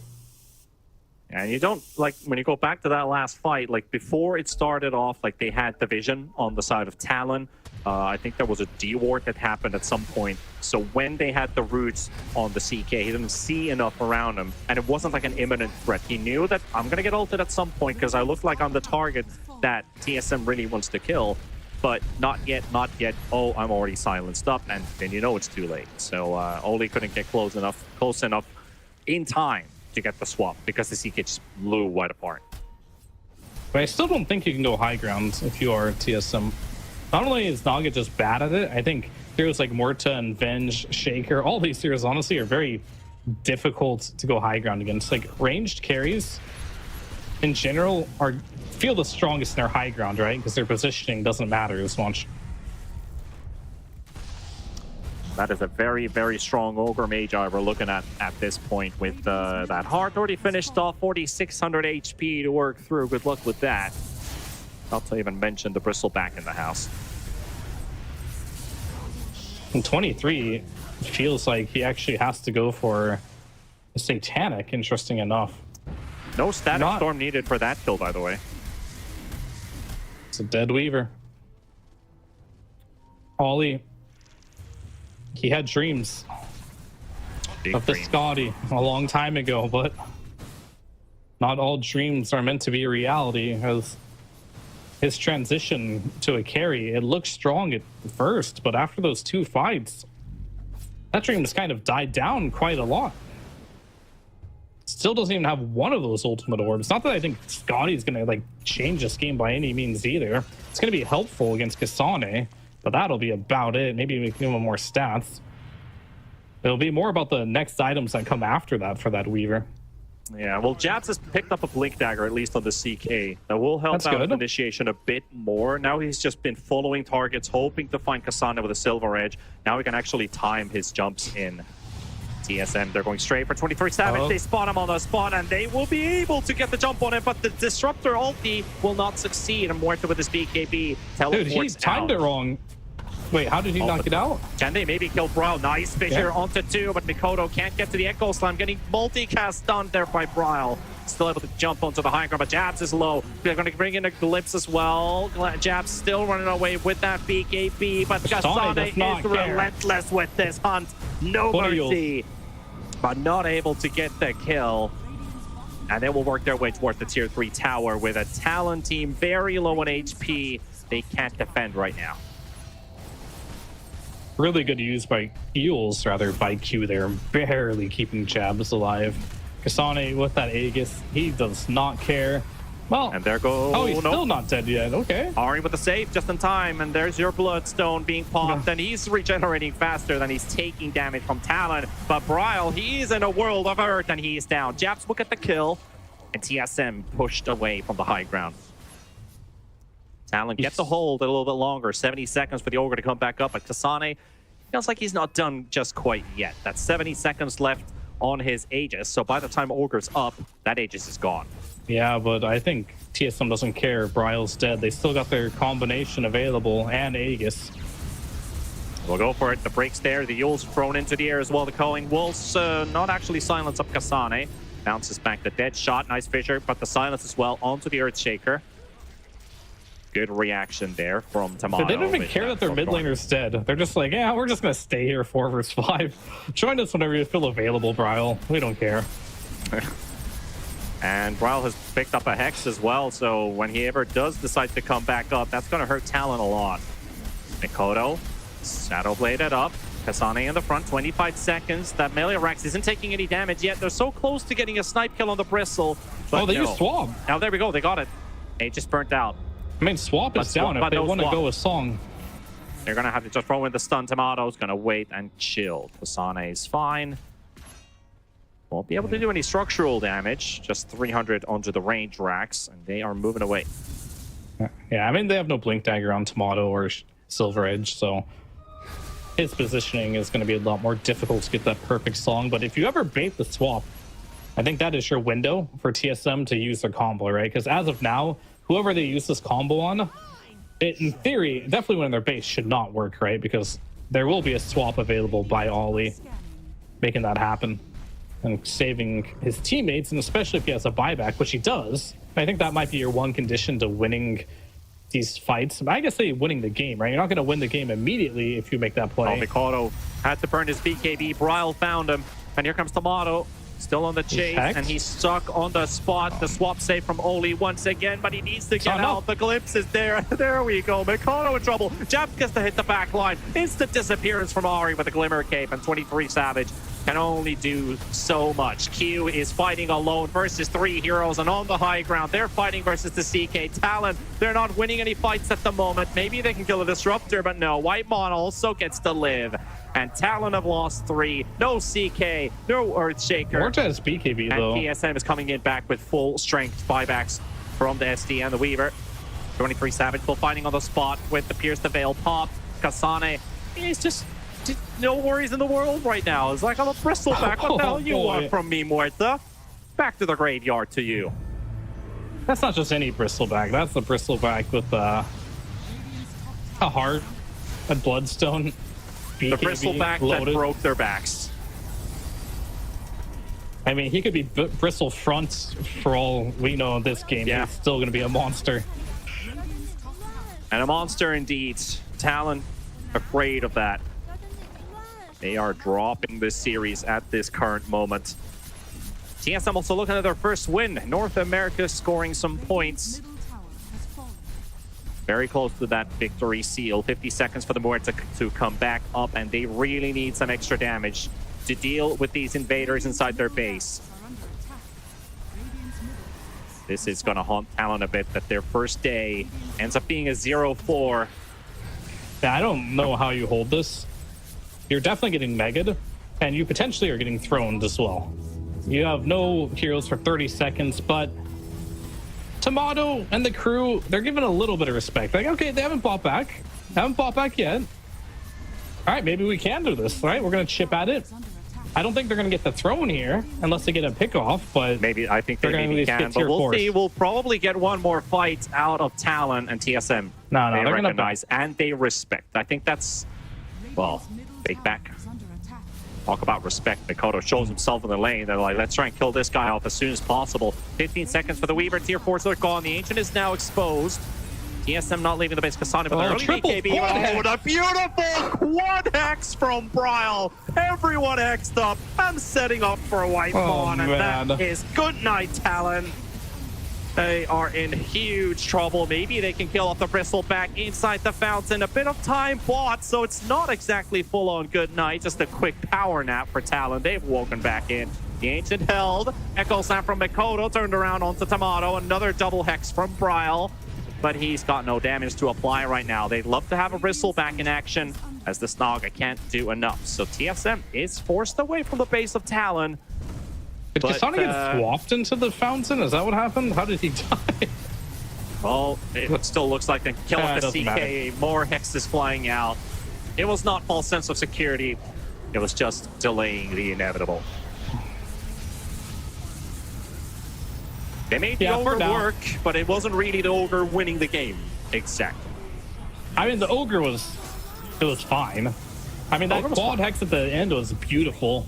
40 minutes into the game with this hex, it started to look really good. So the scaling capabilities of this hero is great, but its early game potential, a little lackluster, to be honest with you. So more than anything, I am impressed by just, how Kasane played, how Tomato played this game, how just the supports in general played. I mean, we don't know who the MVP is going to be yet, but spoiler alert, it probably won't be Bryle. Well, that's not that he played badly. He did okay. Well, what I can say at least, that's the first series victory for not only just TSM, but our road to the international first-timers, Kasane and Ari. They've now got a taste of what victory feels like. You can see Ari was cheering a bit there at the end of the game as well. The guys, we did it. We pulled it off. We got ourselves in the winning track, and that puts us as TSM in a much better standing instead of a case of we tie up this series or we lose this series versus Talon. Watch this fight. The Bristleback, he almost dies. Weaver yules him. Almost dies. Okay. And here we go. They're going to kill him one time. But this is a clip I wanted to see earlier. Look at this hero and why it's so popular. They're going to go on him here. And then he just starts spraying on 3 heroes here. Just healing a ridiculous amount. He gets echoed. He basically just got an ultra kill there, or a rampage, with the amount of damage he did in that fight. You're really going to have to keep an eye on this Bristol hero. I mean, it's not even a secret at this point. Many teams have been playing this, and it's been looking good, but how annoying, I must say. Yeah, I mean, talk about spite when you're already on the ground, you're being kicked by 4 guys, and you're still spitting at them. It's like, that's the definition of the Bristleback right now, that it's relentless. It doesn't give an inch, doesn't give a quarter. And one big contributor for TSM, at least in this game, to victory, Kasane pulling off a great performance with this Bristle, but also just doing Bristle things, I guess you could put it that way.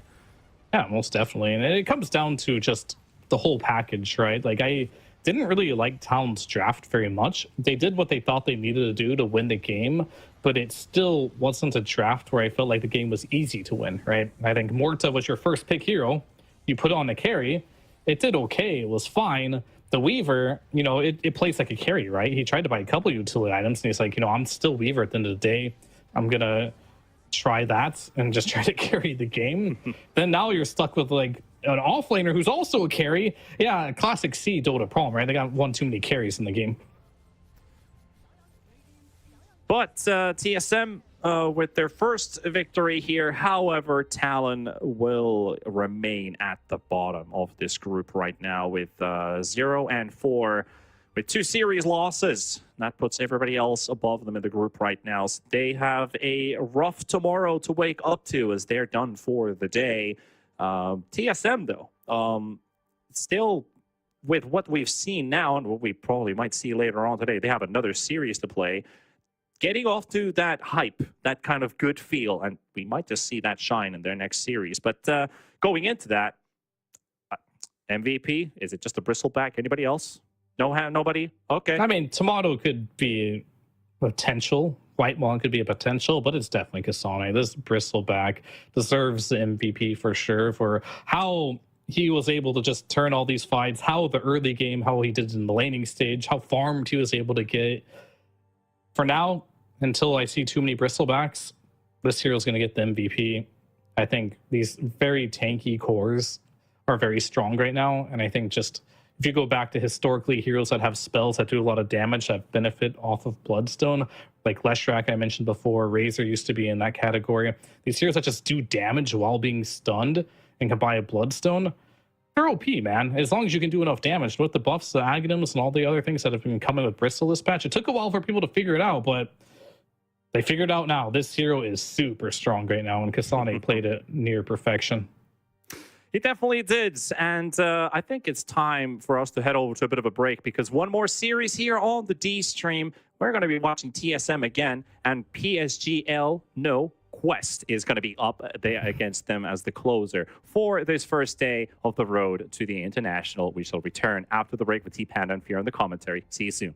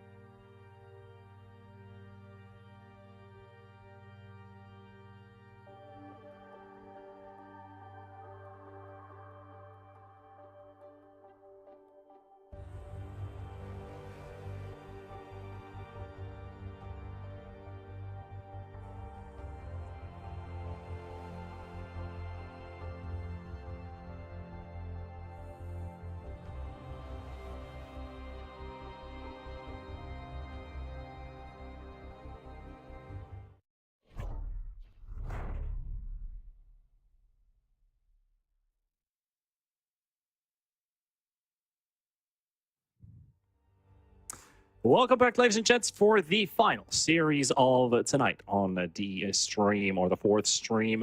We've been watching some interesting Dota throughout all whatever you've been watching today. I'm pretty sure you didn't just witness an ogre mid that we saw in the last game, but it worked out. It turned out to be a victory for TSM, a 2-0 victory for TSM, which puts them in a good standing. But they're going to be playing again 2 more games of competitive Dota for them here. But T-Panda and Fear with the commentary, they are going to be matching up a team that got a sponsor from another team that used to sponsor them, which is now known as the PSG Quest Esports. That's going to take some time to get used to, for sure. But yeah, PSG Quest is a team that I've been really hyped about throughout the entirety of this year, to be honest with you. Even back when they had Amar on the team, he was, not him, but the team itself was always surprising, always doing well. I think their big breakthrough was at the Bali Major, where they were making some waves there. And I've been a big fan of TA2000. I think this guy is one of the main reasons why Quest has been so successful this year. And we'll see if he can continue to do so even on the big stage.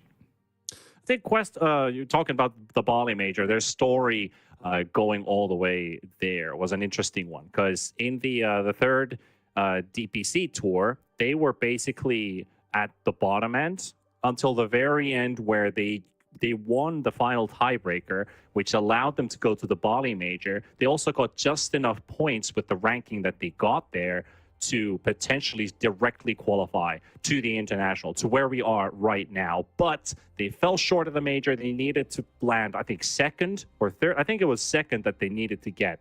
So grand finals for a team that probably wasn't even going to the major in the first place, to go straight to the international. And they won the regionals, or at least got that second slot from the West European regional qualifiers to get to this stage. And when we match up versus TSM, this is the first time these two teams will ever have played. This is the first time that they match up against each other in an official game. And in fact, it will just be the second time in their history that Quest will play against an NA team, having only previously beaten Nouns 2-0 at the Bali Major. That is quite interesting, actually. Quest has been, I think the reason for that is like Quest hasn't been around for very long this year. And when they have been doing well, NA has not been doing well. So there hasn't been many opportunities for these teams to meet. So we're going to have to see a conflict, or a clash rather, not a conflict. Maybe there'll be conflicts in game, we'll see. But a clash of 2 different styles, and unique as well, because sometimes when you play a team enough, you're like, you know exactly what they're going to do. You got a lot of data, research. You kind of know them individually too. Maybe more so the NA players have been playing on EU server, but for the most part, these guys generally don't play a lot of games together. Also about like Quest's roster, I've talked to you a lot about my fascination towards like East European carry players. Most notably now we can talk about like TA2000, for example. The success that he's had, the performance level that he's had. He's kind of joined the ranks of like when Rezo would carry, when Watson would make his show the year before, when he then finally joined Entity and was like, guys, we can go to TI with this carrier that looks amazing. And TA2000 just seems like this could be I wouldn't say the new generation of East European carry players, but he certainly is one, because Quest is filled with TI or Road to TI debutants. Like Toby's the only one who's been to TI last year with Entity.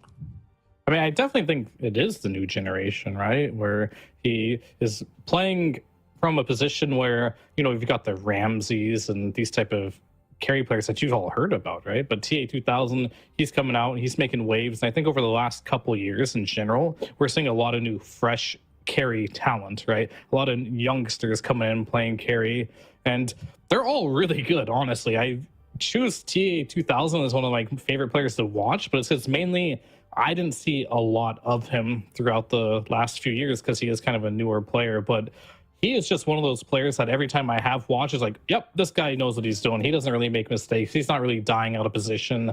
He does have a very narrow hero pool, or used to at least. That's how you normally always start out, right? With what you spam in pubs.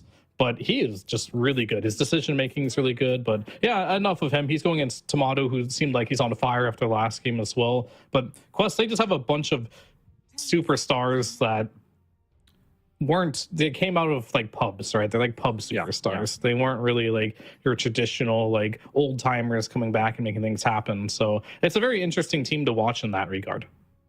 It certainly is. And I just want to add one extra point to TA2000 is their coach, the Hawk.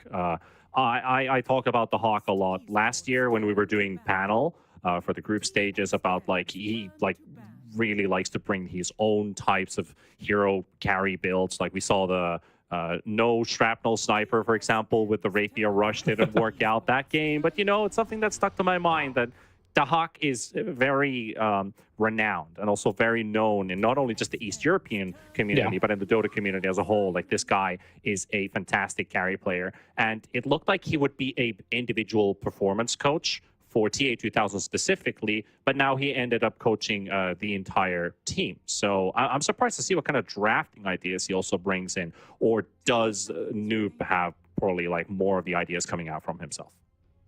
Yeah, it's hard to say, but like I feel like the Hawk and TA2000 are such different styles of carry players that I wouldn't personally want to kind of just like give the ideas you want to listen that to you would have from the Hawk. Yeah, I would want TA2000 to do his thing, not the Hawk thing. I'm trying to put it that way because the Hawk has a very unique style and it's very aggressive, right? He's very well known for like playing Visage carry, NP carry every single game, even when they weren't popular. Where TA2000 is completely different player. He is I'm going to play the Terror Blades, the TAs. I mean, look, this guy got first phase banned TA2000 getting TA banned against him. He's just a really fast farming type of player, and we're already seeing it. Like there's a Nugget. This isn't guaranteed to be carry, as this Road to International has kind of taught us that teams are not afraid to flex heroes. We talked about it before, right? We talked about the Dazzle being a flex, the Earth Spirit being a flex. Now we bring up heroes like conversation too that could be different. This Spirit Breaker has been flexed as well. We've seen it mid. We've seen it in position 4. Trend has continued. As far as I know, this Naga also has the possibility to be flexed around as well. And that's also like the Naga that we just saw from Tomato versus TALON did win another game for them as well. That Quest is fairly familiar with, illusion-based carry players will like to play these heroes, the Nagas. The Medusas, for example, for TA2000. I had a very interesting stat from Medusa, but we'll have to wait and see if they decide to pick it for game number 2, if they even get it through. They are going to reinforce the Naga with the Hoodwink, though. Yeah, I mean, there's nothing from the top of my head that makes Hoodwink super special in a game like this. It does get chased down pretty easy by Spirit Breaker. I suppose you could buy Yules, I don't know. But Hoodwink in general is just kind of like a solid position 4 who has strong laning that enables your offlaner, right? And you don't want to show too much in this stage of the game, so they're just going to pick a support that they think is like SA tier in their team's eyes, right? Yeah. You also got this Spirit Breaker. We've seen Nothing to Say earlier on today. He played the mid Spirit Breaker, for example. DSM, I would not be too surprised if they decide to go for something like that. But that's a hero that Kasane has been performing really well with, the Darkseer. It's still decided if Spirit Breaker is going to be a 4. Now it definitely could be with Ari Spirit Breaker. You got Kasane with Darkseer already buffing him up. We know how this combination works. Yeah. And has a pretty good win rate too. Yeah, I mean, it looks incredibly strong right now. Kind of like the Bristleback. We saw the Earth Spirit. Some games looks amazing still, right? And if you look back at heroes like Primal, not picked as much, but why were these heroes looking so good? Konka, why were they looking so good? Another one of your Blade Mill Heart Carrier type of heroes, right? I was watching Nothing to Say play it. He had like some Heart on it, some Shadow Blade, just doing so much damage, unkillable with your Bulldoze, right? Like these seem to be the most sought after heroes of the patch right now. These very tanky strength heroes that build even more tanky strength things. And I think a lot of that has to do with how Black King Bar has been nerfed over and over again now. Just play a strength hero that buys a heart, and now all of a sudden you have crazy amount of survivability and you don't need to rely on BKBs. And Spirit Breaker currently has been appearing in 20 games of 8, which have been picked, 75% win rate. So that's a 6-2 scoreline. A very strong hero coming into the first day of the road to the International. But we'll see what they decide to build around it. They got the Crystal Maiden, but Quest answering with an Oracle Tidehunter combination coming out. So you've got a decent amount of lockdown coming from every single hero in a Quest's draft right now. Yeah, you have the Oracle to deal with the Darkseer, right? It also can purge the Bulldoze, which is a very problematic spell to play against. So that's pretty much the only reason why they picked it. It does sort of show us, though, when they pick your offlaner like that and Oracle Hoodwink, that we probably think this Naga is actually just going to be a carry. Because you have your Pos 4 Hoodwink, you have your 5, now you have your offlaner, so unless the mid Naga is something they've been dabbling in, which I find unlikely, but possible, or the mid Tide, but I think I've only seen Thompson really pull that one off. Yeah, not a lot of players like to pull it off. Yeah, that is correct. But Monkey King is a hero that does, at least in the laning matchup, have an okay time versus the Tidehunter. Extra range to avoid the anchor smashes, making his lane all right. He can trade off a little bit better. But I feel like this entire year I've been disappointed with Monkey Carry. I mean, maybe even more disappointed with the mid Monkey Kings I've seen so far. But at least the carries. Yeah. I feel like the hero hasn't felt like it's in a really good place. And even the specialists that look great on the hero look average. I definitely agree with mid monkey being like the biggest trap of all time. I think you have like a 10% chance as a mid monkey to succeed. But the carry monkey, I'd say you got like a 45% chance to succeed. Not too bad. I think it is still better. Slightly... It's definitely one of the weaker carry heroes right now. You have to see a lot to pick them, but they do see a lot, so that kind of warrants it in a way. It's not bad versus Naga. You could go Radiance, you can go Ags. You can just sit in your Wukongs, kind of dissuade. You win your lane versus Tidehunter, so you have a decent carry versus carry matchup. Decent to pretty good, I would say. You don't even have to go Radiance, you just go Maelstrom into Ags. When you do get that Ags eventually, you kind of deal with illusions pretty well.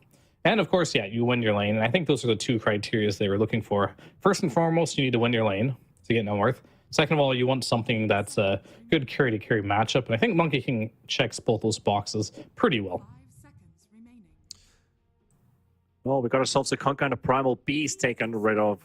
Primal is also here that TSM has really liked to play, especially if it's been in Ari's hands, but does look like that Spirit Breaker seems to be bending into his will, especially with that Darkseer already in the lineup, so that would make a lot of sense. However, does the Monkey still get put into the mid lane position? Well, TSM, I feel like they have to pick the mid now, lock in the Monkey King as the carry. You don't see your mid matchup, you only see your carry to carry matchup, so that's the only flex that they have. And Quest is just getting rid of, well, I mean, surprisingly, Earth was still bannable up till this game, but that Monkey King indicators of a carry, so it's like, well, if it's in the pool, we get rid of it. We don't have it. Yeah, and we're seeing a trend, right? These Heart Blade Mill builders, all three of them banned out so far. Will we get another one? Hey, the Ogre we saw last game, that could be another one of them. But they're gonna go later.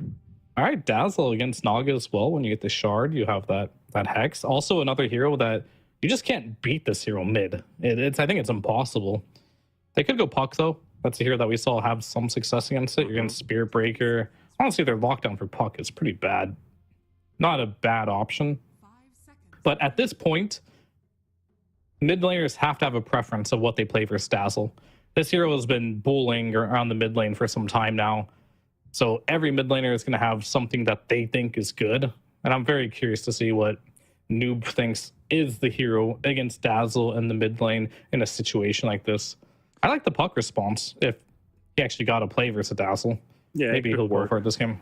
All I can see is TSM's draft is very annoying to play against in a team fight. Like, if you have physical damage, you try to work through Wukong's command, then you have to worry about the Shallow Grave, then you have Darkseer and Spirit Breaker just going all over the place, and it's just super annoying to fight against this team if it's a straight-up 5 versus 5. At least you have Ravage. You can try to pick off someone with the help of the Hoodwink. Naga can set up its Song. You have good team fight advantage on the side of Quest and maybe disrupt before TSM gets to build up the way they want to begin these fights versus Quest. But they also have good early game potential on TSM, which Quest, I feel like this next pick kind of has to answer that so that this Dazzle doesn't go A, unanswered, B, the side lanes don't fall, and Naga doesn't get enough farm early on enough into this game, so Quest just kind of falls behind, because that's where I feel like they will end up being in trouble. Because if they had these games that they would stretch long, that's when Amar, who played with the team, would really benefit a lot. Interesting. A Death Prophet to close out the draft for the Quest side. I see the logic. It's a hero that's ranged, can farm, and I think if you do Poison Touch, the DP, she's just going to turn and siphon you and heal all that damage back up. It can work. I don't know if that's like the gotcha pick here, because DP versus Monkey King generally isn't that good. You don't want to... DP's hero that just wants to run in, right? And Monkey King loves playing versus heroes that have no mobility and can get stuck inside of the Wukongs. So it doesn't really answer the Monkey King. You do have this Naga first pick, which I'm almost never a fan of, just because look what he's playing. You're playing versus Monkey, Dazzle, Spearbreaker even does a lot of magic damage now, a Darkseer, and a Crystal Maiden. You've got so many issues here to deal with.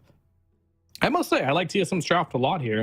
It doesn't mean that Quest can't make it happen, because they can, for sure. I think it's just going to be a little more difficult, and I think when they have two supports like Hoodwink, and you also have this Oracle, which aren't heroes that typically can make a lot happen on the map, and your mid laner is also a hero that doesn't do a lot of things on the map, you got to rely pretty heavily on the laning stage. But your Tidehunter Hoodwink lane is going to go against a Monkey King CM lane, which is incredibly strong. Mid lane's a question mark for me, and I don't see how... I mean, Naga probably will farm against the Darkseer, but once again, your Naga's going to free farm in a game where it's a hard Naga game. Will it be a Deadworth Naga game? It's looking like it very well could be. Yeah, that's the flip of the coin, right? It could be a 50-50. But one thing I do like about Quest is exactly this Oracle pick. Purging out the Jingu stacks from Tomato as soon as he has them up, making Kasana's laning stage a bit harder, removing Iron Shells. It's just going to be very mana-heavy for Kaori, but I really like how this hero sits in with what it's going up against, even with heroes that have been picked after, looking at the Monkey King in this case. So it gives them a bit of a fighting edge. It kind of levels the playing ground a little bit as well. If Kaori can play an exceptional, a sublime Oracle game, this could be a very tight one. It very well could be. We'll have to see. We'll let the plays talk for themselves. They're going to have to make some good plays on the map here. I think your margin for error for Quest is very small, though. So we'll see if they're up for the task. Well, let's see what comes out of this one. TSM riding off of a victory off of TALON 2-0 just moments ago, riding into their next series versus Quest. Quest, on the other end, they have been playing earlier on as well. Just one series. They tied up versus Vivo Keatstars. Very long games. 59 minutes game 1, 58 minutes game 2. So they've definitely been stretching those games out one way or the other. They played they had the Medusa in game 1, and they had the TA, which they won with in game number 2. Vivo had very different types of drafts, but seems like TSM is also up to that trick with Brawl with the mid Dazzlator. I just love that. The Dazzlator? It's the you've been dazzlated. True. We'll see. I thought it was a cosmetic, is it? Could be. I don't know. I think it's just you've making been it up. dazzled, but it turned into a Dazzlator, like the Desolator. Could be. But look at the illusions again. I'm not crazy. The first time they you summon illusions with level 1. Okay. They Riptide for no reason. But it doesn't actually Riptide. It's just an animation. Yeah. It's just really annoying for everyone's ears. Which is even better, honestly. Just tilt them. They've been dazzled by the Naga. It's like one of those bugs that are like harmless. Because I think the moment you skill Riptide, it stops doing that. Thankfully, TI is in North America and not Australia. Sorry, Natty, but there are no harmless bugs in that place. Oh, I was wondering where you were going with that. DP versus Dazzle, I have to say. I will have to say this is the first time I see this matchup. Mainly because of the Dazzle and already getting a good start, despite not actually starting off with Poison Touch and having Shadow Wave level 1. Very low mana cost. Dazzle's mana pool is actually pretty decent, considering how much those spells on this hero do cost. The poison touch level when 125 does just basically just burn the hero out really fast. And you want to be able to sustain, you want to poke, you want to annoy, you don't want to go all in at like level 1 and then you're out of mana. So yeah, versus ranged heroes, I don't think you'll ever steal the poison. Especially versus ranged heroes, yeah. But even versus melee, like sometimes, you know, when you pull the wave back and you get 3 creeps on your melee, or 3 melees on your ranged rather, you can just heal bomb it and secure ranged creeps for the first wave, which is very valuable. Ooh, White Mon taking a bit of a beating in the top lane, but Tomato replying to Omar. Take a hit of your own as well with that Boundless Strike. But that CM does feel a bit soft versus these two, with the Tidehunter already having level 1 Gush, -3 armor. And it looks like they have a Blightstone on top of that as well. So Monkey King has 1 armor. Yeah, I mean, this is like the coin flip of the Tidehunter winning lanes that he shouldn't. Like, if you think about the Ursa, right? Nowadays, Tide does win that matchup. But a lot of that is contingent on the fact of, do you have a ranged 4 that can apply right clicks during the Gush, right? If that's the case, Tide is actually incredibly strong. As White Mon, he could easily die here. If he wants to get chased down. Omar. Oh, he just needs 1 more hit, and he's got it. Quest for the first blood. You might just need to build a bit more mana on Toby to... I mean, Gush is a heavy mana commitment. And you'll see he does have the mana boots queued up here. Yep. In fact... kind of need to have it, yeah. Hoodwink is bringing out Mangoes, which I think he's going to use on the Tide. And I like that a lot, because it's going to make it so you can get to this mana boots without having to spend too much net worth. Oh, they're going to go on Omar. Oh, nice bushwhack. No. Tomato might end up taking a lot of damage here, but still the Hoodwink will drop. And Tomato gets to keep his life intact. Toby. I mean, that's honestly not that bad. If you are on the side of quest. Especially if you can get these creeps back. Yeah, drag them back there for Toby. Very well played. Now you come back with full mana, full HP, and you're a bit low on the CM now. Like, you're going to have to pop some of your spells here. Yeah, like how many times do you need to do a trade-off on top of a trade-off? You know where I'm going here to see what's going to be the end result of it. So in that perspective, yeah, Quest, the lane is in a good position for them in the off lane, but also in the bottom lane. I haven't really touched upon this at all. It's not a very action-heavy lane with the Darkseer and the Spirit Breaker. You're just going to free farm a Naga, right? Yeah, you should. You should aim for that, definitely, because of the fortunes and purging out Darkseer. Yeah. Can't use Iron Shell, and Ari that's why all the action's going to be going on the top lane here. I mean, Tomato, he procs, but unfortunately, procking as a Monkey King and having to use your stun to get that proc really shuts down a lot of capability. It's not super value, yeah. I mean, he's going to go back to full HP, and he's doing fine this lane. Like, he's still beating Tide in net worth here. Tide got low from that exchange. So I'd say things are still okay for the Monkey King, but they're still by no means going to shut this Tide down, looks like. Even with a lane like Monkey King and CM, which is absurdly strong. And Toby's very low, so he's just throwing Gush from a range as Omar being forced away by Tomato. 2 points in Jingu Mastery, so wants to level up with the damage department, not instead of the farming department with like maybe a value point in Tree Dance, maybe even max it out, forget Jingu, but he just wants to battle it out because you have Crystal Maiden, right? Which makes this a very brawly lane. It's exactly what you do. You Frostbite, you go in, Tomato loads up some Jingu stacks, already doing a decent amount of harass, even if they don't full-on kill somebody. Like, this is gonna hurt Quest a bit in the long run. Yeah, it's mainly hurting because Toby just can't get his HP back at this point. And Tomato going double Wraith Band, which is pretty smart, actually, because he is playing versus a lot of minus armor. And kind of just, like, dealing with the best he can. Lane might get a little annoying when he gets to the Arcane Boots, but I think they're totally fine this top lane. Let's go back to the mid lane. Because bottom lane, trust me, is going to be the most boring lane by far. Like, Naga doesn't really do much in the laning stage other than farm, especially with an Oracle. You could potentially do a lot, and that's a good go there. Looks like they're going for Tree Dance level 3. Yep. Or level 4, sorry, he got level 4. Yeah, I think he just hit level 4 with that kill on the Tidehunter. So TSM getting a trade-off on top of the previous trade-off. Looks like they're in a bit of an advantage situation in the top lane, but Tide, again, he's going to return. However, it is getting harder. It is getting harder for this lane, and Omar might just die to that one singular primal spring jump from Tomato, and they're again loading up the stacks, but Tide Hunter, he just TP'd in, and it looks like he's ready to go back to base if he didn't have that salve. It's like on a knife's edge how this top lane could have went, and TSM totally swung this into their advantage now. I think it's almost nearly impossible to win this lane now.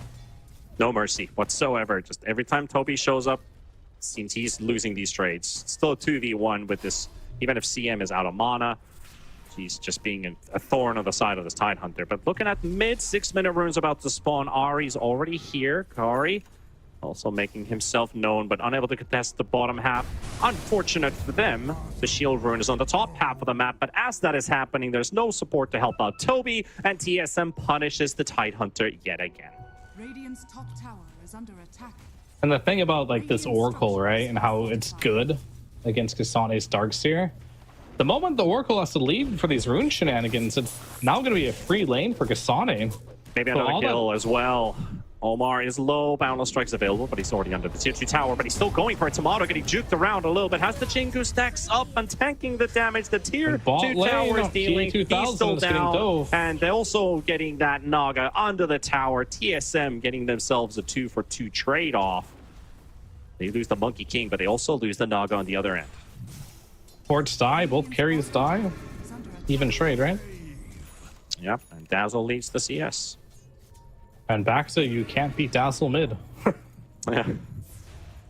DP is one of those heroes that you are known for being a strong laner, right? And I think one of the reasons why DP lost popularity is the fact that DP is not a universal hero. Ever since the universal patch came out, DP has been a lot less popular. Yeah, we've come full circle now, Fear. It's all about the universal. And they forgot to nerf one of the universal heroes. Noobs showing himself as they are 4 versus 1, and it's a real hate squad. Yeah, that was a great rotation by Noob. That was so good. Like, imagine you're this Monkey King, right? And you buy 2 Wraith Bands, you're on a killing spree. Look at bottom. But they're not done yet. They might just make it even more worth with Ari having to force the charge. The slow there, the Bushwhack does connect, and a second kill. So go ahead, Fear. That one's whatever, because you're losing your Tide top, and you actually don't even kill the tier 1 tower there. Well, they do actually lose the Tide. That is true. So I would say that's actually worth it for TSM. They brought a lot of heroes bottom. But yeah, the Monkey King, he just literally TP'd into the lane. He had teleport cooldown, so you can see he's tree dancing his way back to the lane, slowly but surely. Yeah, as I was saying, he just bought a full Treads on Queer, got him. The moment he got him, he just died twice. Slows it there. Nice little quick fortunes, and even the monkey ult. Yeah, they're trying to get to him, but the disarm is there, and the Ari will connect the charge onto the Oracle. Noob is also around, but so is the Dazzle, and they will finish off Oracle. Noob can't help him out. Nothing he can do with no exorcism. And Whitemon's level 6, though. That is, I mean, no boots. I mean, I think the boots are coming, right? I don't know, but he, level 6 at 8 minutes is 6.5 is really good. So he does have freezing field available. Because Tomato is going to perch on the tree line there. Yeah, not to think about the Earth Spirit we saw earlier on today. Hit level 4 at 12 minutes. It's like completely different. If that happens, you already know you're having a rough game, but... You got a 4 versus 1 situation coming up on Toby. Can they kill him a 4th time inside 10 minutes? Yeah, he's 100% dead, I'd say. Unless people mass TP for him now. He has Ravage now. He levels it up, but nobody's coming to the rescue. They're like, well, Toby, create as much space as you can. So he'll do a defensive Ravage and forces them out. I didn't expect that. Maybe it's fine to just use a Ravage like that. It would have been nice to use that Ravage with an Exorcism that is coming back in like 18 seconds, but removing that play means DP is going to maybe have to use it. I don't think he can use it mid lane. I think they're just going to have to chill. I don't think the next Exorcism is going to be too fruitful here. Not exactly, but they are softening up that mid-tier 1 tower, forcing TSM to come back to save it. Quest in force in the mid lane.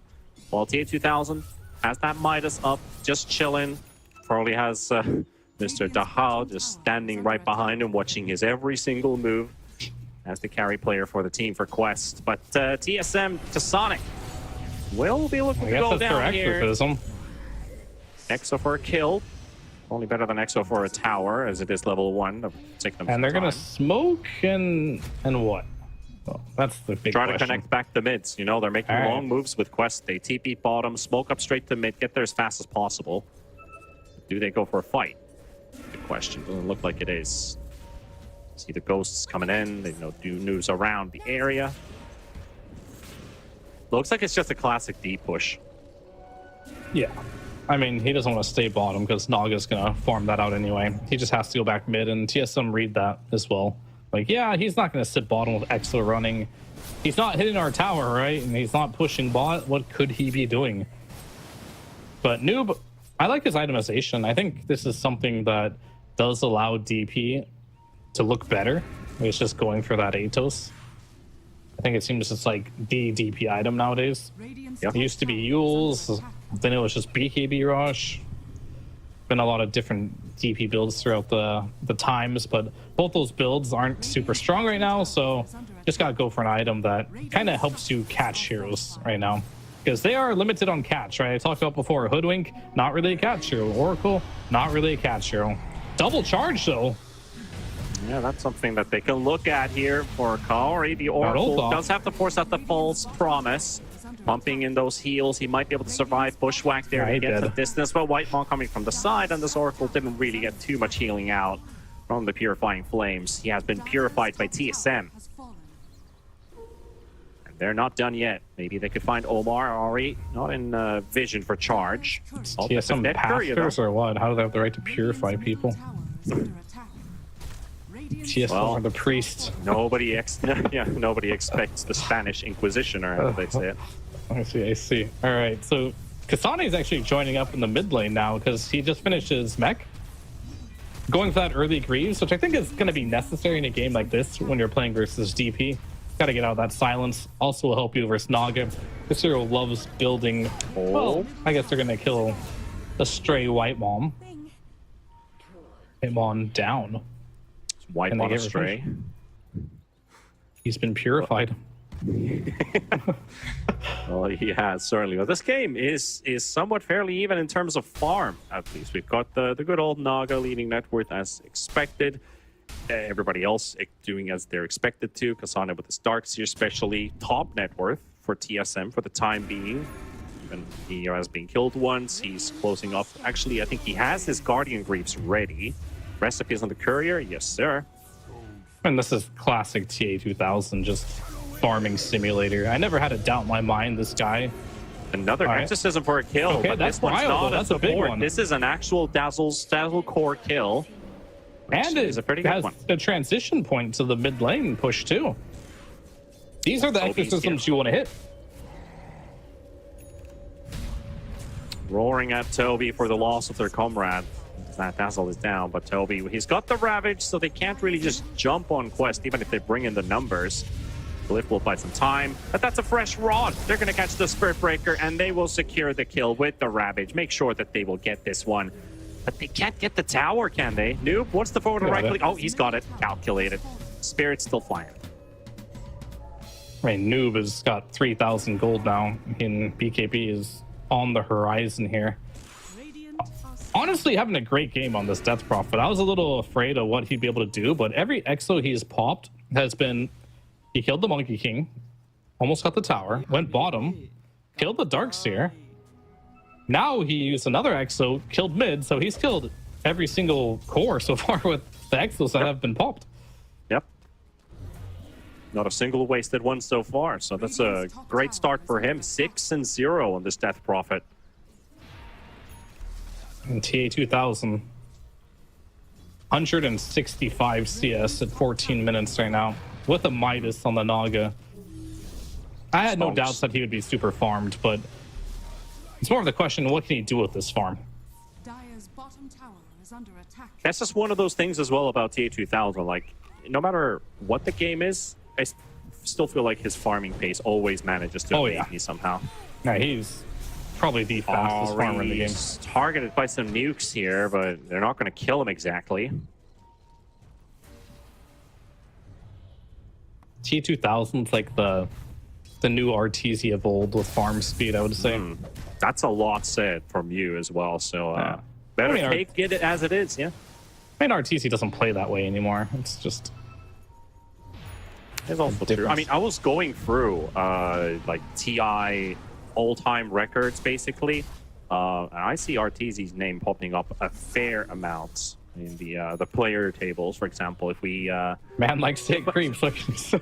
Yep, and he likes to take creeps away from his opponents because RTZ is #1 in denies. So that's something that stuck to my mind. Like, wow, he's denied 2,500 creeps from group stage and the main event.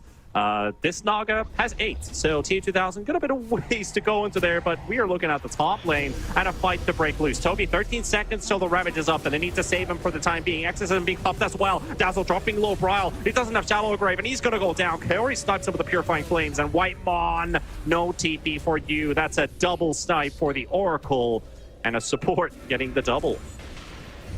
See, that's what happens when you get older, T-Panda. Like, when you're younger, you only think about yourself, right, in your own farm. You get older, you start thinking a bit more logically and taking... I guess when you're older, you don't think about taking things from other people. You start thinking more about the team, you know? You're talking about experience, you know? Dad gamer life. There you go. Talking about RTZ's too much of a team player nowadays. Question, is RTZ a dad? Is he a dad gamer? I think do you consider people who have dogs dads? I think he has a dog or a cat or something. Yeah, I guess you could put it that way. But he's not playing in this game. He is not. You are right. We have all the other North American hopefuls, you know, like the British Ari, for example.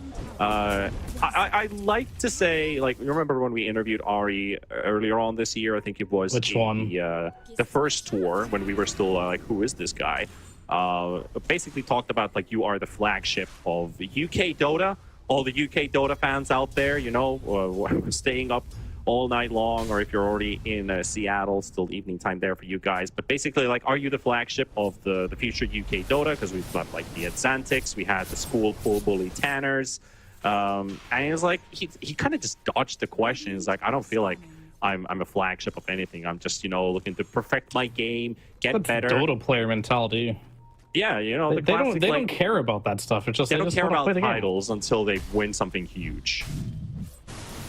Yeah, and then they become irrelevant, and then they live in the past. You know what I mean? That can also happen. But I like to, like, this is no bias, but Ari with his nickname, as he's charging towards the top lane to hunt down Kaori and maybe get a bit of vengeance off of this Oracle with the help of Kasane.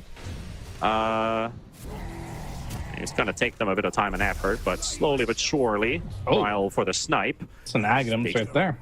Yep, takes the kill for himself. Ari, I'd like to consider him as an honorary Finn, because Ari, aka Ari, is a very common Finnish first name.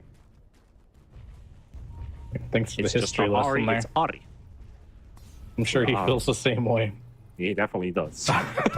But yeah, Dazzle. Yeah, does a lot of damage. Pretty good. I mean, Bryle's had a pretty slow game compared to...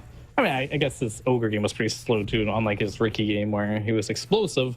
This game is like in between the Ogre game and the Ricky game. It's just having an okay game right now. That kind of goes for everyone for TSM right now. It's a little surprising that the net worth is only 1K in the favor of Quest. Just like how things are going. Double Midas building up on their side as well. Yeah, I mean, you just have TI2000, the Midas. This man actually has a heart pretty soon. Yeah. He is so farmed, actually, but kudos for Tomato for keeping up on this Monkey King here. But this might be a huge timing. I wonder when it will be for TI2000. I would imagine he either starts getting active with his heart, or he waits for the butterfly and then just goes full fight mode. Oh, they found the Death Prophet, but is it the kill that they can get? Oh, yeah. Certainly this they can. But Tomato, the level 15 Monkey King showing up out of nowhere. So Noob still building that late Midas, gets surprised by TSM. And that's a big streak as well for the Monkey King. Pushes himself into second place in net worth and straight back to farm. And also, I think it might be Wow. big. Building that Midas, that might be a big mistake It could be. for the side of this Death Prophet. I think, all right, they're going to get one kill here. It's Whitemon. So I think if you are playing this DP, you want to buy yourself a plate mill right now and be a bit more tanky, or a Lincoln so you don't get charged. I'm not so sure if this Midas is the route to go, because you're going to throw off the timings of this Naga. Because you're going to be having a Midas, like, I want to chill out now. Then 3 minutes from now, Naga's going to be 5 slotted. Be like, all right, let's go, guys. And like, I can't really frontline anymore because I've got a Midas. Oh, Here they're comes the trying to sleep catch. hit. Oh, they got the Can he Monkey eat the King, but they trees? Can need he eat it? Oh, Yes, he can. beautiful. tree destroyed. Monkey King spotted, and they will pay back as they did Oh, lose will one they get hero him, though? before. There we go. They will get him. I mean, He still, may have lived if he BKB'd, actually. Because he was getting healed by the Oracle. But either way, they get him. Beautiful play by TA2000 there. Knew exactly There's the which Midas. tree he jumped on. Punished him. And you're going to see TA2000 start to get a little more aggressive right now. But I think the moment he gets Butterfly is when they're just going to go all out. And they kind of need to, right? Because they can't just farm forever on Naga. You Yeah, have to I feel the use same drive. thing. Yeah, like you can't just farm forever on Quest. I also felt like, I mean, I can see a reasoning for the Midas to some extent, but you're absolutely right. It does hinder TA2000. And when you said like he's gonna start to get a little bit more like aggressive, almost like he's gonna get a bit annoyed about like, why do you have Midas, guys? We're supposed to do things. It's an interesting choice. It's not a choice that I think is particularly correct, but if they have an idea how to make it work, I could be convinced otherwise. But if they just start charging in and DP dies, and if potentially could have lived if she bought some survivability items, then that's when it becomes a mistake. But if they have an idea of just throwing TA2000 in first, not going first with Noob, because we saw in that last fight, Noob can't frontline right now. He does not have the items to do so. But if T2000 does it, and then you're just kind of like in the meanwhile being like a backup contingency plan for the game in case this Naga feels like she can't carry the game, now you're keeping your net worth up and available. So it's a hard call to make, but they've made the choice, and they'll just have to play it the way that it's being played out. Also, what I'm a bit curious about here is like when you have this Dazzle in the game that can pick up the shard at any stage of the game against this Naga Siren, and you still build a Manta. It obviously the best case scenario for Dazzle is you use Mirror Image, you use Manta, and then you just purge everything away with a Poison Touch. But is this like, I mean, you obviously still need the Manta for like farming, the extra damage output, the dispels. It's like your cheap Satanic that also allows you to farm and push and do damage. But doesn't this Dazzle just look really good this game when you're looking at this Naga? Like, no matter what stage of the game it's going to be, because of how strong this cheap 1400 gold shard is going to be on a Dazzle. Yeah, I mean, it's definitely going to be good. Like, I think going for the Manta first is correct, because if you get silenced or Ned, you're just going to die, right? So keep yourself alive first before you start worrying about killing your opponents. That's a safe way to do it. So I'll never disagree with people going the safe route, as long as it's not, like... Too safe. Yeah, too safe, I guess that's the best way of putting it. But I think Manta on a Universal Hero, never wrong. It has a lot of uses this game. Maybe you consider the shard afterwards, unless, let's see, we got any heroes that would do the Tormentor. So we already got one. Nah, I mean, they can't rely on it. They only have one shard, and it's on the Spear Breaker. And that's from the Tormentor, so nobody's buying shards. Yeah, it doesn't look like it's going to be a necessity, at least. There is a Tormentor to be picked up on the side of Quest. Not sure if the Reign of Destiny for the Oracle would be the one that they're hoping to pick up. Like, DP has a pretty good one, especially we talked about the chase and the catch. You mentioned Hoodwink isn't exactly your way of necessarily catching opponents or chasing opponents. It's good. It's decent enough to get the job done, but it's not a reliable stun exactly. But if you do get that, you get a nice connection with the fear from the Spirit Siphon that the DP has, which I think is great. But I haven't really seen too many Tidehunter shards with this new Dead on the Water. I haven't really seen that too much in action. Oh, I've seen a lot of them. That spell is super good. And this particular game, it's not as good, but it's still pretty good. Because, like, if you throw it on Monkey King, for example, right? He's going to be leashed, and slowed, which means he can't use his tree dance. And then this is a hero that doesn't really want to hit the anchor, right? He wants to get stacks and then do his damage because his attack speed isn't great. So I think that'll be super annoying to play against as a Monkey King. It's not the best game for the Dead in the Water. They should just call it Anchor.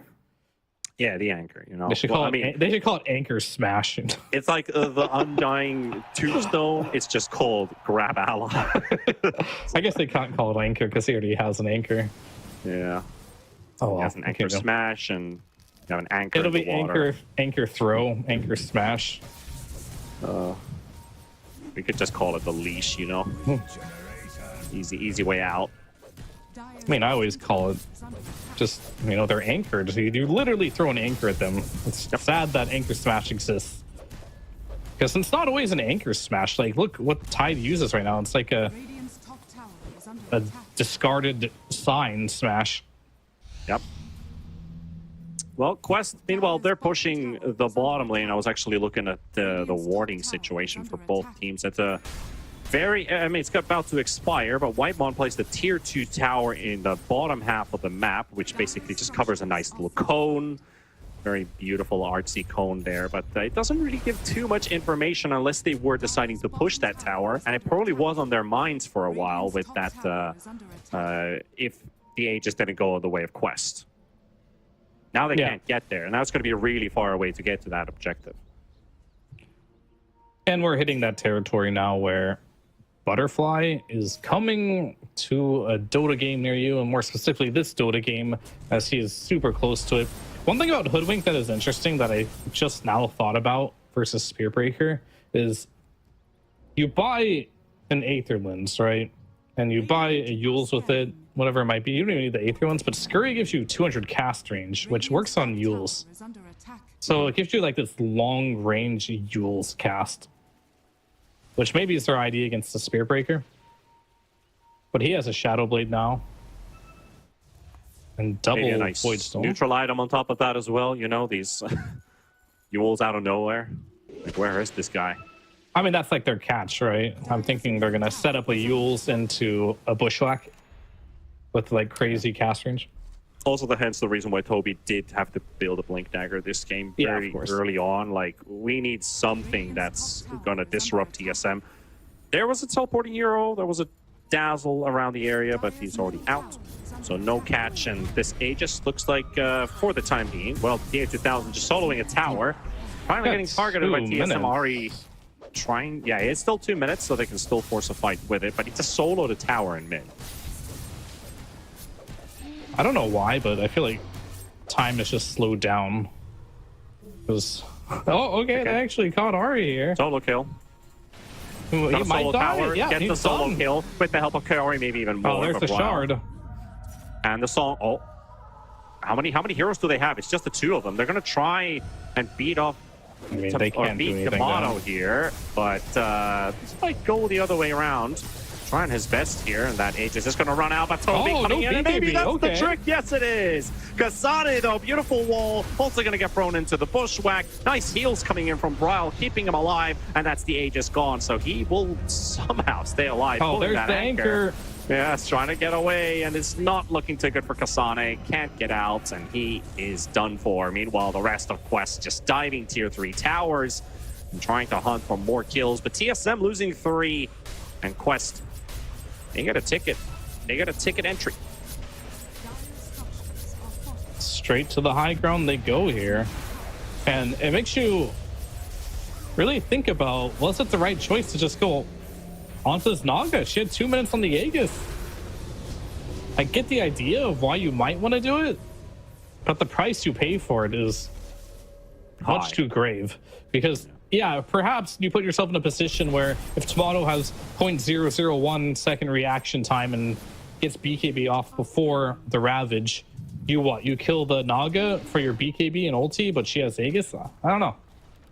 It's really high risk, low reward, and they got punished for it pretty hard in that scenario. And TI12 is just relishing off of that situation because he got 2 of the kills. He got Ari, he got Kasane. He's closing 400 last hits in 27 minutes almost. So this pace is just Well, this is not dead worth. This is definitely not dead worth Naga. But TSM, they want to slow down Quest a little bit here. No Exorcism for 15. Has a haste rune though, and he's out of there. Bye-bye. No kill for TSM. Maybe kills for Quest as Omar tries to catch with the bushwhack. Does get hit by the normal punch and also the vacuum, bringing him in. You just need to back now if you're Quest. If you look at mid lane, it's getting cut by the Naga here. Top lane's not in a great position either. And bottom lane's also being pushed by Naga. So yeah, you get that kill. But by the time you get to any building, this Hoodwink is going to be alive again, and your lanes are going to be in a bad spot. So kills are not down. They're doubling down on finding somebody here, and Toby's that there. would be good. He's got a gem there by Whitemon, and that gem could just be the one that they're looking for here. No Ravage for 10 seconds. Either TI12, the difference maker with the song. Ravage in 5 seconds here. They don't have the firepower to fight back. Meanwhile, Dazzle being 1v2ing here right now versus Kaori and versus Noob, and that Exorcism starts to hurt. Ari coming into the rescue. They're going to help Brile get away. TI2000 as well. He's surrounded by all 5 of them. Hit by the Boundless Right, but Toby coming in with a big Ravage, but they just need to clean them out. TSM, they've got 2 from Quest, maybe even 3. Noob's on the run, and that is a turnaround TSM was hoping for. They are handed out 3 kills, a tier 2 tower. Hell, why not just go high ground and hit the tier 3 with this? Kasane, the king of that fight there. He has Aghanim Scepter, punches him straight in the face, right? And then gets the wall off in a perfect position there. You're going to see here, watch this punch right to the face. That's one strong Naga. All of a sudden, now we have to walk across a wall that is just like stuck to the trees. You can't get out of this wall. Vacuumed back into it. Kasane the beast, that fight. He really made that fight happen. A choke point to choke out Quest, maybe, as Kaori falling in front of his fountain. They've already forced out the glyph and that tier 3 tower. Well, at least there's no creeps for the time being, and DP is about to come back up. 10 seconds for the Naga as well, so Brile is going to have to let go of this push. But that was also a push towards TSM's economy. Definitely a big one. This Naga is starting to feel mortal. You see, if you can get the wall on it, if you get the normal punch, if Tomato can just get right into the middle of that. That was without Wukongs, by the way. So if there's an add of Wukongs on top of that, this Naga doesn't get much stronger, honestly. She's at that point where, yeah, you get one more item. They're going to use some sleep. Song's going to miss, and Whitemon's also trying to move out and will be able to force stuff away. So that Song catches no one. No one at all. Wonder what, it's not the biggest deal though, because Exorcism's still down for another 30. Ravage is down for 45. So Song is going to come up around the same time Ravage is up with the Exorcism. So, but I guess it also has a bit of a mental factor in a way when you look at it. Like, yeah, we just gave a lot to our opponents, and we're not even getting a small scrap after that. So it's a bit of mental damage. Well, this is the point of the game when you're playing Naga. Sure, you only have like 2 deaths in this game, and I believe one of them was from the early game. So only 1 key critical death here. But in a game like this, it hurts. It hurts a lot. Like, this is one of those heroes that if you do die once in a position of power, it can just halt all momentum that your hero has in the game. And it's starting to feel a little bit like this Naga is becoming manageable. When their game plan is when you first pick a Naga, you have to find some way to make sure this hero can carry the game. And oftentimes, it doesn't really work because this isn't the type of hero. Yeah, you can get farmed every game, but playing against the heroes you're playing against, you're not always going to be able to carry the game. This Dazzle alone with 1 poison touch can destroy most of your net worth. This Darkseer, we've seen what he can do. Even Whitemon in these fights with this Crystal Maiden can do a lot to you. Monkey King, he has the Aghanims. He almost has an MKB now on top of that as well. So he has tons of ways to deal with it. It's getting a little bit scary for TI2000 to be able to approach these team fights. All goes back to Noob building the Midas.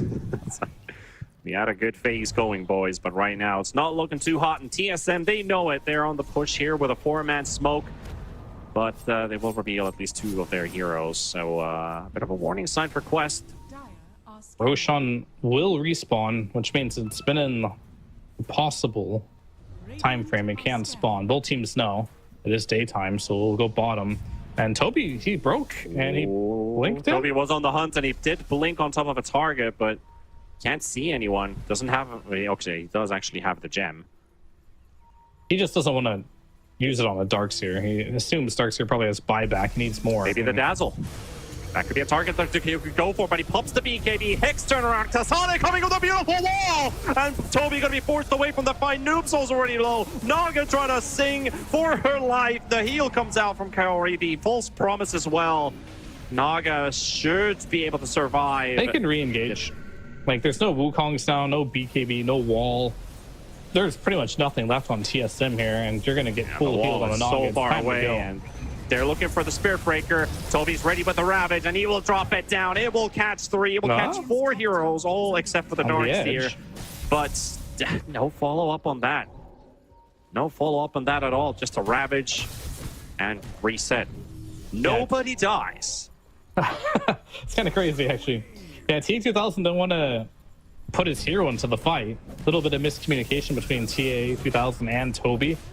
Because, yeah, maybe you can just all in there if you are the Naga with the Ravage, but Naga didn't want to go, and Toby is like, it's time to go. A little bit unfortunate there, and that's going to give away the Roshan for sure. You did have a small window there where you could have probably fought that as quest. There was no wall. There was no vacuum. There was no Wukongs. In fact, there was no BKBs either on the side of TSM, and you had Ravage available. Didn't make it happen, and TSM just kind of capitalized on that. And now there's no Roshan either. A cheese for Bryle and an Aegis for Tomato. TSM will welcome that with open arms. You go your way, and we go our way with that Ravage. I'm like, yep, we're just going to take Rosh. They've pinged out Kaori. Bryle's not quite close enough to catch this Oracle. Still has vision on him. Also placed down wards right behind him. Meanwhile, the split from TSM down the bottom lane. They've got to clear out these Naga illusions as well. Kasane's there. Creating some Naga illusions of his own. Which also Riptide. They do. But not as much as Nagas, because... Yep. Wait, do they work on your attacks too? Probably not, right? Probably not. That would be wild. I don't know, it would be wild. Right-click Darkseer build. Let's go. Let's get a Moonshard if you play with Naga. Oh, that would be beautiful. Just get Abyssal Blade, Butterfly, Moonshard on Darkseer, and we're good to go. Universal hero. Yeah, Universal Hero indeed. Tomato going to catch the Oracle. Does a great target with the 4-step save, pushing him away. Kasane dropping the back. Oh, they used Exo. They actually did drop Exo. Okay, they got Bryle, though. I didn't realize Bryle was there. What's Bryle doing there, guys? That's a little bit deep. At least he didn't use cheese, but you're right. Sure. What was he doing there? I think they were trying to flank there, but instead he got flanked. Surprise. I'd be curious to see in a replay about his movements, because they were trying to converge towards bottom, right? But there's no tier 2 tower there. I mean, he didn't get BKB off either. They actually spot Ari. Ari taking the Wisdom Rune, and now trying to make an escape for it, but he charged too short. Yeah. Wrong lane, brother. Maybe you didn't see another... I mean, there's wave bottom, just... You know, these things happen. You're in an intense moment. Yeah. You're playing for TI. Maybe you think you can get out like that. Maybe you feel like if you don't charge right away, you're not going to get charged off at all. Which it could be true, honestly. Life's hard, but he's dead. That's one way to put it. Oh, what a grim storyline. But still, a storyline being written in this game. TSM that came from a 2-0 series victory from the last one. Still in charge of the economy. But are they in charge of the game? Because these fights seem to be going back and forth. The last one was also indecisive. It did allow TSM to take Roshan because there were no ults left on either side. And we're 36 minutes into game number 1. The second last game of our first day here at the D stream. Hopefully everybody's been enjoying their time with the road to the international. Plenty of good games all over the place. So you are happening to watch this one. NA versus Europe. Always a coveted series, even though the teams are a little bit different. Yeah. My NA team has 0 NA players. No, we got Bryle, just kidding. No, we got Bryle. Forgot about Brown. Plenty of nationalities also being represented in this year's TI. Oh, most definitely. I think we had like 28, if I remember correct. I mean, we might not have a lot of players from North America at the tournament, but we got some of the best Dota players in the world, that's for sure. That is for sure, yeah. You know, We got all the best I was Dota about players to in the say world. we are proud of our region. I'm just a visitor, right? Nah, Where you can do be I honorary. You've done your time. Oh, I appreciate it. That means a lot to me here. Yeah, no problem. A lot well, of Europeans make their way to North America as a retirement home. You can join. It could be, maybe that's also ahead of me. Kari, picking up the blink on an Oracle, which I really like to see. That's good. That's really good. I mean, as far as this game goes, like, you do have Tomato. He's got a DD rune. He's got an Aegis. But the Aegis is going away in about 25 seconds here, so he's not going to be too happy about that one. I mean, he'll be happy to get his shreds back, I do suppose. But other than that, he will not be happy that he won't have 2 lives. But they are using this time to, I wouldn't say increase their gold lead, but keep it the same. But in a way, I think they actually are increasing their gold lead, right? Because like once Naga gets to the point where she has more money than she can spend, you're effectively winning in net worth. And that's kind of what's happening here. Like this Naga sitting at 5k, but maybe she can get rid of her power treads for, I would say, maybe a Silver Edge. That way you can just get in there with the Hex. You can kind of see she picked up the Trickster's Cloak as a way of doing that, but if you go for a Hex, you're kind of going for like that surprise, I want to kill you out of position. Silver Edge goes really well with that. Well, at least one thing that TA2000 probably is not looking forward to, but could set a record this game, is his last hits pace.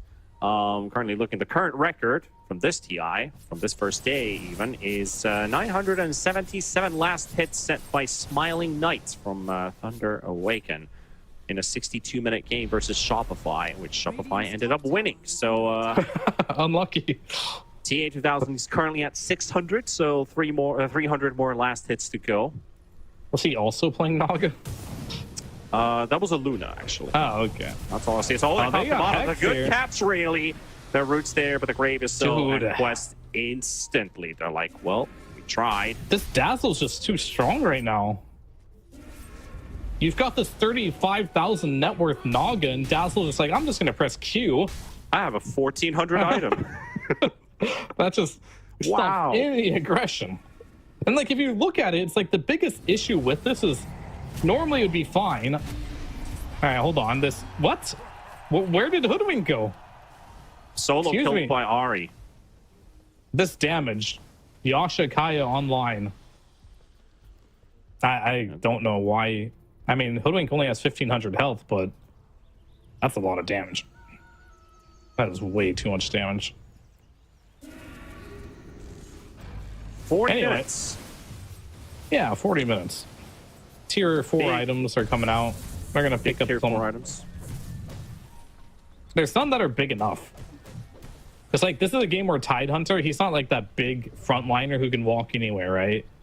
He's just kind of like budget Tidehunter. He's just going to get Ravage off of Blink. He bought some pipe force. He's got a force staff, right? And that's the issue with this game right now, where TA2000 is the only damage dealer. And he can't do damage because of the Dazzle. Is under attack.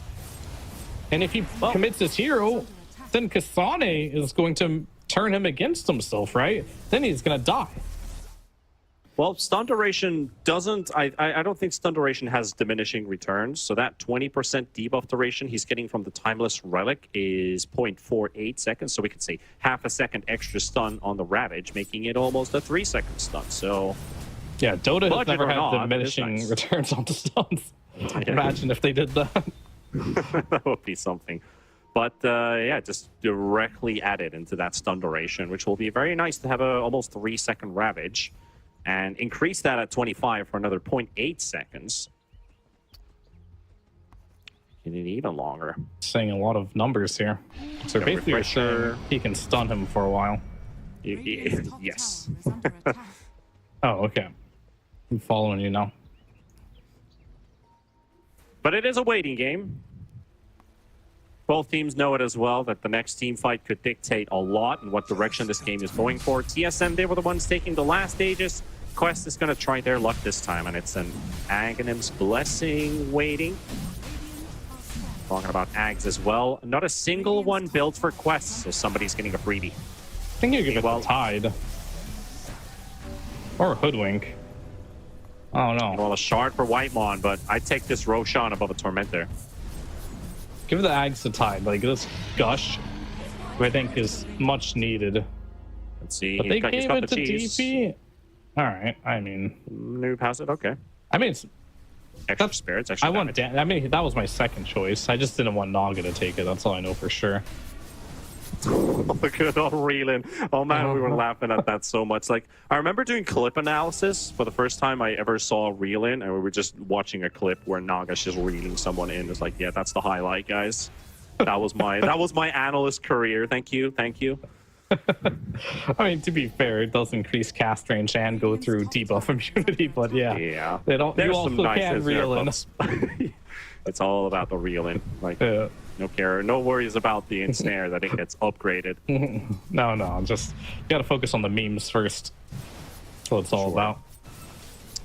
Honestly, the reel in is not bad. Like, it's better than not having it. Like, if you look at what it does already, goes through Magic Community, that's good enough to consider buying it. Increased cast range is also great. The reel in is just like, I've seen some situations where you pull someone down to a low ground, you know, because like you don't want to commit with your hero. Yep. It's not Talking as about bad high as some ground, people low think. ground. They found Kasane, and he's defenseless right now. But he pops the BKB, the force staff save from Whitemon just in time, so he gets distance, and they can turn it around. Maybe TI12 pops the song, and they haven't used any BKBs really, except They got for Exo Kasane. here. They're looking to fight this one. Ryle has got his full set ready. Whitemon low on HP. Nice three-man route from Kaori from the sidelines. And DP getting buffed up by this Oracle. Blink is still available. TA2000 on the side. Timato gonna need some help. Got the BKB, got the stun connected onto Noob. Oh, Fortune's End coming out from Kaori. And Timato, he's got his cheese popped up, puts his boots back in. Double and cheese. TA2000's gonna lose the Aegis. But Noob, he's dropping low. He does get the full heal from the Fortune's End. But now his end is imminent as he's being chased by TSM. But Quest now coming in from the other side as well to try and retaliate, but Toby just walks in, gives them the gem, and TSM want more. They're hungry for blood. They want everyone to drop onto their feet as Ari Kasane leading the charge onto the T2000 Naga. Good night, goodbye. Here comes NA. They're here, and they're going to be knocking on your front door here. As you do have buyback on Naga, but unfortunately, this is just another case of Naga. You're super farmed, but you can't play versus 5 counters. This hero just, I don't know. Like, we see this so much where this Naga just gets picked early because, yeah, no matter what, I'll do well in lane. No matter what, I'll get farmed. But it's not a situation where you're no matter what going to carry the game. And that's just what's happening right here, right now. TA2000 just can't carry the game with this first pick Naga. And they built a draft that is completely reliant on him carrying the game here. So it's a rough situation to be in, but unfortunately, I think Quest, they've ran out of steam. I don't think they can team fight anymore. They're going to respawn. They got no Exo for 54. They go no Ravage for 40 seconds. What can you do? On the other hand, you've got a wall, you've got a Wukong's ready, you have a full fighting capability on the side of TSM. So Quest, you gotta conjure something miraculous here. Kaori loses half of his HP to one singular charge from Ari, but he's gonna get anchored up by Toby, and they're working their way through this Spirit Breaker. But holy damn, he doesn't care. Kasane with the wall, with the back on 4, and Quest is on the retreat once again on TA2000. He sings as much as he can, keeps them on the spot. The root connects on 2. Can Quest still do it? Big Wukong's command runs out. Toby 2 seconds for the Ravage. He needs to pop it off. He's still silent. Notice off. There we go. They've got everyone on TSM. Did they just overextend their visits? As they've lost Timato, and they might lose more, but Bryle's fighting back, neck and tooth and nail. He wants everything that he can throw towards Quest's general direction, and T2000, he's gone for 2 minutes. Kaori next, and TSM. It was just a phase. It was just a quick phase where it looks like we might lose hope, but they never did. Ari with a double, Noob being surrounded by enemies. That's also him down, and GG. TSM will take game 1 away from Quest. And TSM continues their streak of dominance here. I think this game was very hard to win for Quest when you first pick a Naga like this. However, they did have a window. And maybe it does go back to the point of like, does DP really need to go Midas right when Naga comes online? But I think it's really not that simple. I think it was the other fight where Naga died for the first real time outside of the laning stage, right? You're like this 5-slotted Naga. You die one time against a lineup where honestly you're not allowed any mistakes. And that's why I consider it like an outdraft. If you're not allowed any mistakes in a game, the game is pretty hard. But laning stage, beautiful from TSM. Tomato, he owned his lane super hard. And everyone on the squad, they played their draft the way it was meant to be played. And the laning stage, especially when we go back to that, especially the top lane, which was the one that had the only action going on, it was still pretty back and forth up till level 3, level 4, when TSM then finally found an upper edge. Tide died a total of 3 times in the lane. And they had an avenue. They had an opening to basically utilize this Monkey King and to just kind of like move around the map. Kasane, fantastic farm once again. Like he keeps up his pace really, really well. Time to time again. Gets his good item timings with the early Greaves. Then had that Aghanims. That really seemed to be a big game changer. Like getting those Naga illusions to work for your team. And just kind of hurting TA2000 and the rest of the squad with those Riptides that it's also proccing, enabling more damage to come through. And, you know, that one fight in the, actually all the way to the end inside that base, how damn tanky that Spirit Breaker can be. And it's like, that's just a support, guys. That's not a mid Spirit Breaker. That's not an offlane Spirit Breaker. It's just a support. Was he, though, at that point in the game? Like, do supports even exist in late game Dota? I'm not so sure anymore. Because this Spirit Breaker was also 4 to 5 slotted. Yeah. Like this hero with items is insane, and we're starting to see why Spirit Breaker is so popular. But yeah, Kasane, he didn't really miss a beat this game on his Darkseer. And you mentioned this is his first TI, right? Yeah, Kasane and Ari, both debutants to TI, and really shining here towards the latter part of day number 1. Then on the other end, Quest, we kind of already brought up the whole situation. Like their Tide Hunter wasn't feeling too great. He'd be in recovery mode, had to go for a pipe into a Blink Dagger to have some kind of initiation for the team.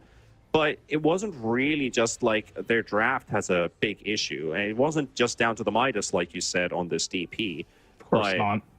More about how those fights started and how those fights went on. Like we saw maybe 3 defensive Ravages come out where it's like there's nothing coming out of this, and it's not as strong as we thought it would be, and it definitely didn't look like a threat to TSM's direction. Yeah, I think more than anything the biggest issue is they kind of got outpicked this game, right? And it happened. They came in with an idea. They thought TA2000 could carry this game with this first pick Naga. And the response from TSM maybe was the bigger thing. Like, they just couldn't deal with it. And if you kind of look at TA2000, he did 19,000 hero damage this game. That's it. 19,000. DP was at 27,000 on his team. And if you're going to put all of your net worth on a carry, and it can't even break 20k damage done in a game that's like over 45 minutes long, it means either they're AFK farming, not join the fight, or they just can't do anything. And I think for this game, he just couldn't do anything. And over 700 last hits down the drain for TA2000 as well. But the MVP for game number 1, it's going to go to our half-British, half-Finnish Ari, the Spirit Breaker. And half-American. For this one. And half-American as well. So there we have it. Our But he was 150% beast this game on this Spirit Breaker. Yes. Like, look at these items. We saw him at one point just solo killing Hoodwink, who had 1,500 HP. I think he was making a lot of things happen. It was between him and Kasane, but you can't just give Kasane MVP every game because he plays well every game. Got to give some love to supports here. I think Ari just had a fantastic game on this Spirit Breaker.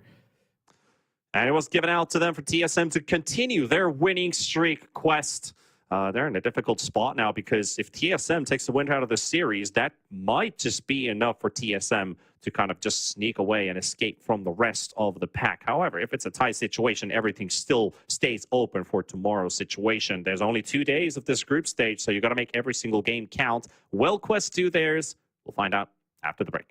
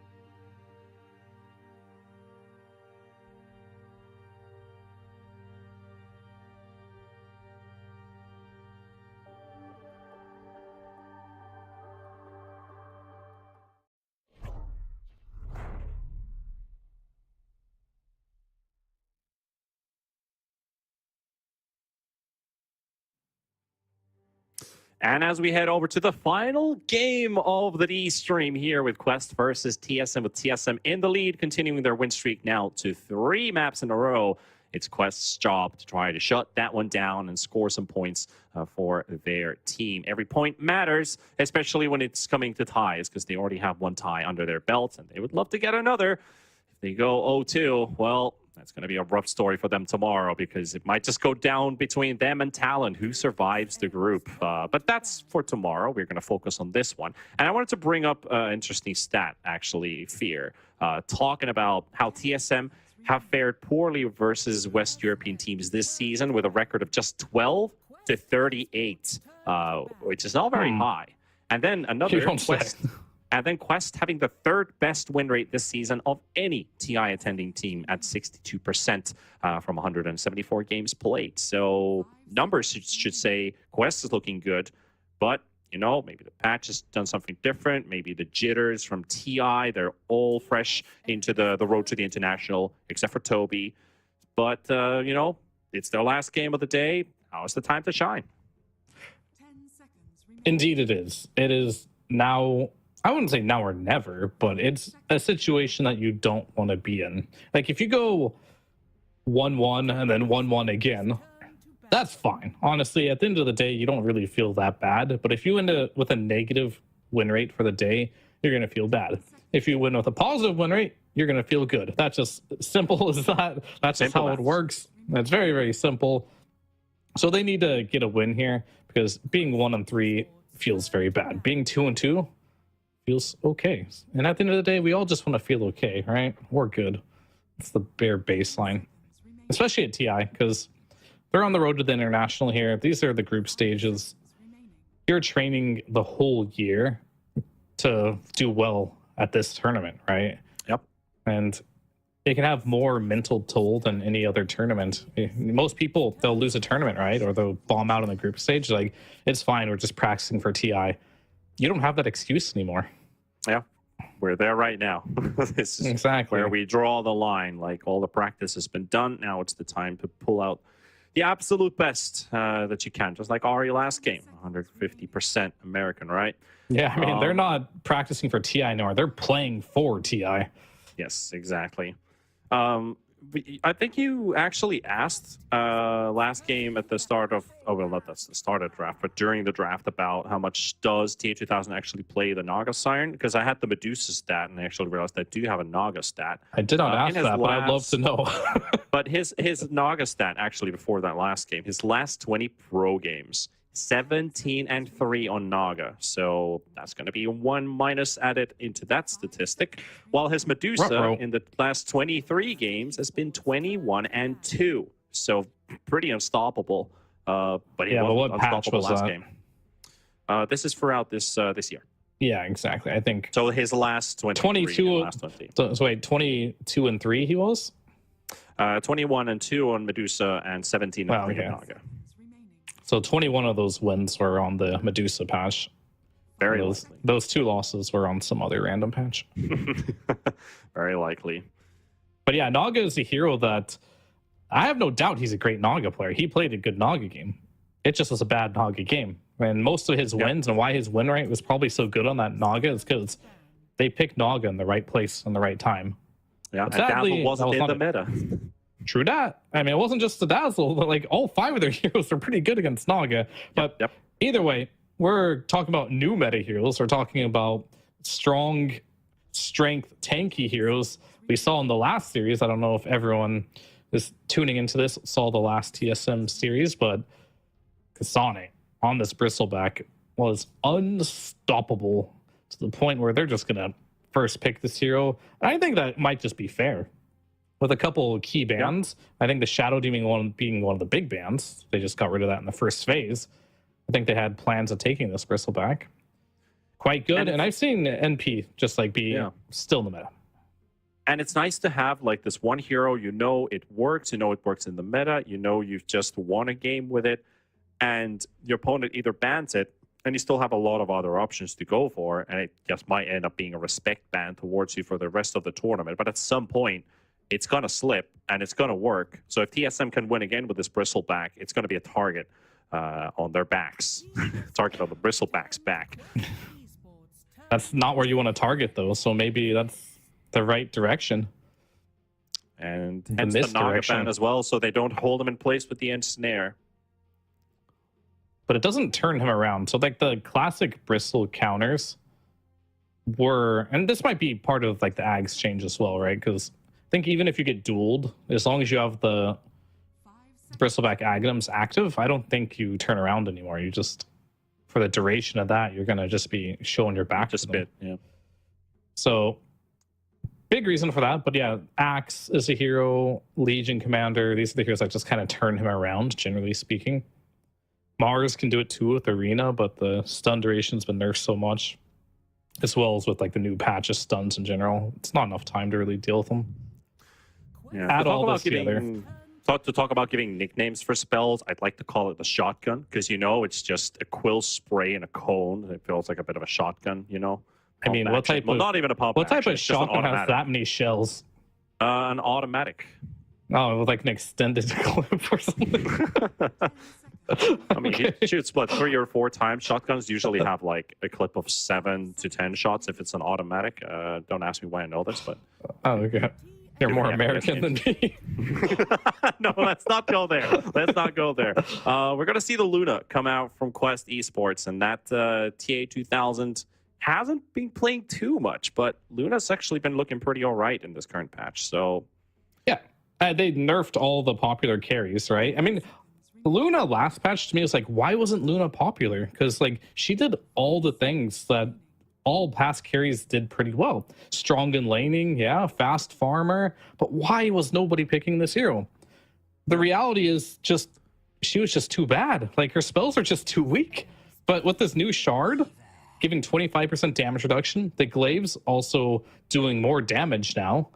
yeah, This hero has found a place in the meta. Of course, they mellowed down the other carries that were extremely good. So they kind of leveled the playing field while bringing it up. This hero's back in the meta. And she does what you want your Luna to do. And I think the shard is a great addition.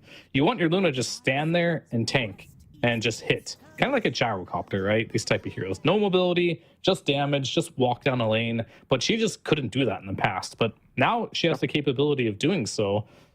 And it's definitely a TA2000 hero. TA2000, he loves farming quick. This hero farms fast. heroes.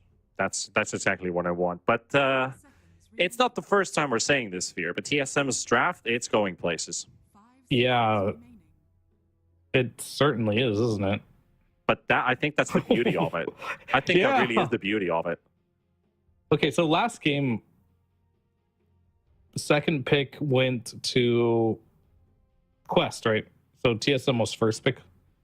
TSM has last pick. Yes, but game 1 they had first pick. All right. Yeah, game 1, yeah. Okay, gotcha. I wonder if I'm trying to like figure out slowly, because since I think the last tier 1 tournament was Dream League, Mm-hmm. and that was on this. I mean, I guess the captain's mode's been out for a little while now, but it's still fairly fresh. And I think we're getting to a point where teams have been playing so much of it, they're starting to figure out a bit like what side, what order, what pick, what all these things kind of mean, right? And I think confusion is starting to become a key component to draft orders. And I think right now you have like some Weaver, you got some Ogre. We've seen Bryle play the Ogre mid already. It was pretty mid. It was, I mean, literally mid, but it was okay. And Weaver, we saw it played as well. It looked pretty good in the laning stage, the pos 4. Muerta, it can be a 4 or a carry. This hero is also really strong. So we know Bristle's offlane 100%, I think. I think Muerta is carry. And I think the Ogre and Weaver either supports or the Ogre's mid. So just kind of dissect it a little bit. Lone Druid, offlane, Luna carry, Hoodwink 4, NP5. So I think you just need a mid laner for. Yeah, you need a mid here. I'm also reading this as an offlane Lone Druid versus the Muerta in the lane. I don't think Lone Druid really cares too much about the Muerta there. Should be an alright lane as well for Toby. Probably better than what it was with the Tidehunter versus the Monkey King. However, that lane, it could have gone better, but things happened. think it was just down to the Right. minor details of how the lane was actually played out, especially with the 6-minute rotation with Kaori and Omar both leaving to help out their mid, leaving Toby completely defenseless in the lane, getting killed. Yeah, you just got a little bit outplayed. It happens. You had a disadvantageous lane matchup on top of it. So, what can you do? I think this game, though, there's still a lot of mystery, right? Because Lone Druid technically can go mid.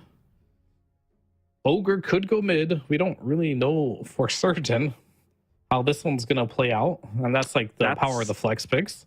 Yeah, that could be Whitemon, that could be Bryle. I mean, Lone Druid mid versus Ogre should be pretty good, too, to be honest with you. Should be a free lane, if that's what they're reading into. I'm sure DeHawk, as a coach, his job is to know what heroes the other teams are playing, right? Yeah. So they know the potential of this Ogre going mid. Are they afraid of it, though, is the question. I don't know about that one.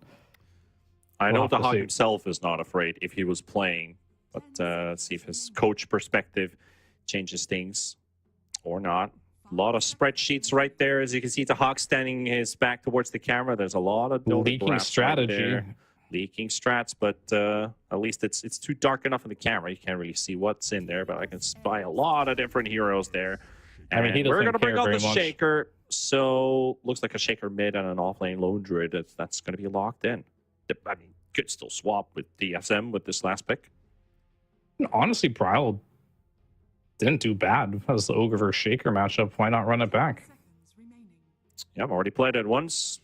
He won, I think, the mid lane, or it was at least even. He didn't lose, so I think that's a win. Yeah, oh, sure. As a melee hero, exactly right. So I think they're That's gonna a pretty most likely big go with that. Well, they got plenty of time to think about it. Well, Who's what do you the want one to to pick make here? the Do you want call? to pick a carry? I think Morta is pretty sufficient here as a carry if you want to go that route. Don't see an issue with it. But what's like that big hitter you want? I guess you'd pick a support then, if that were the case.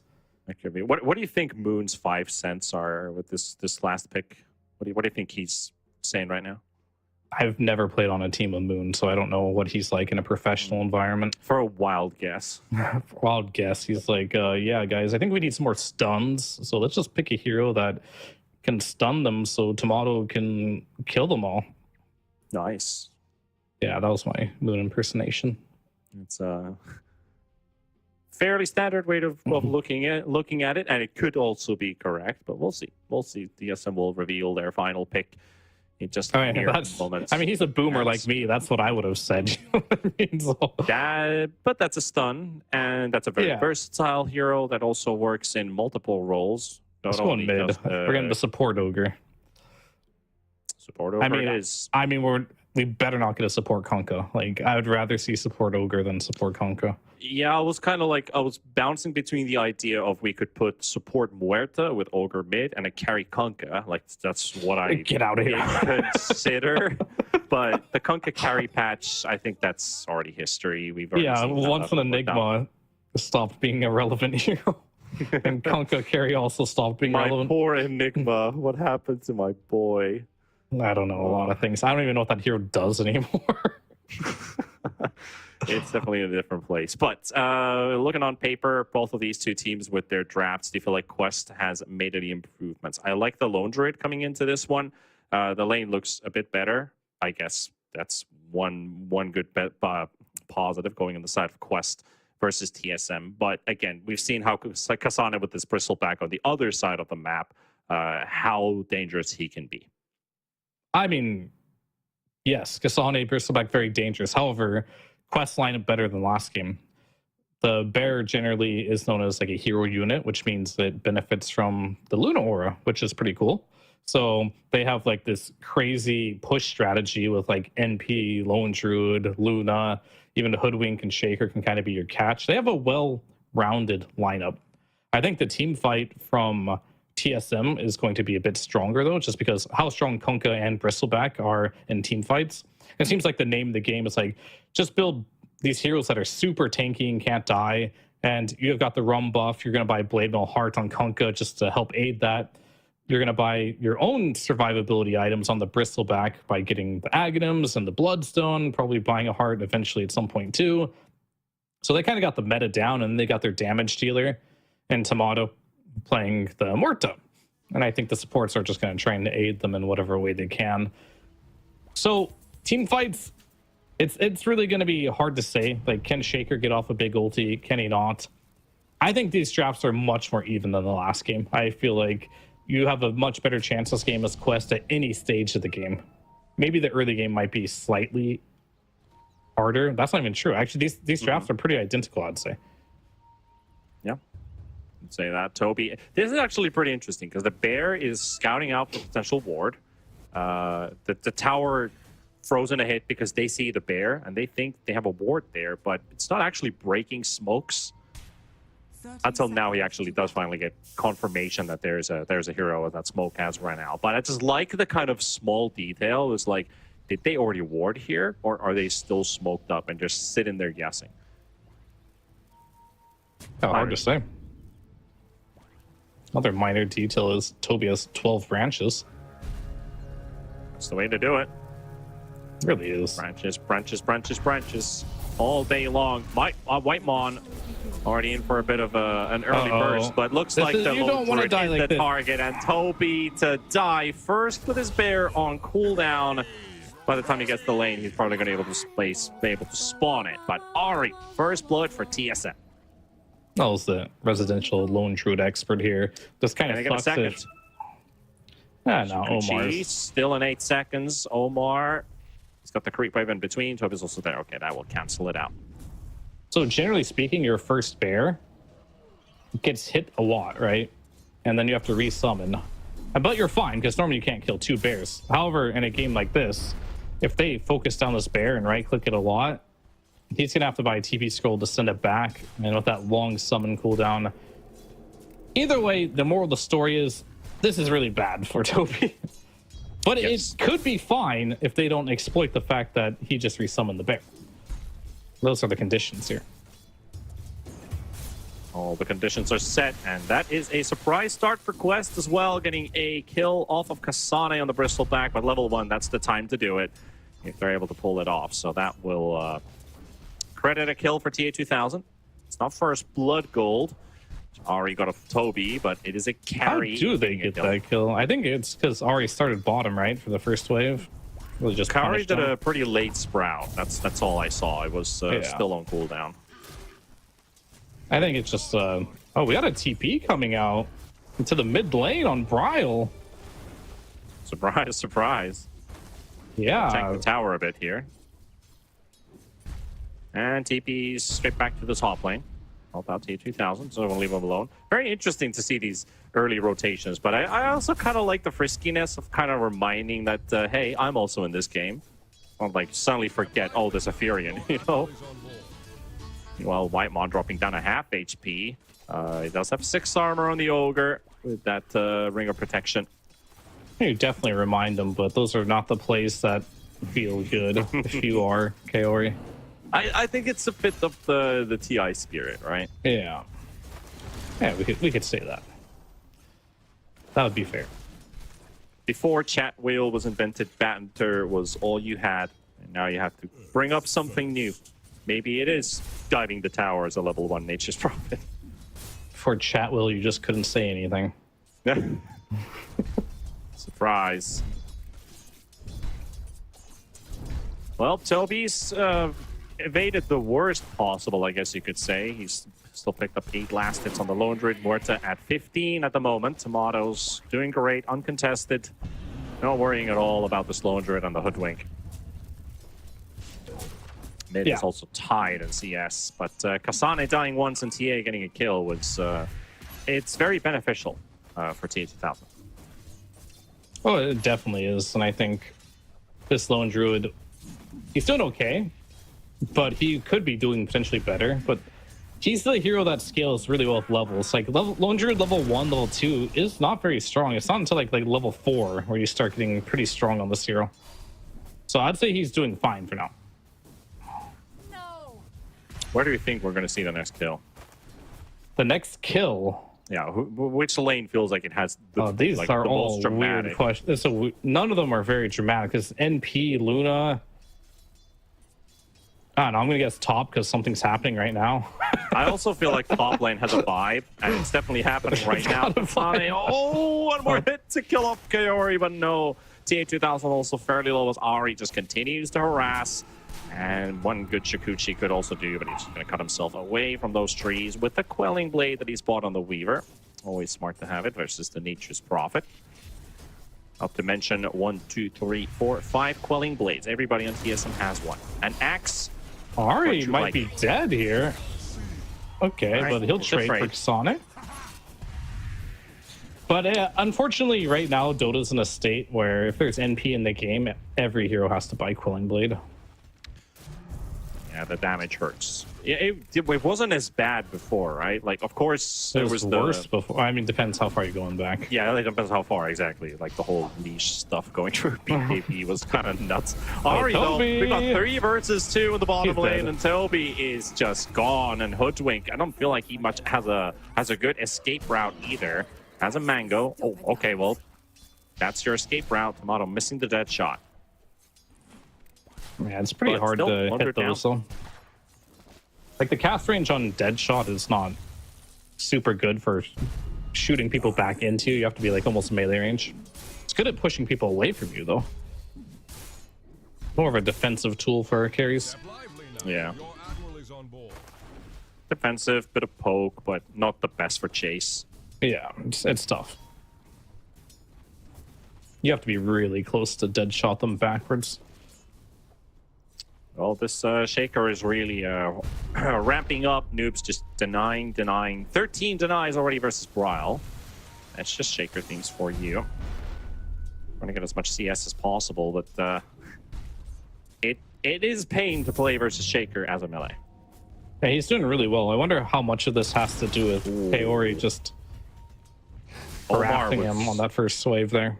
If Omar was half a second before, he could have canceled the TP with a bushwhack, killed Bryle. He would have had to walk back to mid.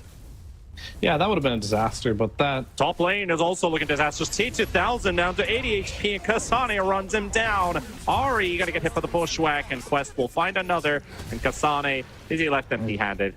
It does look like it. He might just, continue here a little bit. He has Vanguard and a catapult. Yeah, he's Question unstoppable. is, does he want to turn back and save his catapult? No, it's gone. Nope. Poor Cardi. Poor Cardi. Died.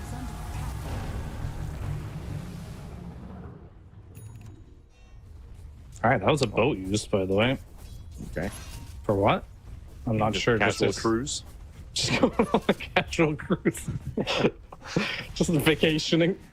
Yeah, it's like, you know, I've like we in like in the Finnish cast, we always talk about like the high school students on the last year. I don't know what that's in America. Like the first year is just sophomores or something. Senior, like senior year. Yeah. Senior year. So we have a senior year cruise, and that's literally Konkus boat, and we just call it Aviriksted, which literally means that. So Yeah. I feel like instead of saying, "Oh, that's a fail boat," it's like, "Oh, that's a casual cruise."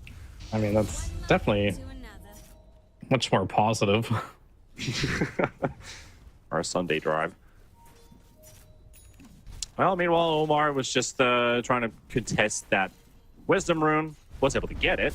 Still had to die for it under the Tier 1 tower, but mission completed. I think at this point, every support player has decided they're going to die trying getting that rune, you know? Whether they get it or not is of no consequence, but if they don't try, that's when you lose respect as a man. Yeah, your actions have consequences, but they are a level ahead. So Oh, good pulling blade in mid there from Bryle. As we go on another casual cruise. Yeah, definitely are. Tower is under attack. It's a victory cruise right there, because he quillinged the bushwhack instantly as it came out there, or the acorn shot, sorry, which made the bushwhack miss. If we want to be very specific, Yeah, those are about really things. nice to see. Like they're sometimes hard to notice because it's only there for like point something seconds. Yeah, But once you do it, it's like, yep, right on the spot. I mean, the only way you can really do it is like pretty much you have the presence of mind to know it's coming, so you are already ready. Well, These guys play a lot of 8.5. Dota, and they're quite good at it, so they know these things are coming. Certainly. Oh, they're going trying back? to make a walk for Bryle. Echo doing flat it. dropped, and here comes the TP, and Omar's going to be there to help. But now on Kunko will drop before TSM is able to retaliate, but they will retaliate the revenge onto Kaori. Whitemon will help out Ari to pick up the kill. So that's a second for the Weaver, but they do lose the Kunka. What happens when you go on too many casual cruises? Yeah. Sometimes you get a that's also one hangover. of those things. They just brought their offlane Bristle back to show up in the mid. Like, hey, we got this big kill we could get. We kind of need your help here. They can't really kill you with that Vanguard. Want to drop by? Sure. Wow, this Bristleback yet again. This is what I think makes a good first pick hero. You just first pick it, and no matter what, you do well, right? And Bristleback Solid. has been doing that. I'm sold on the idea. I like that. Yeah. Meanwhile, Tomato's not in a very good place. No. And Quest gets another snipe. Making Quite things good. happen with the sharpshooter by Omar. They got a good bushwhack into the sharpshooter. Kiori just TPs in just to make sure that he's not going to escape. And Toby's getting a lot of help from his teammates now. I think that's just one of the wonderful wonders of having a Furion. So is Noob. Honestly, I would say Noob is getting more help than Toby at this point. But you're everywhere on Quest. Like, this sharpshooter was online before 10 minutes, right? Yep. Now you have Talk about the Enfield. wisdom room. It is. You die for those things. That's You how die to support get players feel. kills. I Because mean, of the Whitemon experience of does. Oh, Whitemon's about to get interrupted by Toby, but Bryle is also around. Is it just a bait? Noob is here. Omar's also here, and a very soft commit onto Toby. Force out his true form, and they just jump straight onto the Kunkka. They don't That's a care. blink dagger. And that's the sharpshooter available. They will break the Kunkka, and it will break his spirit, break his soul, break his body, And break his also ship. Whitemon's going to be the next one to drop as Noob gets a quick jump with that Tumbler's toy nearby. Toby for a kill. And that opens up this entire map now. Quest on a 3K lead. This Shaker is having a much different game than what we saw earlier. Shred's Blink Dagger was like 10 minutes into this game with a Tumbler's toy. Tower is under attack. Now he has one piece of the Ags pretty much completed. Toby, Diffusal Blade online on the Bear. And, you know, TA2000, he's just in the jungle right now. Yep. Kasane, my man, you got a lot to do this game. The other games we saw, yeah, you were killing it. You're still killing it this game. But this is going to be the true test of Bristleback in my eyes. If a performed Bristle can deal with this type of pressure, then I'm a believer, as Bryle having an uncharacteristically rough This game. is not looking good for TSM at all. Like, it's a lot riding on Kasane again to kind of turn the tide for the team. I mean, it's all on Kasane right now. Like, I don't think the carry player, Well, Morta's Should- not doing anything right now. Like, they we shouldn't just be got- at 10 minutes. maybe 10, 15. We'll put it somewhere around that area, sure. Nah. Like, if he gets the time and the space to farm. Because this Muerta hero, I mentioned it earlier, I'll mention it again, it is a slow farmer until you got at least like a Mjolnir.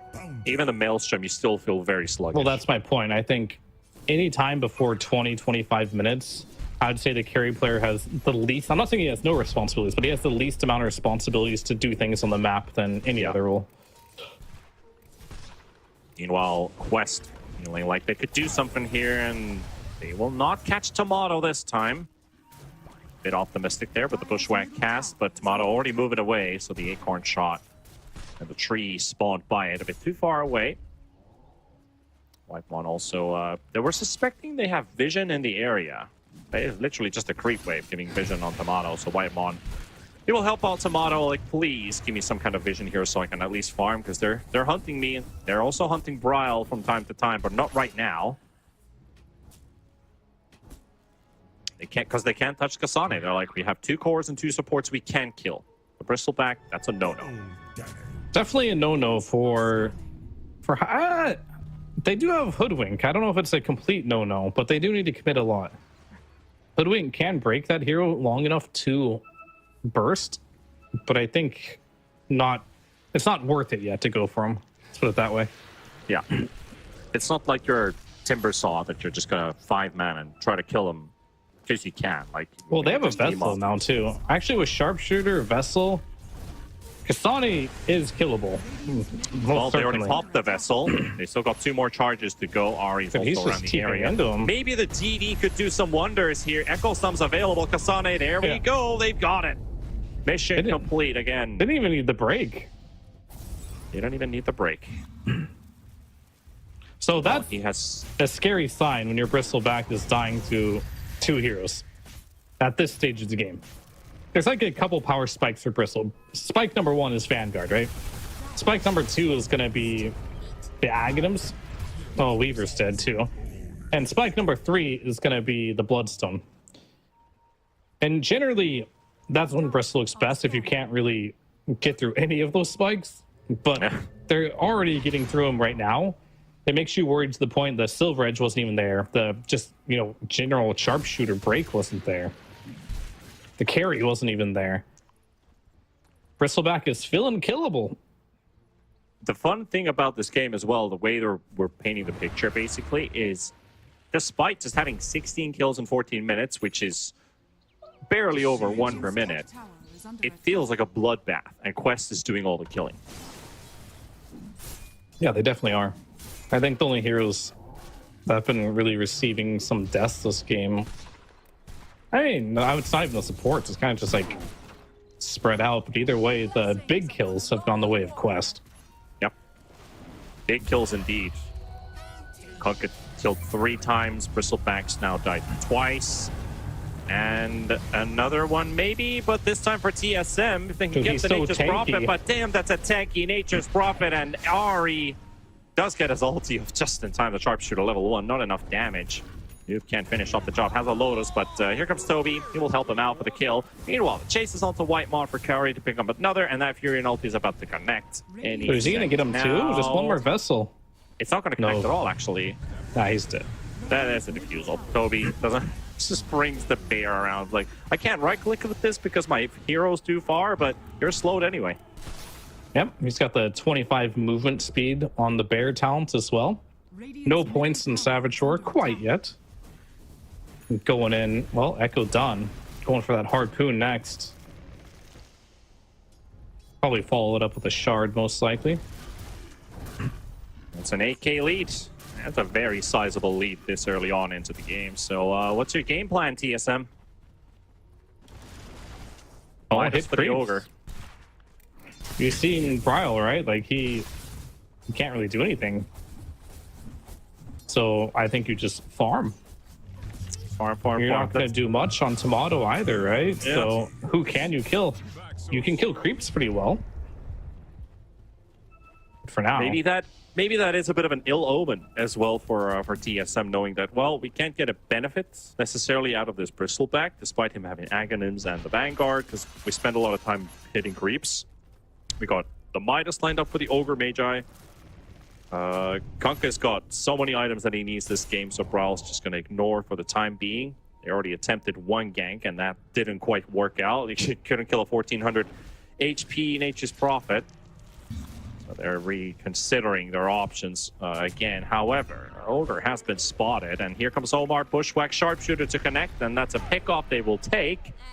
And they were thinking about a second Wait, are kill they because they gonna know leave that him? the Ogre is dead, I think, but the Ari Weaver is the one that they were looking for. Now the Oh, Ogre's about okay, to they escape, got but him. Omar will get the Bushwhack to connect, and a Blood Grenade just for good measure.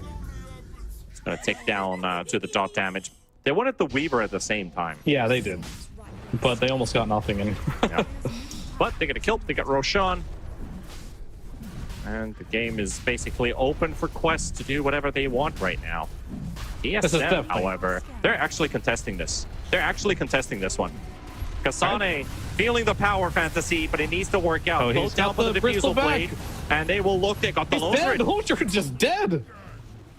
So that just happens. He was in ulti form, by the way. Yeah, it's not the bit. Not Show fight recap. Not a how much soft damage target to he- kill exactly, but they got it anyway. Echo Slam of the Bristol with the Eclipse, and there goes Kasane. Bryle walking in with the Blade Mail, trying to reflect some of the damage with the Bushwhack onto the Kunkka. Keeps him away. Waimon also shows up, and Roche is so low. TSM How many lives are they gonna get for this Roshan? Bryle's Xing and coming back. Gonna come back pretty healthy here. But And a full bottle as well if he wants to pump somebody up. Hoodwink, ooh, almost enough, but the dead shot doesn't finish him off. No, he's dead. He had a blood grenade and ignite on him at level 4. But Lone Druid's gonna come back here. He has the bear. No ultimate though.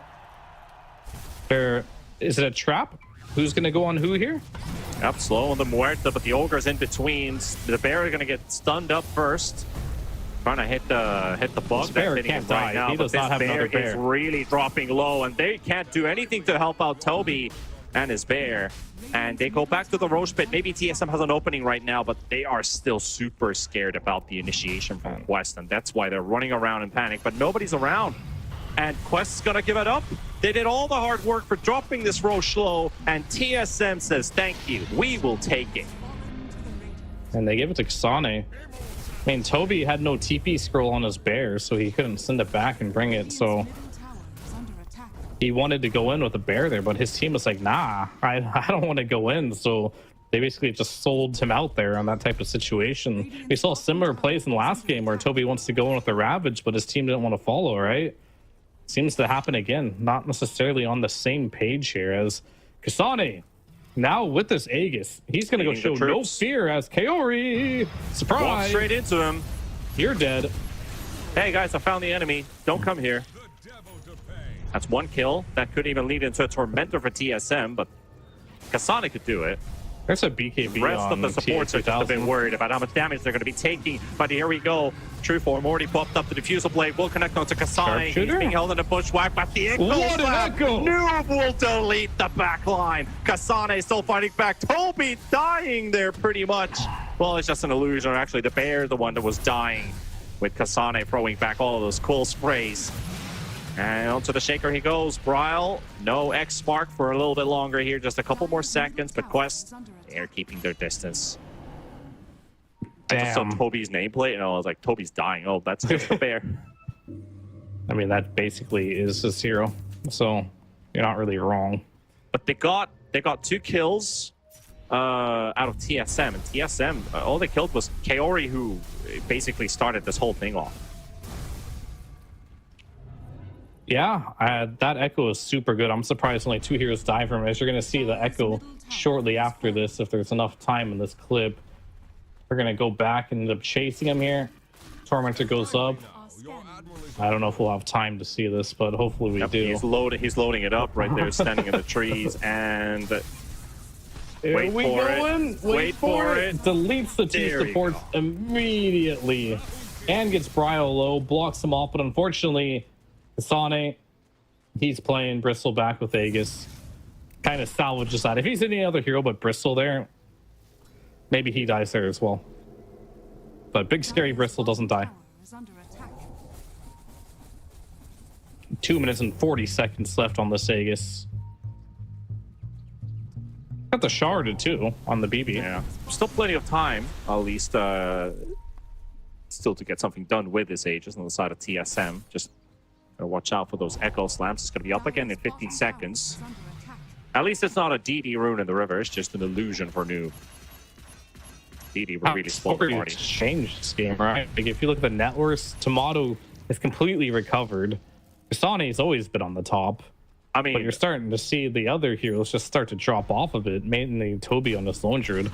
I will have to say, the win probability graph is actually the interesting one, because it has been Quest favored.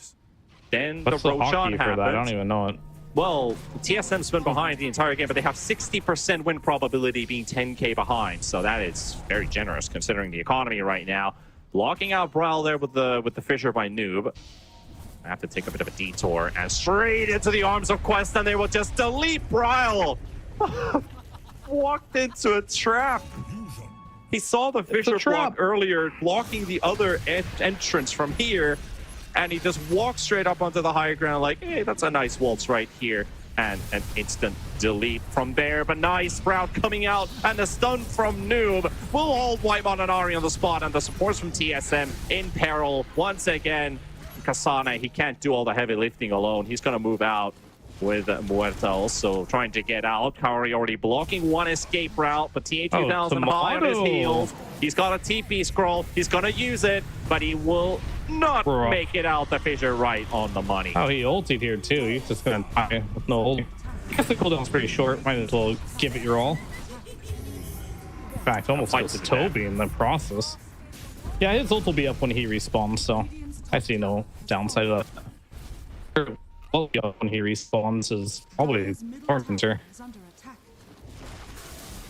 That's going to be a swing as well. Oh, Kasane is going in. He's got Aegis for another 25 seconds.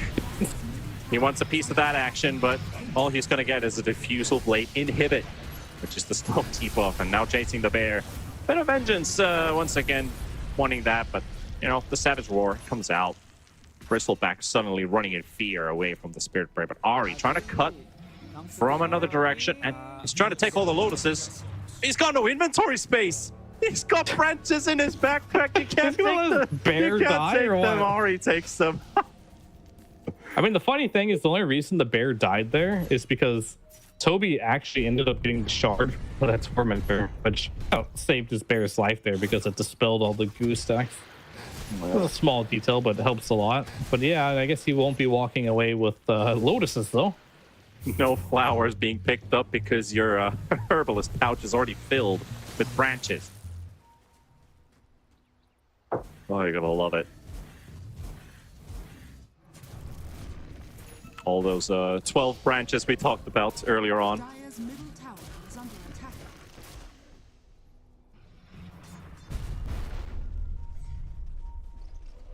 All right. Are scanning. Well, Perfect. what? With Kaori, gonna hit up some ancients here. He picked up the Aghanim Scepter now, which is a pretty big pickup there to be able to lock these heroes down. I think their biggest issue still is going to be, can they win a fight when Bristleback is the first hero to show? They've been doing a good job of like killing Bryle and just avoiding the Bristleback, but for now, it's gonna be pretty good.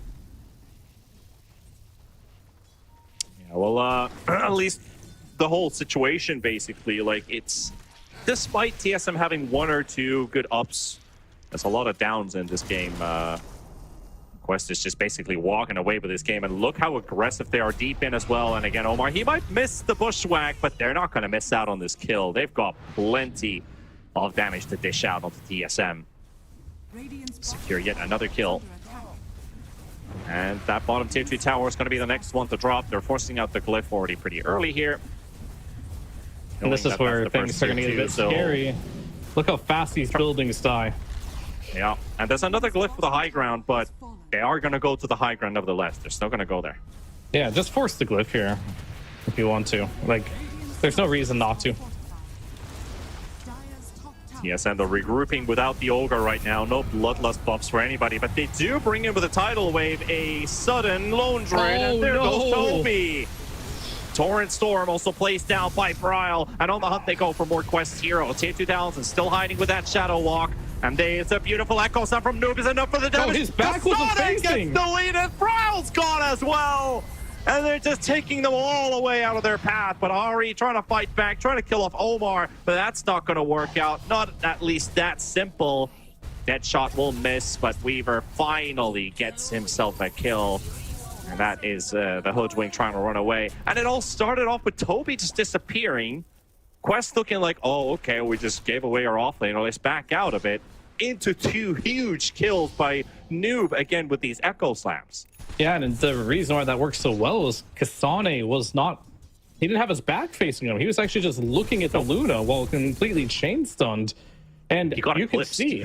Yeah, you got eclipsed, you got right-clicked, and you're going to see it in this clip here. And it's going to be a similar situation. Unfortunately, Toby, he almost got his ult off here. He was so close. It would have given him that little bit of extra HP. Don't know if that would have saved him here, but you're going to see Kasane here. He's facing the wrong way against an Eclipse here and an Echo Slam, and he'll end up dying. And he looks killable, right? And next time when he does... Yeah, the next time he does that, even if his back is turned, Silver Edge is online. So now you have two ways of breaking him. Starting to feel like maybe you need a BKB ASAP on this Bristleback, and he agrees, and he's on the path. That lined up. Not too far what away. he needs. Meanwhile, in the top lane, Tomato, that's a big kill for Quest if they can get it. It's just the Luna and the Lone Druid, but it might just be enough. Sharpshooter doesn't quite connect. Kaori's going to be here as well. And TP is coming in for TSM. They might be able to save him. They got the fear, pushing him away with a Savage Roar, and he's running away faster. But the Ogre Magi, he will take a big hit, but they've got their Muerta out of the way. Oh, they got the Root. Tidal Wave to push away the Spirit Bear, but there comes the Sunday Cruise. They're retreating. I mean, Brawl's died so many times this game. He's not going to take the chance, you know. You never know. Close attempt there from Quest. If they got the Sharpshooter to connect, I feel like Muerta was probably dead at that point. It was pixels away. Well, this is the big one, Roshan. Do we got any way of stopping this? Do we have a smoke? They're not going to be there. And Kasane is going to go through the gate right now. So at least they're going to take this fight. What can Kasane do here? Doesn't get to do much. It's again him versus the bear. Echo on Weaver. Sharpshooter doesn't connect onto anything. BKB also used by Sonic's Noob. dead. And there goes the Bristleback. He's just gone. He has no backup. All by himself as TSM. Losing their Bristleback and Quest on the hunt. There goes Bryle, harpooned by the bear, and the turnaround Toby's Tomato. dead. He's just got back from base, and he's just gonna watch all of his allies potentially die. But TI12, low on HP, has the Aegis still, and they've lost Toby and Kaori. Noob also retreating for a moment. Kaori also now coming back with the buyback. Whitemon, low on HP, will be taken down by TI2000. And on the hunt for more. Muerta with the calling. Will silence up the Shaker. A nice dead shot will connect onto him. Luna still on the hunt.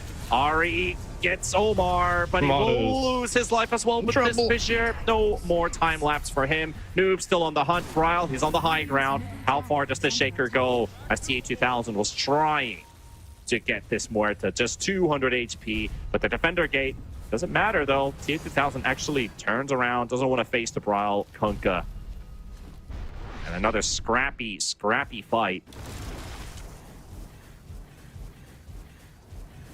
It's gotten to the point where this Muerta's doing a lot, and the initiation's super important. And I'm a little surprised that fight went as well as it did for TSM, considering that the BB just died instantly at the beginning of the fight, right? Yep. But if you're looking at net worth, just straight net worth, this NP is going for a Silver Edge. NP has surpassed Bryle in net worth. I guess Bryle just took him for a second there, but they're the same net worth right now. Yep. Which is honestly most of the net worth discrepancy in this game is just between the past 5 and the mid.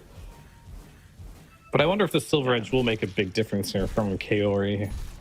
Yeah, also Tomato, like surviving that fight, getting some big kills as well on their way. He's now level 20, which is the 3rd highest level, right behind Noob Shaker, almost 21, and the Luna 23 in a level or a league of its own. Working on the Satanic, but this Muerta is starting to hurt. Yeah, they used the calling and they killed the Lone Druid before he got his ult off, as we saw in several fights now. Oh, Luna, that's a perfect target. If they can get him, wipe out with the dust, but the Manta, and he dodges the stun. No Fire Blast today. Fissure onto 2, and they look to delete Whitemon. Noob just needs one more good jump on the Ogre, and he's going to snipe. Okay, he's just going to use the Echo Slam. No F's given, and there goes the Kunkka as well. Bryle to fall. Noob, he was like, I could just enchant totem jump this guy. Hell no, he just jumps and echoes. Just gotta let him put him in his place, you know. Just gonna slam that shit down. We're gonna win this down game to the ground. And as things are playing out, that he might be right on that one. I think the one saving grace that TSM has had this game is the fact that they are killing Toby almost every fight before he gets his ult off. Yeah, he might want to consider pre-using it soon. There's going to be tight. Ari just cut the wave, and they have a glyph available. Oh, they used it so early. The wave is only just now arriving into the base. All right, there you go. Toby decides no shenanigans. He's going to pop ult here. And there we go. The jump into the Bristleback. Kasane going to get broken with the Sharpshooter down to 1,000 HP, and he's gone. He doesn't even get to pop the Bloodstone. No BKB either. Evaporates that Bristleback. Gone for 60 seconds. TSM losing another member once again, and a great jump from Quest. All it needs is a Spirit Bear with a harpoon. That's one scary animal I would not face in the wilds. You don't think so? Does it have to be a Spirit Bear, or is it any bears with harpoons? I feel like any animal that has a bloody harpoon. When I go to the forest, I'm running. I don't think I'm gonna run from that harpoon though. I would disarm the bear and use it against him. Yeah, that's just Fear's just a man, so he'll just. Actually, I would Can't beat disarm this him, guy. and then I would take the harpoon away and fight him like a man. Okay. But Bear wrestler. story for another time. True story. 33 minutes into this game, and TSM won't be looking for a 2-0 at this current pace. Quest is hungry for a tie. They need that one extra point, considering tomorrow's situation with their remaining series. PSG Quest will be playing Tundra first and then TALON later on. While TSM, they already lost to Tundra 0-2. They beat TALON 2-0. And this one looking to end up in a tie. They have the Vivo Keyed Stars to play up against in their final series. Just one series to focus on tomorrow. And it would be a whole lot, their preparation could be a lot more easier. They could sleep a bit easier if they could just take a 2-0 here. But it's a long while. It's a long distance to go. But I don't even know what I'm saying because Ari's just dying to the Tormentors. Like, yep. No, that was White Mon. Oh, White Mon. Oh, yeah. Well, Ari got the shard. Yeah, White Mon was dying. It's 7. It happens to everyone. You think maybe in just your Herald games people die to Tormentors, but no. Even the best of the best die to Tormentors. So fret not, as Bryle might be fretting pretty hard here as he's gone. Might be. Emphasis on that. There goes Bryle. Radiant's middle tower has fallen. And now this is high ground time, and Luna a couple creeps away from level 25. Not that her 25 is a game breaker or anything. One of the scariest things to go against the high ground defense, it's not just the Luna, but a bloody Spirit Bear as well. With the harpoon. With a harpoon. They're just destroying their way through these buildings. Plus Toby, he has another bear. Oh, look at that damage. Nuke there. Oh, the Echo fails. No Echo Slam. And he didn't even blink. His blink wasn't actually even broken, No, but it doesn't matter. They still got Kasane. Out for 70 seconds. The mid-rack's falling. Carry will drop the Tomato. He did find a snipe, but that's with the Pierce the Veil being used, and they're trying to get to the Muerta. Nice Fisher stun. Bushwhack coming out as well. Muerta going to be in trouble, and they're looking for that kill. They will take it. Buyback forced out instantly from Tomato, and they've taken the bottom racks as well, but they are not done yet. They're going to fight back. Weaver going to be dropping low. The Eclipse coming out as well. The Fear onto the Kuka. The Muerta dieback, and that's it. An Ultra for TI12. Give him the Rampage. Make it a first one for the road to the International. Yes, sir. Quest for the tie and a Rampage for Mr. TA2000. Very, very well done there by most everyone on Quest, to be honest with you. I think the main thing about this particular game was the fact that they shut down Bryle so hard. The fact that he just couldn't do anything in this game. If you can make a mid laner just go 0-3, feel like he has no real entrance into the game, then you're doing something right here. Kaori kind of showing this Nature's Prophet, how it's still so strong. Pairing up with Omar, like, it was a pretty cheeky strategy, right? You sprout them into instant bushwhack, which allows Noob to follow up the damage there. And Toby, he may have had some deaths here and there that he potentially could have prevented, but it doesn't matter. He kind of did his job at the end of the day. He shut down Tomato a bit in the laning stage, even though he had a rough laning stage himself, just because of the first blood overall. He recovered quite nicely from that. And they're showing that Bristle he can't 1v5 the game. This hero apparently does need a team. TA2000, he didn't need 700 last hits to lose the game this time. With this Luna able to secure out the victory. But this game had its moments, right? Quest having to give away a Roshan to TSM because of, a couple mistakes here and there, losing the bear a bit too early. TSM was even a hero down a while ago, and they were like, we can't take Roche, but we're still going to fight it back. Kasane's Bristleback not having that fear factor this game. I think that was the big difference maker, because the last time he had a Bristleback, it was scary as hell. This Bristleback didn't feel that scary because of Quest Esports having answers against it. Yeah, they kind of had answers, sure. But at the same time, there was just too many fires on TSM that needed to be put out, right? So even though No Kasani bucket. had a great game, it just the Muerto was so far behind, and more than anything, Bryle, you can already see 2 and 8 on his Kunkka. Started out like 0-4 in this game. Couldn't find his footing whatsoever. Well, I guess there is one highlight player we could lift from Quest here in this game number 2, and I think the scoreboard tells you something that this Noob Shaker, that was quite the something. It really was, and I think it's very fair to give him the MVP. Of course, a lot of great plays from everyone in this game. I think Hiyori played really well too, and of course, it's hard to give TI12 MVPs because he's just so consistent and good every game that it just wouldn't seem fair. But Noob, he went above and beyond. He shut down the Kunkka, this game really hard with the Earthshaker. He won mid 1v1. Then on top of that, his team went and ganked for him, and the space that he repaid his team by getting space in return was enormous. He played this game super well. His rotations, his echo slams specifically were really, really good this game. This was a top-notch Earthshaker game. Yeah, I think this was a team that made fewer mistakes than the other when you talked about there's a lot of fires to be put out on the side of TSM.